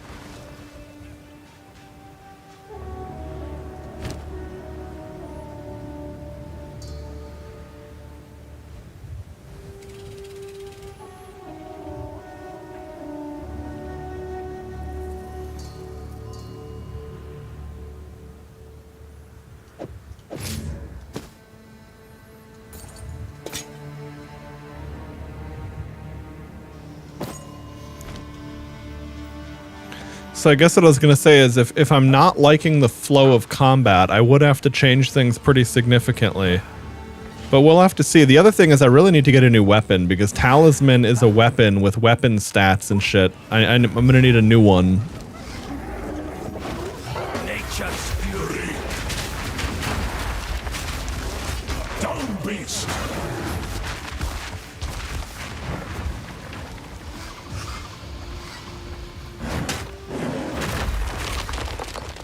I'm liking the tankiness of Bear, but I definitely feel like I could use more damage.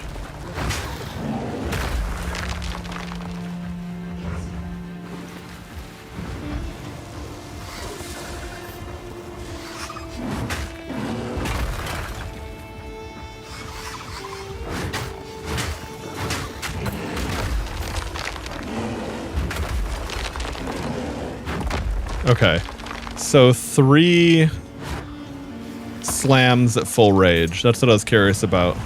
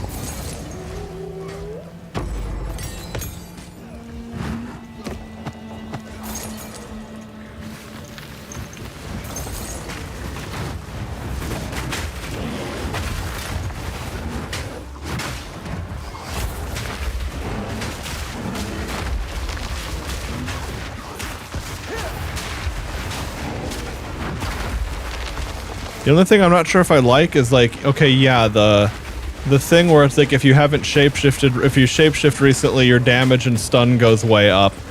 I definitely feel that. The only problem is I can't figure out if it's annoying to have to shapeshift that frequently or if that's just the natural flow of combat.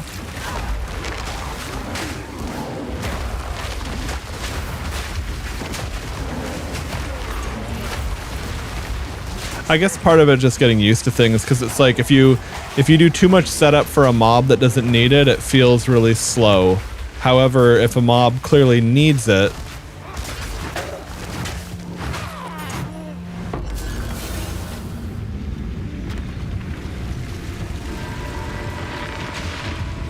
there we go, Val Ruins. Now the only thing about this is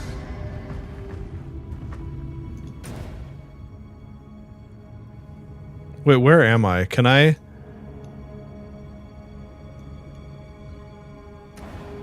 get back to the Val Ruins if I leave? Or am I basically locked in here now?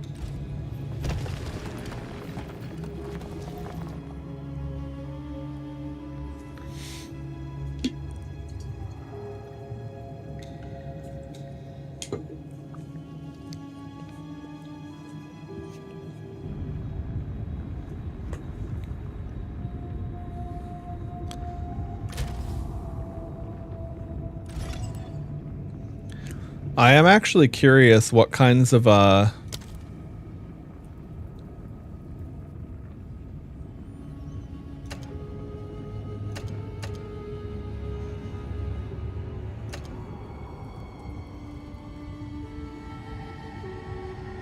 shapeshift skins. That's a tab that doesn't exist yet. That makes sense because it's probably gonna be a lot of fucking work to make those, especially if the animations can't be reused.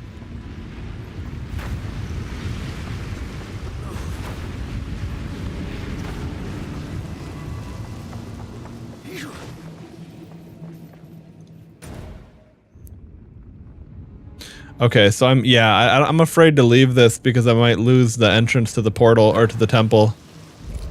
All right, whatever.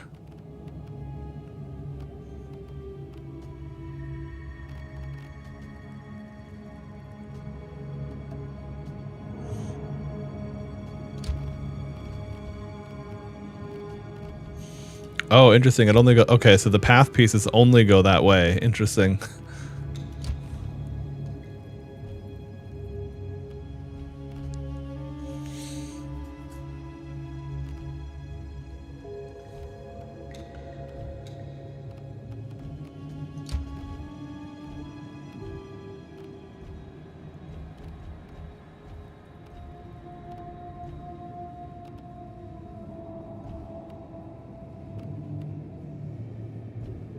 This is the new temple thing.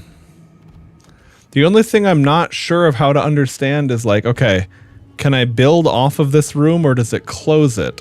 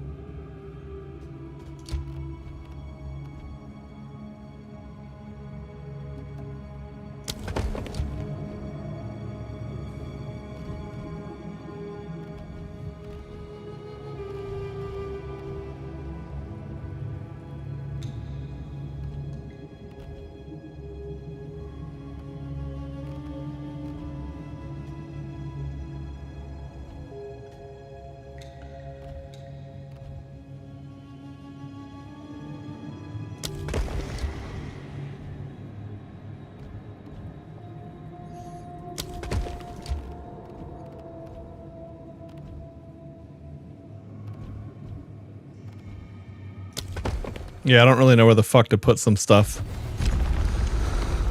Anyway.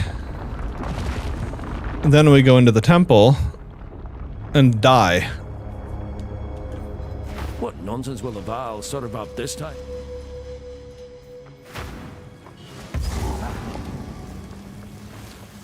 Nature punishment! Ancient blight!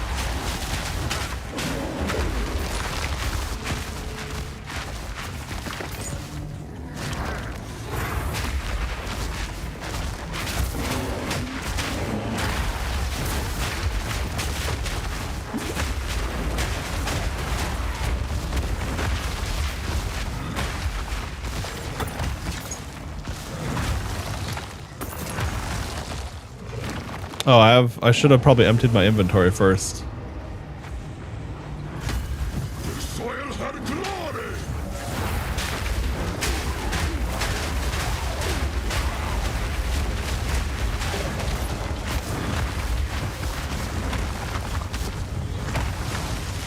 What the fuck?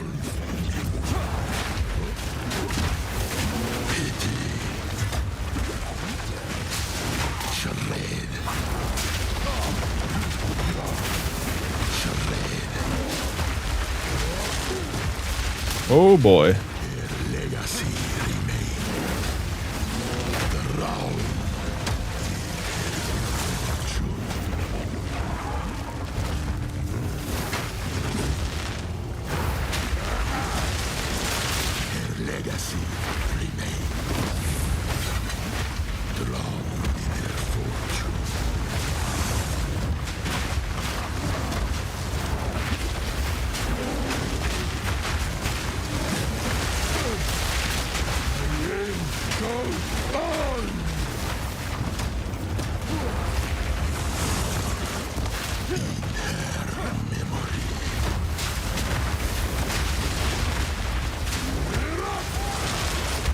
All right.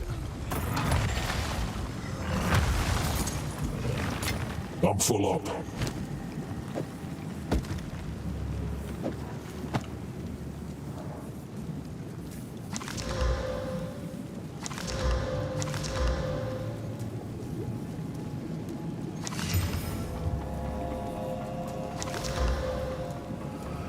Okay, nothing interesting there.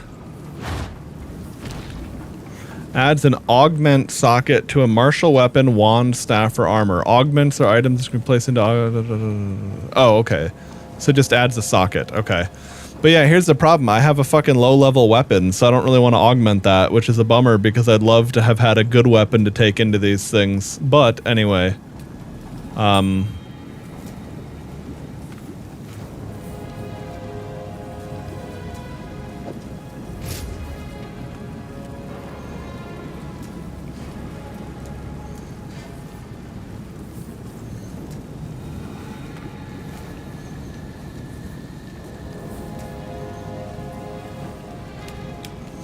Yeah, a talisman is a martial weapon because it deals physical damage. Well, actually, I don't know if it's a... Yeah, talisman is martial weapon. Because I was going to say, wait, it also says wand, staff, or armor, so I don't know.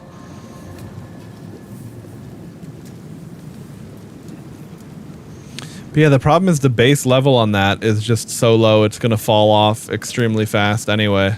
Even if I add sockets to it. So maybe I'll, I mean, this kind of sucks too. This kind of sucks. Okay, that doesn't count. This is underwhelming.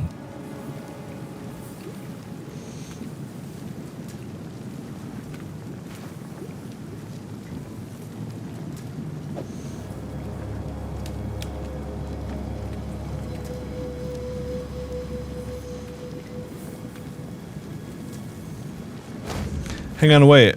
I'm gonna leave this here and keep doing shit and see if something better drops. I'll turn you to scrap.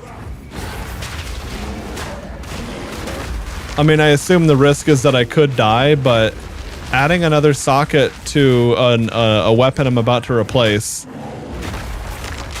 or these blue gloves, it's like I think this is reasonable.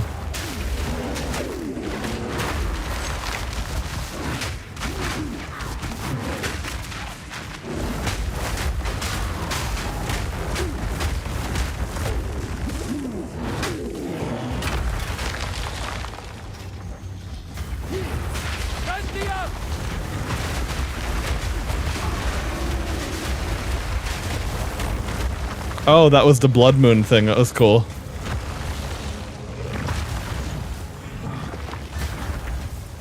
Oh, I see. I haven't completed this room yet.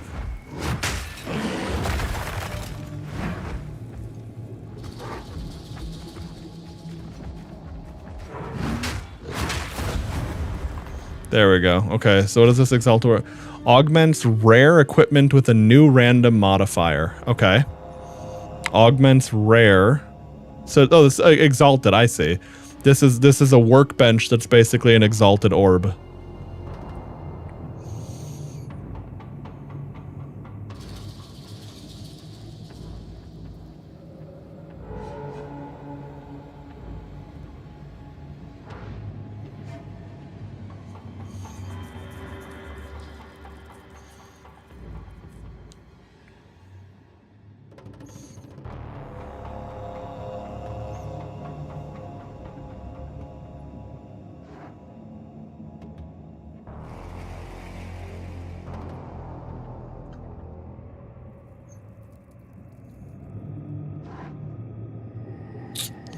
Fuck it, I guess we'll just see what we get on the amulet. I don't know.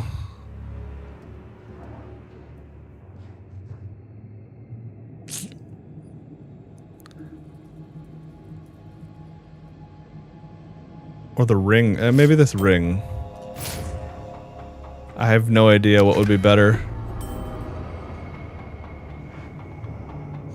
Okay, so we ended up getting 8 to lightning resistance.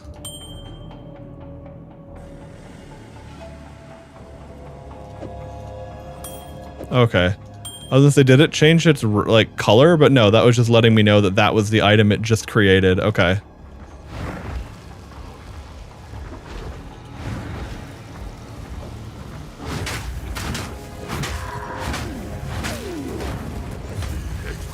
Okay, another one of these nerds.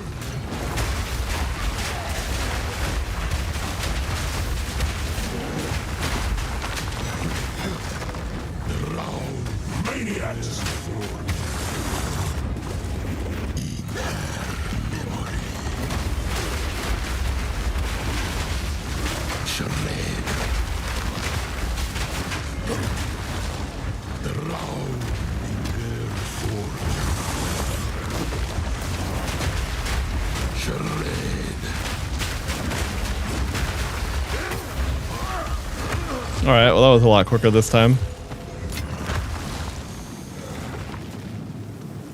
Can I carry any more?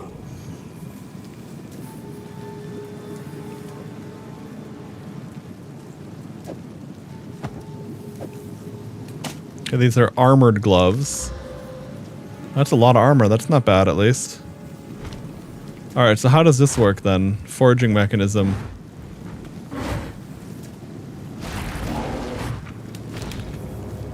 Adds an augment socket. Okay. So that's all it is. It just adds a socket. And I mean, that's really good.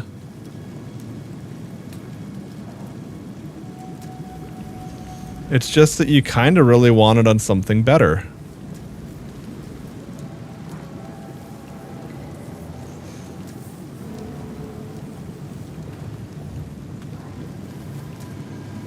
Well, okay.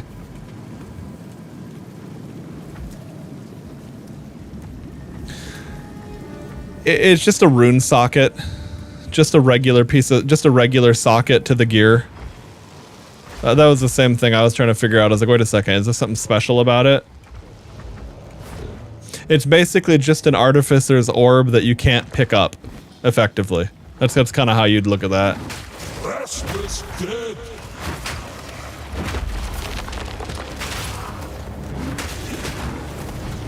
Die, fiend.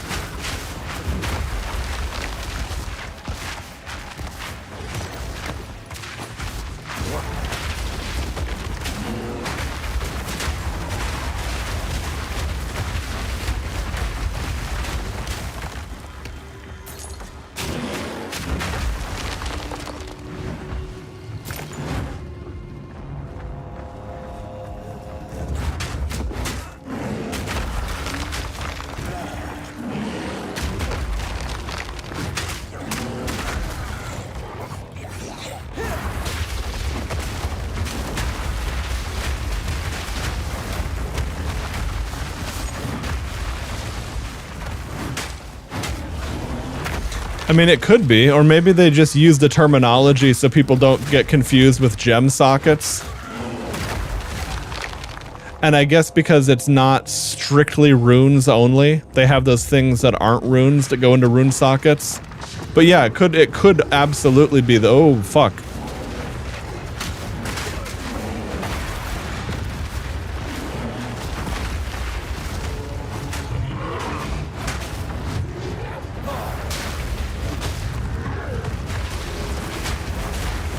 Chimichanga the Forgotten.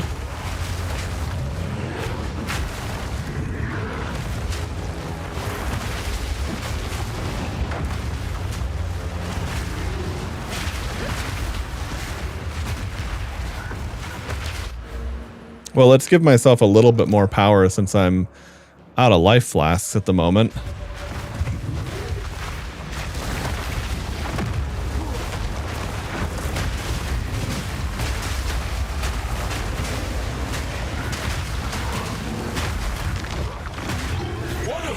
There we go, did it. All right. Pack's heavy enough already.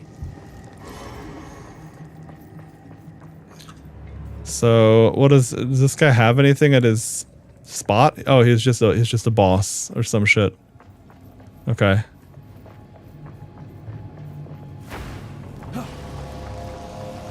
Yeah, I was gonna say, like, my damage definitely needs to be better, but my ability to survive shit is not half bad. Wait, there's another exalted workbench here? Oh, okay.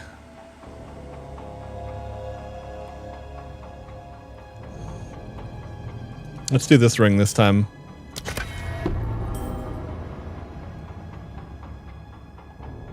Okay, I got a tiny little bit of fire resist.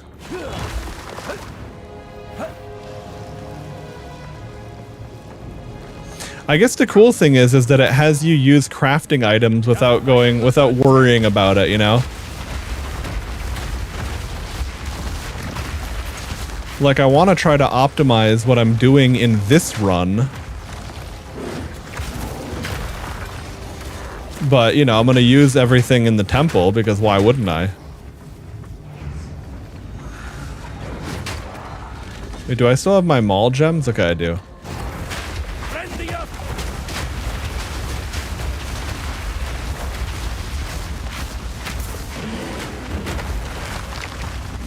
Fuck's going on here? This is like a turbo juicer.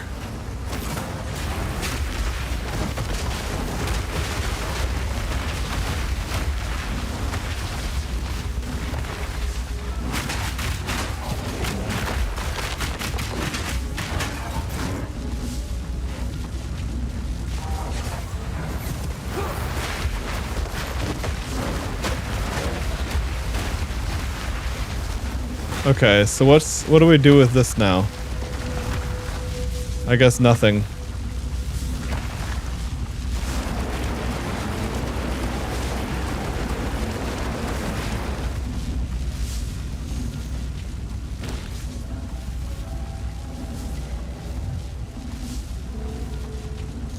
Okay, do I have any normal shitty item?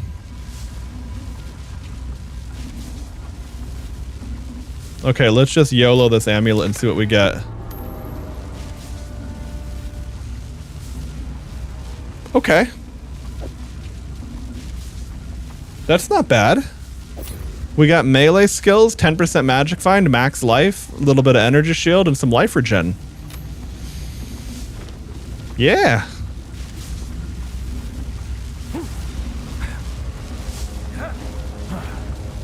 Yeah, so it's like, it's... The terminology, other than augment slot throwing me off, the terminology makes it obvious. Like, that was an alchemy orb workbench, an alchemy bench. So, alchemy orb, but, you know, you have to interact with it. You can't loot it.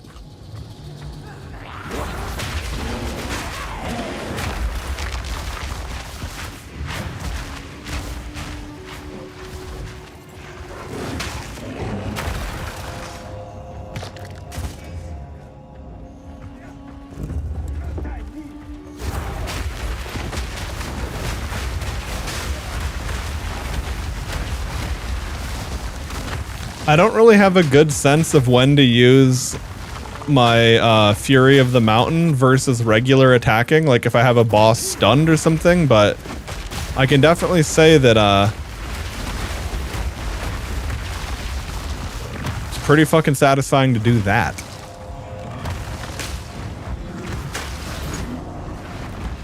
Oh, hold on, Exalted Workbench. Yeah, that's the thing. Now, they do show up on the map, but... Alright, so, oh yeah, let's exalt our new necklace. So I just got more fire resist on top of it, okay. Resistances are nice. But I wouldn't have wanted to use like an orb on that, but if it's... Yeah, this is kind of cool, actually. Oh no, another one of these nerds.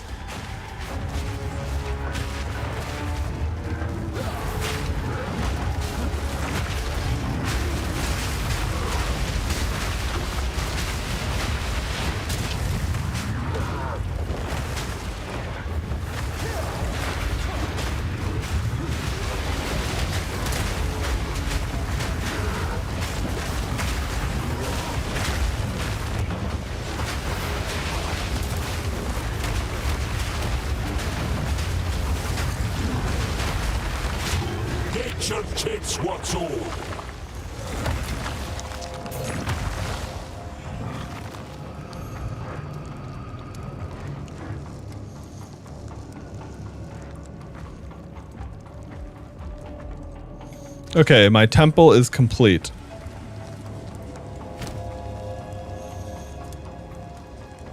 So, what do I have left on the map? I had, I have 2 craft... Alright, so I can add 2 sockets to something.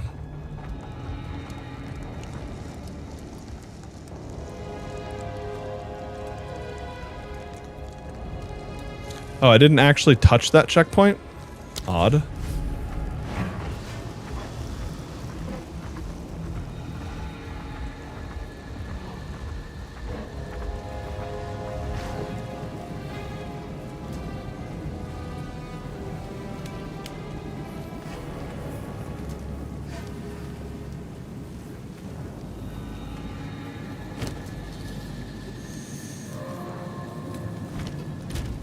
I'm already level 18. That's yeah, that's a low. I was thinking there's a white one on the ground there, but now I should have remembered that and picked it up for the alchemy thingy. Granted, I got a great amulet. I'm not upset, but that could have been a good idea too.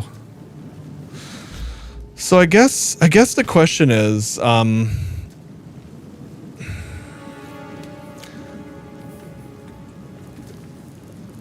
so I can either socket glove.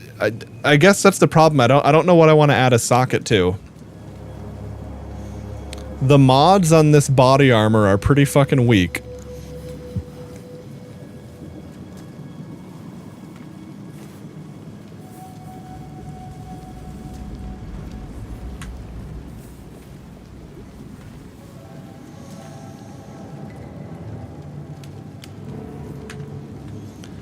This weapon is really outdated.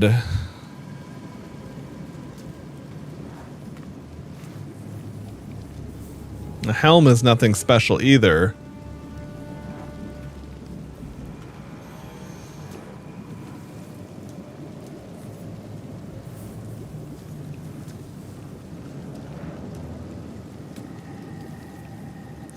Yeah, no, I mean, you're right. Normally it is a waste. But I can't save it. Like there's nothing to worry about. Like I can't loot the artificer's orb out of it, right? So it's like I either add sockets to something. You know what? I'm just gonna add sockets to this because it's a pretty fucking nice starting weapon.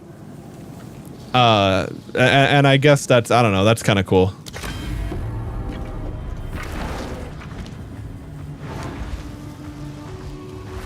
And I have enough runes that I might actually just be able to...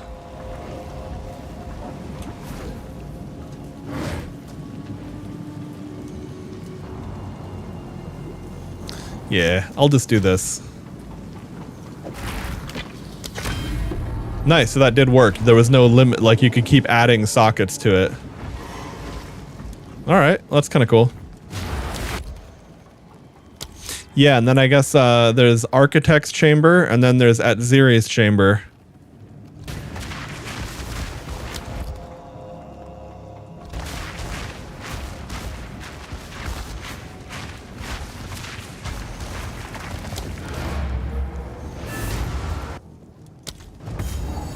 Okay, so to ask if you're sure you want to leave the area.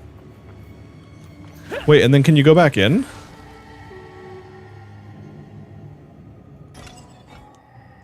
What nonsense will the Val serve up this time? Okay, so until you close the temple, you can go back in. Alright. Well, that's good to know. I was afraid that I was going to leave and lose all my shit regardless. So until you hit the console and close the temple...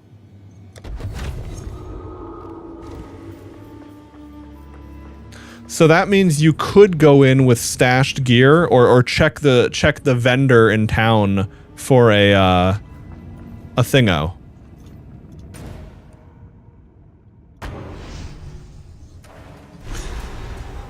That's really, really good to know because I guess then you'd be able to potentially like get a vendor weapon and then immediately sauce it up a little bit.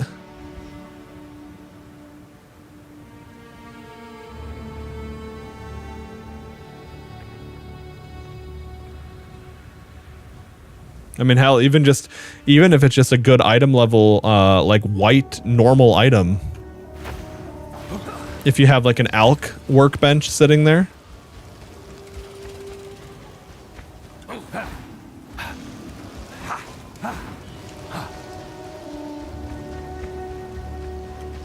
Greetings.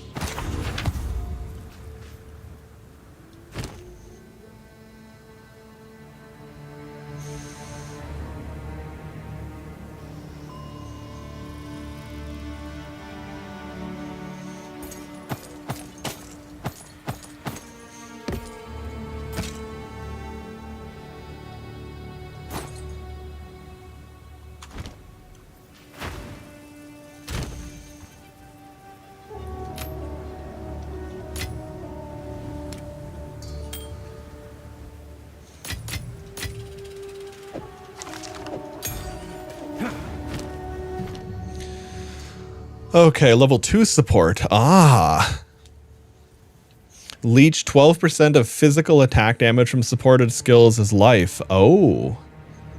See, that's interesting. Brutality 2, more physical damage, no chaos or elemental. I don't know if that's good because you do a lot of elemental damage. Break armor deal. Okay. What does Volcano have here? Projectiles can chain. Fire penetration. Enemies ignited by support skills have a chance to explode on death. Holy shit, that's cool. If supported skills would gain any extra damage of any type other than cold, they gain cold instead. That's really, really cool. Whoa. Okay, and then freeze buildup would make that a lot better too.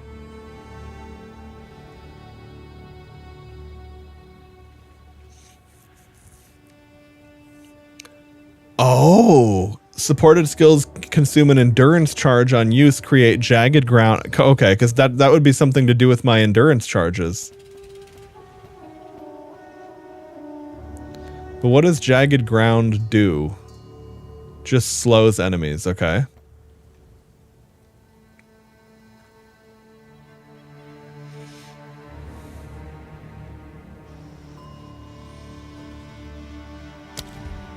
Okay.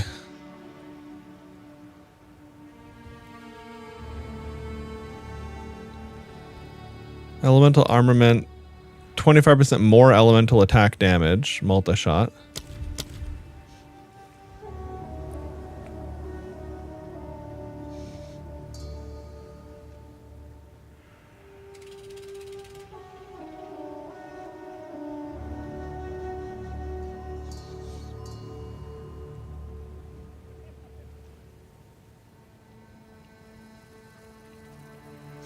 Oh, faster totem. That sounds nice as hell. These all make it cost more spirit.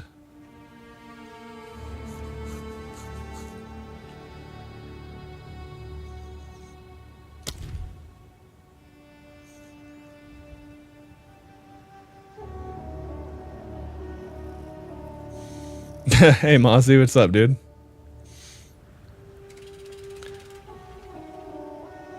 Nice. Looks like the Shrek mostly showed up in the on-screen overlay thing too. All right, so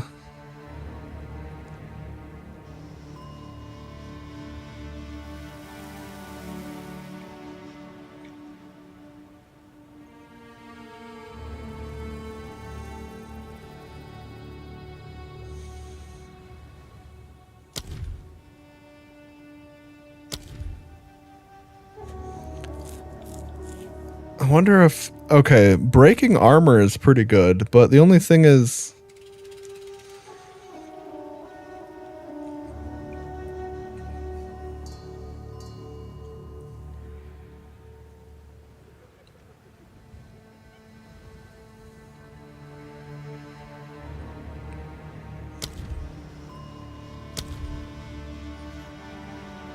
I guess 80% faster totem placement speed is going to be incredibly useful. Like some of this, okay, if they're standing in the totem, sure, they're getting stunned faster, but this ability itself doesn't stun that hard. I guess I'll just go for that in the sense that, like, there's no shot that that's going to be bad. Yeah, dude, that's so fast. Out of mana!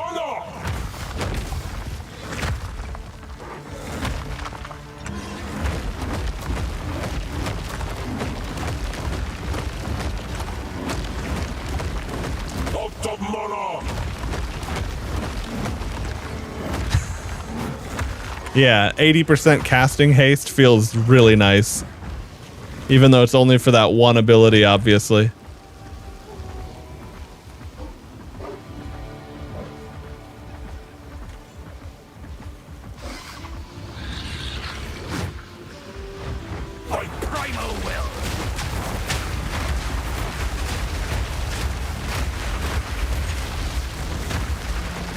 Oh yeah, the other thing about the temple, like for example, Fred. Now, unfortunately, I got this one into my werewolf gem, but the reason this has 3 gems, those temples can have a you can spawn gem socket workbenches as well.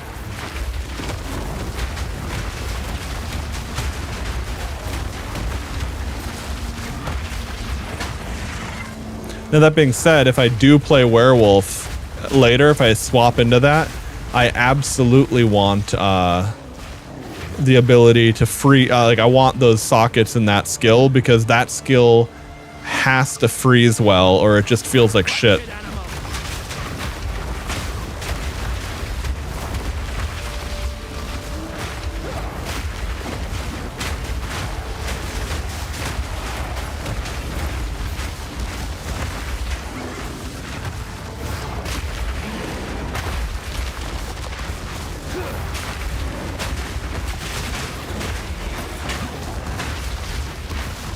Yeah, actually, dude, the urgent totem support is insane. It no longer feels shitty to use a totem at the wrong, like, moment. Like, it feels almost as good as, like, what having it automated probably would feel like.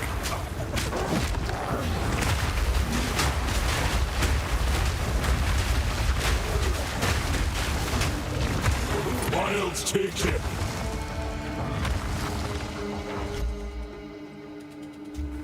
Wait, sorry, what's the big one, Fred?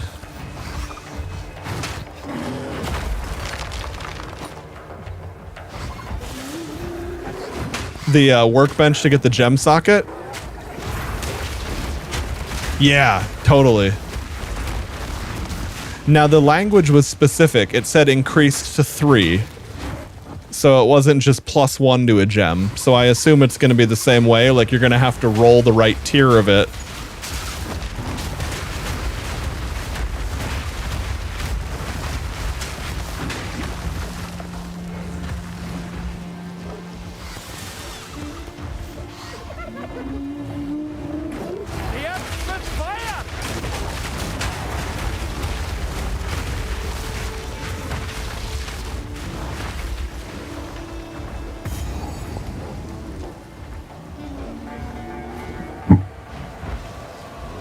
There stands our leader.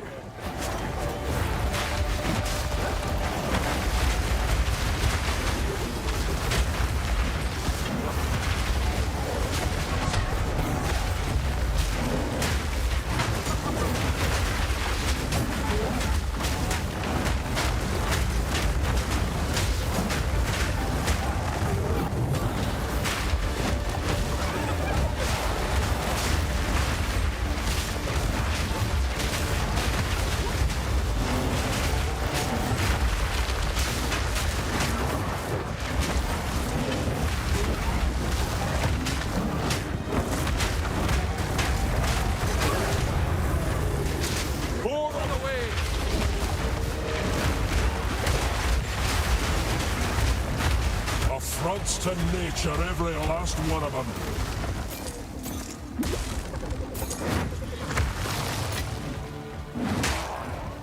That felt pretty good.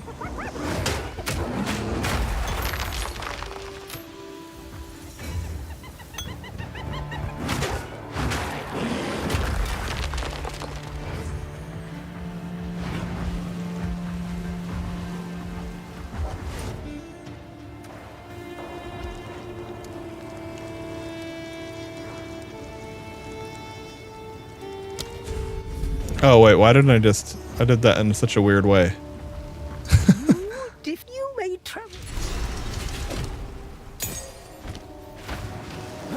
How can I?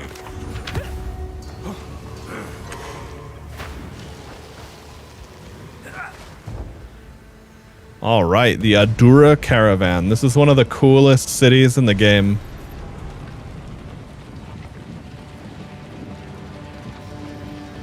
The beast is organized. Do whatever it takes.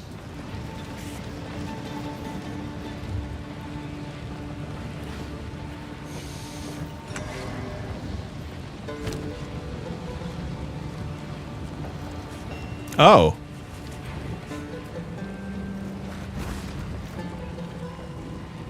Unfortunately, it's only +1, but that's not bad for Archer, I guess.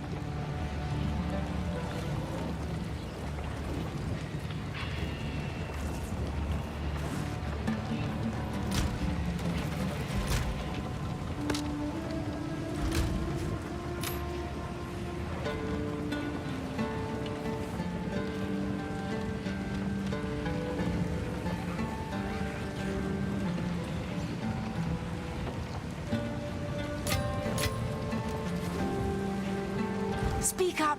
For you, young one. I'll ask Chambrin about this one. Do not wander. Oh, you know, the other thing too is it could be, I guess if you have nothing else to craft, you can always roll crafts on flasks with the currencies. Alright, let's see. Do I have anything I need to upgrade? Oh yeah, I should upgrade Shockwave Totem. Alright.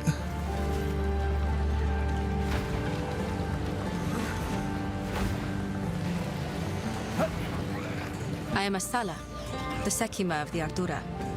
I care not where you came from. Remain a friend. I am a salad. So, the beast has entered the world once more. We were following a trail of corruption before we were waylaid. And now we shall resume the hunt. Oui, Maraket, the trail connects. You have your orders. Okay.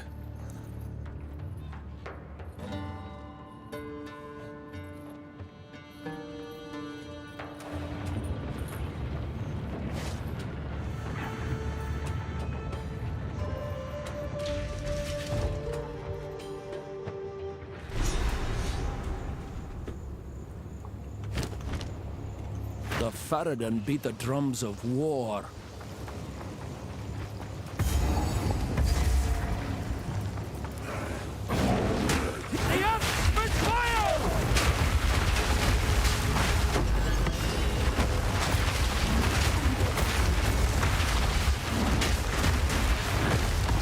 Mana!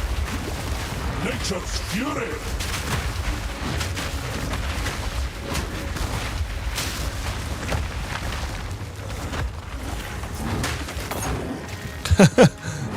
Just swiping all those bugs away was really satisfying. Alright, we got a nice little level here. Gain rage on melee hit, and then also rage increase physical damage. The other thing too is we'll have so much rage, like we should be able to just like dump slams all the time.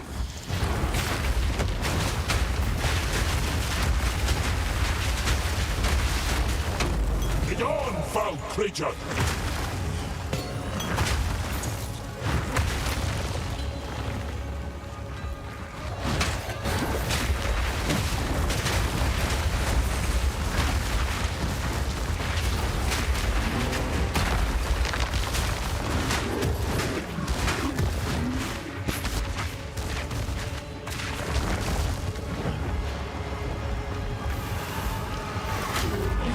Damn it, it didn't cancel my shit.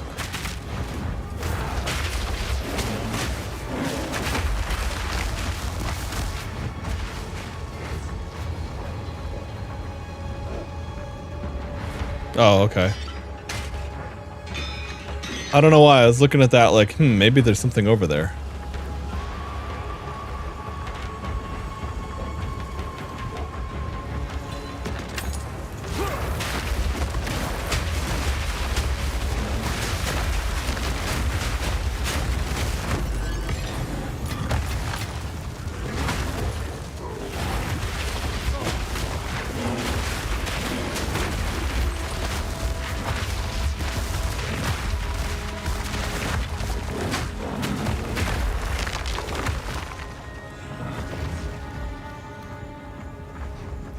Oh, interesting. Okay, so that's a minion totem or talisman, because wolf does spawn minions with the right setup.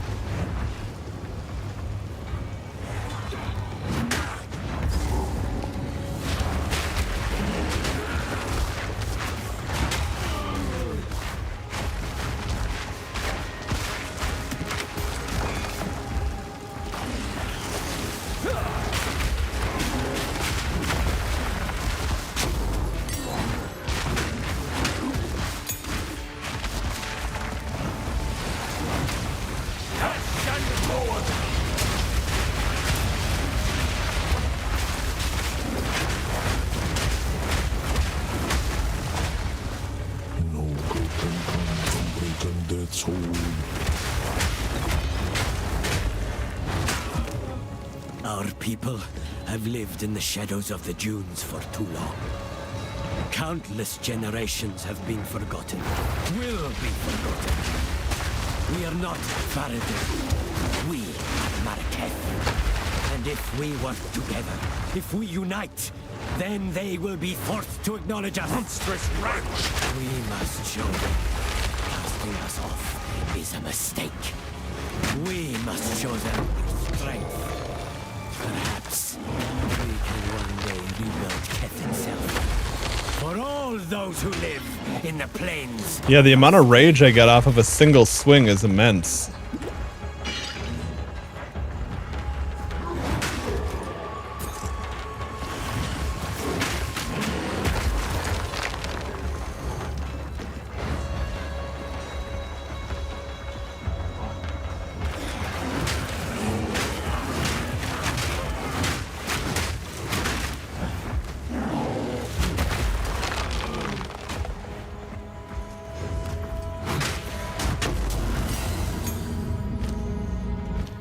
Level 5 spirit gem, okay. Alright, so Onslaught and 21%, 22% more damage. Onslaught grants 20% increased skill speed, 10% increased movement speed. Okay. Unless specified, Onslaught lasts 4 seconds. Okay. Now, I'm not going to be I don't have the spirit to use another one of these at the moment. I don't use Savage Fury much, but when I do remember to use it, it is really good.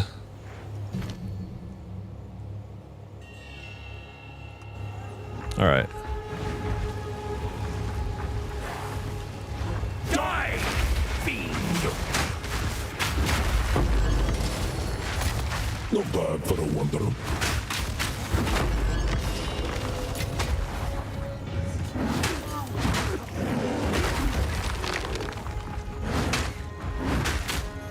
Yeah, I mean, even without setting up a volcano, doing a furious slam with enough rage,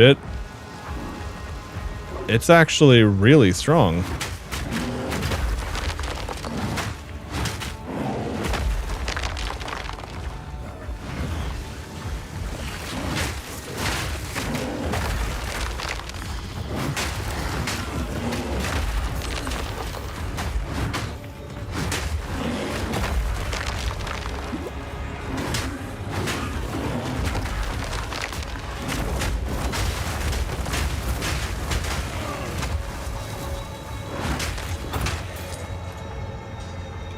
Oh, and you know, I guess the problem is I do need to be shape-shifting in and out of bear form.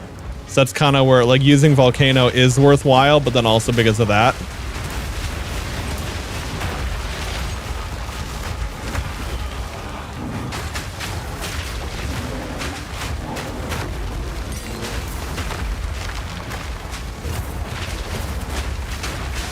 Balance restored!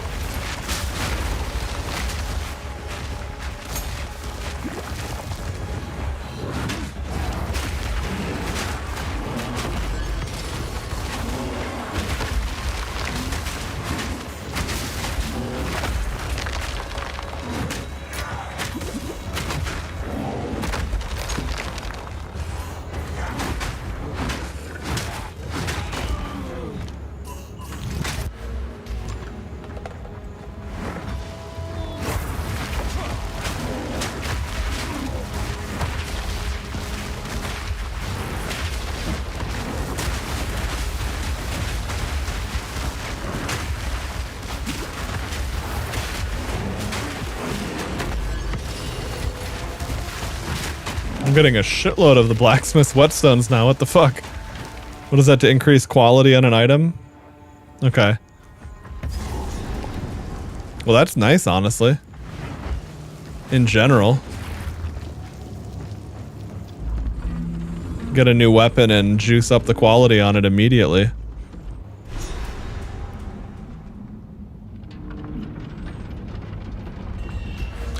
Next level, yeah, next level's big. They sealed the mine and left us stragglers. How did that work? Every 10 rage grants, yeah, increase, yeah, that's a big level.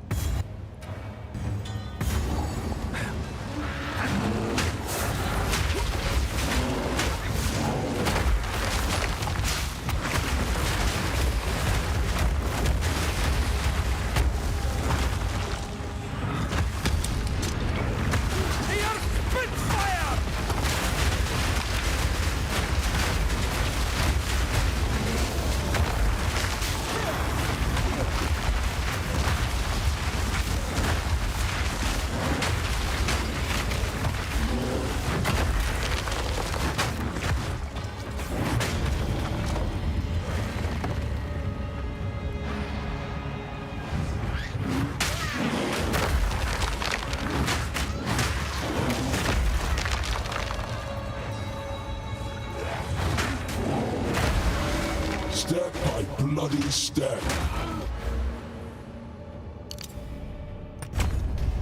Alright, that's a good level up.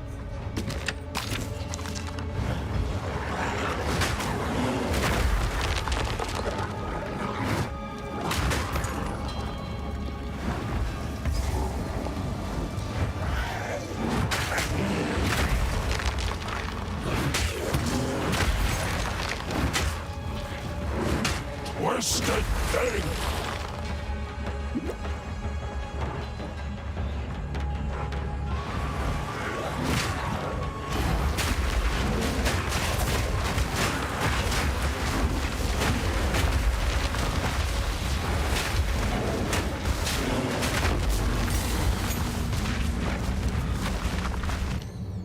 Yeah, I was gonna say, wait a second, I have multiple level 2 support gems. Well, I guess I don't really want to make it more expensive. It is kind of expensive to use. Okay, Furious Slam. Fist of War. Attacks with supported skills are ancestrally boosted. Yeah, I like that.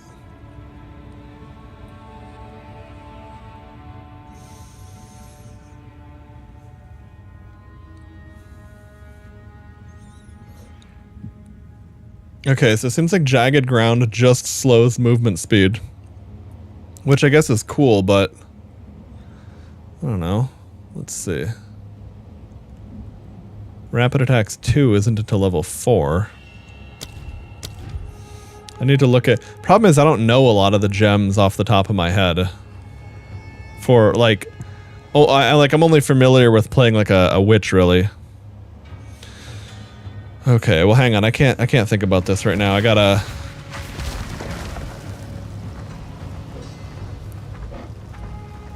pee. So I'd rather just run an attack and worry about optimizing later after a breather.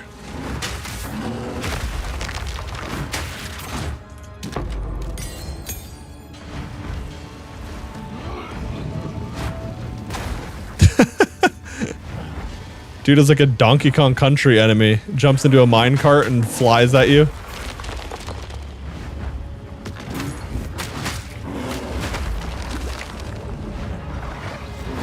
Nature's fury.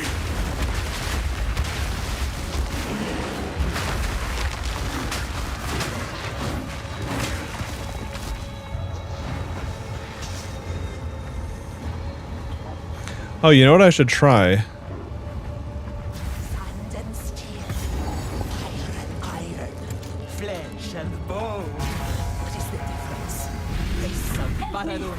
She's insane! Insane? Shut your mouth, traitor!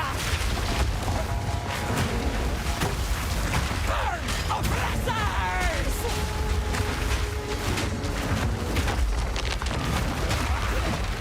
Lash! Die, die, die!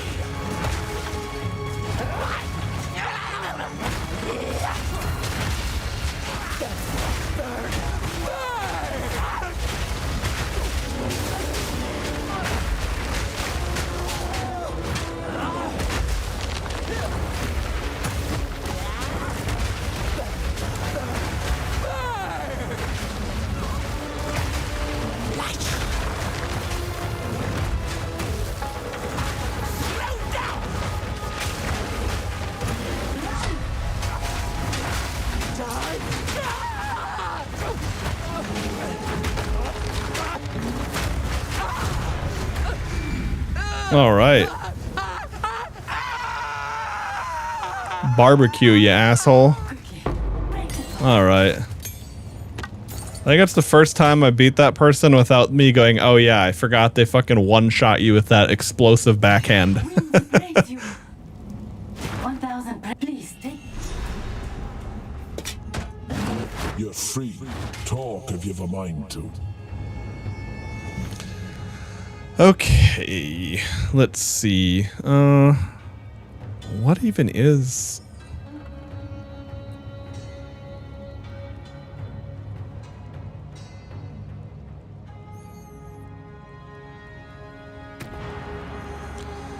How does Maul work? Okay, attack damage 142%. Okay, so it does give you more attack damage with that. I see. But I do think that, I don't know, man, that's a tough call.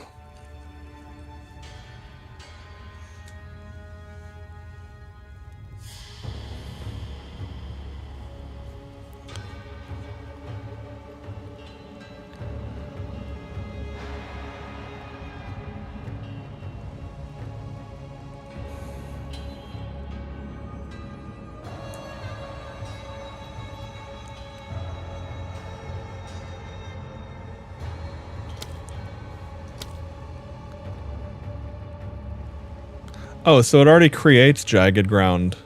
Okay.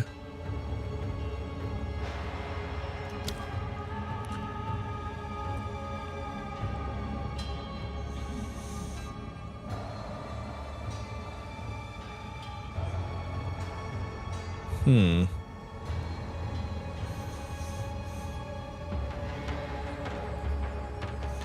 gonna level up Fury of the Mountain, actually. I'm kind of curious to see how strong that gets as I go. Okay. I will be right back. Gotta pee.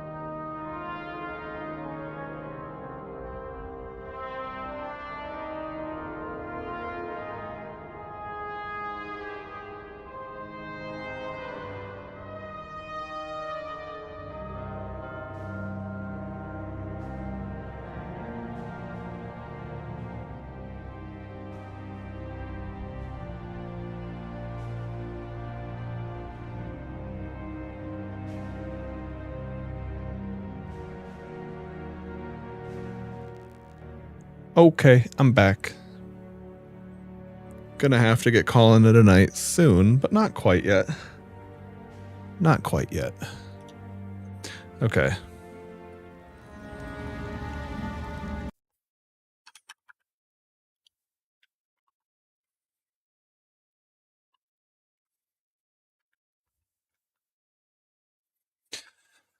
All right, so we just killed this person. Oh, I think that was the whole point of coming here. Okay.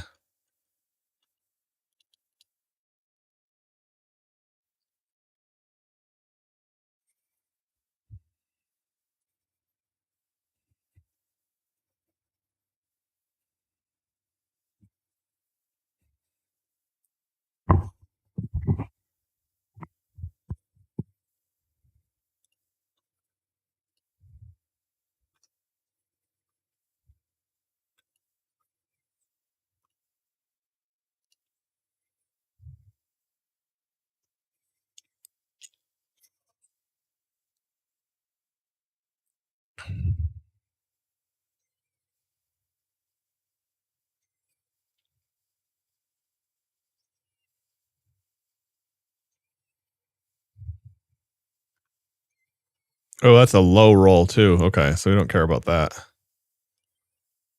About this one. Only +1 to melee skills.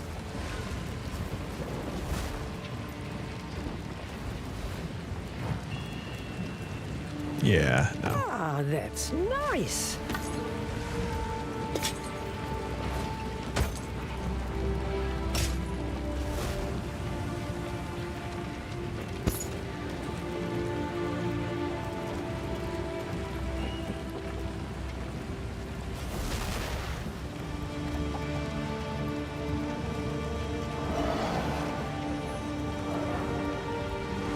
This could be useful. I will tell your tale.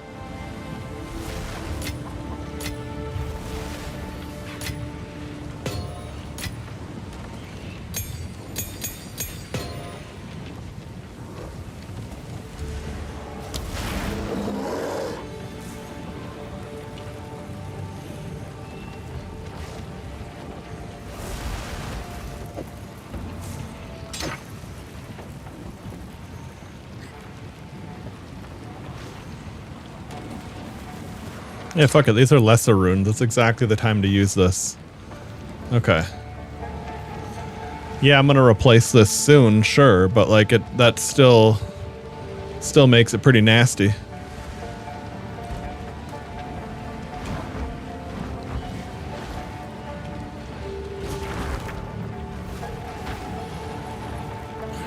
This Balbala.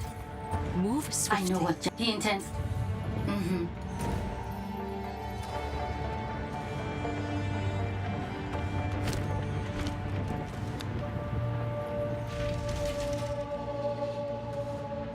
After a great consideration, I think Diablo 4 has a way more fun early game.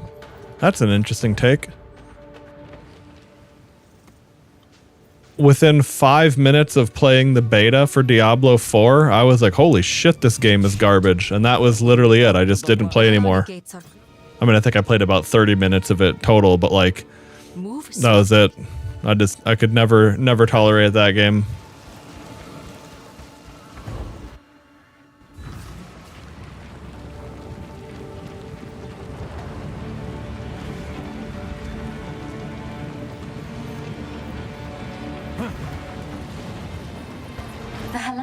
But there is. Farewell. So, let us fight to the last.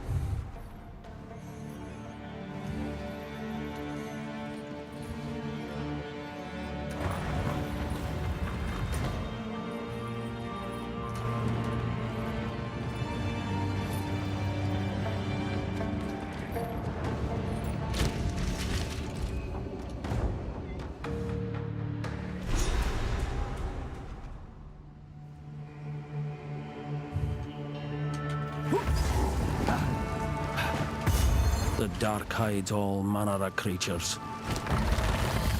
Bloody rust bucket!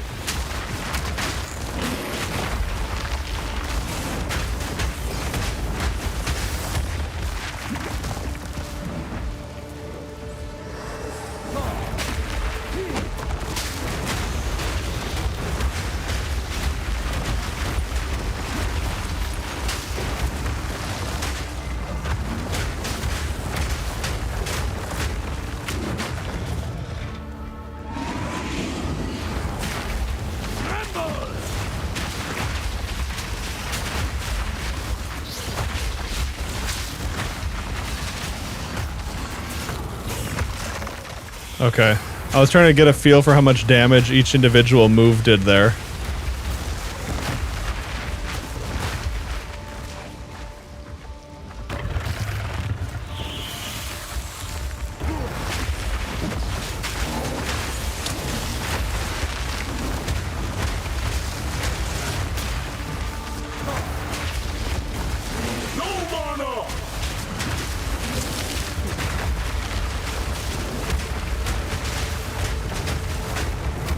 Take ya!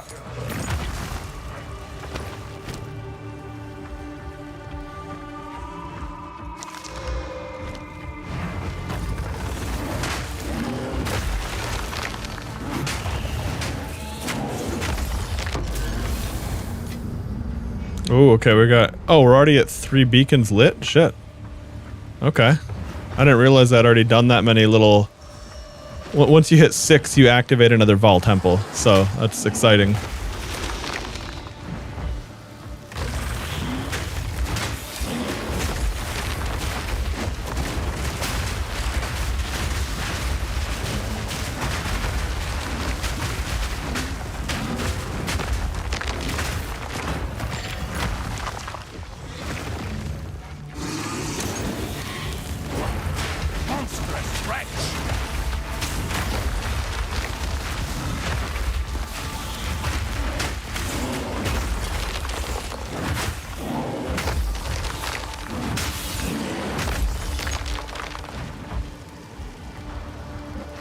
Oops, I did a loop-the-loop.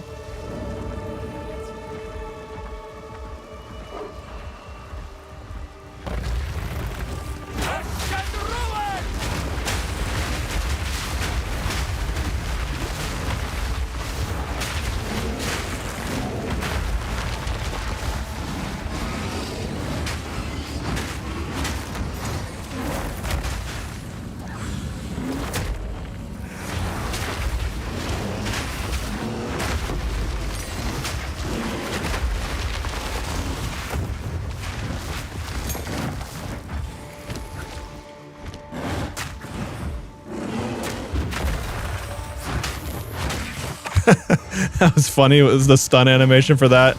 Their legs just go flying everywhere.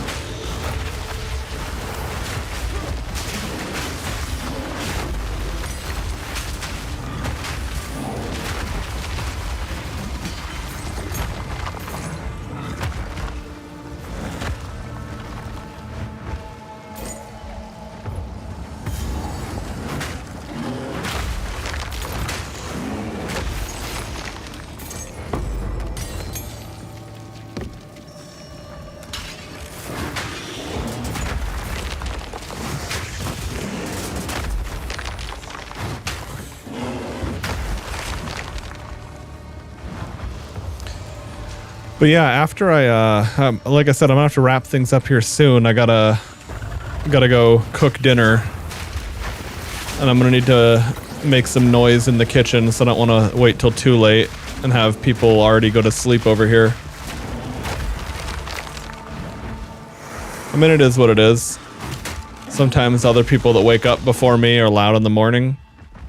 Sometimes I make noise at night, but you know, I know I'm going to be running an electric mixer for what I'm going to cook. Special.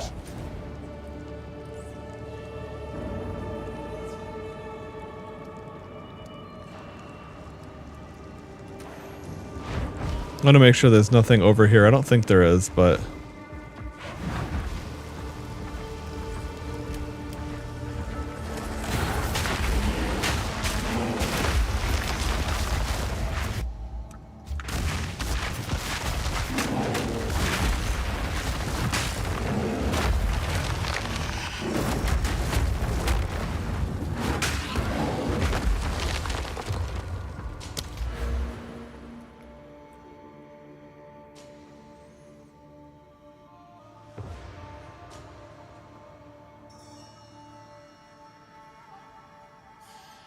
That's kind of cool.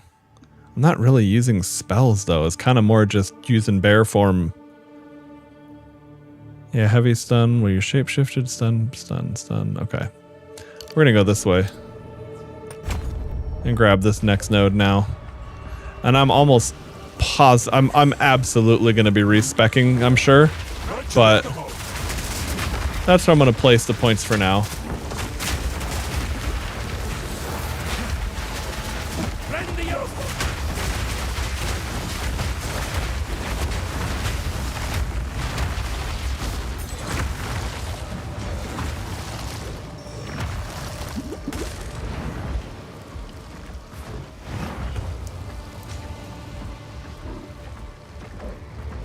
The other thing I want to do off stream is I want to look at all of the well, maybe I probably won't actually. Probably won't get to it. I was gonna say I wanted to look at all the skills, the support gems, and kind of get an idea for what I should look at, because I haven't played melee or a physical damage dealer before.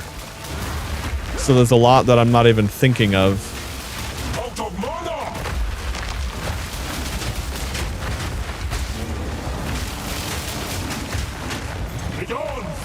The traitor Balbala has been sentenced to 1,000 years of suffering as a djinn, bound in this place of her dishonor.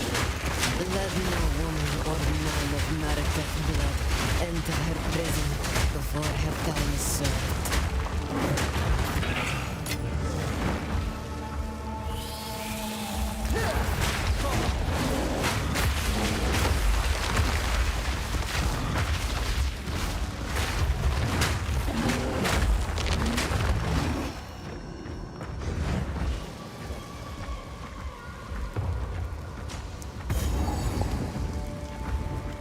Lifetimes have passed since these doors were last disturbed.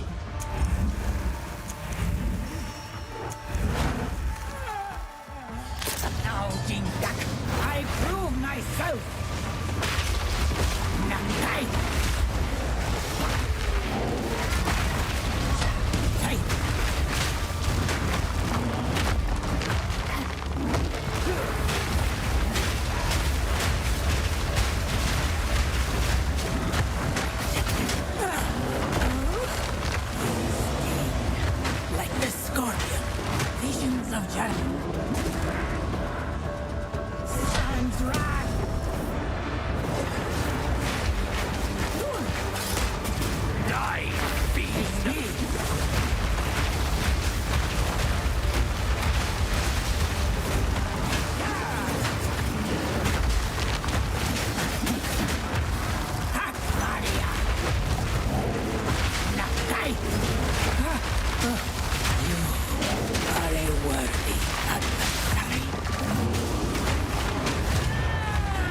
All right. Yeah, bear form kind of handles bosses.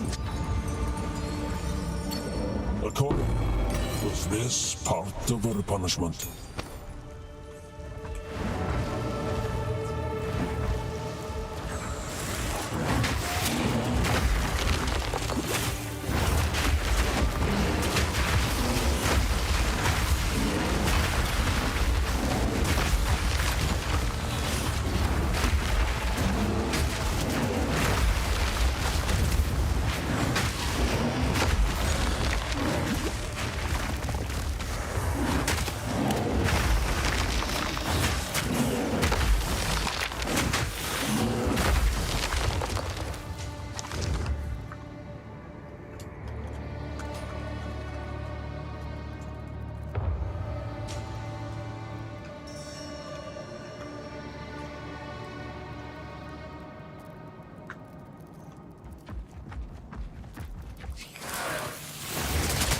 Wretched animal!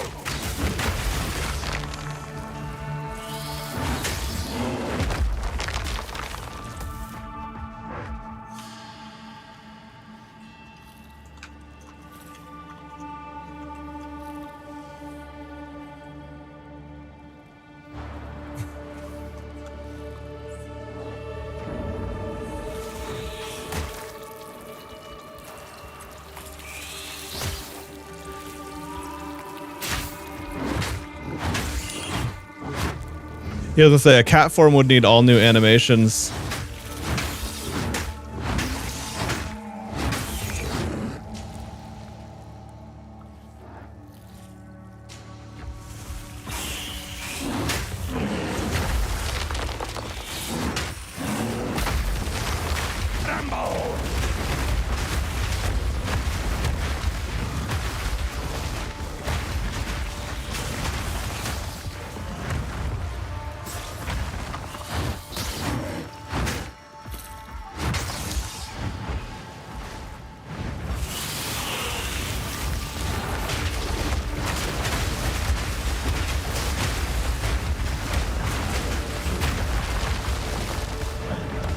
It's so cool how many attacks you can just absorb. Like it makes me wonder like what it's gonna be like playing like I can't wait for Flail to come out and play like a really tanky Crusader like thing.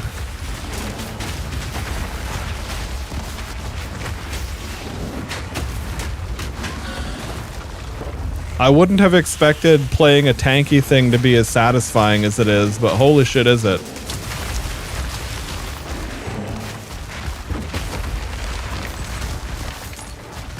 Granted, man, when you are slowed in bear form, your animations become atrociously slow.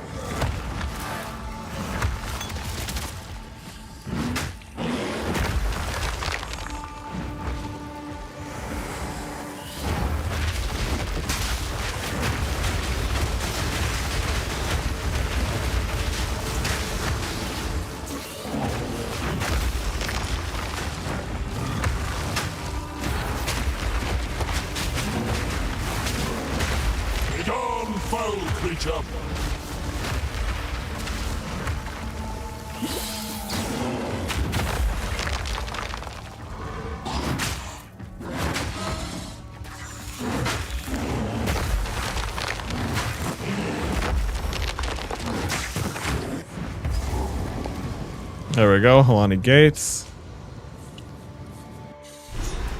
Working our way through Act 2 pretty quickly here. What do I have to do? I have to go do the boneyard shit, and then I have to, The war for the Vastiri has already...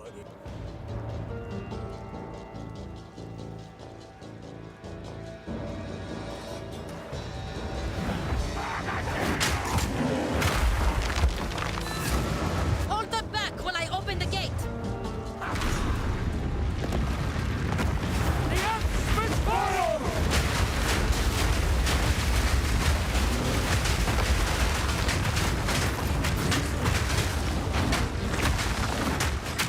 Advance with me. There are 2 more gates. Die, violence.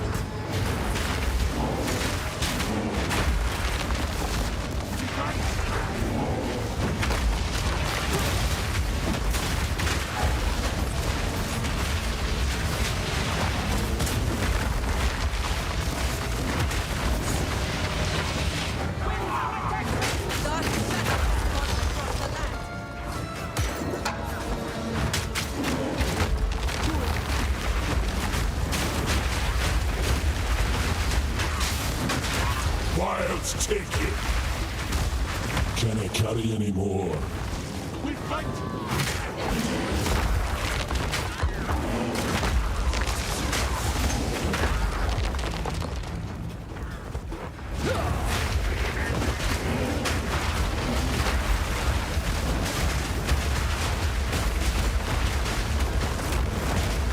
End of the line.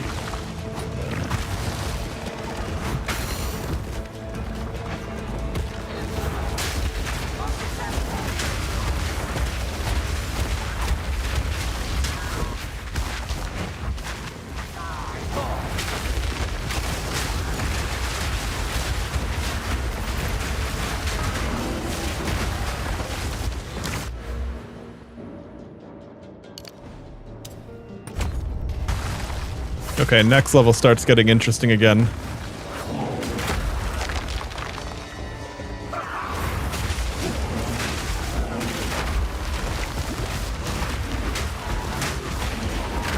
The traversal levels where you're just grabbing base stats, they're always like, oh cool, I leveled up 10 strength.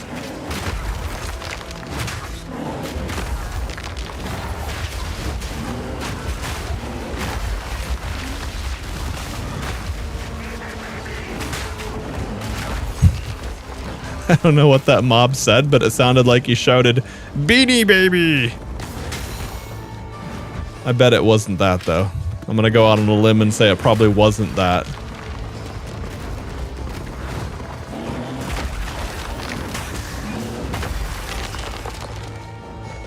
Oh, I walk right by the checkpoint like a dingus.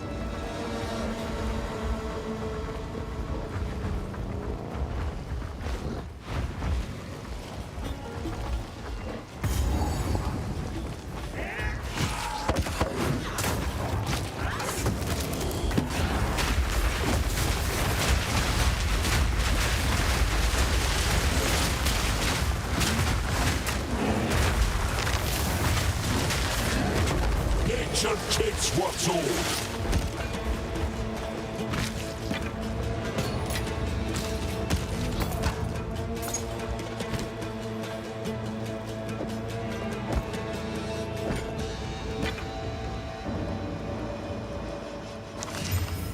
Oh, C+2 to level of all skills. That's a much better two-hander there. I mean, it's still a low roll, but like, you know, if it's a, I feel like if it's a two-hander, 2 is kind of the minimum, whereas 1's like, eesh, I guess if it's an upgrade over what I have. There we go. Blood for blood. Swarm them under.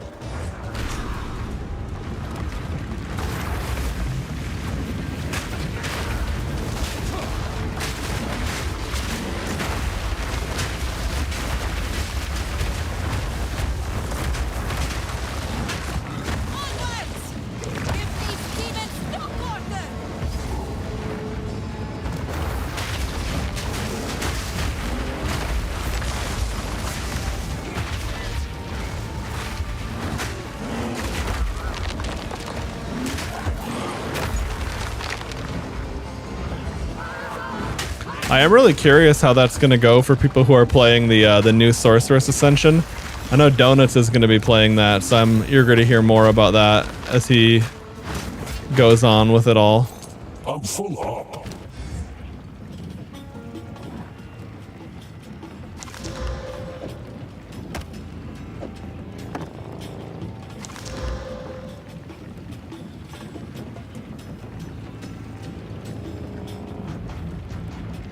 Level 18? Nah. If it was low level and it rolled Spirit first, I'd be like, okay, let's see what else it can have.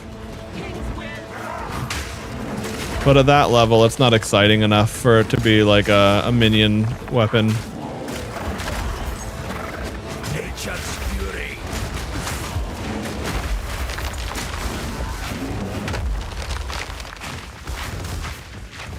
It's funny, I can move the statues around. I didn't notice that.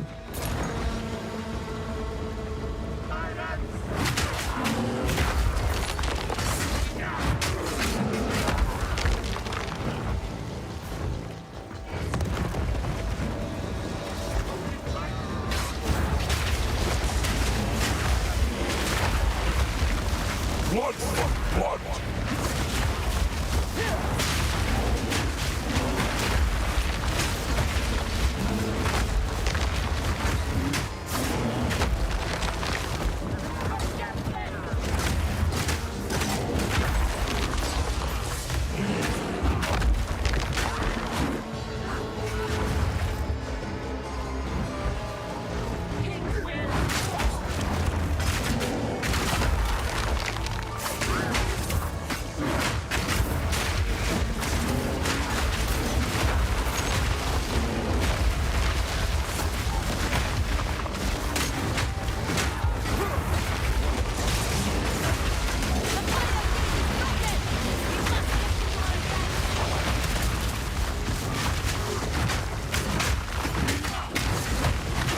Wild's taken.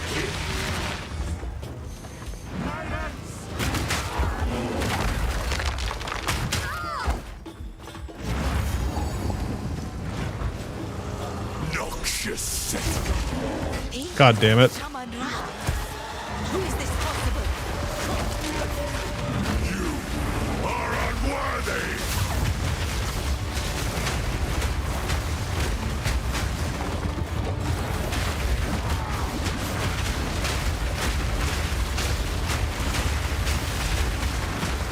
I shall dethrone you, Sekama, and leave you to the sand. The Manifest will fall by my hand. You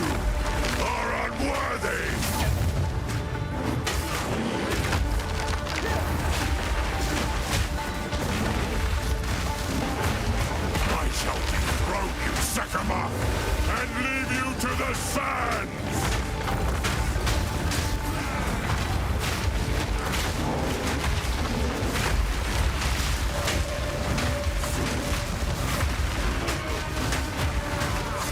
I shall dethrone you, Sekama, and leave you to the sand!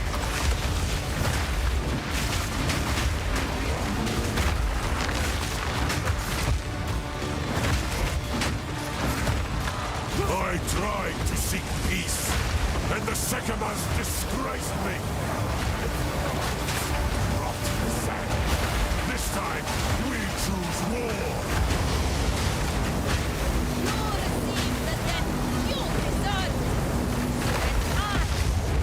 We shall finish this, but not today. Make haste! He must not escape! Ha! He knows he's outmatched, that's why he runs.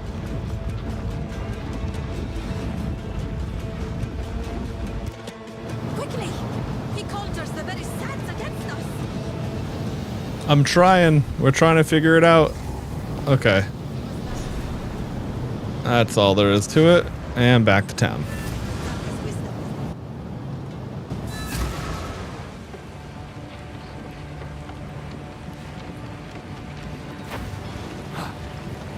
Jarman, we would didn't must speak to us.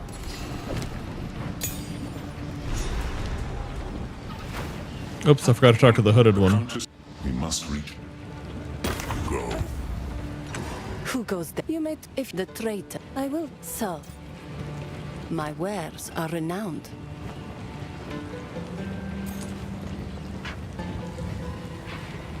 Oh, interesting. A wand with +2 to level of all physical spell skills. That's kind of... That could be interesting.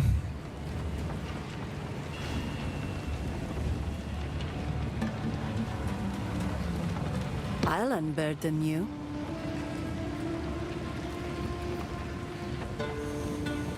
Oh, leech physical attack damage is mana. That's kind of cool. Now I have plus level gloves, so... I shall put this to use.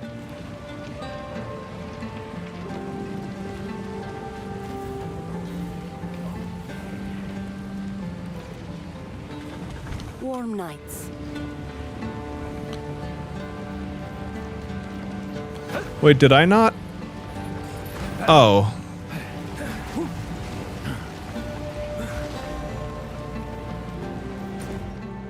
I don't think I finished the quest for Renly to unlock the fucking blacksmithing thing. How can I help? Yeah, I didn't. Okay, we should go do that quick. That's important. Because I was going to say, where the hell is my workbench? And then the problem is this is a fresh instance, so I have to actually go find it now, but...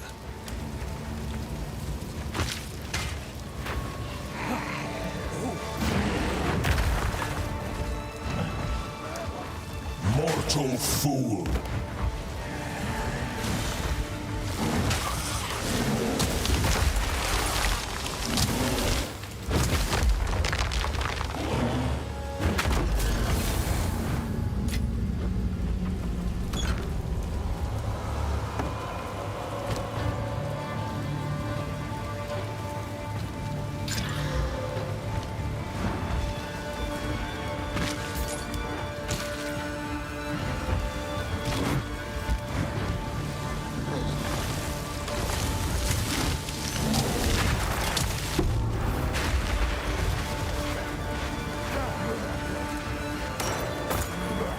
Oh, that must have been Renly's tools dropping somewhere on the map.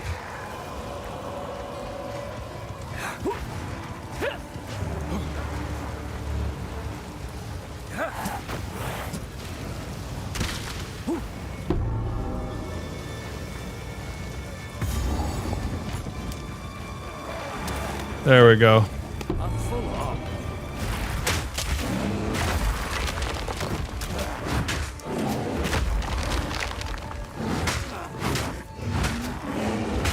Nature takes what's old.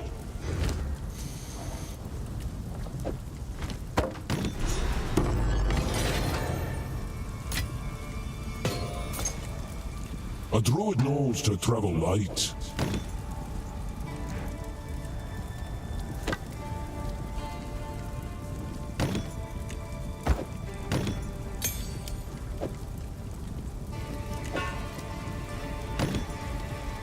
Fuck. There we go. I did this shit in the dumbest way possible.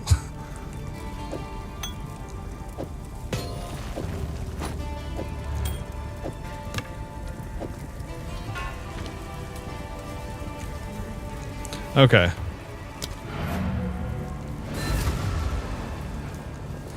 A druid knows to travel light.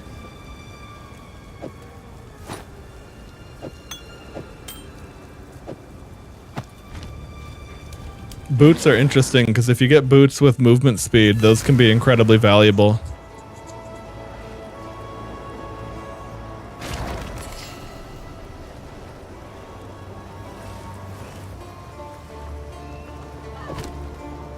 You found my tool.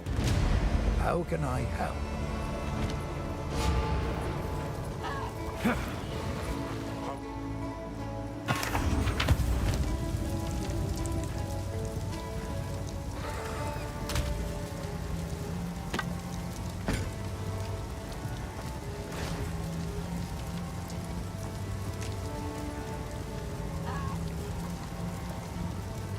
Not the place for such things.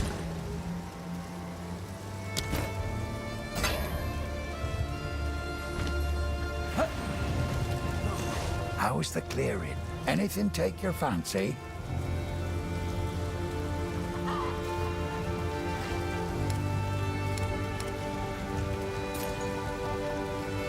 Might make good scrap.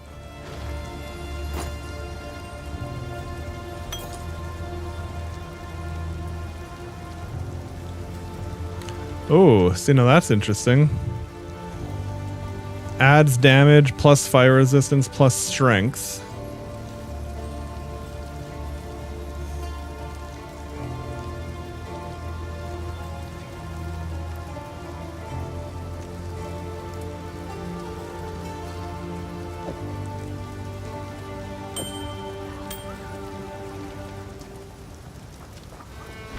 Go well.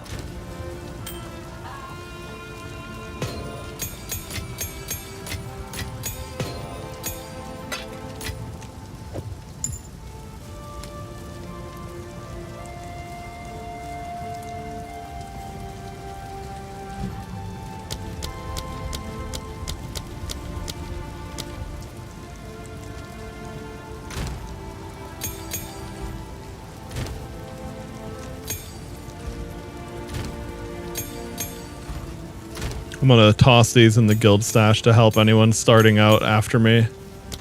It's not much, but that can get you moving. Okay. On that note, I'm gonna go ahead and call it a session because I gotta go, like I said, I gotta go cook dinner and take care of the cats and everything, and I don't want it to get too late. Plus, at this point, the sooner I end and wrap up my night, the sooner I can start playing again tomorrow. So we're just gonna be going nuts on Path of Exile because it's another new season. The season mechanic is fun. Druid is fun. I don't even know. I haven't even touched Sorceress yet, but that'll be really fun too to check that out.